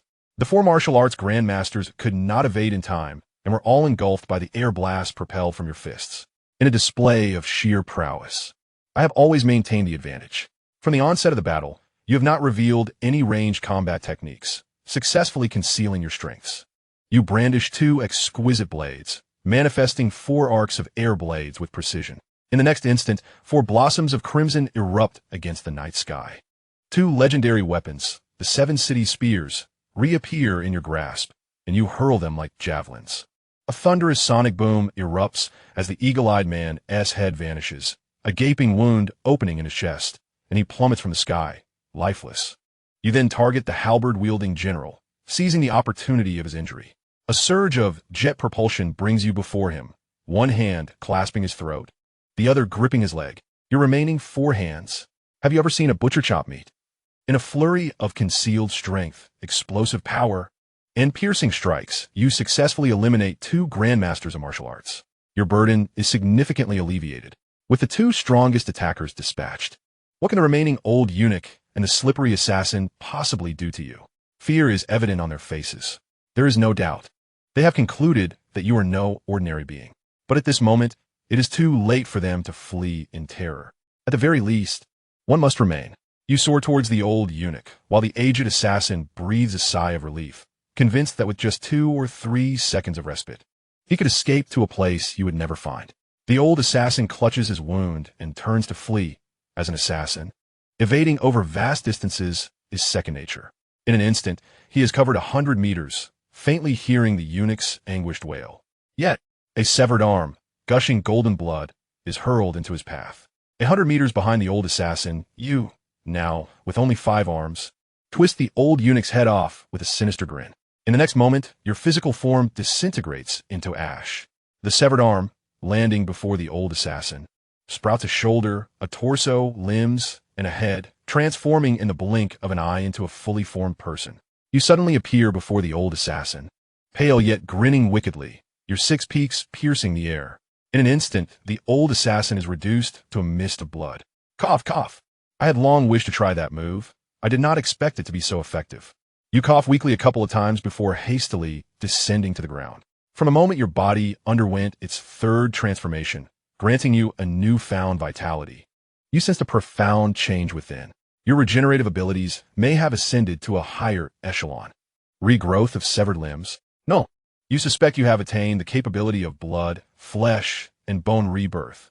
The distinction between blood, flesh, and bone rebirth and limb regeneration lies primarily in the principle of limb regeneration adheres to the notion that a complete body gives rise to the missing parts. However, the blood and flesh disregard this rule. Yet, whether one possesses such an ability remains uncertain, as numerous attempts have resulted in failure, as if a thin veil separates success from failure, always just a fraction short. Today, after enduring the relentless assaults of 4 martial grandmasters, coupled with high-intensity injuries and subsequent recoveries, that veil has quietly torn. At the moment you chose to dispatch the aged eunuch, a spark of inspiration struck you, leading to the daring decision to sever your own arm and hurl it towards the old assassin. The outcome was optimal. The enemy was entirely vanquished. Should it have failed, it would have mattered little, for losing an arm is not akin to losing one's life. Who would have thought it truly succeeded? However, the toll of this maneuver was far greater than anticipated. Your body was severely depleted, resembling the state of Xiao Billion after his futile attempt to confront 7 foes in the brothels of the city, carried away in defeat. Yet, this is merely a minor inconvenience. Your master is a first-tier alchemist, and your most devoted 2 senior sisters are also 4th-tier alchemists. In this realm, no man understands the art of recovery better than you. 2 vials of first-tier restorative elixirs entered your system, their gentle potency spreading throughout your weary limbs. Bringing a measure of relief, you hastily retrieved the 2 7-city spears, which you had previously employed as projectiles, and surveyed the now desolate Guanyu Mansion City. Alas, what a tragedy it is. For grandmasters, along with your own formidable might surpassing even theirs, engaged in battle within this densely populated city. Regardless of the outcome, the fate of Guanyu Mansion City and its residents is irrevocably sealed. Thunder rumbled ominously, as if even the heavens could not bear to witness the devastation, unleashing torrential rain to mourn the innocent souls lost. This night in Guanyu Mansion City, at least 10,000 unfortunate innocents will perish in the aftermath of your clash. A thought that weighs heavily upon your conscience, yet you feel is not entirely your fault. The 4 grandmasters were undoubtedly dispatched by the imperial court of the Shang Kingdom. Their choice to confront you here signifies that Guanyu Mansion City and all its inhabitants have been marked for abandonment. In the eyes of the Shang imperial court, your demise holds far greater value than that of this city. If blame is to be assigned, let it fall upon the court. They should have chosen a location outside the city for your execution. In my view, the Shang imperial court is nearing its end, destined to lose the hearts of the people. Clap, clap, clap. Well said, the hearts of the people must not be lost. Thus, I have arrived. From the ruins emerged an elderly man, his steps heavy with the weight of years, yet each footfall blossomed like a lotus. Flames, resembling blossoming lotus flowers, rose with his every step, only to dissipate like ripples in water. In Guanyu City, a catastrophic fire erupted, one so fierce that even a torrential downpour could not extinguish it. The 4th year, in March, the relentless rain did not douse the flames, but rather acted as a catalyst, intensifying the blaze. The wails of the suffering, the roar of the rain, and the crackling of the fire composed a symphony that echoed to the underworld. Guanyu City, with a permanent population exceeding 300,000, faced obliteration by the court to ensure that the events of this night remained concealed. You gazed upon the aged figure, shrouded in a heavy aura of despair, and the inferno he had wrought that engulfed the city. Your heart felt as though it were being tightly gripped. You once believed yourself to be an exceptional antagonist.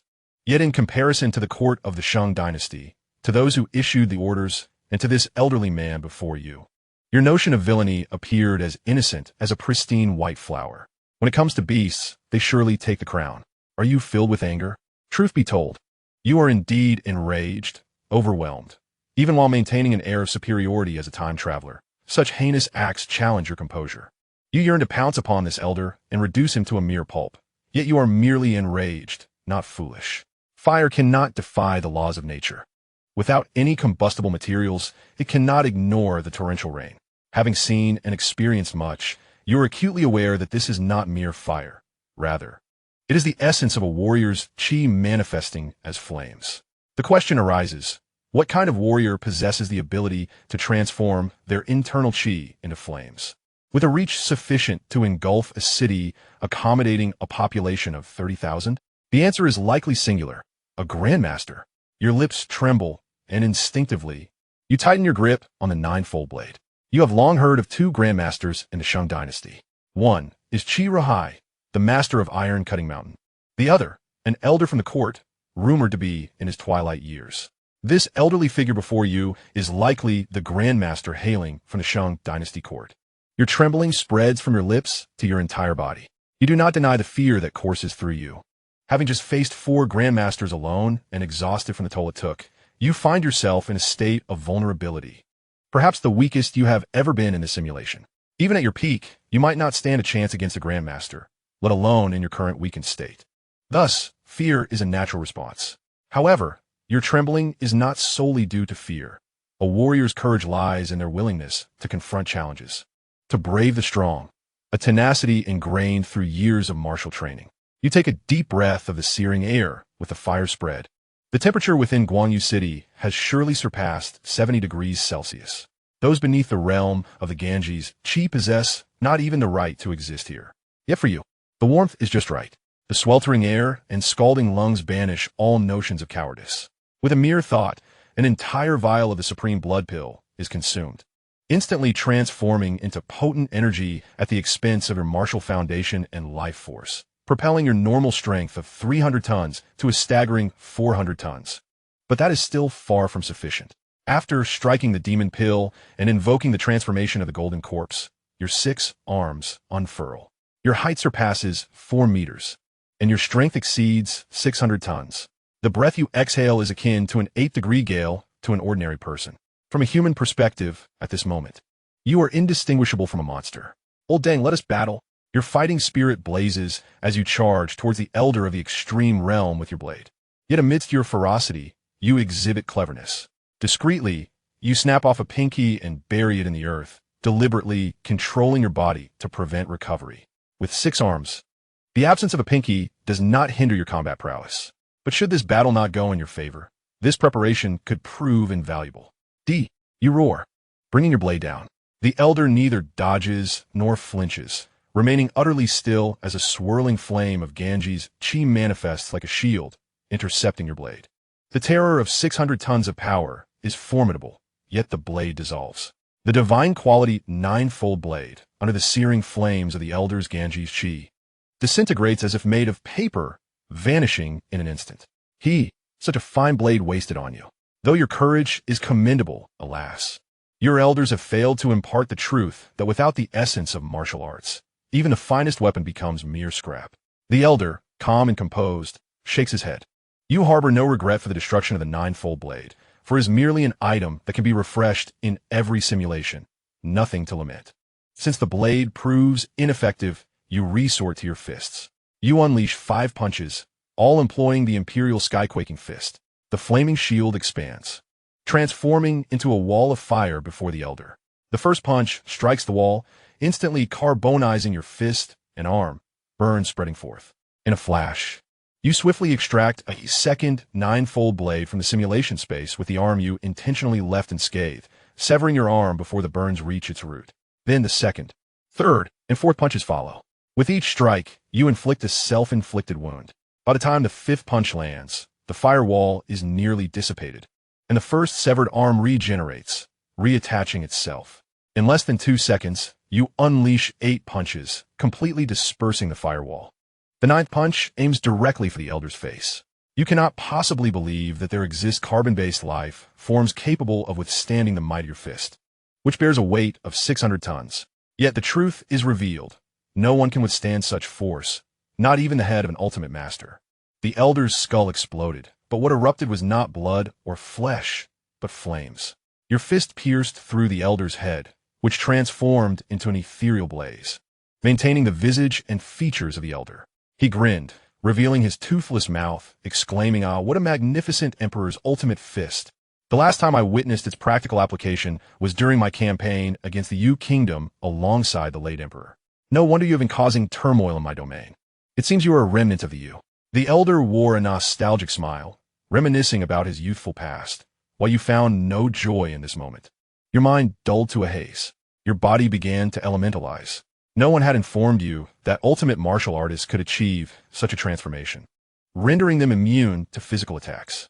Has Admiral Akainu from One Piece traversed into this realm as well? Had you known, you would have coated your fist in darkness before striking. Astonishingly, your mindset remained surprisingly composed. Even in this dire situation, you still found moments of amusement. The flames began to spread along your fist and toward your body. A flash of steel glinted as you skillfully attempted to sever your own arm.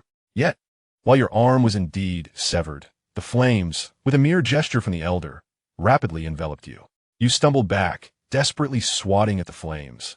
But they clung to you like an unshakable curse, akin to an eternal divine fire that even your renowned regenerative abilities could not withstand. The elder leisurely approached you, declaring, "Do not exert yourself. The ultimate truth I have comprehended is the unquenchable fire." Unquenchable fire? The ultimate truth? You had heard of the essence of martial arts, but had never truly grasped its depth. Now, another layer of ultimate truth emerges. Yet, you no longer possess the inclination to ponder such matters. What a predicament it was. Both elementalization and unquenchable fire. Amaterasu has manifested, leaving you to wonder how to proceed. You felt your strength being consumed by the searing crimson flames enveloping your form. Your skin regenerated only to be swiftly incinerated again, and the pace of your recovery dwindled. In less than 3 minutes, you found yourself so weakened that you could scarcely stand. At that moment, the elderly figure, now unsteadily approaching, finally stood before you, extending his gnarled hand to seize your throat. What a formidable body, truly astonishing. In the realm of the ultimate, you are the first to endure my unquenchable fire for such an extended period without succumbing. Gazing into the elder's eyes, shrouded in flames, an overwhelming sense of despair enveloped you. As a martial artist, one can accept defeat, even humiliation. However, the sensation of being unable to strike, to harness one's strength and skills, yet achieving nothing, is maddening. You once perceived your arm as a monstrous weapon, but in this moment, it appears otherwise. Alas, with such formidable physique, had it been possible to present it to His Majesty for study, it would have been a monumental achievement. Had I known today would unfold this way, I would have summoned that young lad Qi. With his skills, he might have captured me alive. Old man, I am aging and cannot withstand your brute force. It would be better to end it swiftly. The elder's grip around your neck ignited into a blazing inferno, consuming you entirely in an instant. Every inch of skin, every fiber of muscle, every fragment of bone swiftly dissolved into nothingness under the relentless flames. You realize your demise is imminent. Thankfully, you had prepared a contingency plan, otherwise, today would have marked your end. As you endure the searing flames, you await the opportune moment to unleash your hidden technique, the blood and bone manifestation. This anticipation is agonizing. Witnessing your own body being devoured by fire, experiencing the despair it brings to your soul, far eclipses the physical torment. Fortunately, the elder's unquenchable fire burns rapidly. You need not endure for long. After 10 breaths, your body and limbs vanish entirely, leaving only your head clutched in the elder's grasp. You sense the moment has arrived. Closing your eyes, you feign death, ready to execute your technique. Suddenly, the elder chuckles, reminiscent of a cunning old fox lying in a grave. You didn't think I was oblivious to your little trick, did you? I saw you discreetly drop a fingertip into the ground. I have lived a cautious life, fearing uncertain battles. I wouldn't dare confront you without understanding your hidden cards. Your tightly shut eyes fly open in despair. Regret washes over you. Had you eliminated that old assassin, your secret would not have been exposed. This is a disaster. The promised simulation of pleasure has become a nightmare, and you are not ready to meet your end. With a sinister grin, the elder releases a blaze that incinerates your concealed pinky finger to ash, leaving your head to be consumed by the flames as well. The elder nonchalantly brushes off the ashes, transforming into a streak of fire that ascends into the night sky. Beneath the starry expanse lies the obliterated city of Guangyu. Once this fire has scorched the earth, the soil shall be fertile for crops in the coming year. You are dead, yet the simulation remains unfinished. You have not truly perished, not in the slightest. Just 3 minutes after the elder's departure, the inferno spread to this location, engulfing the bodies of the old assassin, the martial general with an official blade, the hawk-eyed man, and the corpse of the aged eunuch, just as only a portion of the eunuch's body remained. His abdomen swelled ominously. Suddenly, a head burst forth from within, followed by the rapid growth of flesh, forming a complete figure, emaciated and gaunt. Gasping for breath like a severely malnourished asthmatic, you coughed violently. Without the luxury of further explanation, you stumbled to a charred patch of ground. Hastily retrieving copious amounts of high-quality elixirs from the simulated space and cramming them into your mouth. After 10 minutes, your complexion improved slightly. Though still weak enough to be toppled by a gust of wind, you clung to life. Lying on the scorched earth, a chill of dread washed over you. For a moment, you truly believed you would be reborn. The only remaining trump card for resurrection had been discovered by the old man, sealing your fate. You had already vowed in your heart to remember that ancient figure, planning to observe him during the next simulation, intent on vengeance. Even if you could not defeat him, you would uncover his identity and, once he passed away, dance upon his grave, saving all your ways to claim it as your personal toilet. Yet, to your astonishment, that old eunuch became the catalyst for your rebirth.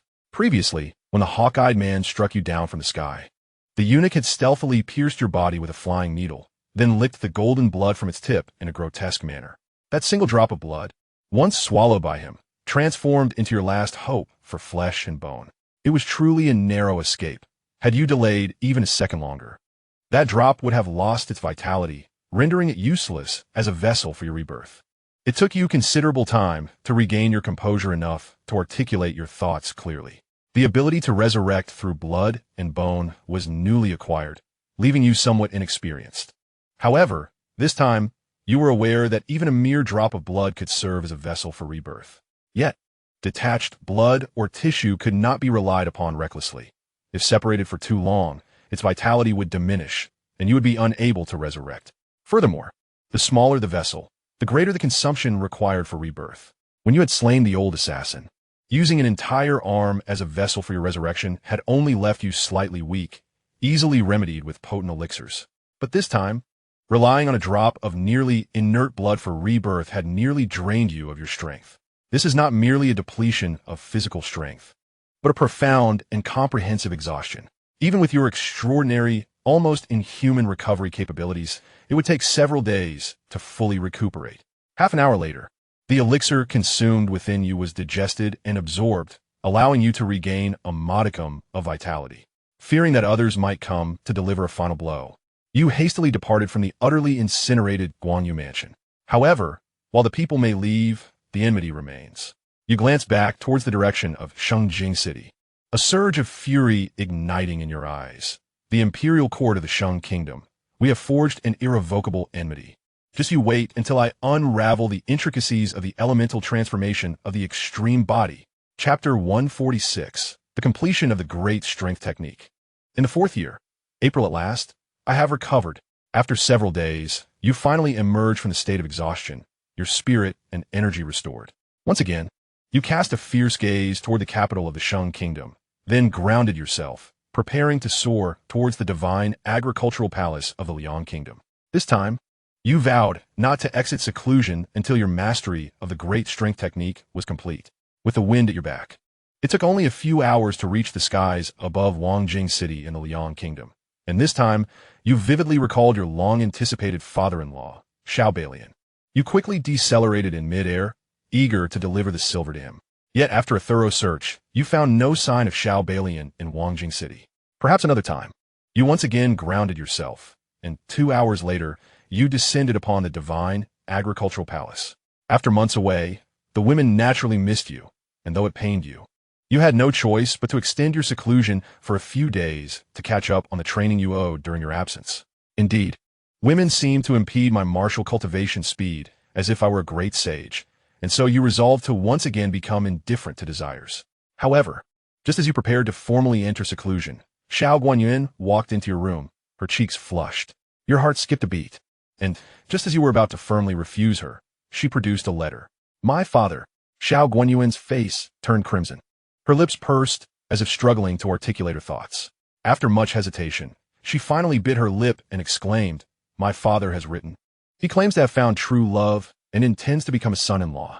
You felt as if you had transformed into a question mark, hastily taking the letter to read. Good heavens! Truly, my father-in-law is remarkable. The contents of the letter were few, yet explosive. In essence, it revealed that during his wait in Wangjing City, Xiao Balian encountered a radiant beauty from the northern barbarians, known as Bai Yuguan. To the citizens of the Shang and Liang kingdoms, the northern barbarians are but a harsh and desolate land, second only to the southern barbarians. However, in truth, the northern barbarians boast vast territories and possess the finest steeds in the world. Their most prominent and affluent horse ranch is called Mingzhu, owned by the illustrious Lady Xiyu. 7 years ago, the new emperor of Liang ascended the throne, and in a display of sincerity, Lady Xi personally journeyed to Liang to renew the horse trading agreement with Emperor Hongyue. While passing through Wangjing City, she fortuitously encountered the hesitant middle-aged man, Xiao Balian, whose extraordinary beauty struck her with a profound sense of admiration. At that moment, the heart of the heroine fluttered like a startled deer. Thus, a new chapter of Xiao Balian's romantic pursuits was rekindled. As for the matter of marrying into the family, Xiao was earnest and professional, not even waiting for the son-in-law, who owed him a fortune. Cheerfully, he accompanied Lady Shi back to the northern barbarian pearl pasture, assuming the role of her cherished husband. Meanwhile, Li Mu suggested that it was still not too late to pursue vengeance, proposing they eliminate the man in question. Xiao, his teeth gritting in frustration, sighed helplessly. He discreetly consumed a handful of the lady's laughter-inducing powder, refined from the three-legged golden cauldron, and after much coaxing, he abandoned the idea of pursuing his biological father. In the 4th year, May, you finally began your seclusion. You shut your heart to distractions and devoted yourself to martial arts practice, even neglecting the large black cat and dog, leaving them in the simulated space. Resources were abundant. The elixirs and martial arts manuals were plentiful, a luxury you had never experienced before. After numerous simulations and years of diligent training, you found yourself in a remarkably prosperous state. You advanced rapidly, mastering 2 foundational techniques each month.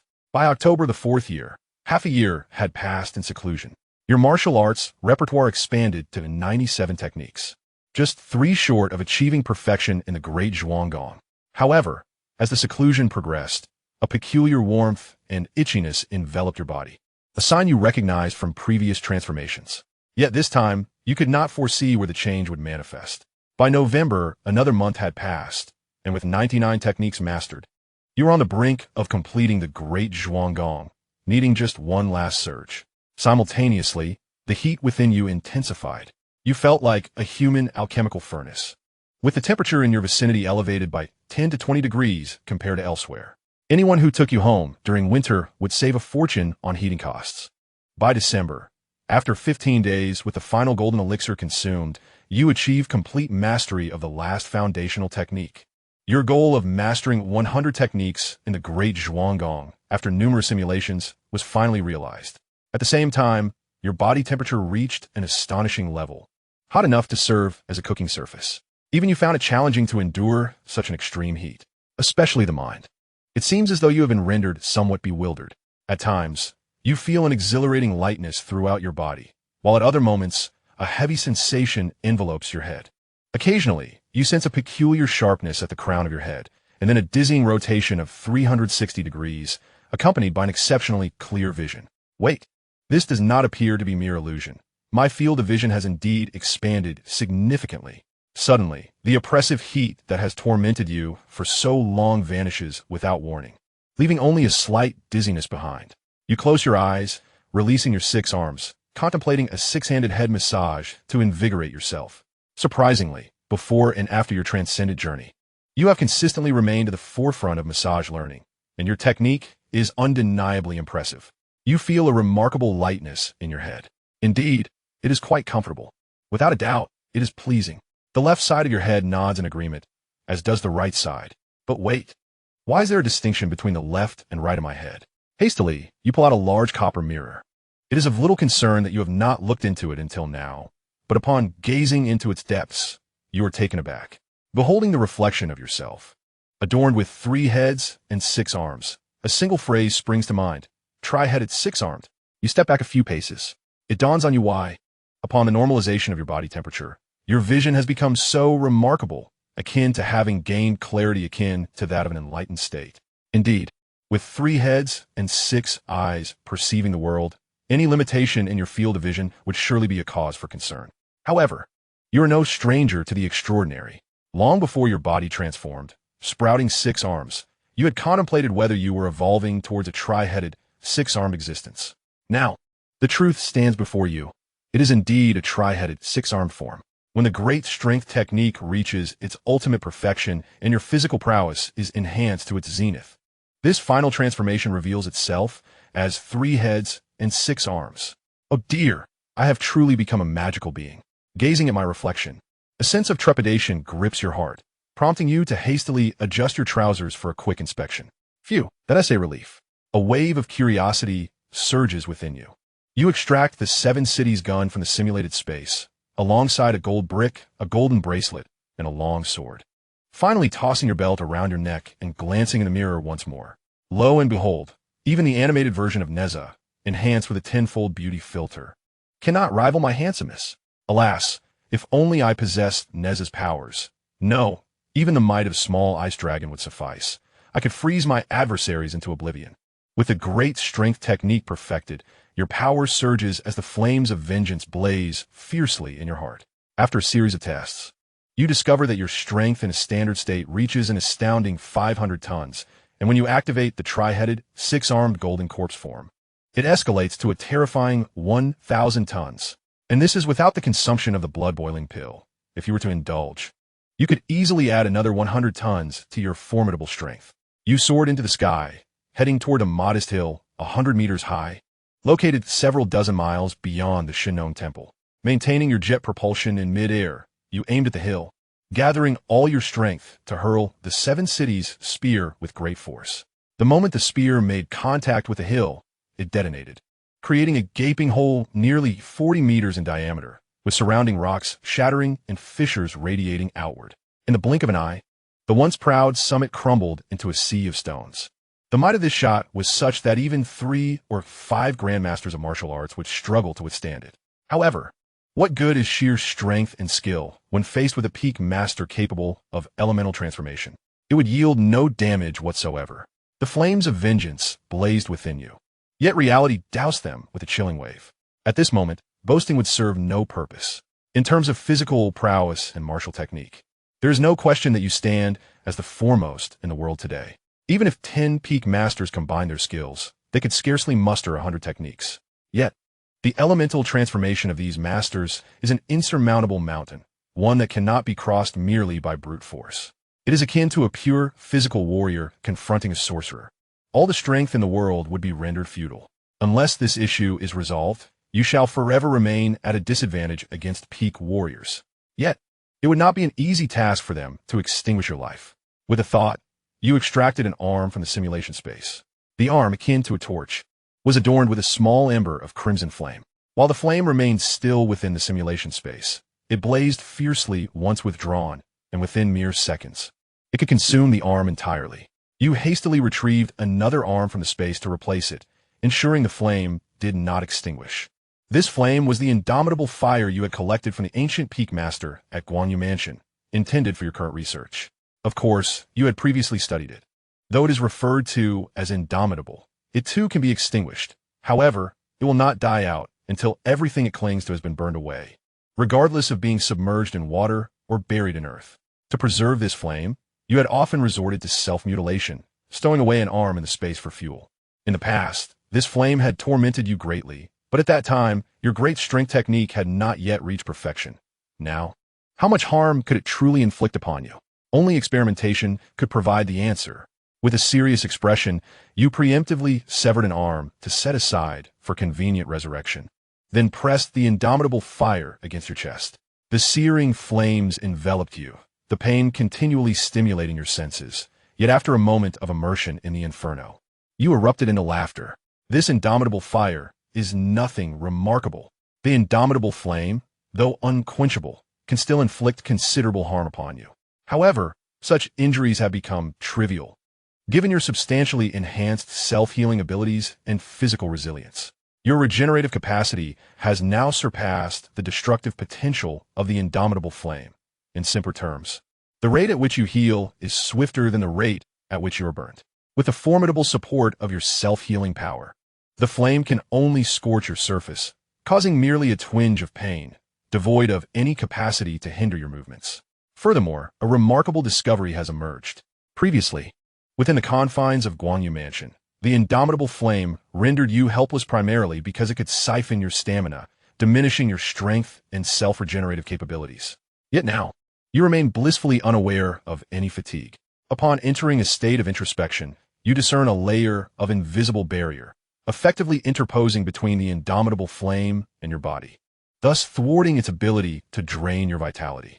Unable to inflict genuine harm or absorb your energy, this so-called indomitable flame seems to serve merely to adorn you with a fiery effect.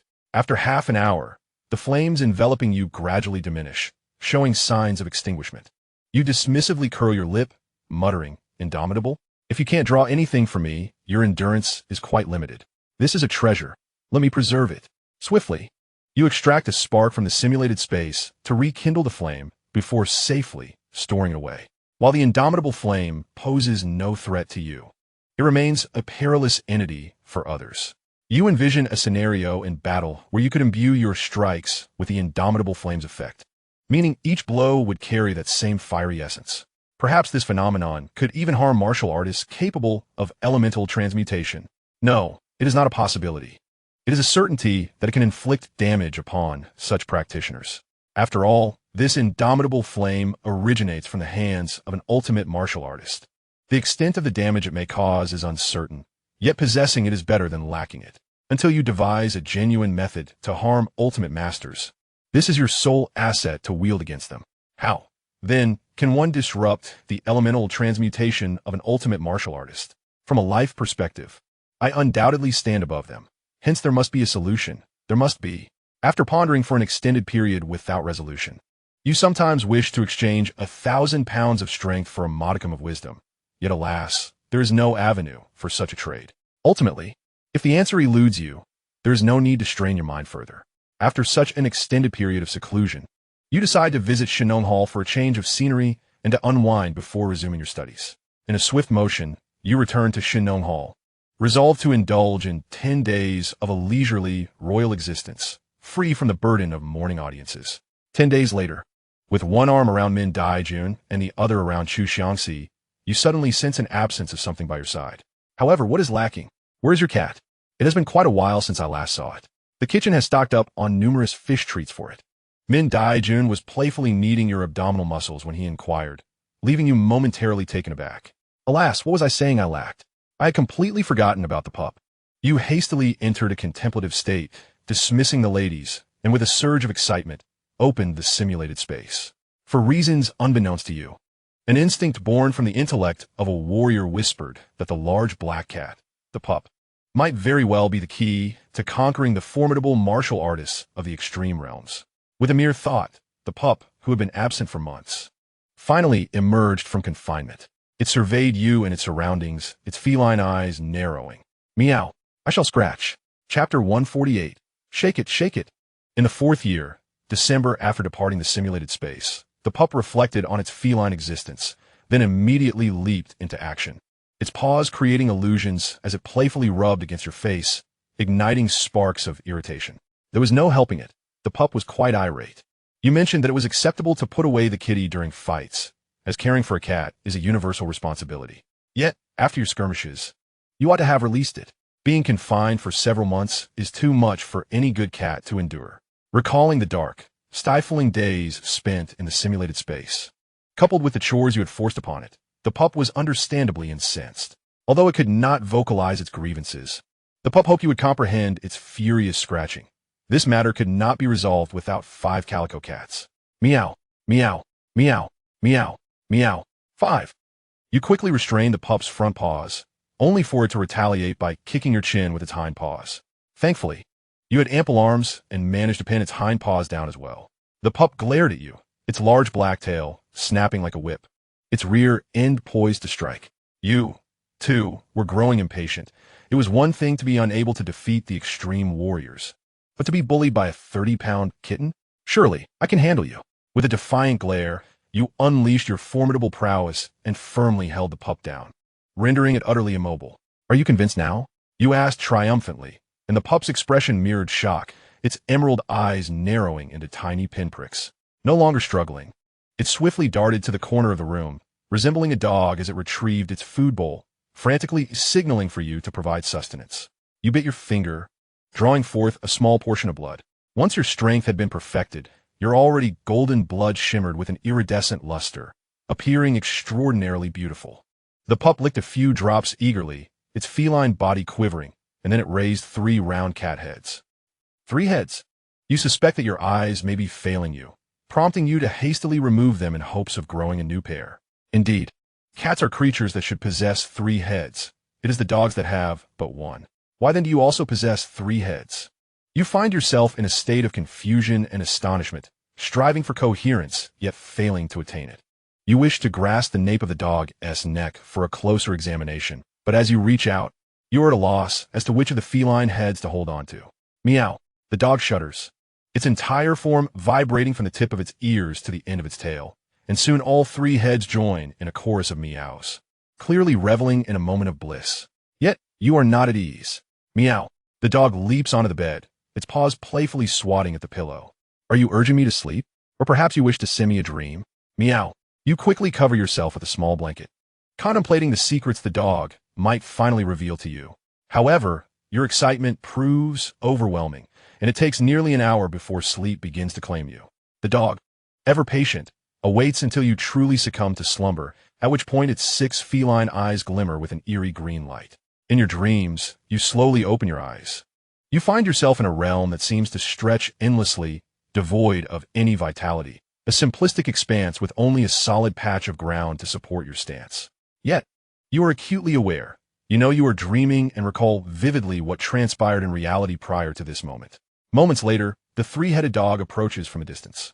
You rub your hands together in excitement, thinking that your dog has finally come to you in a dream. Such a marvelous cat, which cannot speak in the waking world, must surely communicate freely here. Dog, I am your father.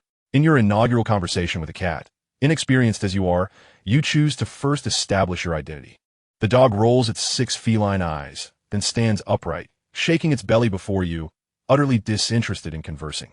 You stare in bewilderment at the spectacle of this 3-headed creature performing a belly dance, a multitude of question marks swirling above your head. What does this mean? The dog remains silent, continuing its dance, and the tempo quickens.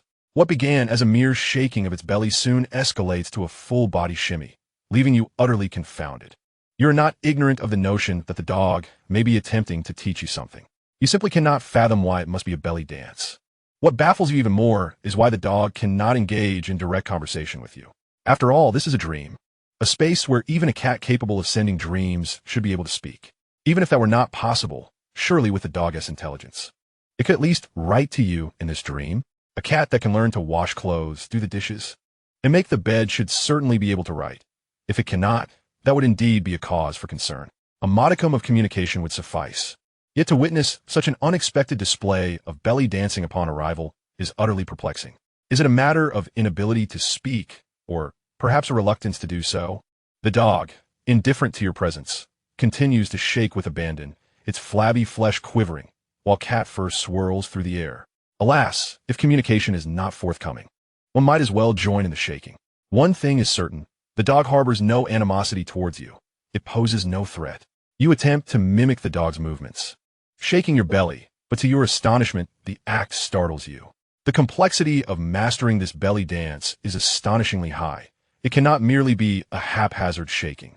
After 2 hours of mirroring and another 2 hours of quiet observation, you begin to glean some insights. Rather than a mere dance, it resembles a profound martial art. An intricate technique rooted in the principles of de Zhuanggong, a superlatively advanced discipline. It calls upon every inch of skin, every strand of fur, muscle fiber, blood vessel, meridian, bone, and even blood itself, harmonizing in unique frequencies and sequences. Only those who can fully command their bodies are eligible to learn this art. However, mastering the body is merely the ticket to entry. Without a certain level of physical fitness, one might as well perish in the endeavor. Insufficient physical capability could easily lead to bodily disintegration from such vigorous shaking. The difficulty is exceptionally high, surpassing even the mastery of legendary martial arts by several magnitudes. Fortunately, the dog possesses ample patience, and your physique is robust enough. In the 5th year, January, sequestered within your abode for 45 days, guided by the dog's nightly dreams, each lasting 5 hours, you finally grasp this extraordinarily challenging belly dance. The slow progress is not due to a lack of intelligence or martial talent, but rather the sheer complexity of the dance itself, comprising tens of thousands of shaking frequencies. Achieving mastery in 45 days is nothing short of miraculous. Today, in a dream, you completed the entire sequence of movements. The dog in your dream, pleased, nods its 3 feline heads in approval before demonstrating the initial stance of the Imperial Extreme Heaven Punch. In Chapter 149, titled above the 100-Ton King, you find yourself in a dream, Observing the three-headed cat assumed the stance of the Imperial Extreme Heaven Punch, a sight that defies logic. Yet you unreasonably choose to accept it with calmness. The dog maintains its stance and then begins to shake. Its flabby flesh quivers, cat fur dances chaotically, and amidst the shaking, a radiant, ethereal mist, reminiscent of smoke and clouds, escapes from the feline form, resembling a warrior's aura but appearing far more dreamlike, akin to steam. Then, with a resounding boom, without waiting for you to grasp the essence of the matter, the dog has already thrown a punch. That punch, radiating an infinite beam of intense heat, grazed past you and surged into the distance, shattering the dream. In reality, you awaken from your slumber, your complexion ashen. Although the dog's punch in the dream did not inflict any sensory harm, it imparted a profound understanding, a force capable of annihilating worlds. You gaze in horror at the dog beside your pillow. The dog lies languidly, exhausted as if it has just endured the ravages of 100 tabby cats. It possesses no energy left for interaction. All it desires now is to sleep. Gently prying open the dog's mouth, you bite your fingertip to feed it a drop of blood, then silently ascend into the sky, landing amidst an abandoned mountain of herbs outside the Shinnom Hall. Your mind is in disarray. The dog's punch has not only delivered a jolt of profound shock, but has also left you teetering on the brink of revelation. Sensing the key to understanding, yet still just out of reach. Limu, how dare you doze off in my class? Go stand at the back of the classroom. Suddenly, your high school physics teacher emerges once more from the depths of your memory, holding an oversized cup of goji berry tea. A piece of chalk flies through the air, striking you squarely on the forehead, followed by a sharp rap on the blackboard. Classmates, take note. Remember, the essence of the steam engine is the conversion of thermal energy into mechanical energy. The core logic consists of three elements: heating the working fluid, the steam performing work, and recycling the process.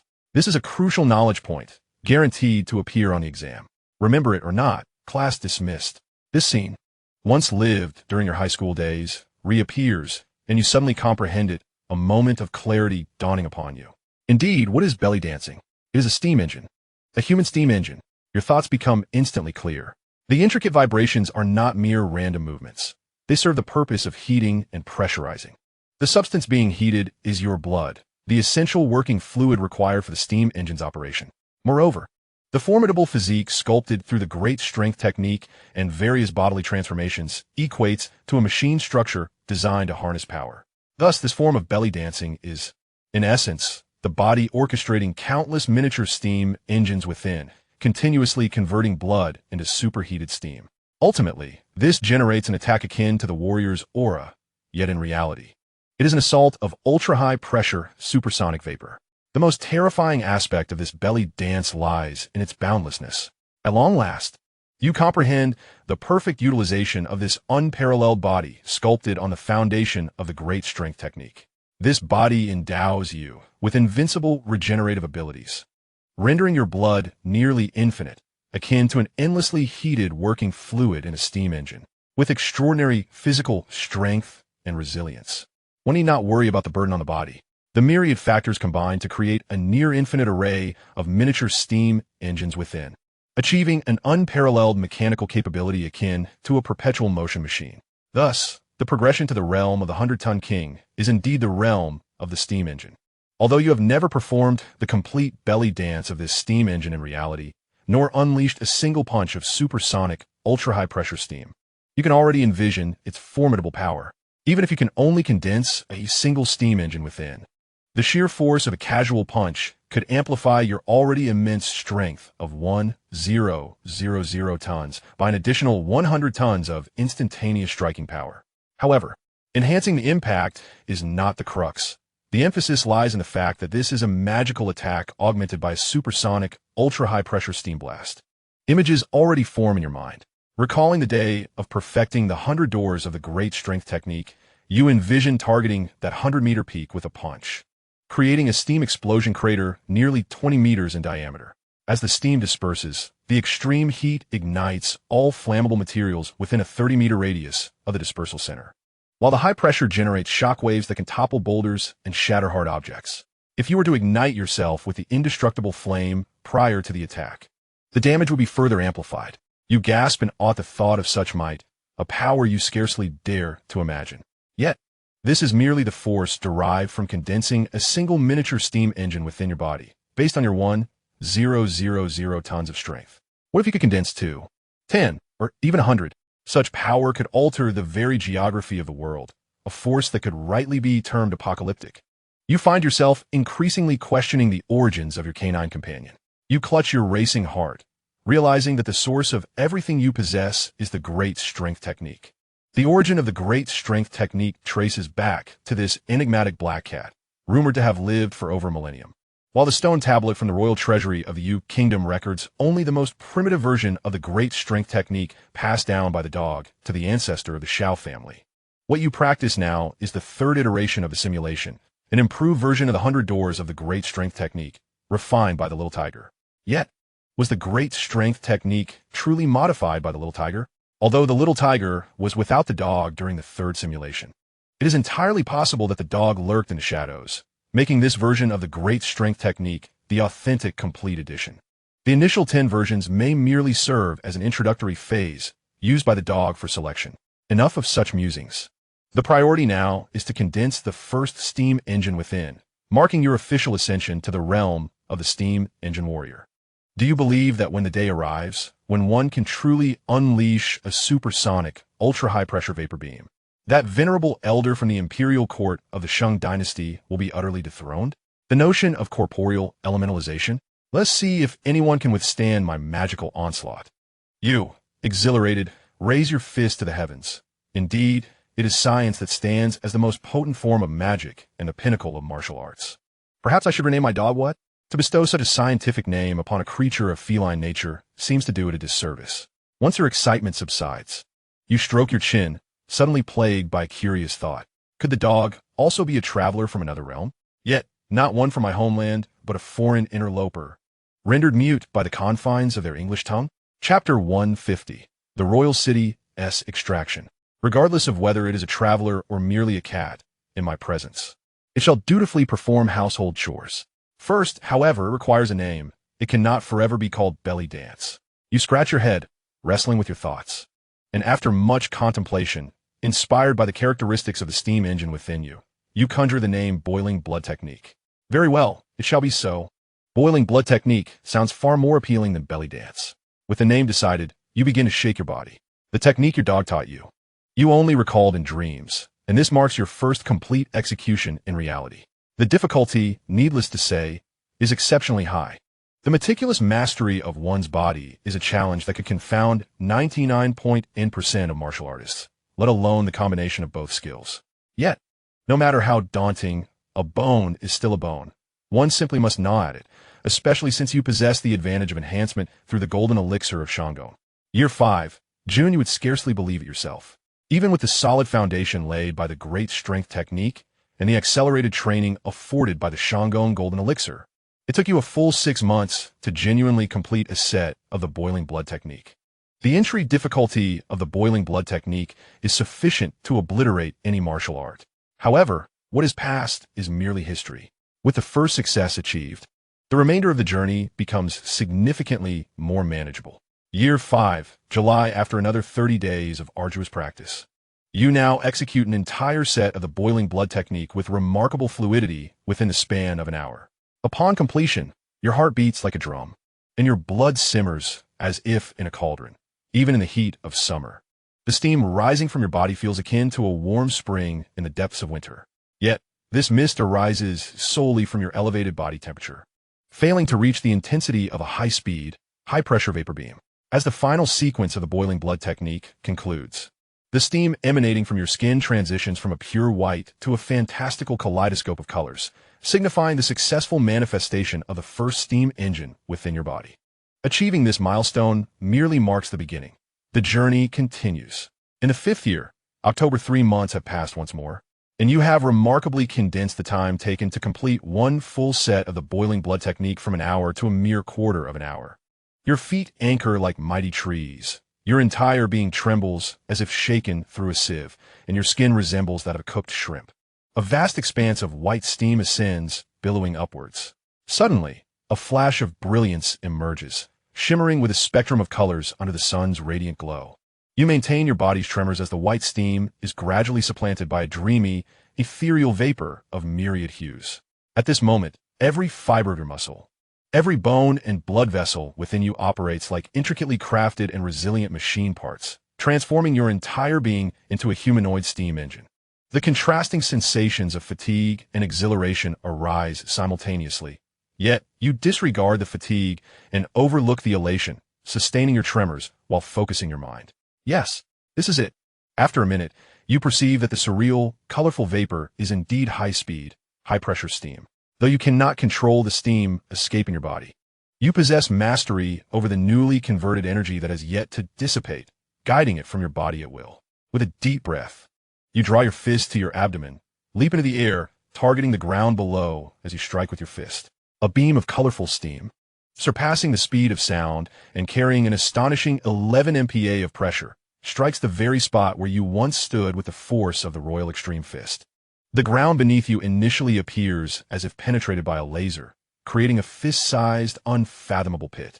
The edges of the pit sink and crack, forming a bowl-shaped indentation. Instantly, a circular shockwave radiates nearly 100 meters, upheaving the earth, sending rocks and soil flying, accompanied by searing temperatures.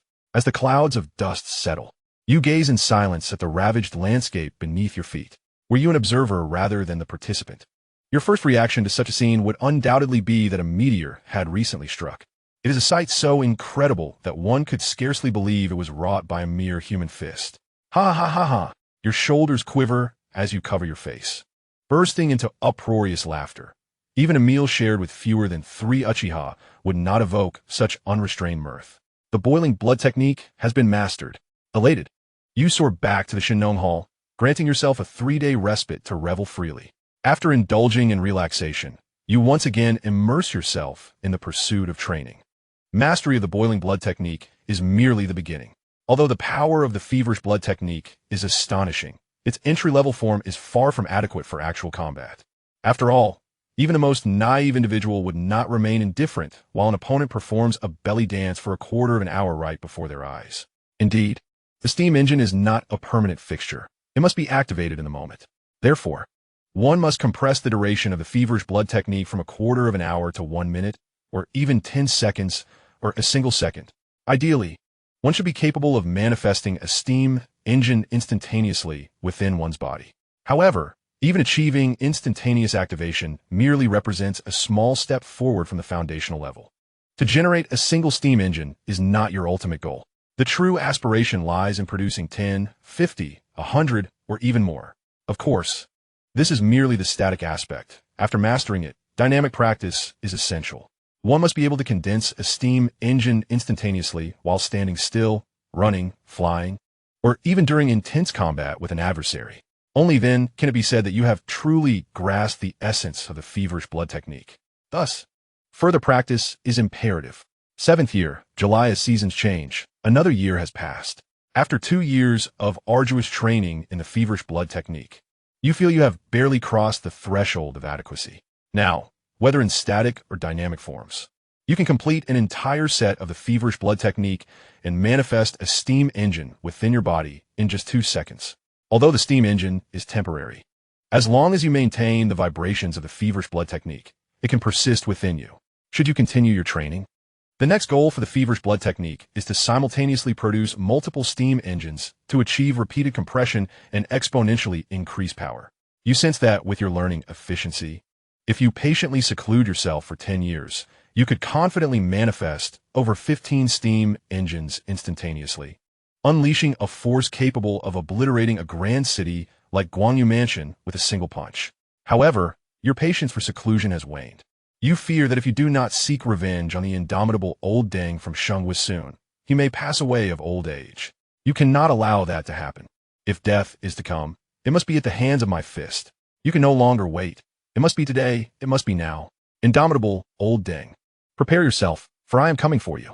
Chapter 151. Darkening of the Third Eye. 7th year, July. You have long contemplated confronting the old Deng of Xianxia. Were it not for this burning resolve, you would not have been able to endure the solitude of the Shinong Hall, surrounded by exquisite female alchemists, while tirelessly honing your feverish blood technique in the wilderness day and night. If I cannot defeat the 100 Tons King, then let my steam engine take charge. Just wait. You let out a cold snort, your entire being vibrating like a phone on silent mode. Moments later, a dreamlike array of multicolored mist ascends, leaving behind a series of mock rings in its wake. Upon ascending to the realm of the steam engine, you have gained yet another remarkable ability. Now, flight no longer requires the reliance on internal energy. Instead, it draws upon your own formidable power. This steam-like essence is uniquely yours. You can now soar through the skies with the elegance of a true martial artist, flying with style and astonishing speed, exceeding 1 Mach. A journey that once took over 10 hours can now be completed in just 3.5. You smirk, contemplating the prospect of swiftly dealing with that old rival before returning just in time for dinner. In the blink of an eye, 7 hours pass, and ahead lies the grand capital of the prosperous nation, Xianxia City. You cease your trembling descent, landing outside the city walls. Gazing upon the majestic metropolis, you silently calculate that, should you unleash your full might, you could level Xianxia City within a minute. However, such a nefarious deed is not typically within your character. Strolling leisurely into the bustling Xianxia City, you cannot help but marvel at its vibrancy, far more lively than the scenes depicted in the Qingming Shanghai Tuesday. As you indulge in an array of street snacks, you intend to make your way directly to the imperial city. Your confidence is soaring. If the Emperor Qi Yuan were wise, he might willingly surrender the indomitable old rival to you. Should the foolish emperor fail to grasp the situation, you would be compelled to investigate the true purpose behind his collection of human blood and subsequently explore the imperial harem. The anticipated delight of a simulated experience in the imperial harem is a must. Please, esteemed guest, pause for a moment. As you walk, a voice suddenly calls out from the side. Turning to look, you find yourself amused. There at the roadside is a small divination stall manned by a youthful Taoist with bright eyes and a radiant smile, beckoning you. What a serendipitous encounter. You had not anticipated meeting Xianxia during your visit to Xianxia City. You recall your last meeting in the cellar of the Spring South Marquis' residence in Jian Prefecture, where you had rescued the gravely injured Xianxia, who had been unconscious after a confrontation over a cursed jade pendant. In saving him, you had also discovered another cursed jade pendant on him. Since then, you have harbored suspicions that these artifacts might be mass-produced. Consequently, you decided to let Xianxia recuperate for a while before validating your theory in a couple of years. Little did you expect him to come seeking you now. Did you call for me? With a handful of snacks, you approach the divination stall and take a seat. Xianxia nods slightly, his expression grave. Esteemed guest, I observe a darkness clouding your brow. It seems you may soon face a calamity. You chuckle softly at his ominous words. Why does the monk smile? Could it be that he suspects this humble practitioner intends to deceive you? No. It is not that. I'm merely choked on a bond. Please continue. You stifle your laughter, for as a time traveler, you realize that after a decade, this archaic jargon of fortune-telling, which once thrived, has become a rarity even in television dramas. Monk, I am not jesting. Within 3 days, you shall face a calamity. Here, take this talisman to avert misfortune. Xianxia solemnly presented a folded talisman before you. Remember to keep it close to your person. Only then can this disaster be averted. I seek no recompense. You may depart. You truly do not desire payment? This revelation astonishes you. After all, while Xianxia may not know you, you're quite familiar with him. This fellow masquerades as a Taoist on odd days and a monk on even ones, but when has he ever truly comprehended such matters?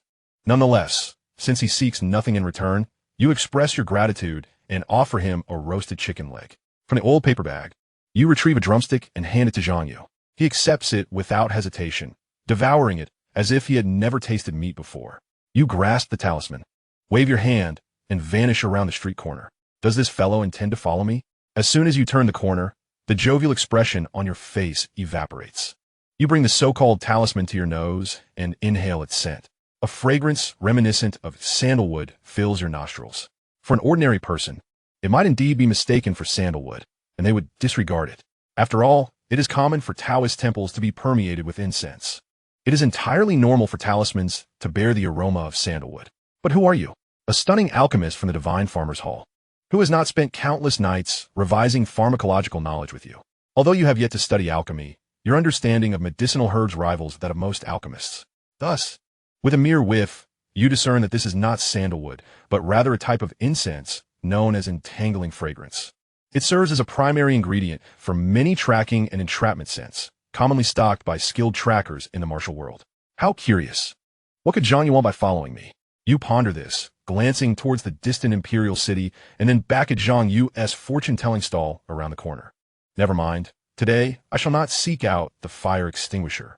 First, I will unravel Xianxu's intentions. You store the snacks in your simulated space and catch a whiff of the strongest scent of rouge in the air. It is time to venture into the pleasure quarters and listen to some tunes. Your heart is steady. While you may not grasp Xianxu's motives, if he wishes to track you, then you shall grant him the opportunity. You thoroughly appreciate the artistic talents of the courtesans in the capital for an entire afternoon and inadvertently stumble upon a piece of news. In the city of Shengjing, there exists the Bureau of Music. What need is there to listen to the courtesans sing their delicate tunes? The Bureau of Music is a place of merriment. You once again found your way to the Bureau, leaving inebriated well into the night. Your steps were unsteady. With every step forward, you stumbled thrice, retching twice. Resembling a seasoned drunkard, after wandering for about a quarter of an hour, a gust of night wind swept over you, and you leaned against the wall, slowly reclining and succumbing to slumber upon the street. After more than half an hour, feigning sleep, your nostrils twitched and the corners of your mouth lifted slightly, amplifying the sounds of your snores. Suddenly, a figure clad in dark attire descended silently from above, icy glimmers emanating from their bright eyes. Humph, the figure remarked.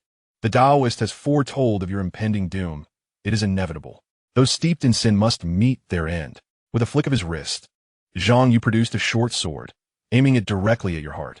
Clang! Sparks flew as the blade clashed and twisted, leaving Xianxia bewildered, staring at the broken blade in his hand. Chapter 152. A differentiated treatment. Year 7, July. Confused, are you? That is precisely the intention. You rolled over, continuing your charade of slumber. If a mere martial arts master could breach your defenses, then the ascension to the realm of steam would be in vain. You held considerable confidence in your own defenses. Beneath the Grandmaster level, no one could breach your fortifications. The Grandmaster, however, could penetrate your defenses, a fact you had tested with the most beautiful, gentle, and considerate mentor, Min Daijun. Yet, the damage inflicted after such a breach was swiftly outpaced by your body's self-healing capabilities. Thus, the only true threats to your life were the exceedingly rare peak martial artists, 100,000 or even 1,000,000. The thought sent a thrill through you. It seemed you had set your ambitions too low. To become the strongest in the world just a minute after crossing over? Unlikely. No, it would take less than 30 seconds. And I would complete the task. 6 simulations, 2 seconds each, plus the time wasted on rewards, and certainly, it would take no more than 30 seconds. The mere thought of soon indulging in beef without restraint nearly caused you to break character and open your eyes. Clang! At that moment, Xianxia brandished another weapon, aiming it at you. Even though he infused this weapon with the energy of a martial arts master, the outcome remained unchanged. Sparks erupted as the weapon shattered. You began to tire of the pretense, utterly perplexed by this young man's intentions. Was Xianxia not a good person? A pure-hearted individual acting on behalf of righteousness? Why, then, would a good person seek to harm another good person? Confusion reigned supreme, leaving you utterly bewildered. Under the moonlight, Xianxu's expression shifted, gritting his teeth. He stamped his foot, and a dense energy coalesced in his palm, forming a blade of energy, which he swiftly directed towards your brow. You feel a sharp focus upon you, a sword aura that evokes a sense of danger. This formidable sword aura is far beyond what a martial arts master should be able to wield. In the depths of your intuition, you sense a resemblance between this sword aura and the indomitable fire of that old man. You refuse to believe that today you cannot vanquish this nefarious villain. Are you merely boasting? I doubt you possess the ability to slay me, comes the retort. At the moment Xianxia grits his teeth, preparing to thrust his sword aura downward, you abandon your pretense of slumber and raise your hand to strike at the sword aura. The collision of your fleshly palm against the sword aura produces a sound akin to a metal screw being tossed into a blender. Although the sword aura appears singular, it is in fact a manifestation of thousands of sword auras coalescing into one. In an instant, your palm's skin is lacerated. 2 seconds later, the flesh of your hand seems to undergo a gruesome dismemberment, transforming into an eerie skeletal hand. By the 3rd second, the bony structure bears numerous scars, half of them marred. Yet, in the 4th second, the battle-scarred bony palm regenerates flesh and skin, and the sword aura is entirely consumed, leaving only a faint golden glow that gradually dissipates. Zhang Yu stands in astonishment, his features contorted in shock reminiscent of an animated character. You two are taken aback. Your astonishment does not stem from Zhang Yu, a martial arts master, delivering a blow formidable enough to rival that of an apex expert. Such a display is trivial in your eyes. What truly astonishes you is the fading golden light concealed deep within the sword aura. This phenomenon is all too familiar to you. Meritorious deeds. This is the essence of virtue that coalesces within the punishing evil jade pendant after vanquishing malevolent beings. However, the sole purpose of such meritorious deeds is the refinement of a golden elixir. How is it that in Zhang Yu's possession, it also enhances the potency of attacks? Pondering this conundrum proves futile. Superlative wisdom reveals that the optimal solution lies in unleashing your extraordinary strength upon Zhang Yu, clarifying the matter through action. You harness your muscular and skeletal prowess, constraining your 900 tons of strength to a mere 100 tons, then springing forth to deliver a powerful kick to Zhang Yu's abdomen. Caught in shock, Zhang Yu barely has time to shield his lower abdomen with his aura before you propel him skyward. With a swift motion, you reappear before him, seizing his throat with one hand, and carry him beyond the bustling city of Shengjing until you reach a desolate area, where you finally descend. Despite having restrained 90% of your strength, you wish to avoid striking Zhang Yu in a thriving urban setting, reflecting your inherently kind nature. Yet it is precisely this kindness that incites your ire. How dare you attempt to slay me despite my benevolence? I shall deal with you first, and then we shall see. Upon arriving at a desolate and uninhabited locale, you are free to unleash your fury. You pin Zhang Yu beneath you, delivering a barrage of blows more torrential than a tempest. Initially, Zhang Yu manages to fend off your strikes with his formidable energy. However, even his robust defenses cannot withstand the relentless assault of your powerful fists. After 3 relentless minutes of pounding, Zhang Yu is left in a state that is scarcely human. Ah, you little rascal, still defiant, are you? Will you speak? Will you speak? Will you? Bang, bang, bang, bang. Then why don't you just ask? What do you want me to say? Your fist, as large as a cauldron, halts a mere millimeter from Zhang Yu's nose. With a smirk, you reflect on whether you had asked him any questions before administering this punishment. Ultimately, it matters little. You are certain you had inquired, even if only in your mind, lamenting that Zhang Yu lacks the ability to eavesdrop on your thoughts. Speak. Why did you follow me and seek to take my life? You hoist Zhang Yu from the ground like a kitten and toss him a high-grade healing pill before inquiring. This pill must be administered. You fear he might perish mid-sentence if left to his own devices. Such a blunder is unacceptable. Coughing up blood in abundance, Zhang Yu glares at you with eyes filled with hatred, yet swollen like a toad. Why kill you? A villain such as yourself does not deserve to live. Had we not crossed paths, it would have been for the best. Since we have met, I shall risk my life to execute justice. Your brow furrows in confusion. Am I the villain? No. You sweat away Zhang Yu's faux hairpiece. Beneath it, you discover a gleaming, bald head adorned with a scar. Atop this head rests a small jade pendant. The Jade of Punishment. This marks the 3rd instance in this simulation where you have found the Jade of Punishment on Zhang Yu. As you reach to take it, Zhang Yu panics and struggles fiercely. If you keep squirming, I shall castrate you and leave you in the palace as a eunuch. You glare, and Zhang Yu immediately complies, recognizing the seriousness of your threat. As you claim the Jade of Punishment, you now possess 4 of these trinkets acquired from the simulation. This talisman indicates that I am the villain? You inquire gravely. Zhang Yu, increasingly agitated, notices your gaze drop and hastily nods. Yes, I found this jade pendant by chance.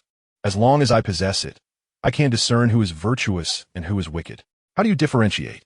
The virtuous are surrounded by white light, while the wicked are cloaked in black smoke. The black smoke enveloping you could obscure half of the capital. You're the most sinful individual I have encountered thus far. You release your grip. You're taken aback, on the verge of an outburst, yet suddenly pause. Something feels amiss. You possess 4 pieces of the Jade of Punishment, yet you cannot see the light or smoke surrounding others. Why is the punishing evil jade pendant subjected to such discriminatory treatment despite being the same type of external aid? Chapter 153. Love Whomever. The more you ponder, the more you sense something amiss. It is perplexing that while you wield this external aid like an amateur, in Zhang Yu's hands, it transforms into a complete collector's edition. This is sheer bullying. If the matter remains unresolved today, I shall send Zhang Yu off to become a young consort. You grit your teeth, and Zhang Yu feels a chill run down his spine. Speak. From where did you acquire this item? How many times have you found it? What is its method of use? And also, you bombard him with a barrage of inquiries, to which Xianxia responds earnestly, one by one. Other responses are relatively straightforward, such as the method of use and its functions. Xianxia states that the punishing evil jade pendant has no peculiar method of operation. As long as it is worn, he can perceive the goodness and malice within individuals. By slaying malevolent beings, he can gather virtuous merit.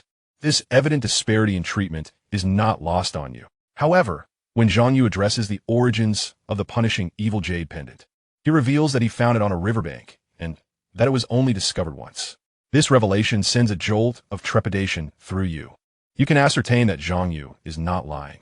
This situation bears significant implications. Excluding today from beginning to end, Xianxia remains oblivious to the fact that you have pilfered 2 punishing evil jade pendants from him. What does this imply? It indicates that the punishing evil jade pendant is not only capable of being mass-produced, but is also artificially manufactured. The pendant was not a natural boon bestowed upon Xianxia, but rather an opportunity orchestrated by someone else. As you remove the pendant from him, someone else discreetly replaces it. The seamlessness of this operation has ensured that Xianxia remains unaware of his previous losses. But who is this individual? What are their intentions? Are they aware of your existence? Who cares about their motives? You shake your head, deciding to collect every pendant you find without concern for their identity. You refuse to believe that even the most cunning individual can navigate the machinations of unreasonable bandits unscathed. Remember this, you rascal. I am a good person, a truly good person. If you perceive me as shrouded in darkness, it must be a flaw in your perception, to prevent you from being misled and harming the virtuous. I shall reluctantly assist you in keeping this. Now be gone. You place the Taoist wig back upon Xianxia's head, and with a swift kick, send him flying 200 meters away, before turning back towards Xianxia City. This wretched external aid has become a source of discrimination, and with a heart full of rage, you decide to vent your frustrations at the brothel office. The following day, as the sun climbed higher in the sky, adorned with the fragrant scent of cosmetics, ventured deeper into the imperial city. Here, rows of imperial guards stood in formation, and the inner guard lined up, for it was not the time for morning court. Without the emperor's summons, even officials of the 3rd rank and below were unworthy to gaze within. Before you could approach, a squad of imperial guards marched toward you, weapons drawn. You paid them no heed, inhaling deeply, centering your energy. Bring forth that old charlatan who cannot extinguish the flames. Let him come forth to meet his demise. You bellowed, your voice resonating like thunder, visible sound waves rolling forth. Imperial guards? Inner guards? They were rendered powerless. Even the gates of the imperial city trembled and threatened to collapse under the force of your shout. Moreover, the bustling city of Xianxia, home to nearly 1 million souls, fell into an eerie silence at your command. Who dares to act so recklessly? Seeking death. In the next moment, a response, slightly less thunderous yet still commanding, echoed back, followed by an arrow, as thick as a child's arm, slicing through the air with sharp energy. The commander of the Imperial Guards, a master of martial arts, instinctively retaliated against your audacious display. Unfortunately for him, his intentions were clouded by his fervor. With a swift motion, you shattered the arrow, capable of demolishing towering walls, and strutted into the Imperial City. At this juncture, within the palace of the Shang Nation, 3 martial arts grandmasters, including the commander, approached you warily. Stand down. Suddenly, the old charlatan you had been preoccupied with for a year descended from above. With a wave of his hand, a ring of fire sent the 3 martial arts grandmasters hurtling away. In these times, loyal martial arts grandmasters were a rarity, and losses were not to be tolerated. Yet, upon recognizing your face, the elder staggered back in shock. It's you? You are still alive. Spare me your nonsense, with your feeble attempts at kindling flames. You lack the capacity to kill me. Today, I have come solely for vengeance. Shall we settle this here, or would you prefer another location? You defiantly raise your middle finger at him, exuding audacity. How brazen. Do you think I need to choose a place to kill you? The elder's anger flared. Though he could not fathom how you, a supposed dead man, had returned, it mattered not. Without entering the ultimate realm, one could never rival its true essence. If he could kill you once, he could certainly do so again. The elder unleashed a fiery palm from a distance, advancing toward you. You trembled with excitement. This moment had been a year in the making. In an instant, a supersonic beam of high-pressure vapor tore through the giant flaming palm, striking the elder squarely in the chest. A gaping hole, the size of a basin, appeared on his torso. A smile crept upon your face as you raised your thumb in triumph toward the elder. The three observing grandmasters of the court wore expressions of disdain. Ignorant child, do you think you can harm Elder Mu, who can transform into flames? A mocking remark from the commander of the Imperial Guards was abruptly cut short, as Elder Mu, a master of the Peak Realm, suddenly spat out a mouthful of old blood, his eyes bulging with shock. Elder Mu. The three court grandmasters were left stunned. How could a Peak Realm expert be injured by a warrior beneath that realm? Stay back. Retreat. Elder Mu waved his hand to prevent the grandmasters from approaching. He gazed down in disbelief at the gaping wound in his chest, the size of a basin, its edges still smoldering with his proud, indestructible fire. Yet, the elemental defense of his body had failed to fully immunize him against the incoming assault. Moments later. The wound on his chest healed under the restoration of the indestructible fire, but he was acutely aware of his own condition. He felt as if his internal organs had suffered varying degrees of burns and shocks. Burns? It was indeed comical that he, the master of fire, had been burned. Once, he had bathed in volcanic lava without injury, but now he found himself harmed. Old Dang, are you dazed? If you don't fight back, I shall continue. A tightness gripped Elder Mu's heart.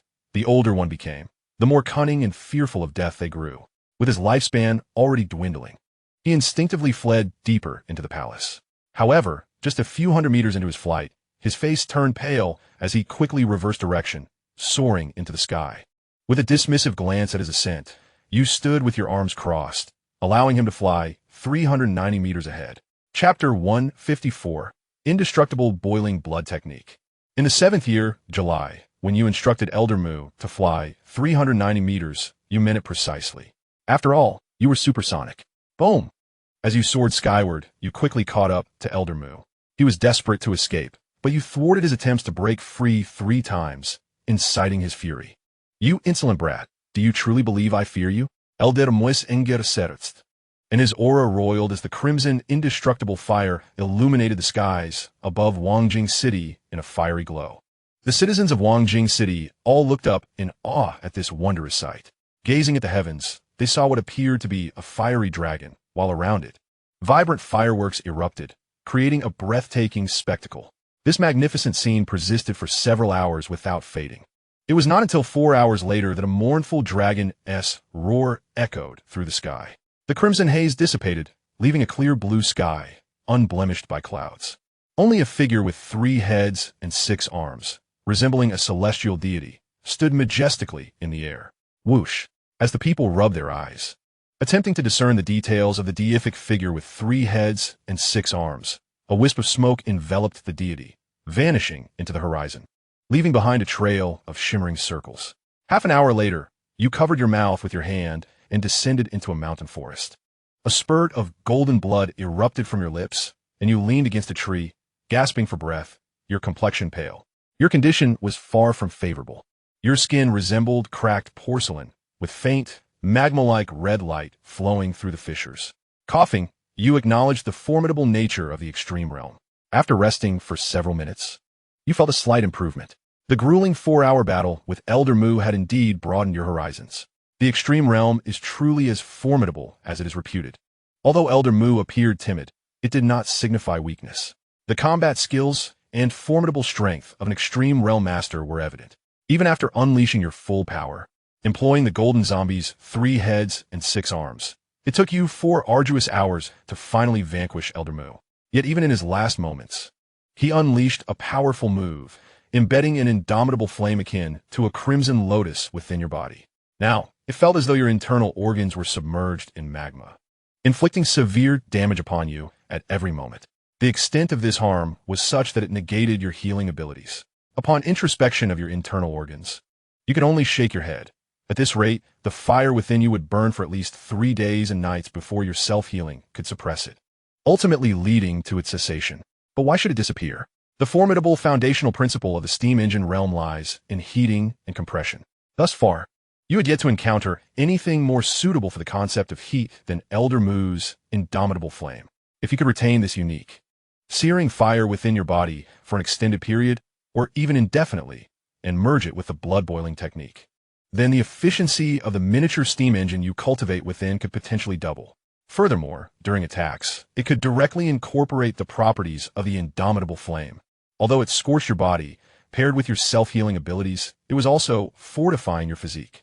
Given your current condition, it wouldn't be long before your body adapted to it. However, you were in immense pain, yet exhilarated. If this notion could be realized, the blood-boiling technique could be rebranded as the indomitable blood-boiling technique. The question remained, how could you sustain this exceptional indomitable flame within you for the long term? According to the characteristics of the indomitable flame, you should not be preoccupied with this dilemma. After all, its defining trait is its immortality. As long as it has not reduced its target to ashes, it will forever burn brightly. Yet, your uniqueness complicates matters. Your robust physical constitution has thwarted the indomitable flame's capacity to absorb the nutrients from your body. Without a sustainable energy source, the indomitable flame would inevitably become a rootless fire, extinguished by your rapidly developing self-healing abilities. Once again, I contemplate the futile exchange of strength for intellect. You, in your vexation, scratch your head, realizing that without supreme wisdom, you must rely solely on audacious ideas. A flicker of thought brings forth a diminutive golden tripod cauldron before you. You ponder deeply. The indomitable flame, a gift from Master Mu, was gleaned during the ascension to the pinnacle of martial mastery, derived from that enigmatic essence of ultimate truth. Your innate talents are wholly unsuited for the martial arts of this realm. The notion of acquiring Master Mu's techniques to eternally retain this unique, indomitable flame within you is but a fanciful delusion. Thus, you resolve to forge a different path. Fortunately, your numerous connections and audacity grant you courage. A bold idea emerges, while that peculiar, indomitable flame still resides, entwined within your very being. Why not extract a fragment and place it into the golden tripod cauldron for refinement? If the martial arts that birth the indomitable flame elude you, why not treat this essence as a form of elixir and attempt its concoction? Should you succeed, you might very well create a wondrous potion, perfectly attuned to your physique while embodying the essence of the indomitable flame. However, such an endeavor carries immense risk. Yet, when weighed against the potential rewards of success, the peril seems a worthy gamble. After all, what is there to lose but a fleeting moment? Resolute, you carve open your chest, gritting your teeth as you extract a small piece from your heart. The chunk, roughly the size of fingertip, glistens with crimson flames, and you cast it into the golden tripod cauldron. This fragment bears its own warmth, rendering any external heat unnecessary, akin to self-cooking. You endure the searing agony within, fixating intently on the cauldron's interior. 1 minute passes, then 2, then 3. After 5 minutes, a transformation occurs. A thin veil of mist rises from the inner wall of the cauldron. The once unchanged piece of flesh melds into a pool of scarlet liquid, exuding intense heat. Soon, it begins to bubble, the liquid gradually thickening. Having witnessed and experienced much, particularly in alchemy, you gauge the moment is ripe. You swiftly retrieve the now pliable concoction, preparing to mold it by hand. This mass of medicinal paste, if crafted according to standard elixir specifications, would yield but a single pill. Yet, you dare not adhere to such conventions. The golden tripod cauldron possesses the extraordinary ability to enhance potency 100-fold. The original special indomitable flame nearly consumed you. Amplifying it 100 times would lead to a direct inner refinement of the essence. Thus, you shape this paste into 100 portions, each no larger than a grain of millet. Then the remaining matters required some time. 3 days later, without any unforeseen events, the unique, indestructible fire implanted within you by Elder Mu before his demise was completely vanquished by your self-healing abilities. You transformed back into the refreshing and untroubled Mu. Furthermore, your intuition proved correct. Your physical prowess had grown even stronger after 3 days of relentless burning. Whether you could turn misfortune into fortune hinged on this very moment. You steadied your breath and concentrated, tossing a crimson pill no larger than a grain of millet into your mouth. Chapter 155, The Fire Pill of a Generation. Boom! As the minuscule pill descended down your throat, it felt as if a bomb had detonated within, cascading explosions all the way to your stomach. A blazing inferno engulfed you from within. Perhaps due to the presence of your own flesh and blood in the pill, the flames were not the typical indestructible crimson, but rather a mixture of gold and white, radiating a heat far surpassing Elder Mu's final retaliation 3 days prior, which had left you writhing in agony. Have you ever experienced a bath infused with dragon's breath chili? Multiply that discomfort by 10, and you would approximate your current sensation.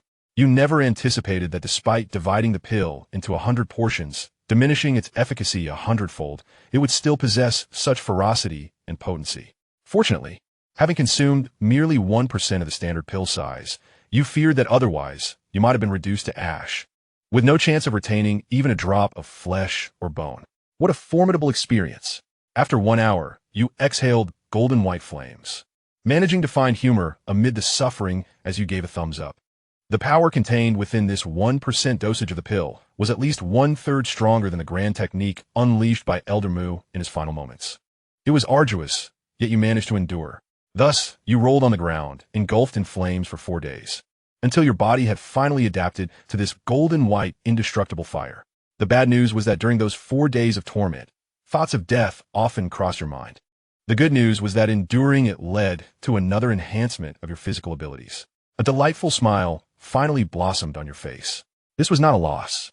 It was a tremendous gain. You beamed with joy, realizing that the indestructible fire, which Elder Mu had painstakingly mastered through years of hardship in martial arts, had been effortlessly acquired by you. Was that not a remarkable profit? Moreover, the intensity of Elder Mu's indestructible fire had reached its zenith, while yours was just beginning.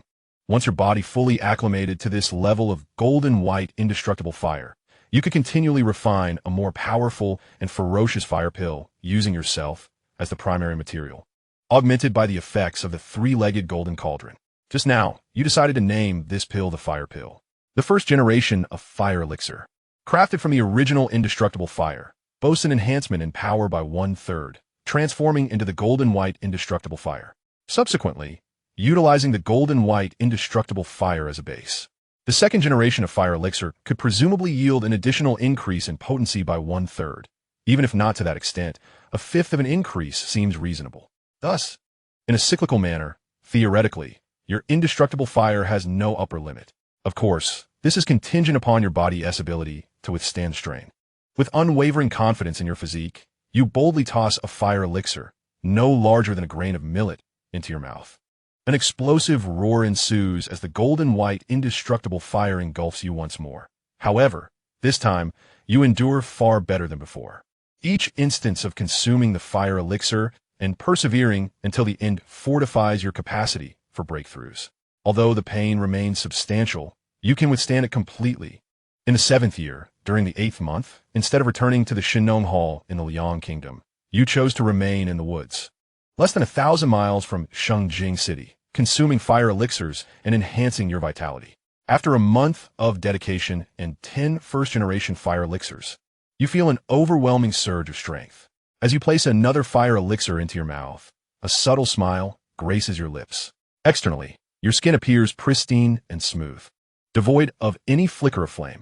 However, an internal examination reveals that your organs, bones, muscles, and even blood are intertwined with delicate threads of golden white indestructible fire.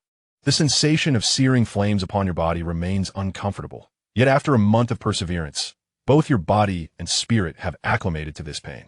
In simpler terms, you have mastered the ability to maintain the state of being scorched from within by the indestructible fire while living without hindrance. With 90 first-generation fire elixirs remaining, you estimate that consuming another 30 to 50 will enable you to fully disregard the burning sensation. At that point, you can embark on the refinement of the second generation of fire elixir. However, merely enhancing your vitality through fire consumption does not equate to a true gain. The enhancement of your physical constitution is the genuine reward. You sense that your strength has increased by at least 10 tons. Yet, this is not the greatest achievement. The pinnacle of your gains manifests as you unleash a supersonic high-pressure steam beam, enveloped in golden white indestructible fire, obliterating the terrain before you for hundreds of meters. The core logic of the steam engine within you revolves around oscillation, heating, and compression. Possessing the golden white indestructible fire allows you to entirely bypass the heating phase, relying solely on compression. This signifies that there is no longer a need for you to engage in a foolish display of belly dancing before initiating combat.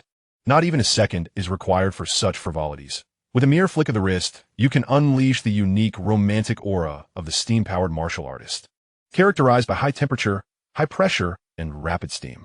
With this foundational knowledge, the subsequent process of condensing more steam engines within you to achieve a series of interconnected cycles will provide you with almost an unfair advantage. You feel that while consuming fire pills and practicing the unyielding boiling blood technique within a decade at most, you will attain the extraordinary ability to condense 100 miniature steam engines within your body in an instant. At that moment, a casual punch could induce a magnitude 12 earthquake across a 1,000-meter radius, accompanied by the devastating effects of a volcanic eruption. If you aspire to become an apocalyptic overlord, nations like Xianxia would likely vanish from the map in less than 2 days. Indeed, martial arts, much like science, ultimately converge at the boiling point of water, and I now possess the finest flame for this purpose. I shall retreat to the Xianxia Hall to unwind. In high spirits and elated, you soar skyward, your speed exceeding that of your earlier journey, landing at the inner gates of the Xianxia Hall in less than 2 hours. Of course, prior to deciding to return to the Xianxia Hall, you contemplated flying to Shengjing City. After all, the urge to slay the indomitable fire Old Deng was strong, and you had yet to fulfill your desire to spend a night in the imperial harem.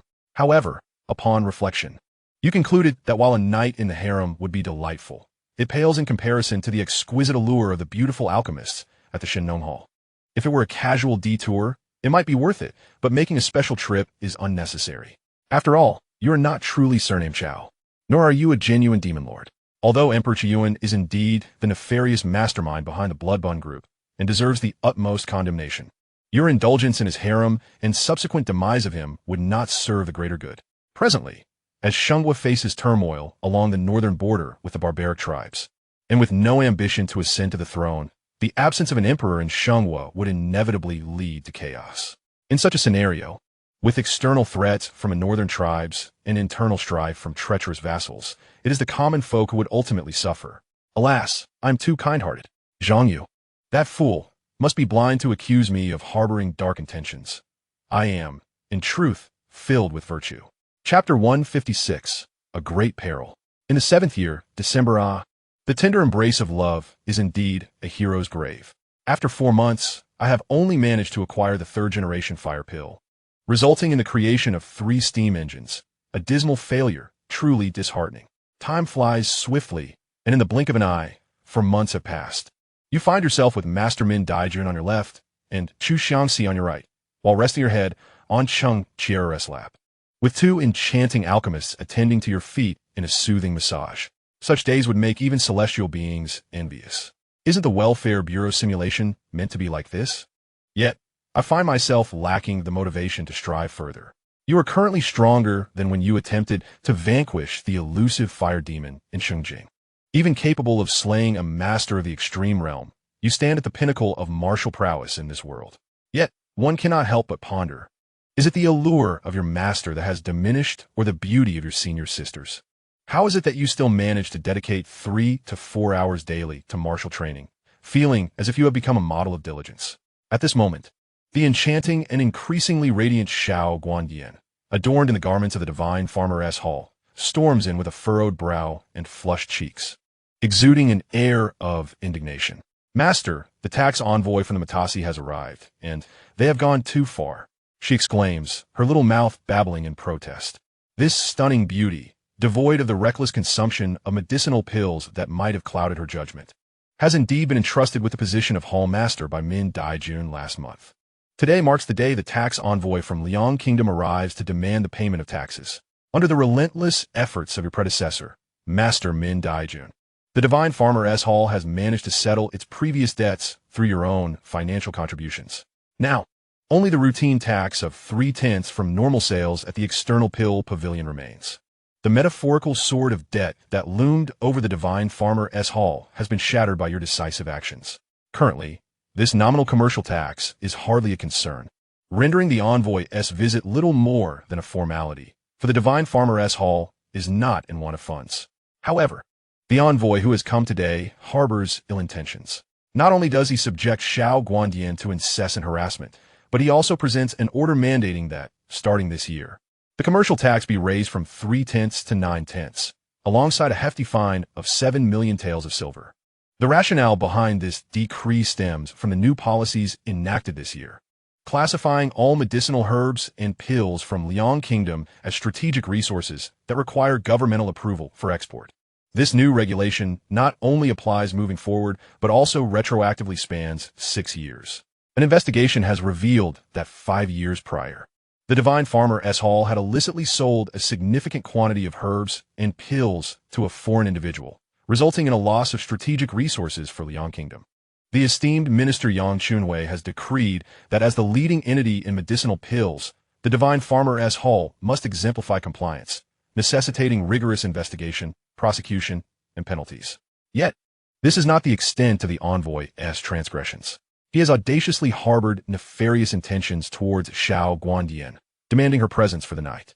Should she fulfill his desires satisfactorily, the fine and the elevated tax may remain unchanged, yet he possesses the authority to extend the repayment deadline. Infuriated, Xiao Guandian nearly unsheathed her sword to strike him down, but, prioritizing the greater good, she chose to withdraw without erupting in anger. However, while she considers the larger picture, you remain indifferent. What greater picture? I am the greater picture. You embraced Xiao Guanguan, whispering soothing words while a tempest of murderous intent surged within you. The court's new policies? The 6-year investigation? The substantial quantities of medicinal herbs and elixirs sold to foreigners by the Shenong Hall 5 years prior? It was as if they were explicitly targeting you, Li Mu. Even a clay figurine retains a flicker of spirit. How much more so a being of your unquenchable fire? It appears that Gonyang Chunhui has triumphed in the court, regaining the energy to court disaster. Very well, I had nearly forgotten about this insignificant nuisance. But since you have chosen to court your own demise, I shall oblige you. However, before I deal with you, I must first temper my wrath. Having resided in the Shenong Hall for so long, Gonyang Chunhui's methods of investigating your whereabouts and connections to the Shenong Hall were child's play. Thus, it was hardly surprising that he orchestrated such a scheme. Yet, the tax envoy he dispatched had evidently taken matters into his own hands. He seemed more eager for his own demise than Gonyang Chunhui himself.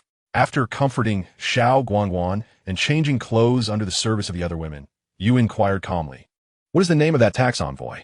Do we have any information on him?" "Yes. He has always been responsible for tax collection, so every festival, we send someone to deliver New Year gifts to his home." Xiao Guanguan nodded vigorously, quickly revealing the address. "Very well. Having the address simplifies things. He enjoys having others attend to him, doesn't he? How fortuitous, for I share that preference. Let us capture him and await my return." The group of stunningly beautiful alchemists flushed, clearly aware of your notorious reputation, especially Chu Xianxia, whose keen intellect had already discerned your intentions. "Villain," she playfully punched your chest. While the exquisite Master Min, Dai Jun, twisted your ear, yet none sought to deter you, nor did anyone utter discouraging words that might dampen your spirits. They all understood that your resistance equated to a declaration of war against the Liang dynasty, against Gonyang Chunhui, and against Emperor Hongyue. But would foregoing resistance lead to peace? Such new policies were little different from forcing the Shenong Hall to its demise. Thus, there was no alternative to rebellion. Let it be so. The extent of your strength was an abstract concept to the women, yet Min Daijun, as a grandmaster of martial arts, had a clear understanding. "Disciple, I support you. Be swift in your return." "Understood, master. I shall be back shortly." In an instant, you vanished from the room. Half an hour later, you appeared in the capital of the Liang dynasty, within a grand residence in Bianjing City. This was the abode of the tax envoy. 3 minutes later, apart from a primary wife and a concubine, the tax envoy's family had seemingly evaporated into thin air. His character may be lacking, but his choice in wives is commendable, barely passable. You carried the 2 individuals, who were already faint from fear, towards the divine farmer's palace. However, while the journey there took merely half an hour, the return trip extended to an hour and a half. Alas, these delicate tax officials' families could scarcely endure such supersonic flight. Yet, good things come to those who wait. An hour and a half later, you entered the chamber where he was confined, accompanied by his relatives. Even before stepping inside, the cacophony of his threats and curses could be heard from within. He raged against the maidservants of the divine farmer's palace, declaring that any who dared to lay hands on a court tax official would face annihilation of their entire clan. 9 generations would not suffice as a reprieve. He proclaimed that there was still time for repentance, and if Min Daijun and Xiao Guanguan would humbly admit their errors and serve him well, he would graciously overlook the affront from the divine farmer's palace. With a sigh, you shook your head and pushed the door open. I have heard that you summoned my woman to your bed. That shall not do. My woman is too exquisite for you to handle, but I can certainly manage. Gulme, allow me to demonstrate. Chapter 157, The Imperial Palace of Lyon. In the 7th year, December, the following day, you emerge from your chamber, invigorated and carefree, glancing back only to flick your thumb, erasing the entire room and everything within it from existence. A sense of comfort enveloped you as you stretched lazily, invigorated by the gentle morning sunlight. The little tax official had received his just punishment. Now, it was time for Ganyang Chunhui to face his reckoning. Do not wait for my return for dinner tonight. I am heading to Bianjing to have a word with your emperor. With a swift ascent, you arrived in Bianjing once more within half an hour. In terms of prosperity, Bianjing of Lyon was somewhat inferior to Shengjing of the Sheng Kingdom. After all, the commercial taxes were excessively high. Although the service attitude of merchants in Lyon was 100-fold better than that of Sheng, the economic climate in Lyon remained rather bleak. You did not visit the residence of the left Chancellor Ganyang Chunhui, but made your way directly to the Imperial Palace. Eliminating Ganyang Chunhui would be a simple task. You could accomplish it even without lifting a finger, merely spitting would suffice to render him a sieve. However, such an approach would only address the symptoms, not the root cause of the issue. The reason Ganyang Chunhui dared to provoke you was his lack of a correct understanding of your prowess. Although your strength was formidable, you lacked an equivalent social standing to match it. If Ganyang Chunhui were aware that you could slay even the most powerful of masters, would he still dare to act recklessly? Thus, this endeavor to eliminate Ganyang Chunhui was merely a secondary objective. The primary aim was to acquire a semblance of recognition from the Emperor of Lyon. 3 top-tier experts should suffice to withstand the challenge. The Imperial Palace lay ahead, and you strode boldly towards it. Stop. The Imperial City is a forbidden area. Intruders shall face death. Step back. I command you to retreat. A contingent of armed Imperial guards swiftly encircled you, but before you could react, a man clad in the attire of a general, with a bow slung across his back, soared in from a distance, waving his hand to disperse the guards. You exchanged glances, each assessing the other. You discerned a striking resemblance between the configurations of the palaces of the Sheng and Lyon kingdoms, both housing a master of archery. Yet, he sensed a peculiar tightness in his calves. Was it you who, months ago, vanquished the formidable Elder Mu in Sheng? The man inhaled deeply, summoning his courage to inquire. The death of Elder Mu was no secret, yet the identity of his slayer remained an enigma. However, certain prominent figures were already well aware of the distinctive traits of that killer. For instance, the individual was exceptionally handsome, a paragon of allure for both genders. Furthermore, he possessed neither true qi nor any trace of profound energy. As the commander of the Lyon Kingdom's Imperial Guards, he was acutely aware of these characteristics, but previously, he had been incredulous. Could anyone, no matter how striking, surpass his own appearance? Moreover, what difference did it make if a person lacked profound energy? What could such a one achieve against a pinnacle warrior? Mere fabrications, he had thought, outrageous falsehoods. Yet upon encountering you today, his skepticism was dispelled. He felt no trace of the energy that a martial artist should exude from you. Yet you instilled within him a nameless terror that seemed to resonate from the depths of his soul. He could not ascertain the extent of your strength, but the instinct honed through nearly a century of rigorous training whispered to him that should you choose to strike, it would transpire in an instant. He swallowed hard, requiring no reply from you. Commander Zhang Baihe of the Imperial Guards is unaware of the esteemed presence of an elder. Please forgive my oversight, he declared, clasping his hands and bowing deeply, his demeanor as respectful as a schoolboy encountering his teacher in an elevator. Why not adopt a more audacious demeanor? You mused, feeling somewhat at a loss with his submissive posture. They say one should not strike those who bear a smile. As a globally renowned philanthropist, it seemed unbecoming to stir trouble. Moreover, he had addressed you as elder. A sense of delight swelled within you. You had rehearsed this scenario 6 times. 6 times. You had been called young one, old man, and even father, albeit the latter did not count for the evening. Yet this was the first occasion someone had respectfully and sincerely referred to you as elder. Fear not, for your esteemed presence humbles me, the commander insisted, bowing even lower. Strangely effective. This tactic reminded you of school days when teachers would discipline mischievous students, elevating the respect shown. Ah, please, no need for such formalities. I have come to discuss matters with Emperor Hongyue. Kindly announce my arrival, you responded, instinctively straightening your posture, your hands clasped behind your back, exuding the aura of a true master. The commander of the Imperial Guard lowered his head in trepidation, stating, "Esteemed elder, it is indeed unfortunate. His Majesty was invited to the northern barbarian grasslands 5 days ago and is currently not within the palace." "And what are the other supreme masters of the Liang Kingdom? I could converse with them as well," you inquired. "All are safeguarding His Majesty's side and are not present in the palace. If you do not find it bothersome, esteemed elder, you may stay at my humble abode for a few days.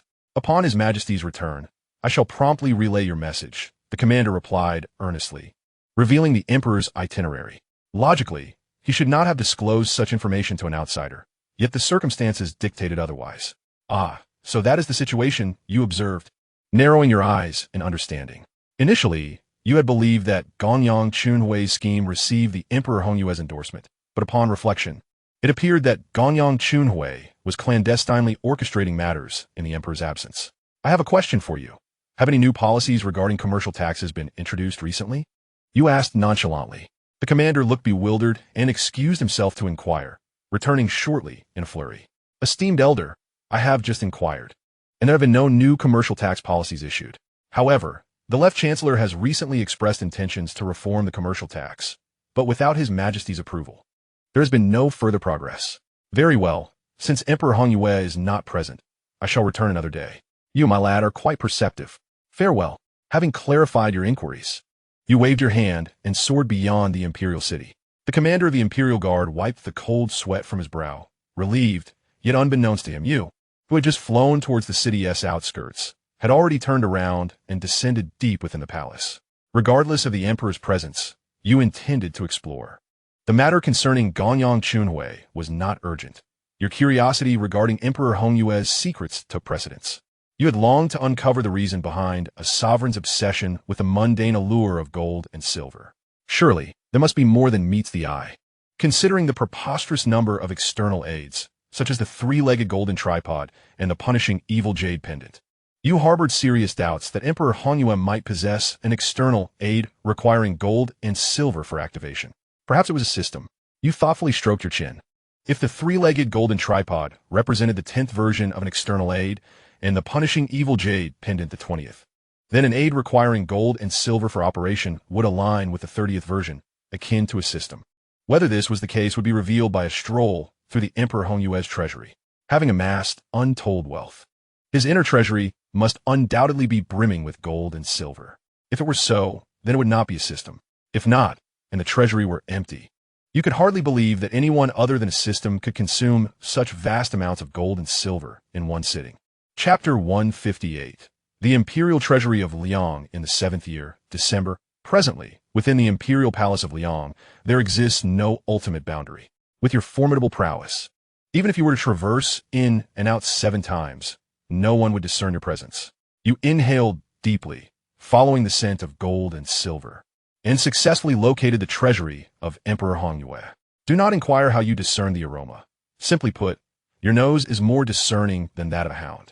Furthermore, the treasury of Emperor Hongyue was not particularly elusive. However, once you infiltrated it like a diligent investigator, you were met with profound disappointment. This was not the system you anticipated. Gazing upon the mountains of gold and silver before you, your initial conjectures crumbled. To describe the treasures within the treasury as mere mountains of gold and silver would be an understatement. The wealth contained could easily suffice to construct yet another imperial palace. What, then, was Emperor Hongyue up to? Without a mythical system of gold-devouring beasts, could it be that he merely harbored an insatiable passion for collecting? You found yourself perplexed, unable to comprehend the situation. Yet, adhering to the simple principle of having come this far, you resolved that this journey should not be in vain. You must procure some local specialties to take with you. However, before you could make a move, the grand doors of the treasury swung open. An elderly eunuch, directing a cadre of workers, was overseeing the unloading of gold and silver from a dozen horse-drawn carriages into the northern segment of the treasury. Shortly thereafter, he orchestrated the removal of an almost equivalent quantity of gold and silver from the south. Hurry, hurry! The silver mint is eagerly awaiting the silver for recasting. Be swift and do not delay, the elderly eunuch urged with an elevated voice, as his team toiled for over half an hour, bringing in abundance of gold and silver, only to cart away an equal load. This sequence of events left you in a state of bewilderment. An eloquent phrase emerged in your mind to encapsulate the absurdity of the situation. Is this not akin to removing one's trousers only to break wind? The Silver Mint is the official bureau responsible for the minting of silver in the Liang Kingdom. You wondered about the rationale behind sending 10 carriages of silver only to retrieve an equal number for recasting at the Silver Mint. Surely, only a fool would engage in such futile endeavors. While you believed that there were indeed fools within the imperial palace, Emperor Xianxia was certainly not one of them. Therefore, something significant must be afoot. You approached the southern section of the treasury, seizing a piece of silver just delivered by the elderly eunuch for careful examination. Then, you turned to the north, comparing it with another piece, and ultimately retrieved a piece from your simulated space for further comparison. The more you compared, the more bewildered you became. There appeared to be no distinction. All were merely silver, indistinguishable at first glance. Yet, there was indeed a difference. Their scents are not the same. The scent of silver is challenging to articulate, but if one were to liken it to a woman's body fragrance, then the silver from your simulated space resembled that of a 30-year-old woman, seasoned and fragrant from the embrace of cosmetics. In stark contrast to the newly arrived silver from the south, the silver stored in the northern section of the treasury, having rested for some time, resembles a naive young girl who has just been admitted to university, gazing with wide, innocent yet astute eyes. It remains unadorned, untouched by cosmetics, and exudes a faint fragrance. How could it be that, despite being silver, there exists such a disparity in scent? With this new revelation, you find yourself still perplexed. Yet it serves as a thread of insight. After a moment of contemplation, you vanish from sight, stealthily following the not-so-distant old eunuch to the silver mint of the Liang Kingdom. There, you discover a newly minted ingot, yet to circulate, and hold it to your nose for a deep inhalation. You then depart from the silver mint and venture onto the bustling streets of Bianjing, where, with deft hands, you automatically gather a few pieces of silver to scrutinize their scents. The more you inhale, the brighter your eyes become, and you hastily return to the treasury. Indeed, silver possesses a scent. However, the aroma you detect is neither metallic nor reminiscent of those who have handled silver. It is a unique essence, not merely a scent, but rather indicative of whether this particular piece of silver has circulated in the market, with its intensity correlating to the duration of its circulation. Before you lie several pieces of silver arranged in a line. The one with the faintest aroma is the freshly minted silver from a silver mint, followed by the silver from the northern section of the treasury. The newly transported silver from the south, along with your own and the pieces you picked up from the street, share a similar intensity of scent. Yet a pattern emerges. The more evident the signs of usage on the silver, the stronger the scent becomes. However, the silver stored in the northern section of the treasury, having remained there for some time, does not conform to this pattern. Thus, the question is straightforward. While you are currently unaware of the nature of this peculiar scent, one thing is certain. Emperor Xianxia is not primarily interested in gold and silver, but rather in the essence that accompanies them. Gold and silver are merely vessels for this essence. I understand now. As a time traveler, you may not be the brightest, but your imagination is undoubtedly boundless. The world rushes by, all for a few fragments of silver. Silver, a mere metal, yet as currency, it encapsulates the infinite thoughts of humanity. Joy, anger, sorrow, desire, love, hatred, fear. Human emotions ultimately find expression in silver. This so-called scent, translated into the vernacular of fellow time travelers, signifies the collective aspirations of all beings. The longer silver circulates in the world, the more hands it passes through, and, consequently, the more aspirations it absorbs. This makes perfect sense. What the Emperor Xianxia truly desires is the collective will of the people. The silver, merely a vessel for that will. With a mere thought and a wave of the hand, the vast mountains of gold and silver in the northern section of the treasury swiftly vanished from sight. Beneath this wealth, an unusual platform emerged, reminiscent of the Temple of Heaven, yet bearing the characteristics of a stage. As you gazed upon it, an unsettling familiarity washed over you. Suddenly, with a thunderous sound, a colossal stone platform tumbled down from the simulated space. Aside from the differing material, its overall shape was nearly identical to the one concealed beneath the mountains of gold and silver in Emperor Xianxia's treasury. This was one of the artifacts collected from the secret vault of the old Xiao family. You are aware of its significance. It is an altar, albeit one that has suffered damage. The shadow of this altar had appeared more than once on a stone slab, also originating from the royal treasure of the U Kingdom. Akin to primitive graffiti on cave walls, the altar embodies the will of the people. In that moment, enlightenment struck you. The Emperor Xianxia lacks any extraordinary powers. He is merely a facilitator, a tool for a mysterious entity, collecting the will of the people. With a mere thought, a multitude of silver from the royal vault of the U Kingdom spread across the altar. Though these coins had lain dormant for at least 2 centuries. Prior to their entombment, they had circulated as genuine currency, thus infused with the essence of will. Naturally, you remain unaware of the altar's proper usage. Nonetheless, disregarding the uncertainties, you decided to cover it with silver and see what transpires.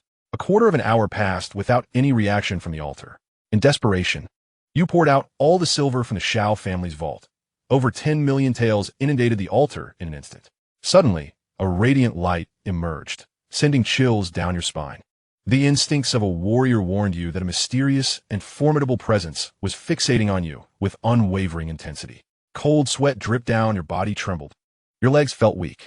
Humility enveloped you, compelling you to kneel and beseech mercy. In that fleeting moment, a myriad of submissive emotions surged within you, beads of sweat falling like rain. It felt akin to a mouse encountering a tabby cat or a chick facing a weasel.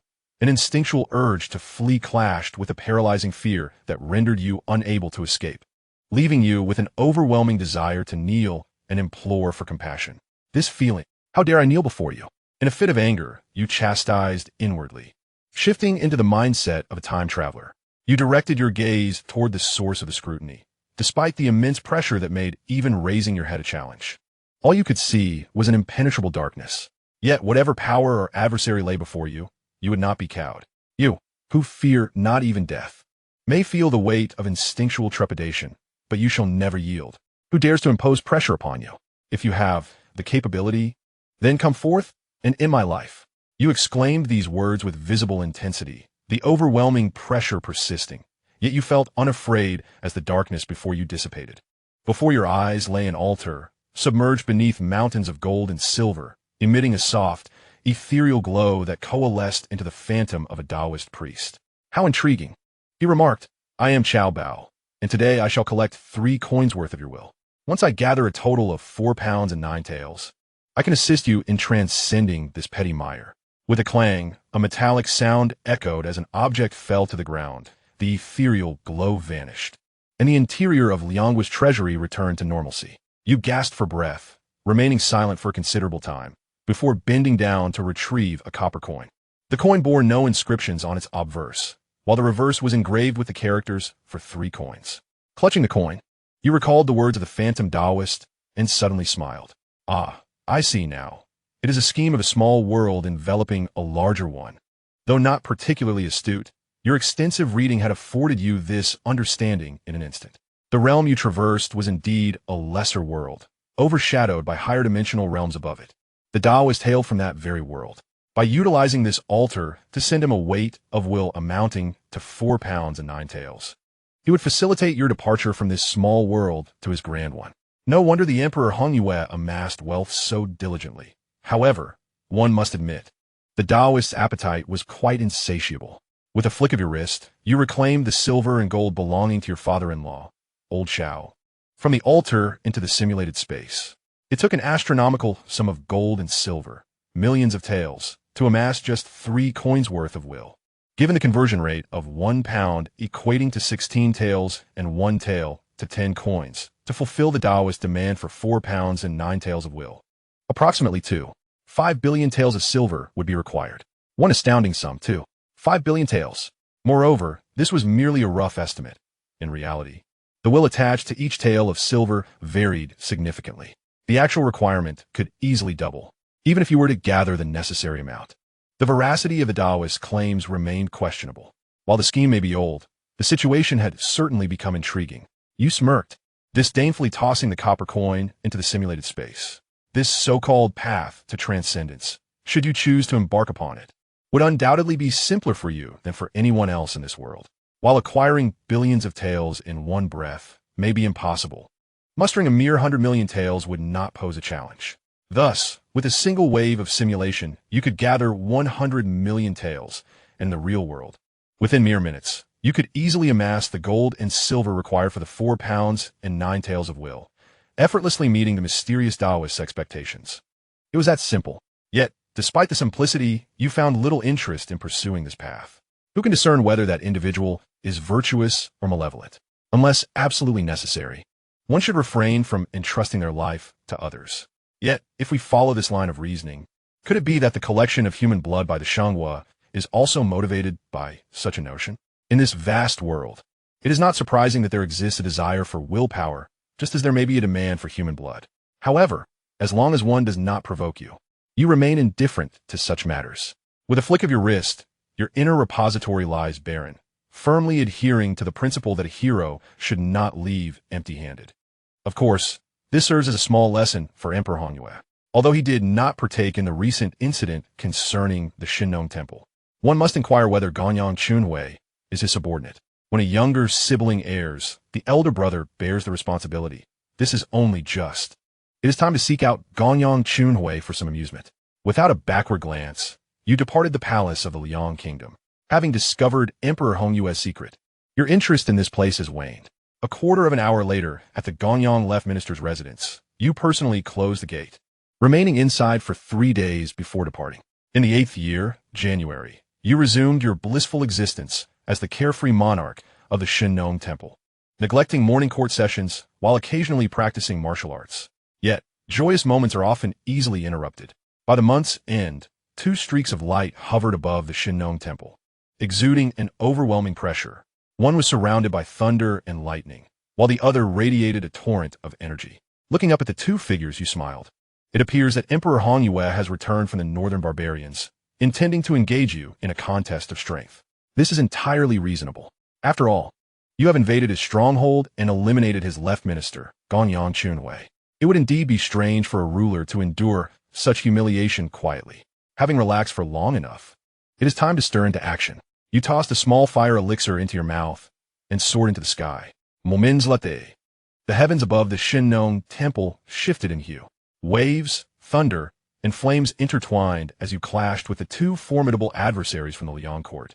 Battling from the skies above the Shinnong Temple to those over Bianjing City, reveling in the exhilarating combat. Extreme battles, akin to the allure of breathtaking beauty, are pleasures that captivate men. After 3 hours, the tumultuous waves in the sky subsided, and one individual plummeted like a meteor, caught by a colossal hand of energy. Clad in a dragon robe, it was none other than Emperor Hongyu, the most formidable figure in the Liang Kingdom, finally ready to join the fray. A true master indeed. The pressure exerted by Emperor Hongyu alone surpassed that of the previous 2 combined. You kicked the one-wielding thunder away and engaged Emperor Hongyu in fierce combat. In the 8th year, February, you had never imagined that a brawl could last for 5 consecutive days and nights without a clear victor. Yet, the thrill of the encounter was undeniable.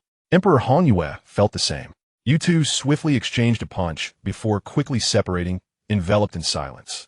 As you gazed at each other, the fierce combativeness and anger from 5 days prior had dissipated, replaced instead by a mutual respect and understanding. Shall we continue this duel? You inquired, flicking your 6 arms after a brief pause. If you return my silver, I shall refrain from further conflict. Very well, in a few days. Arrange for a carriage to fetch it from the Shinnong Palace, and the matters pertaining to the inner treasury must remain confidential. Can you agree to this? Emperor Hongyu, striving to maintain his regal demeanor, declared, If you promise not to trouble the Shinnong Palace henceforth, I shall remain silent. Agreed. A truce is established. From this day forward, the Shinnong Palace shall be tax-exempt. That's more like it. You're a good person, until we meet again. Wait. As you turned to depart, Emperor Hongyu furrowed his brow, his expression conflicted. Allow me to offer you a piece of advice. You are already sufficiently powerful. Do not relentlessly pursue strength, for this world is far more complex than you perceive. Chapter 160. The Mysterious Bystander. Year 8. February. You harbored a profound disdain for enigmatic individuals, yet Emperor Hongyu, insistent on embodying such a riddle, proved impervious to your attempts to subdue him. Watching him leave without a backward glance left you with a myriad of questions. What does he mean by not relentlessly pursuing strength? That this world is not as simple as it seems? Is this counsel or a threat? Or perhaps, is he concerned that he may not be able to best me in the future thus attempting to play mind games? You pondered, recalling Emperor Honyue's striking features. His thick brows and piercing eyes radiated justice and authority. Indeed, those who possess such upright appearances often conceal the greatest cunning. Yet, you resolved to disregard it. Year 9. Training in martial arts, traveling with beauty, became the theme of your life over the past 2 years. Wandering through mountains and rivers, with a lovely companion by your side, brought boundless joy and delight. However, mere amusement left you feeling spiritually vacant. Upon returning from another journey, you contemplated life and felt the urge to enrich your inner world. Thus, you ventured to Bianjing, seeking Emperor Honyue to acquire a storefront on the most bustling street. Establishing a tavern. This establishment featured no dancers or singers, only donkeys. It was a unique venue solely dedicated to showcasing the art of donkey hoof trimming. Emperor Honyue deemed you eccentric, while fellow tavern owners in Bianjing regarded you as a fool. Yet, within a month of opening, the Donkey Hoof Tavern became a coveted destination, with Emperor Honyue himself occasionally visiting incognito to enjoy an hour or two. Fellow tavern owners were astounded, and the ladies within the tavern were bewildered. Am I capable of performing a hand dance? Yet my charm pales in comparison to that of a donkey? You smiled faintly, and in the dead of night. Next door to the Donkey Hoof Tavern, you opened another establishment focusing on sword forging. Monthly, you hosted lucrative forging competitions, and the moment it opened, it became an instantaneous sensation. At last, you felt your spiritual world had flourished. Indeed, within a man's existence, beauty and strength cannot suffice. The importance of the humble donkey's hoof and the enigmatic Martian is equally paramount. In the 10th year, autumn, with a gentle breeze and radiant sun, you lifted your head from the suffocating embrace of your master, Min Daijun, inhaling the crisp air, when suddenly a thought struck you. It was time to seek out that rascal, Xianxia.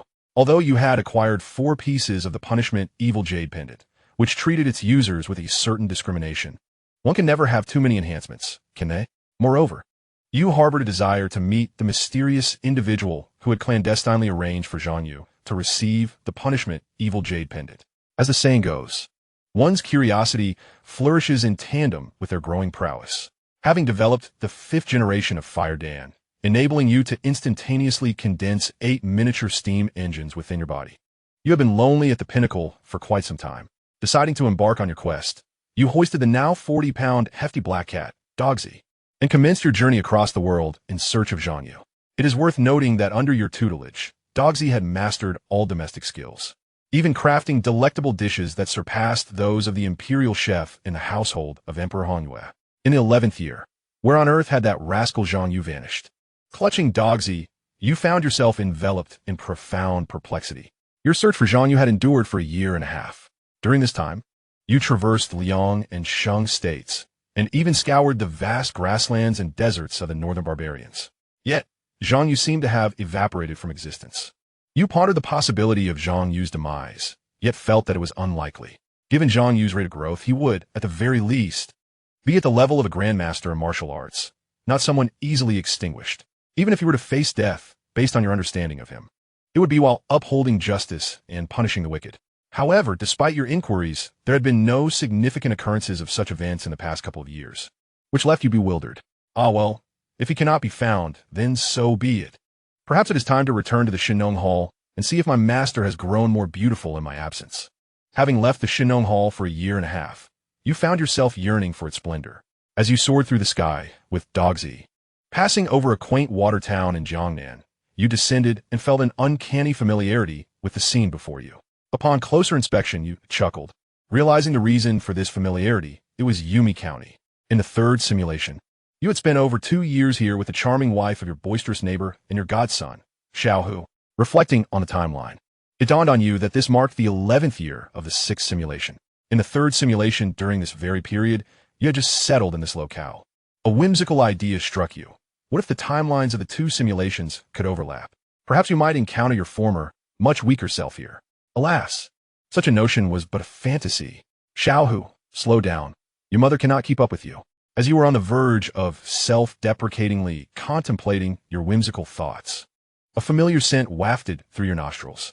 Before you, a spirited little boy, robust and endearing, frolicked joyfully down the street, accompanied by a radiant woman whose smile bloomed like a flower brushing past you. Sister-in-law? Little tiger? A sudden wave of shock enveloped your mind, rendering you momentarily dazed. In this simulation, you had not had any prior encounter with Little Tiger and his family. How could he possibly appear in Yumi County at this precise moment? Could it be that my neighbor, the boisterous elder brother, had met yet another untimely demise, prompting his wife to relocate to Yumi County with Little Tiger? Yet, that seemed implausible. According to your deductions, the causes of your neighbor's demise could only be twofold. Firstly, due to Lu Turin's nefarious collection of human blood and his clandestine instigation of chaos among the various factions in Xianxia County, your neighbor had perished amidst a gang conflict. Secondly, the ancestral longevity gold lock of the Wang family was rumored to be the key to a hidden royal treasure of the Yu Kingdom, leading to your neighbor's death at the hands of Xiao Balian owing to this matter. However, at present, the human blood bun syndicate in Jian Prefecture had been utterly obliterated by you, with Lu Turin being the very first casualty. Without Lu Turin, the various factions in Xianxia County would not engage in conflicts driven by his secret machinations. Moreover, Xiao Balian had long since unlocked the royal treasure of the Yu Kingdom and was currently reveling in his life as a son-in-law on the vast grasslands of the northern barbarians, making it improbable for him to have harmed Little Tiger's father. What could possibly be amiss? Was my previous conjecture erroneous? A throbbing pain surged through your head. You felt an urge to pursue them, but reconsidered. Since this simulation did not involve any prior contact with Little Tiger, it might be best to refrain from interaction altogether. Engaging with them would only serve as a distraction, hindering your graceful demeanor. You watched the receding figures of your sister-in-law and Little Tiger, silently sending forth your heartfelt blessings before turning away. Suddenly, a sharp pain pierced through your chest, halting just before your heart. A man of utterly unremarkable appearance, donning plain attire and exuding an ordinary aura that rendered him less notable than a mere passerby, gazed at you with an impassive expression. Where is my medicinal cauldron? Chapter 161. Do not look, Yen'er. In the 11th year, January, an ordinary passerby, wielding an ordinary strength, pierced through your chest and, in an unremarkable tone, posed a question that sent a jolt of terror through your being. Where is my medicinal cauldron? What was even more shocking was the reaction of those around you. Although Yumi County was not a grand city, it was a sunlit afternoon bustling with life, teeming with throngs of people. Yet, amidst the incessant flow of passers-by on this lively street, this man's audacious act of piercing your chest had not incited a hint of panic. Out of the corner of your eye, you caught a glimpse of a passerby who brushed past you, seemingly oblivious to your plight. After the mysterious figure resembling an ordinary passerby appeared, it felt as though you had become invisible alongside him. What formidable power does this individual possess? He can render a person unseen and, with a mere hand, pierce through your chest, a feat that even the most accomplished masters and divine weapons would struggle to accomplish. Cold sweat trickles down your temples. To be fair, the pressure this passerby exudes is not nearly as daunting as that of the shadow of Chao Bao Dao Run within the imperial treasury of Hongyao. Yet, it is still sufficient to instill a sense of dread within you. Where is my medicinal cauldron? The passerby inquires once more, his fingertip piercing your heart, as though he would crush it should you fail to respond. Why has my self-healing ability ceased to function? This unsettling realization dawns upon you. The passerby's hand seems to possess an enchantment that renders your regenerative powers utterly ineffective. No, this is not magic. It is poison, so potent that it can suppress even your extraordinary regenerative abilities. With a sudden burst of determination, you lift your leg to kick at the passerby. He evades your strike with the grace of a willow leaf in the wind, retreating effortlessly without a trace of contact. Yet, as his hand withdraws from your chest, the familiar itch of physical restoration returns, and the wound on your torso heals instantaneously. Your racing heart begins to steady. If he is capable of evading, then he is not invincible. He may be stronger than you, but not to the extent of overwhelming you. It is a battle you can fight. In this moment, the notion of collateral damage becomes irrelevant. Your own life is the most precious commodity in the realm. You dare not conceal your true capabilities. Without hesitation, you summon your canine companion into the simulated space, too pressed for time to unleash your wrath upon the demon orb. Instead, you unleash your three-headed, six-arm form, channeling the fiery essence into your abdomen, generating a supersonic, high-pressure steam burst, enveloped in an indomitable golden-white flame, surging forth towards this figure. In an instant, the entirety of Yumi County vanishes from a map, replaced by a desolate wasteland, as if ravaged by a meteor shower, volcanic eruptions, and a 14-point earthquake. Yet, before Yumi County's obliteration, your keen vision captures a flicker of panic on the passerby's otherwise composed face. Clearly, he did not anticipate such ferocity from you. You hover silently in the air, exhaling softly, contemplating that if Xianxia were to appear and chastise you for emitting smoke, you would grit your teeth and accept it. The weight of guilt for extinguishing the lives of 7,000 or 8,000 individuals is indeed heavy. Nevertheless, guilt aside, you harbor no regrets, nor do you relent. For upon the ruins of what was once Yumi County lies a solitary skeleton. A skeletal frame, seemingly as translucent as glass, lay before you. A faint fragrance of medicine wafted through the gentle breeze, and flesh began to regenerate upon the skull, resurrecting the once ordinary passerby. However, this time, she was anything but ordinary. She transformed from him into her, a woman of such breathtaking beauty that even your exquisite alchemist Masterman Daijun would appear somewhat dim beside her. With long legs and a slender waist, her silky hair cascaded down as her delicate hands trembled with an unsteady grace. Damn! The woman's stunning visage flushed with a blend of embarrassment and indignation. She pointed a finger at you, devoid of any grand effects or thunderous sounds. Yet, the air around you morphed into an impenetrable barrier, binding you in place. No matter how immense your strength, exceeding 1,000 tons, you could not stir an inch. With an expression of fury, the woman charged towards you, tearing away your clothing to drape it over herself. Then, seizing your neck, she hurled you to the ground and began to vent her wrath by mercilessly stomping on you. You truly deserve this. Stomp, stomp, stomp. How dare you steal my medicinal cauldron? Stomp, stomp, stomp. Was that your opportunity to seize? Stomp, stomp, stomp. Not only did you pilfer my fortune, but you even killed the chosen one I had designated. Stomp, stomp, stomp. Helplessly, you lay on the ground, eyes wide open, at the mercy of her furious onslaught. You were immobilized, yet your constitution remained unchanged. Truth be told, it did not hurt at all. In fact, you had already devised a method to regain your freedom and counter her attack. However, as you observed the enraged woman, clad only in your oversized outer garment, frantically lifting and dropping her feet, you found yourself utterly perplexed. Was she expressing her ire or bestowing unexpected favors? It was exhilarating, to say the least. Yenner, what has transpired? How did your life-saving jade pendant shatter? At that moment, a half-black, half-white glow descended from the heavens. A dashing Taoist, equally handsome and possessing a captivating presence, landed gracefully, his expression filled with concern. Yet, upon noticing the woman wearing your garment, his handsome face turned a shade of green. What have you done to my Yenner? The Taoist's ire ignited, and with a pointed finger, a torrential rain of sword energy enveloped you. Xiaoyao brother, woo-woo. The woman rushed into the Taoist's embrace, her eyes brimming with tears, while you, being sliced by the sword energy, were subjected to a deluge of affection. After a brief moment, the sword energy dissipated, leaving you unscathed, with the only loss being your clothing. Do not fear, Yenner, I am here. Today, I shall make him wish for life but find none, and desire death yet be denied it.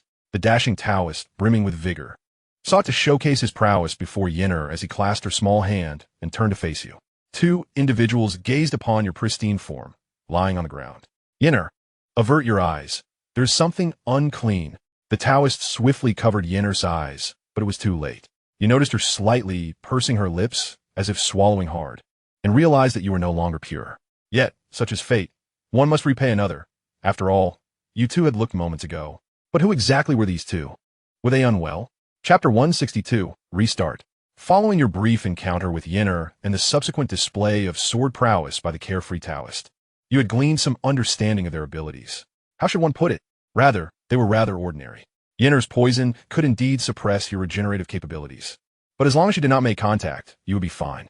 Even if contact occurred, it merely inhibited your healing, not your inherent strength. In terms of raw power, they were roughly equivalent to 15 emperors wielding the mighty Xianxia. However, these two possessed an array of peculiar abilities. For instance, that technique of solidifying air was quite formidable, reminiscent of a grand control spell. Nevertheless, you had already devised a means to counter it. Years of training in the indestructible boiling blood technique had not been in vain. No one could shake quite like you. In just 3 seconds, you could create a fissure in that barrier, akin to an air wall, and make your escape. Yet, 3 seconds can be fatal in life-and-death situations. Yinner's poison and the Taoist's sword energy could easily claim your life within that brief span. However, the same tactics would not affect a transcendent being such as yourself. In the realm of martial arts, nothing rapid can evade destruction. Previously, you had been careless, failing to dodge, but next time, you were confident that Yinner would not have the chance to control you. You believed that during the next confrontation, with swift movements and ranged attacks, vanquishing this enigmatic pair would merely be a matter of time. In comparison to their strength, you were far more intrigued by what the Taoist had mentioned earlier, the substitute death jade pendant. The previous Yinner had been reduced to a skeletal form, yet still revived, clearly owing to the pendant's influence. However, this artifact was evidently beyond reasonable limits. The existence of resurrection items in this world was utterly absurd. Nevertheless, it mattered little. Once you subdued this pair, you were certain no one could withstand your grand interrogation technique. So, let the trembling begin. Ah, Yinner, he quivers in fear. Perhaps it would be best if he did not look. The carefree Taoist appeared quite protective of his meal, and after 3 seconds, you vanished, leaving behind a series of mock rings. The two individuals remained somewhat bewildered. Above their heads, a vast expanse of golden white, indestructible vapor began to wash over the ground. This time, you unleashed a relentless barrage for a full 10 minutes before pausing, and such an intense exertion left even you breathless. However, the results were unmistakable. From a high vantage point, the area within a kilometer appeared as if a scorching spoon had violently scooped out a substantial portion of caramel pudding. Perhaps in a few years, this site would transform into a peculiar lake. Yet, despite this, the enigmatic couple remained unscathed. From the depths of the pit, where the indestructible fire had scorched the ground into a fragile, glassy shell, the crisp sound of shattering glass echoed. The Taoist, enveloped in a dense white aura, despite bleeding from 7 orifices, continued to shield Yinner, managing to survive your onslaught. Prepared for a protracted battle, you maintained a calm demeanor, your heart as undisturbed as a tranquil lake. At that moment, Yinner pointed skyward. You scoffed derisively, retreating 1,000 meters while holding your breath to continue launching waves of attacks from a distance. The battle reached an uncanny stalemate. Your ferocious onslaught met with the Taoist's resilient white aura, which barely withstood each strike, allowing him to counterattack in conjunction with Yinner. For nearly half an hour, the clash persisted with no clear victor. Yet, the enigmatic couple began to smile. Yinner's lips curled into an enchanting arc as her delicate hands clasped together and gently clapped. With a resounding pop, the air within a kilometer turned a charming shade of pink. However, this was not a whimsical effect of youthful exuberance. It was a deadly poison. The landscape was saturated with toxic fumes, permeating every inch of space. Having simulated this 6 times and roamed the martial world for nearly a century, you had encountered many masters of poison, yet none had wielded it with the same finesse as Yinner. You felt a tingling in your respiratory system, and your limbs began to tingle. Your vision blurred, and your body gradually weakened. You even found it increasingly difficult to maintain your flight. Well done, Yinner. Now watch me. The carefree Taoist laughed heartily, forming a sword gesture with his hand, and the dense white aura coalesced into a blade. Though your vision was fading, you finally discerned the truth. The white aura was not merely an aura. Its source lay in a jade pendant hanging from the Taoist's waist. The punishing jade pendant. No, it was not just the punishing jade pendant. Shaped like the yin-yang symbol, it completed the missing piece. One black, one white, resembling the essence of Tai Chi. Rewarding virtue and punishing vice, it illuminated the truth. The Taoist maintained his sword gesture with one hand while biting his thumb, drawing blood to press against his forehead. The handsome Taoist's forehead seemed to unveil a third eye. The heinous sins must be punished. From the Taoist perspective, you appeared engulfed in dark smoke, resembling a devil that had crawled out from the inferno of charred souls. With a swift motion of the sword, the pristine sword aura swept through the air, overwhelming you entirely. In that fleeting moment, a resigned smirk tugged at the corners of your mouth. Boom! Before the venom could fully seize you, you summoned the last vestiges of your strength, shaking the indomitable blood-boiling technique in reverse, exploding yourself into a cascade of flesh and blood. As long as a single drop of blood or a fragment of your being could escape, you harbored the unwavering belief that you could resurrect from the remnants of your own flesh and bones. Even the cruelest of beings would be tempted to add you as a friend to exchange experiences and perhaps like your posts on social media. Yet the pure sword aura, as if guided by an unseen force, dissected your form of flying blood and flesh into countless strands of razor-sharp sword threads. Precise and lethal. It obliterated everything in its path, leaving no trace behind. You perished. The simulation had concluded. Swish! In the courtyard of the Lu residence, in Tuanqing County, Li Mu trembled, water droplets still glistening upon his hair. Rage, resentment, and a sense of loss flooded his heart, and he felt an intense bitterness. It was infuriating to realize that those weaker than him could defeat him. The feeling was utterly exasperating. With a heart full of indignation and a restless spirit, he yearned to rush back and engage in battle once more. However, to charge blindly without reflecting on his losses would be sheer folly. That Yinner must be the owner of the three-legged golden cauldron, while the Taoist named Xiaoyao was likely the mysterious figure who had clandestinely supplied Zhang Yufa with a malevolent jade pendant on multiple occasions. You will inherit the following rewards from this simulation, including but not limited to martial arts realm, martial insights, currency, elixirs, and items. Do you wish to inherit? Yes, indeed. As he was deep in contemplation, a new text box appeared before him, and Li Mu grimaced. Reflect on what? He hurried to claim his rewards. The next round awaited. Any issues could be pondered later within the simulation. Wasting even a second in reality was an absolute taboo. Chapter 163. The Great Luo? Congratulations, host. Inheritance successful. You have acquired peak power in the simulation, steam engine realm. 8 miniature steam engines within your body. 1 three-legged golden cauldron, 3 malevolent jade pendants, counted from this simulation. 600 first-grade elixirs. Click to view details. 2,000 second-grade elixirs, 10,000 third and fourth-grade elixirs, 5,595 tons of silver, 12 tons of gold. 117 miscellaneous items from the secret royal treasury of Yu Kingdom. Click to view details. Min Daijuan's handcrafted, exquisite, transparent gauze garment. 200. Chu Xianxi's masterfully embroidered belly band. 82.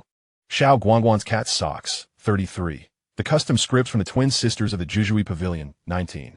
And a fragment of the remnant soul of a great Luo golden immortal, the big black cat. Note, all inherited items are automatically stored in a simulated space. Martial prowess, realm, and comprehension will seamlessly merge with the self without any loss or time consumption. Congratulations, host. Inheritance successful. You have obtained. Once again, it is pure welfare and enjoyment. However, wait, a great Luo golden immortal? Is the dog truly a great Luo golden immortal? As I cast a cursory glance over the extensive rewards that could encircle the Lu residence thrice, Li Mu nodded with satisfaction. Ding! The 2-second cooldown has ended. Do you wish to initiate a new simulation? Yes. A tempest still raged within, and adhering to the unwavering principle of never wasting time in the real world. I glanced at the 2 guards of the Lu residence who had taken a few steps forward and promptly initiated the simulation. Simulation begins. Year 1. January the 7th simulation has commenced, yet your heart is overwhelmed, causing you to vanish from the Lu residence as if by teleportation. Guard A? Where'd he go? Guard B? I have no idea. He just disappeared in a flash. Outside Tuanqing County, by the river, you clutch your racing heart. Your mind consumed by 4 words. Great Luo golden immortal. The dog is actually a great Luo golden immortal. How am I to survive this? The mere thought of gently teaching the dog to handle household chores with a small bamboo stick sends shivers down your spine, as if a premonition of impending doom looms over you. Yet these are trivial matters. What truly matters is the profound significance behind the phrase, Great Luo Golden Immortal. As a seasoned connoisseur of foreign novels, you recognize that worlds where great Luo Golden Immortals exist are exceedingly rare, and the most renowned among them is none other than Wong. You struggle to swallow. In the previous simulation, you confirmed that the world you traversed into was a small world, a classic trope of a small world nested within a larger one. However, you never anticipated that the larger world encompassing this small one would be Hong Huang. Wasn't it agreed upon that this was a well-worn trope? Why is it deviating from script? No wonder during the last simulation, the ethereal figure you encountered in the Liang Kingdom as treasury identified himself as Chao Bao. It rang familiar, and now it is confirmed. Xiaosheng, Chao Bao, falling treasure money. Indeed, it is Hong Huang. You sit helplessly on the ground, grappling with your feelings. How should one articulate this? Following the standard trope of a small world nested within a larger one, The upper world should invariably be stronger than the current small world. Yet there is a limit to how much stronger it can be. If the small world is martial arts, then the larger world ought to be cultivating immortality, which aligns with the trope. Yet how is it that in this scenario, the small world is a middling martial realm where even flying is a struggle, while the upper world has escalated to the zenith of power in Honghuan? It is akin to a hero traversing to another world, just leveling up to 10 upon leaving the novice village, only to find the next map is the Demon Lord's castle, where the Demon Lord is at level 99,999. Just as you have meticulously trained yourself to embody the prowess of Tyson for your debut in the ring, you find your opponent to be none other than Taro. Similarly, as Sun Wukong leaps from the stone, diving into the Water Curtain Cave, he is met by the 3 demons of Lion Camel Ridge, who are prepared to feast on Monkey Brain Hot Pot. Freshly graduated from ninja school, you embark on a mission to locate a lost cat, only to encounter a red-eyed creature inquiring if you wish to dance. Having consumed the rubber fruit and set sail just as you venture into the North Sea, accompanied by the 5 elders, confronts you at the door, questioning your identity as Nika. Upon hearing that Brother San has vanquished the Flame Pillar, you learn that a new, gaunt elder with white hair has been appointed as the Flame Pillar, wielding a sword known as Flowing Blade like fire. In summary, all these events convey a sensation akin to discovering that this world is indeed a primordial realm. No need to panic, Li Mu. You are exceptional. Remain composed and calm in the face of adversity. Take a deep breath, striving to steady your emotions while contemplating the fact that at this moment, you are still unknown to the bear residing far away in the Liang Kingdom's Shenonghal. With this thought, your anxiety begins to dissipate. After years of wandering the martial world and numerous simulations, what have you not encountered regarding the Great Bear License? The primordial realm is formidable, indeed, but what of it? It bears no relevance to you. After all, you have yet to leave the novice village. With your mood stabilized, you retrieve from the simulation space a hefty black cat, weighing at least 40 pounds. The feline blinks its round, verdant eyes, appearing rather perplexed. As you stroke its head, you discern the naivety of this creature. Upon inheritance, the simulator designates the cat as a remnant soul of a great Luo golden immortal. No wonder the cat perpetually bears an expression of cunning, yet remains confounded. It is not unusual for remnants to experience memory loss. As long as you remain within this small world, this creature shall serve as your domestic cat. You may be a great Luo golden immortal, but even so, you shall cater to my whims. Go fetch water. You extract a wooden basin from a simulation space, and the cat glares at you momentarily before clumsily cradling the basin in its paws and proceeding to the stream to fetch water for your foot bath. After discreetly spitting, the cat proudly lifts its head, declaring that it shall never be his servant. In the first year, February, in Tuanqing County, a modest apothecary emerges, presided over by a handsome young man who does not actively seek customers. He engages in trade when there are patrons and in the absence of business. He reclines in a rocking chair, basking in the sun with an absurdly plump black cat in his arms. Clearly, this young proprietor is none other than yourself. You have established the overarching theme for this simulation: to do nothing but observe. The vast primordial world above is exhilarating and perilous, yet bears no connection to your current self. Understanding the secrets of this small world is your true calling. In this simulation, one must observe closely what that enchanting figure, that carefree Taoist, truly intends. It is essential to witness how this world unfolds without your interference, revealing the essence of the original narrative. The aspiration to become the strongest in the world continues unabated, even if it begins with dominating this modest realm. After all, mastery is the objective. In this round of simulation, one must achieve a profound understanding of oneself and one's adversaries. Chapter 164, The Seventh Simulation. Year 1. March to know oneself and one's adversary is to secure victory in 100 battles. Steadiness is paramount. As the sun sets, you close your modest apothecary and retreat to the backyard, embarking on your daily evening practice. The ambition to become the strongest in the world remains unchanged. Martial prowess must also be honed. Of course, you have already visited the temple outside Qing County and the riverbank beyond Jiangding County. The small golden tripod remains in the temple, untouched by your hand, yet the malevolent jade pendant has not yet been buried. Year 1. December in the blink of an eye. This tranquil existence has spanned a year. There have been no bloodshed, No discord of the martial world. No entanglements of human sentiment, nor indulgences in entertainment. Just you and a pig cat conducting daily trade, practicing martial arts after closing, and enjoying a bit of wine. Life unfolds in serene contentment. Naturally, tranquility is the only option, as the little tiger has yet to be born, and Xianxia has not acquired the malevolent jade pendant. Let us accept that mundanity is indeed truth. Year 2. January. Your internal miniature steam engine has reached 10 units. And life continues in its unremarkable fashion, though with slight variations. One day, passing by a brothel, you succumb to the temptation of entering for a brief respite, only to find solace in the realization that your aim is not to interfere with the world, nor to renounce it for a monastic life. Spending every night in the embrace of a pig cat. Year 2, February. Counting the days. You realize that only a few months remain until Xianxia obtains the malevolent jade pendant. You resolve to discreetly observe how Xianxia fares without your interference. You arrive at the dilapidated little Taoist temple outside Jiangding County, only to discover a grim situation.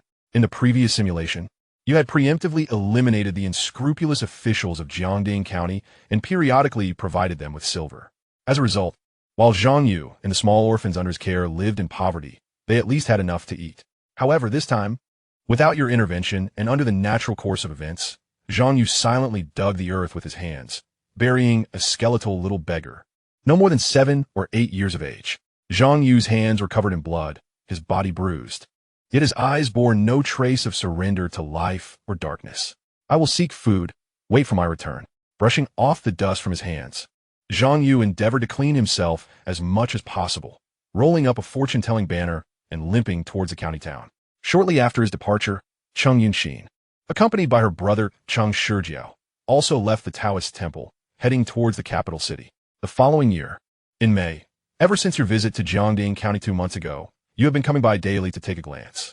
With your remarkable speed, you traversed from Tuanqing County in merely a matter of seconds. Today, you returned once more. Xianxia was fortunate today. He managed to deceive a passing traveling merchant with his divination skills, earning a small silver coin. To the affluent, a coin is hardly worth the trouble of bending down to retrieve it if dropped. However, when exchanged for grain mixed with chaff, it could provide Xianxia and the small beggars he rescued from the county office with several days of hearty meals. Yet, Xianxia's streak of good fortune continued. As dusk settled, the sound of hooves approached from a distance. Cheng Shijiao returned, accompanied by 2 carts laden with grain and clothing. After visiting the capital, the Cheng siblings adorned their hair with stalks of rice. Though petite and thin, the naturally beautiful Cheng Yunxin caught the eye of a wealthy merchant who decided to purchase her, intending to groom her for presentation to Lord Shannan. Cheng Yunxin dedicated herself to her transformation, striving to gain weight and diligently mastering the arts of music, chess, calligraphy, and painting. Indeed, she possessed a natural talent, blossoming from a frail country girl into a striking beauty within a mere 2 months, albeit still slender, yet radiating a captivating charm. 10 days prior, the merchant presented her to Lord Shannan, and she quickly gained his favor. The first thing she did after receiving such attention was to send her brother Cheng Shijiao to deliver grain, clothing, and a farewell letter. Your vision is keen. Even from several hundred meters above, the words on the letter are clear. The note is brief, consisting of but a single line: grain and silk untainted. I vow to return in the next life. Xianxia accepted the letter with an inscrutable expression, and Cheng Shijiao patted his shoulder before departing. The small beggars in the temple finally had enough to eat and warm clothes to wear. Xianxia prepared porridge and distributed clothing. Yet he himself had not consumed a single grain of rice, nor had he smiled throughout. In July of the following year, you calculated the odds and realized they were futile. In the previous simulation, Xianxia had received the punishment jade pendant during this month. The scene from that time is etched in your memory. To protect the small beggars he had taken in, Xianxia nearly fell victim to the county soldiers, only to be saved by the old abbot of a riverside temple. However, due to a clash of ideals with the abbot, he left in a fit of anger, plunging into the river where, by a stroke of chance, he acquired the punishment jade pendant. Yet this time, you are certain that while Xianxia may encounter the pendant again at that riverside, the events and individuals he meets along the way will likely differ. You hung a sign on your small herbal shop indicating a temporary closure for a family visit, then proceeded to the riverbank, where you searched in vain for the punishing evil jade pendant. You soared through the skies, concealed behind the clouds, patiently awaiting the opportune moment. 3 days later, a familiar scent wafted towards you, prompting a twitch at the tip of your nose. A beam of white light streaked beneath you and descended, revealing the Taoist known as Xianxia. He squatted down, digging a small pit to bury the punishing evil jade pendant before taking his leave. Your eyes narrowed. The tranquility of your existence had fortified your self-control, allowing you to suppress any murderous intent without revealing a trace. This was not your first encounter with him. After all, in this 7th simulation, you had crossed paths with him numerous times. This Xiaoyao Taoist likely discovered Xianxia last month, and, like a child enamored with a cherished toy, he returned periodically to observe. You understood that he was selecting a worthy owner for the punishing evil jade pendant, and Xianxia, inherently virtuous yet having endured great tribulations, was undoubtedly the pendant's destined master. You stealthily trailed behind the Taoist, devoid of true energy or aura, your scientific flight akin to that of Spectre. Following him, you arrived at a dilapidated temple. He placed his hand upon the intact, punishing, evil jade pendant at his waist, connecting a fine thread, difficult to perceive even with your keen eyesight, between Xianxia and the pendant buried in the riverbank. Nodding to yourself, you surmised that this was likely a method to ensure Xianxia could accurately locate the pendant. You continued to follow him to Jiangding County, where he handed a few coins to the head of the local constabulary, casually mentioning the location of the decrepit temple before soaring away with confidence. The constable accepted the silver and dispatched several constables and porters towards the temple, marking the beginning of a slaughter. The Zhang family, notorious for their gruesome dealings in human blood buns, had a collusion with this constable. The small beggars taken in by Xianxia were originally captured over a year ago, intended for sale to the Zhangs for their nefarious purposes. Now, he merely sought to reclaim what was his. Xianxia fought desperately, but lacking martial prowess. He was swiftly rendered unconscious by a blade. You're lucky this time, kid. That Taoist was generous. Otherwise, you'd be turned into a blood bun as well. Brothers, let us return for drinks. The feast is on me. The constable waved his hand grandly, leading a group of small beggars like a triumphant general. Chapter 165, Vintage Cinema. The following year, July, you stood amidst the night sky, observing the events unfolding within the crumbling temple, feeling neither joy nor sorrow. Empathy?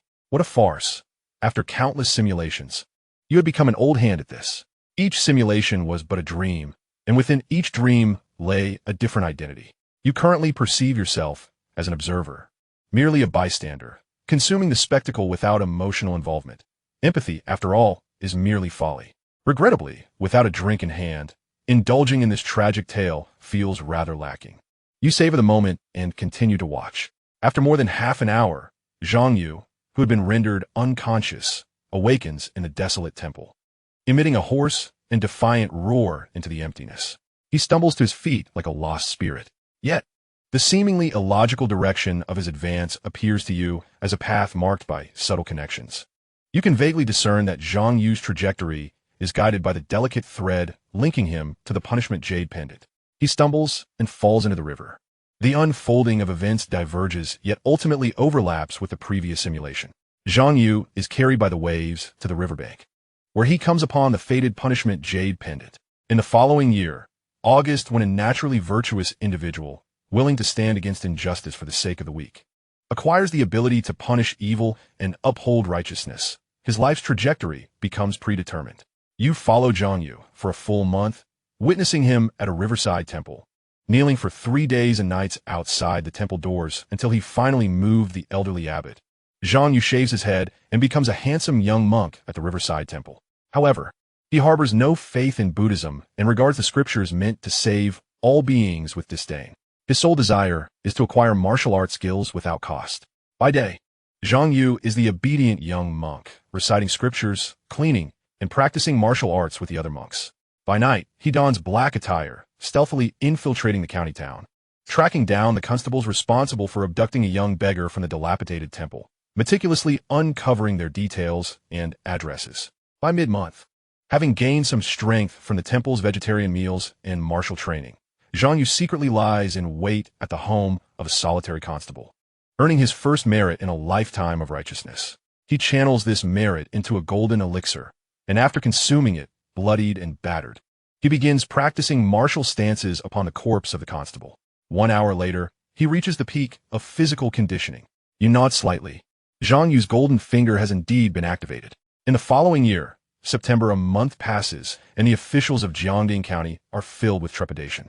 Within a mere 30 days, the county has lost a head constable, 4 constables, and 9 minor officials. Naturally, the ones feeling the danger are those within the precinct. For the majority of the common folk in Jiangding County, they can only rejoice, especially those who have been oppressed and bullied by them. Zhang Yu's righteous endeavors steadily progress. In the following year, December, in a world where comparison breeds resentment, the disparity becomes painfully evident. Zhang Yu, who has endured 5 months of torment from the punishing Jade Pendant, has reached the pinnacle of the true Qi realm. On the verge of nurturing his first strand of Gang Qi, his martial arts talent surpasses even that of the fortunate scions like Xiao Hu. And with the punishing Jade Pendant as his formidable ally, it seems inevitable that he will ascend to the status of a martial arts master within a year. Zhang Yu's influence in upholding justice has expanded beyond Jiangding County, reaching a radius of 20 miles. The local bullies and bandits that once roamed the villages and forests have now become targets of his righteous pursuits. However, it is evident that Zhang Yu's current capabilities are constrained by the limitations of this small locale. Yet, he remains, frequently standing outside the Zhang residence in the county town, his eyes gleaming with a fierce hatred. Having observed him for an extended period, you are acutely aware of Zhang Yu's intentions. Months ago, he discovered the grim fate of the street urchins he once took under his wing. The existence of the human bloodbond syndicate is no longer a secret to him. Despite this knowledge, he remains rational and composed, fully aware that he is not yet a match for the Zhang family, and thus he bides his time. It is noteworthy that this month, you encountered an old acquaintance in Jiangding County. Xiao Bai Lian, with his haughty demeanor, infiltrated the Zhang residence. You are uncertain of his purpose, but vaguely recall that he has a sister who married the head of the Zhang family. In the 3rd year, January, Zhang Yu has ascended to the Gangxi realm, yet tribulations loom on the horizon. Unlike you, he does not possess limitless opportunities to uncover the enemy's secrets. Zhang Yu believes that as long as he refrains from directly confronting the Zhang family, no one in Jiangding County can pose a threat to him. Little does he know that the Zhang family's minions are already entrenched within and beyond the county. Many of the villainous figures he has dealt with during his righteous endeavors were merely temporary workers dispatched by the Zhang family to collect human blood. A vast web has been woven. However, protagonists endowed with extraordinary abilities often find salvation in their darkest hour. One fateful night, the head of the Zhang family, at the peak of the Gangxi realm, personally intervenes, nearly extinguishing Zhang Yu's life. At that critical moment, the elderly abbot from the Riverside Temple, in disguise, appears to rescue him. Zhang Yu is swiftly transported by the abbot to a secluded farm to recuperate. Yet in this world, there are no secrets that can remain hidden forever. The domineering head of the Zhang family soon uncovers the whereabouts of the Riverside Temple. The abbot, possessing great integrity, chooses to remain silent about Zhang Yu's location, even at the cost of his own life. However, not all monks share such steadfastness. Within the Riverside Temple, many resent Zhang Yu, the so-called disciple who had once set up a fortune-telling stall at their doorstep before taking the monastic path. Guided by a monk, the head of the Zhang family successfully tracks down Zhang Yu. Unbeknownst to the venerable abbot, the sacrifices he made for Zhang Yu were immense. Perhaps it was from this very day that he truly began to harbor disdain for monks. Yet, if he were not the protagonist, such disdain would be futile. This time, he was destined to face calamity. Ironically, he was indeed the protagonist, albeit a contrived one. As Zhang Yu stood on the precipice of demise, about to be crushed by the head of the Zhang family, one could observe the carefree Taoist reappearing. With a mere gesture from afar, the punishing evil jade pendant worn by Zhang Yu illuminated with brilliance. A tremor coursed through Zhang Yu's body as he intuitively grasped the technique to merge the benevolent energy of the pendant with his own aura. In a moment of desperate resurgence, he repelled the head of the Zhang family, narrowly escaping yet again. This time, Zhang Yu departed from Jiangding County, and one might scratch their head, feeling as though they had just witnessed an antiquated film, stifling a yawn due to its tedium. It was rather lackluster. My simulator remains insufficiently advanced. If only it possessed a fast-forward feature, allowing me to skip directly to Zhang Yu's breakthrough at the pinnacle of his journey, so I could behold his conclusion and return home to indulge in the company of my cat, enjoy music, and soak my feet.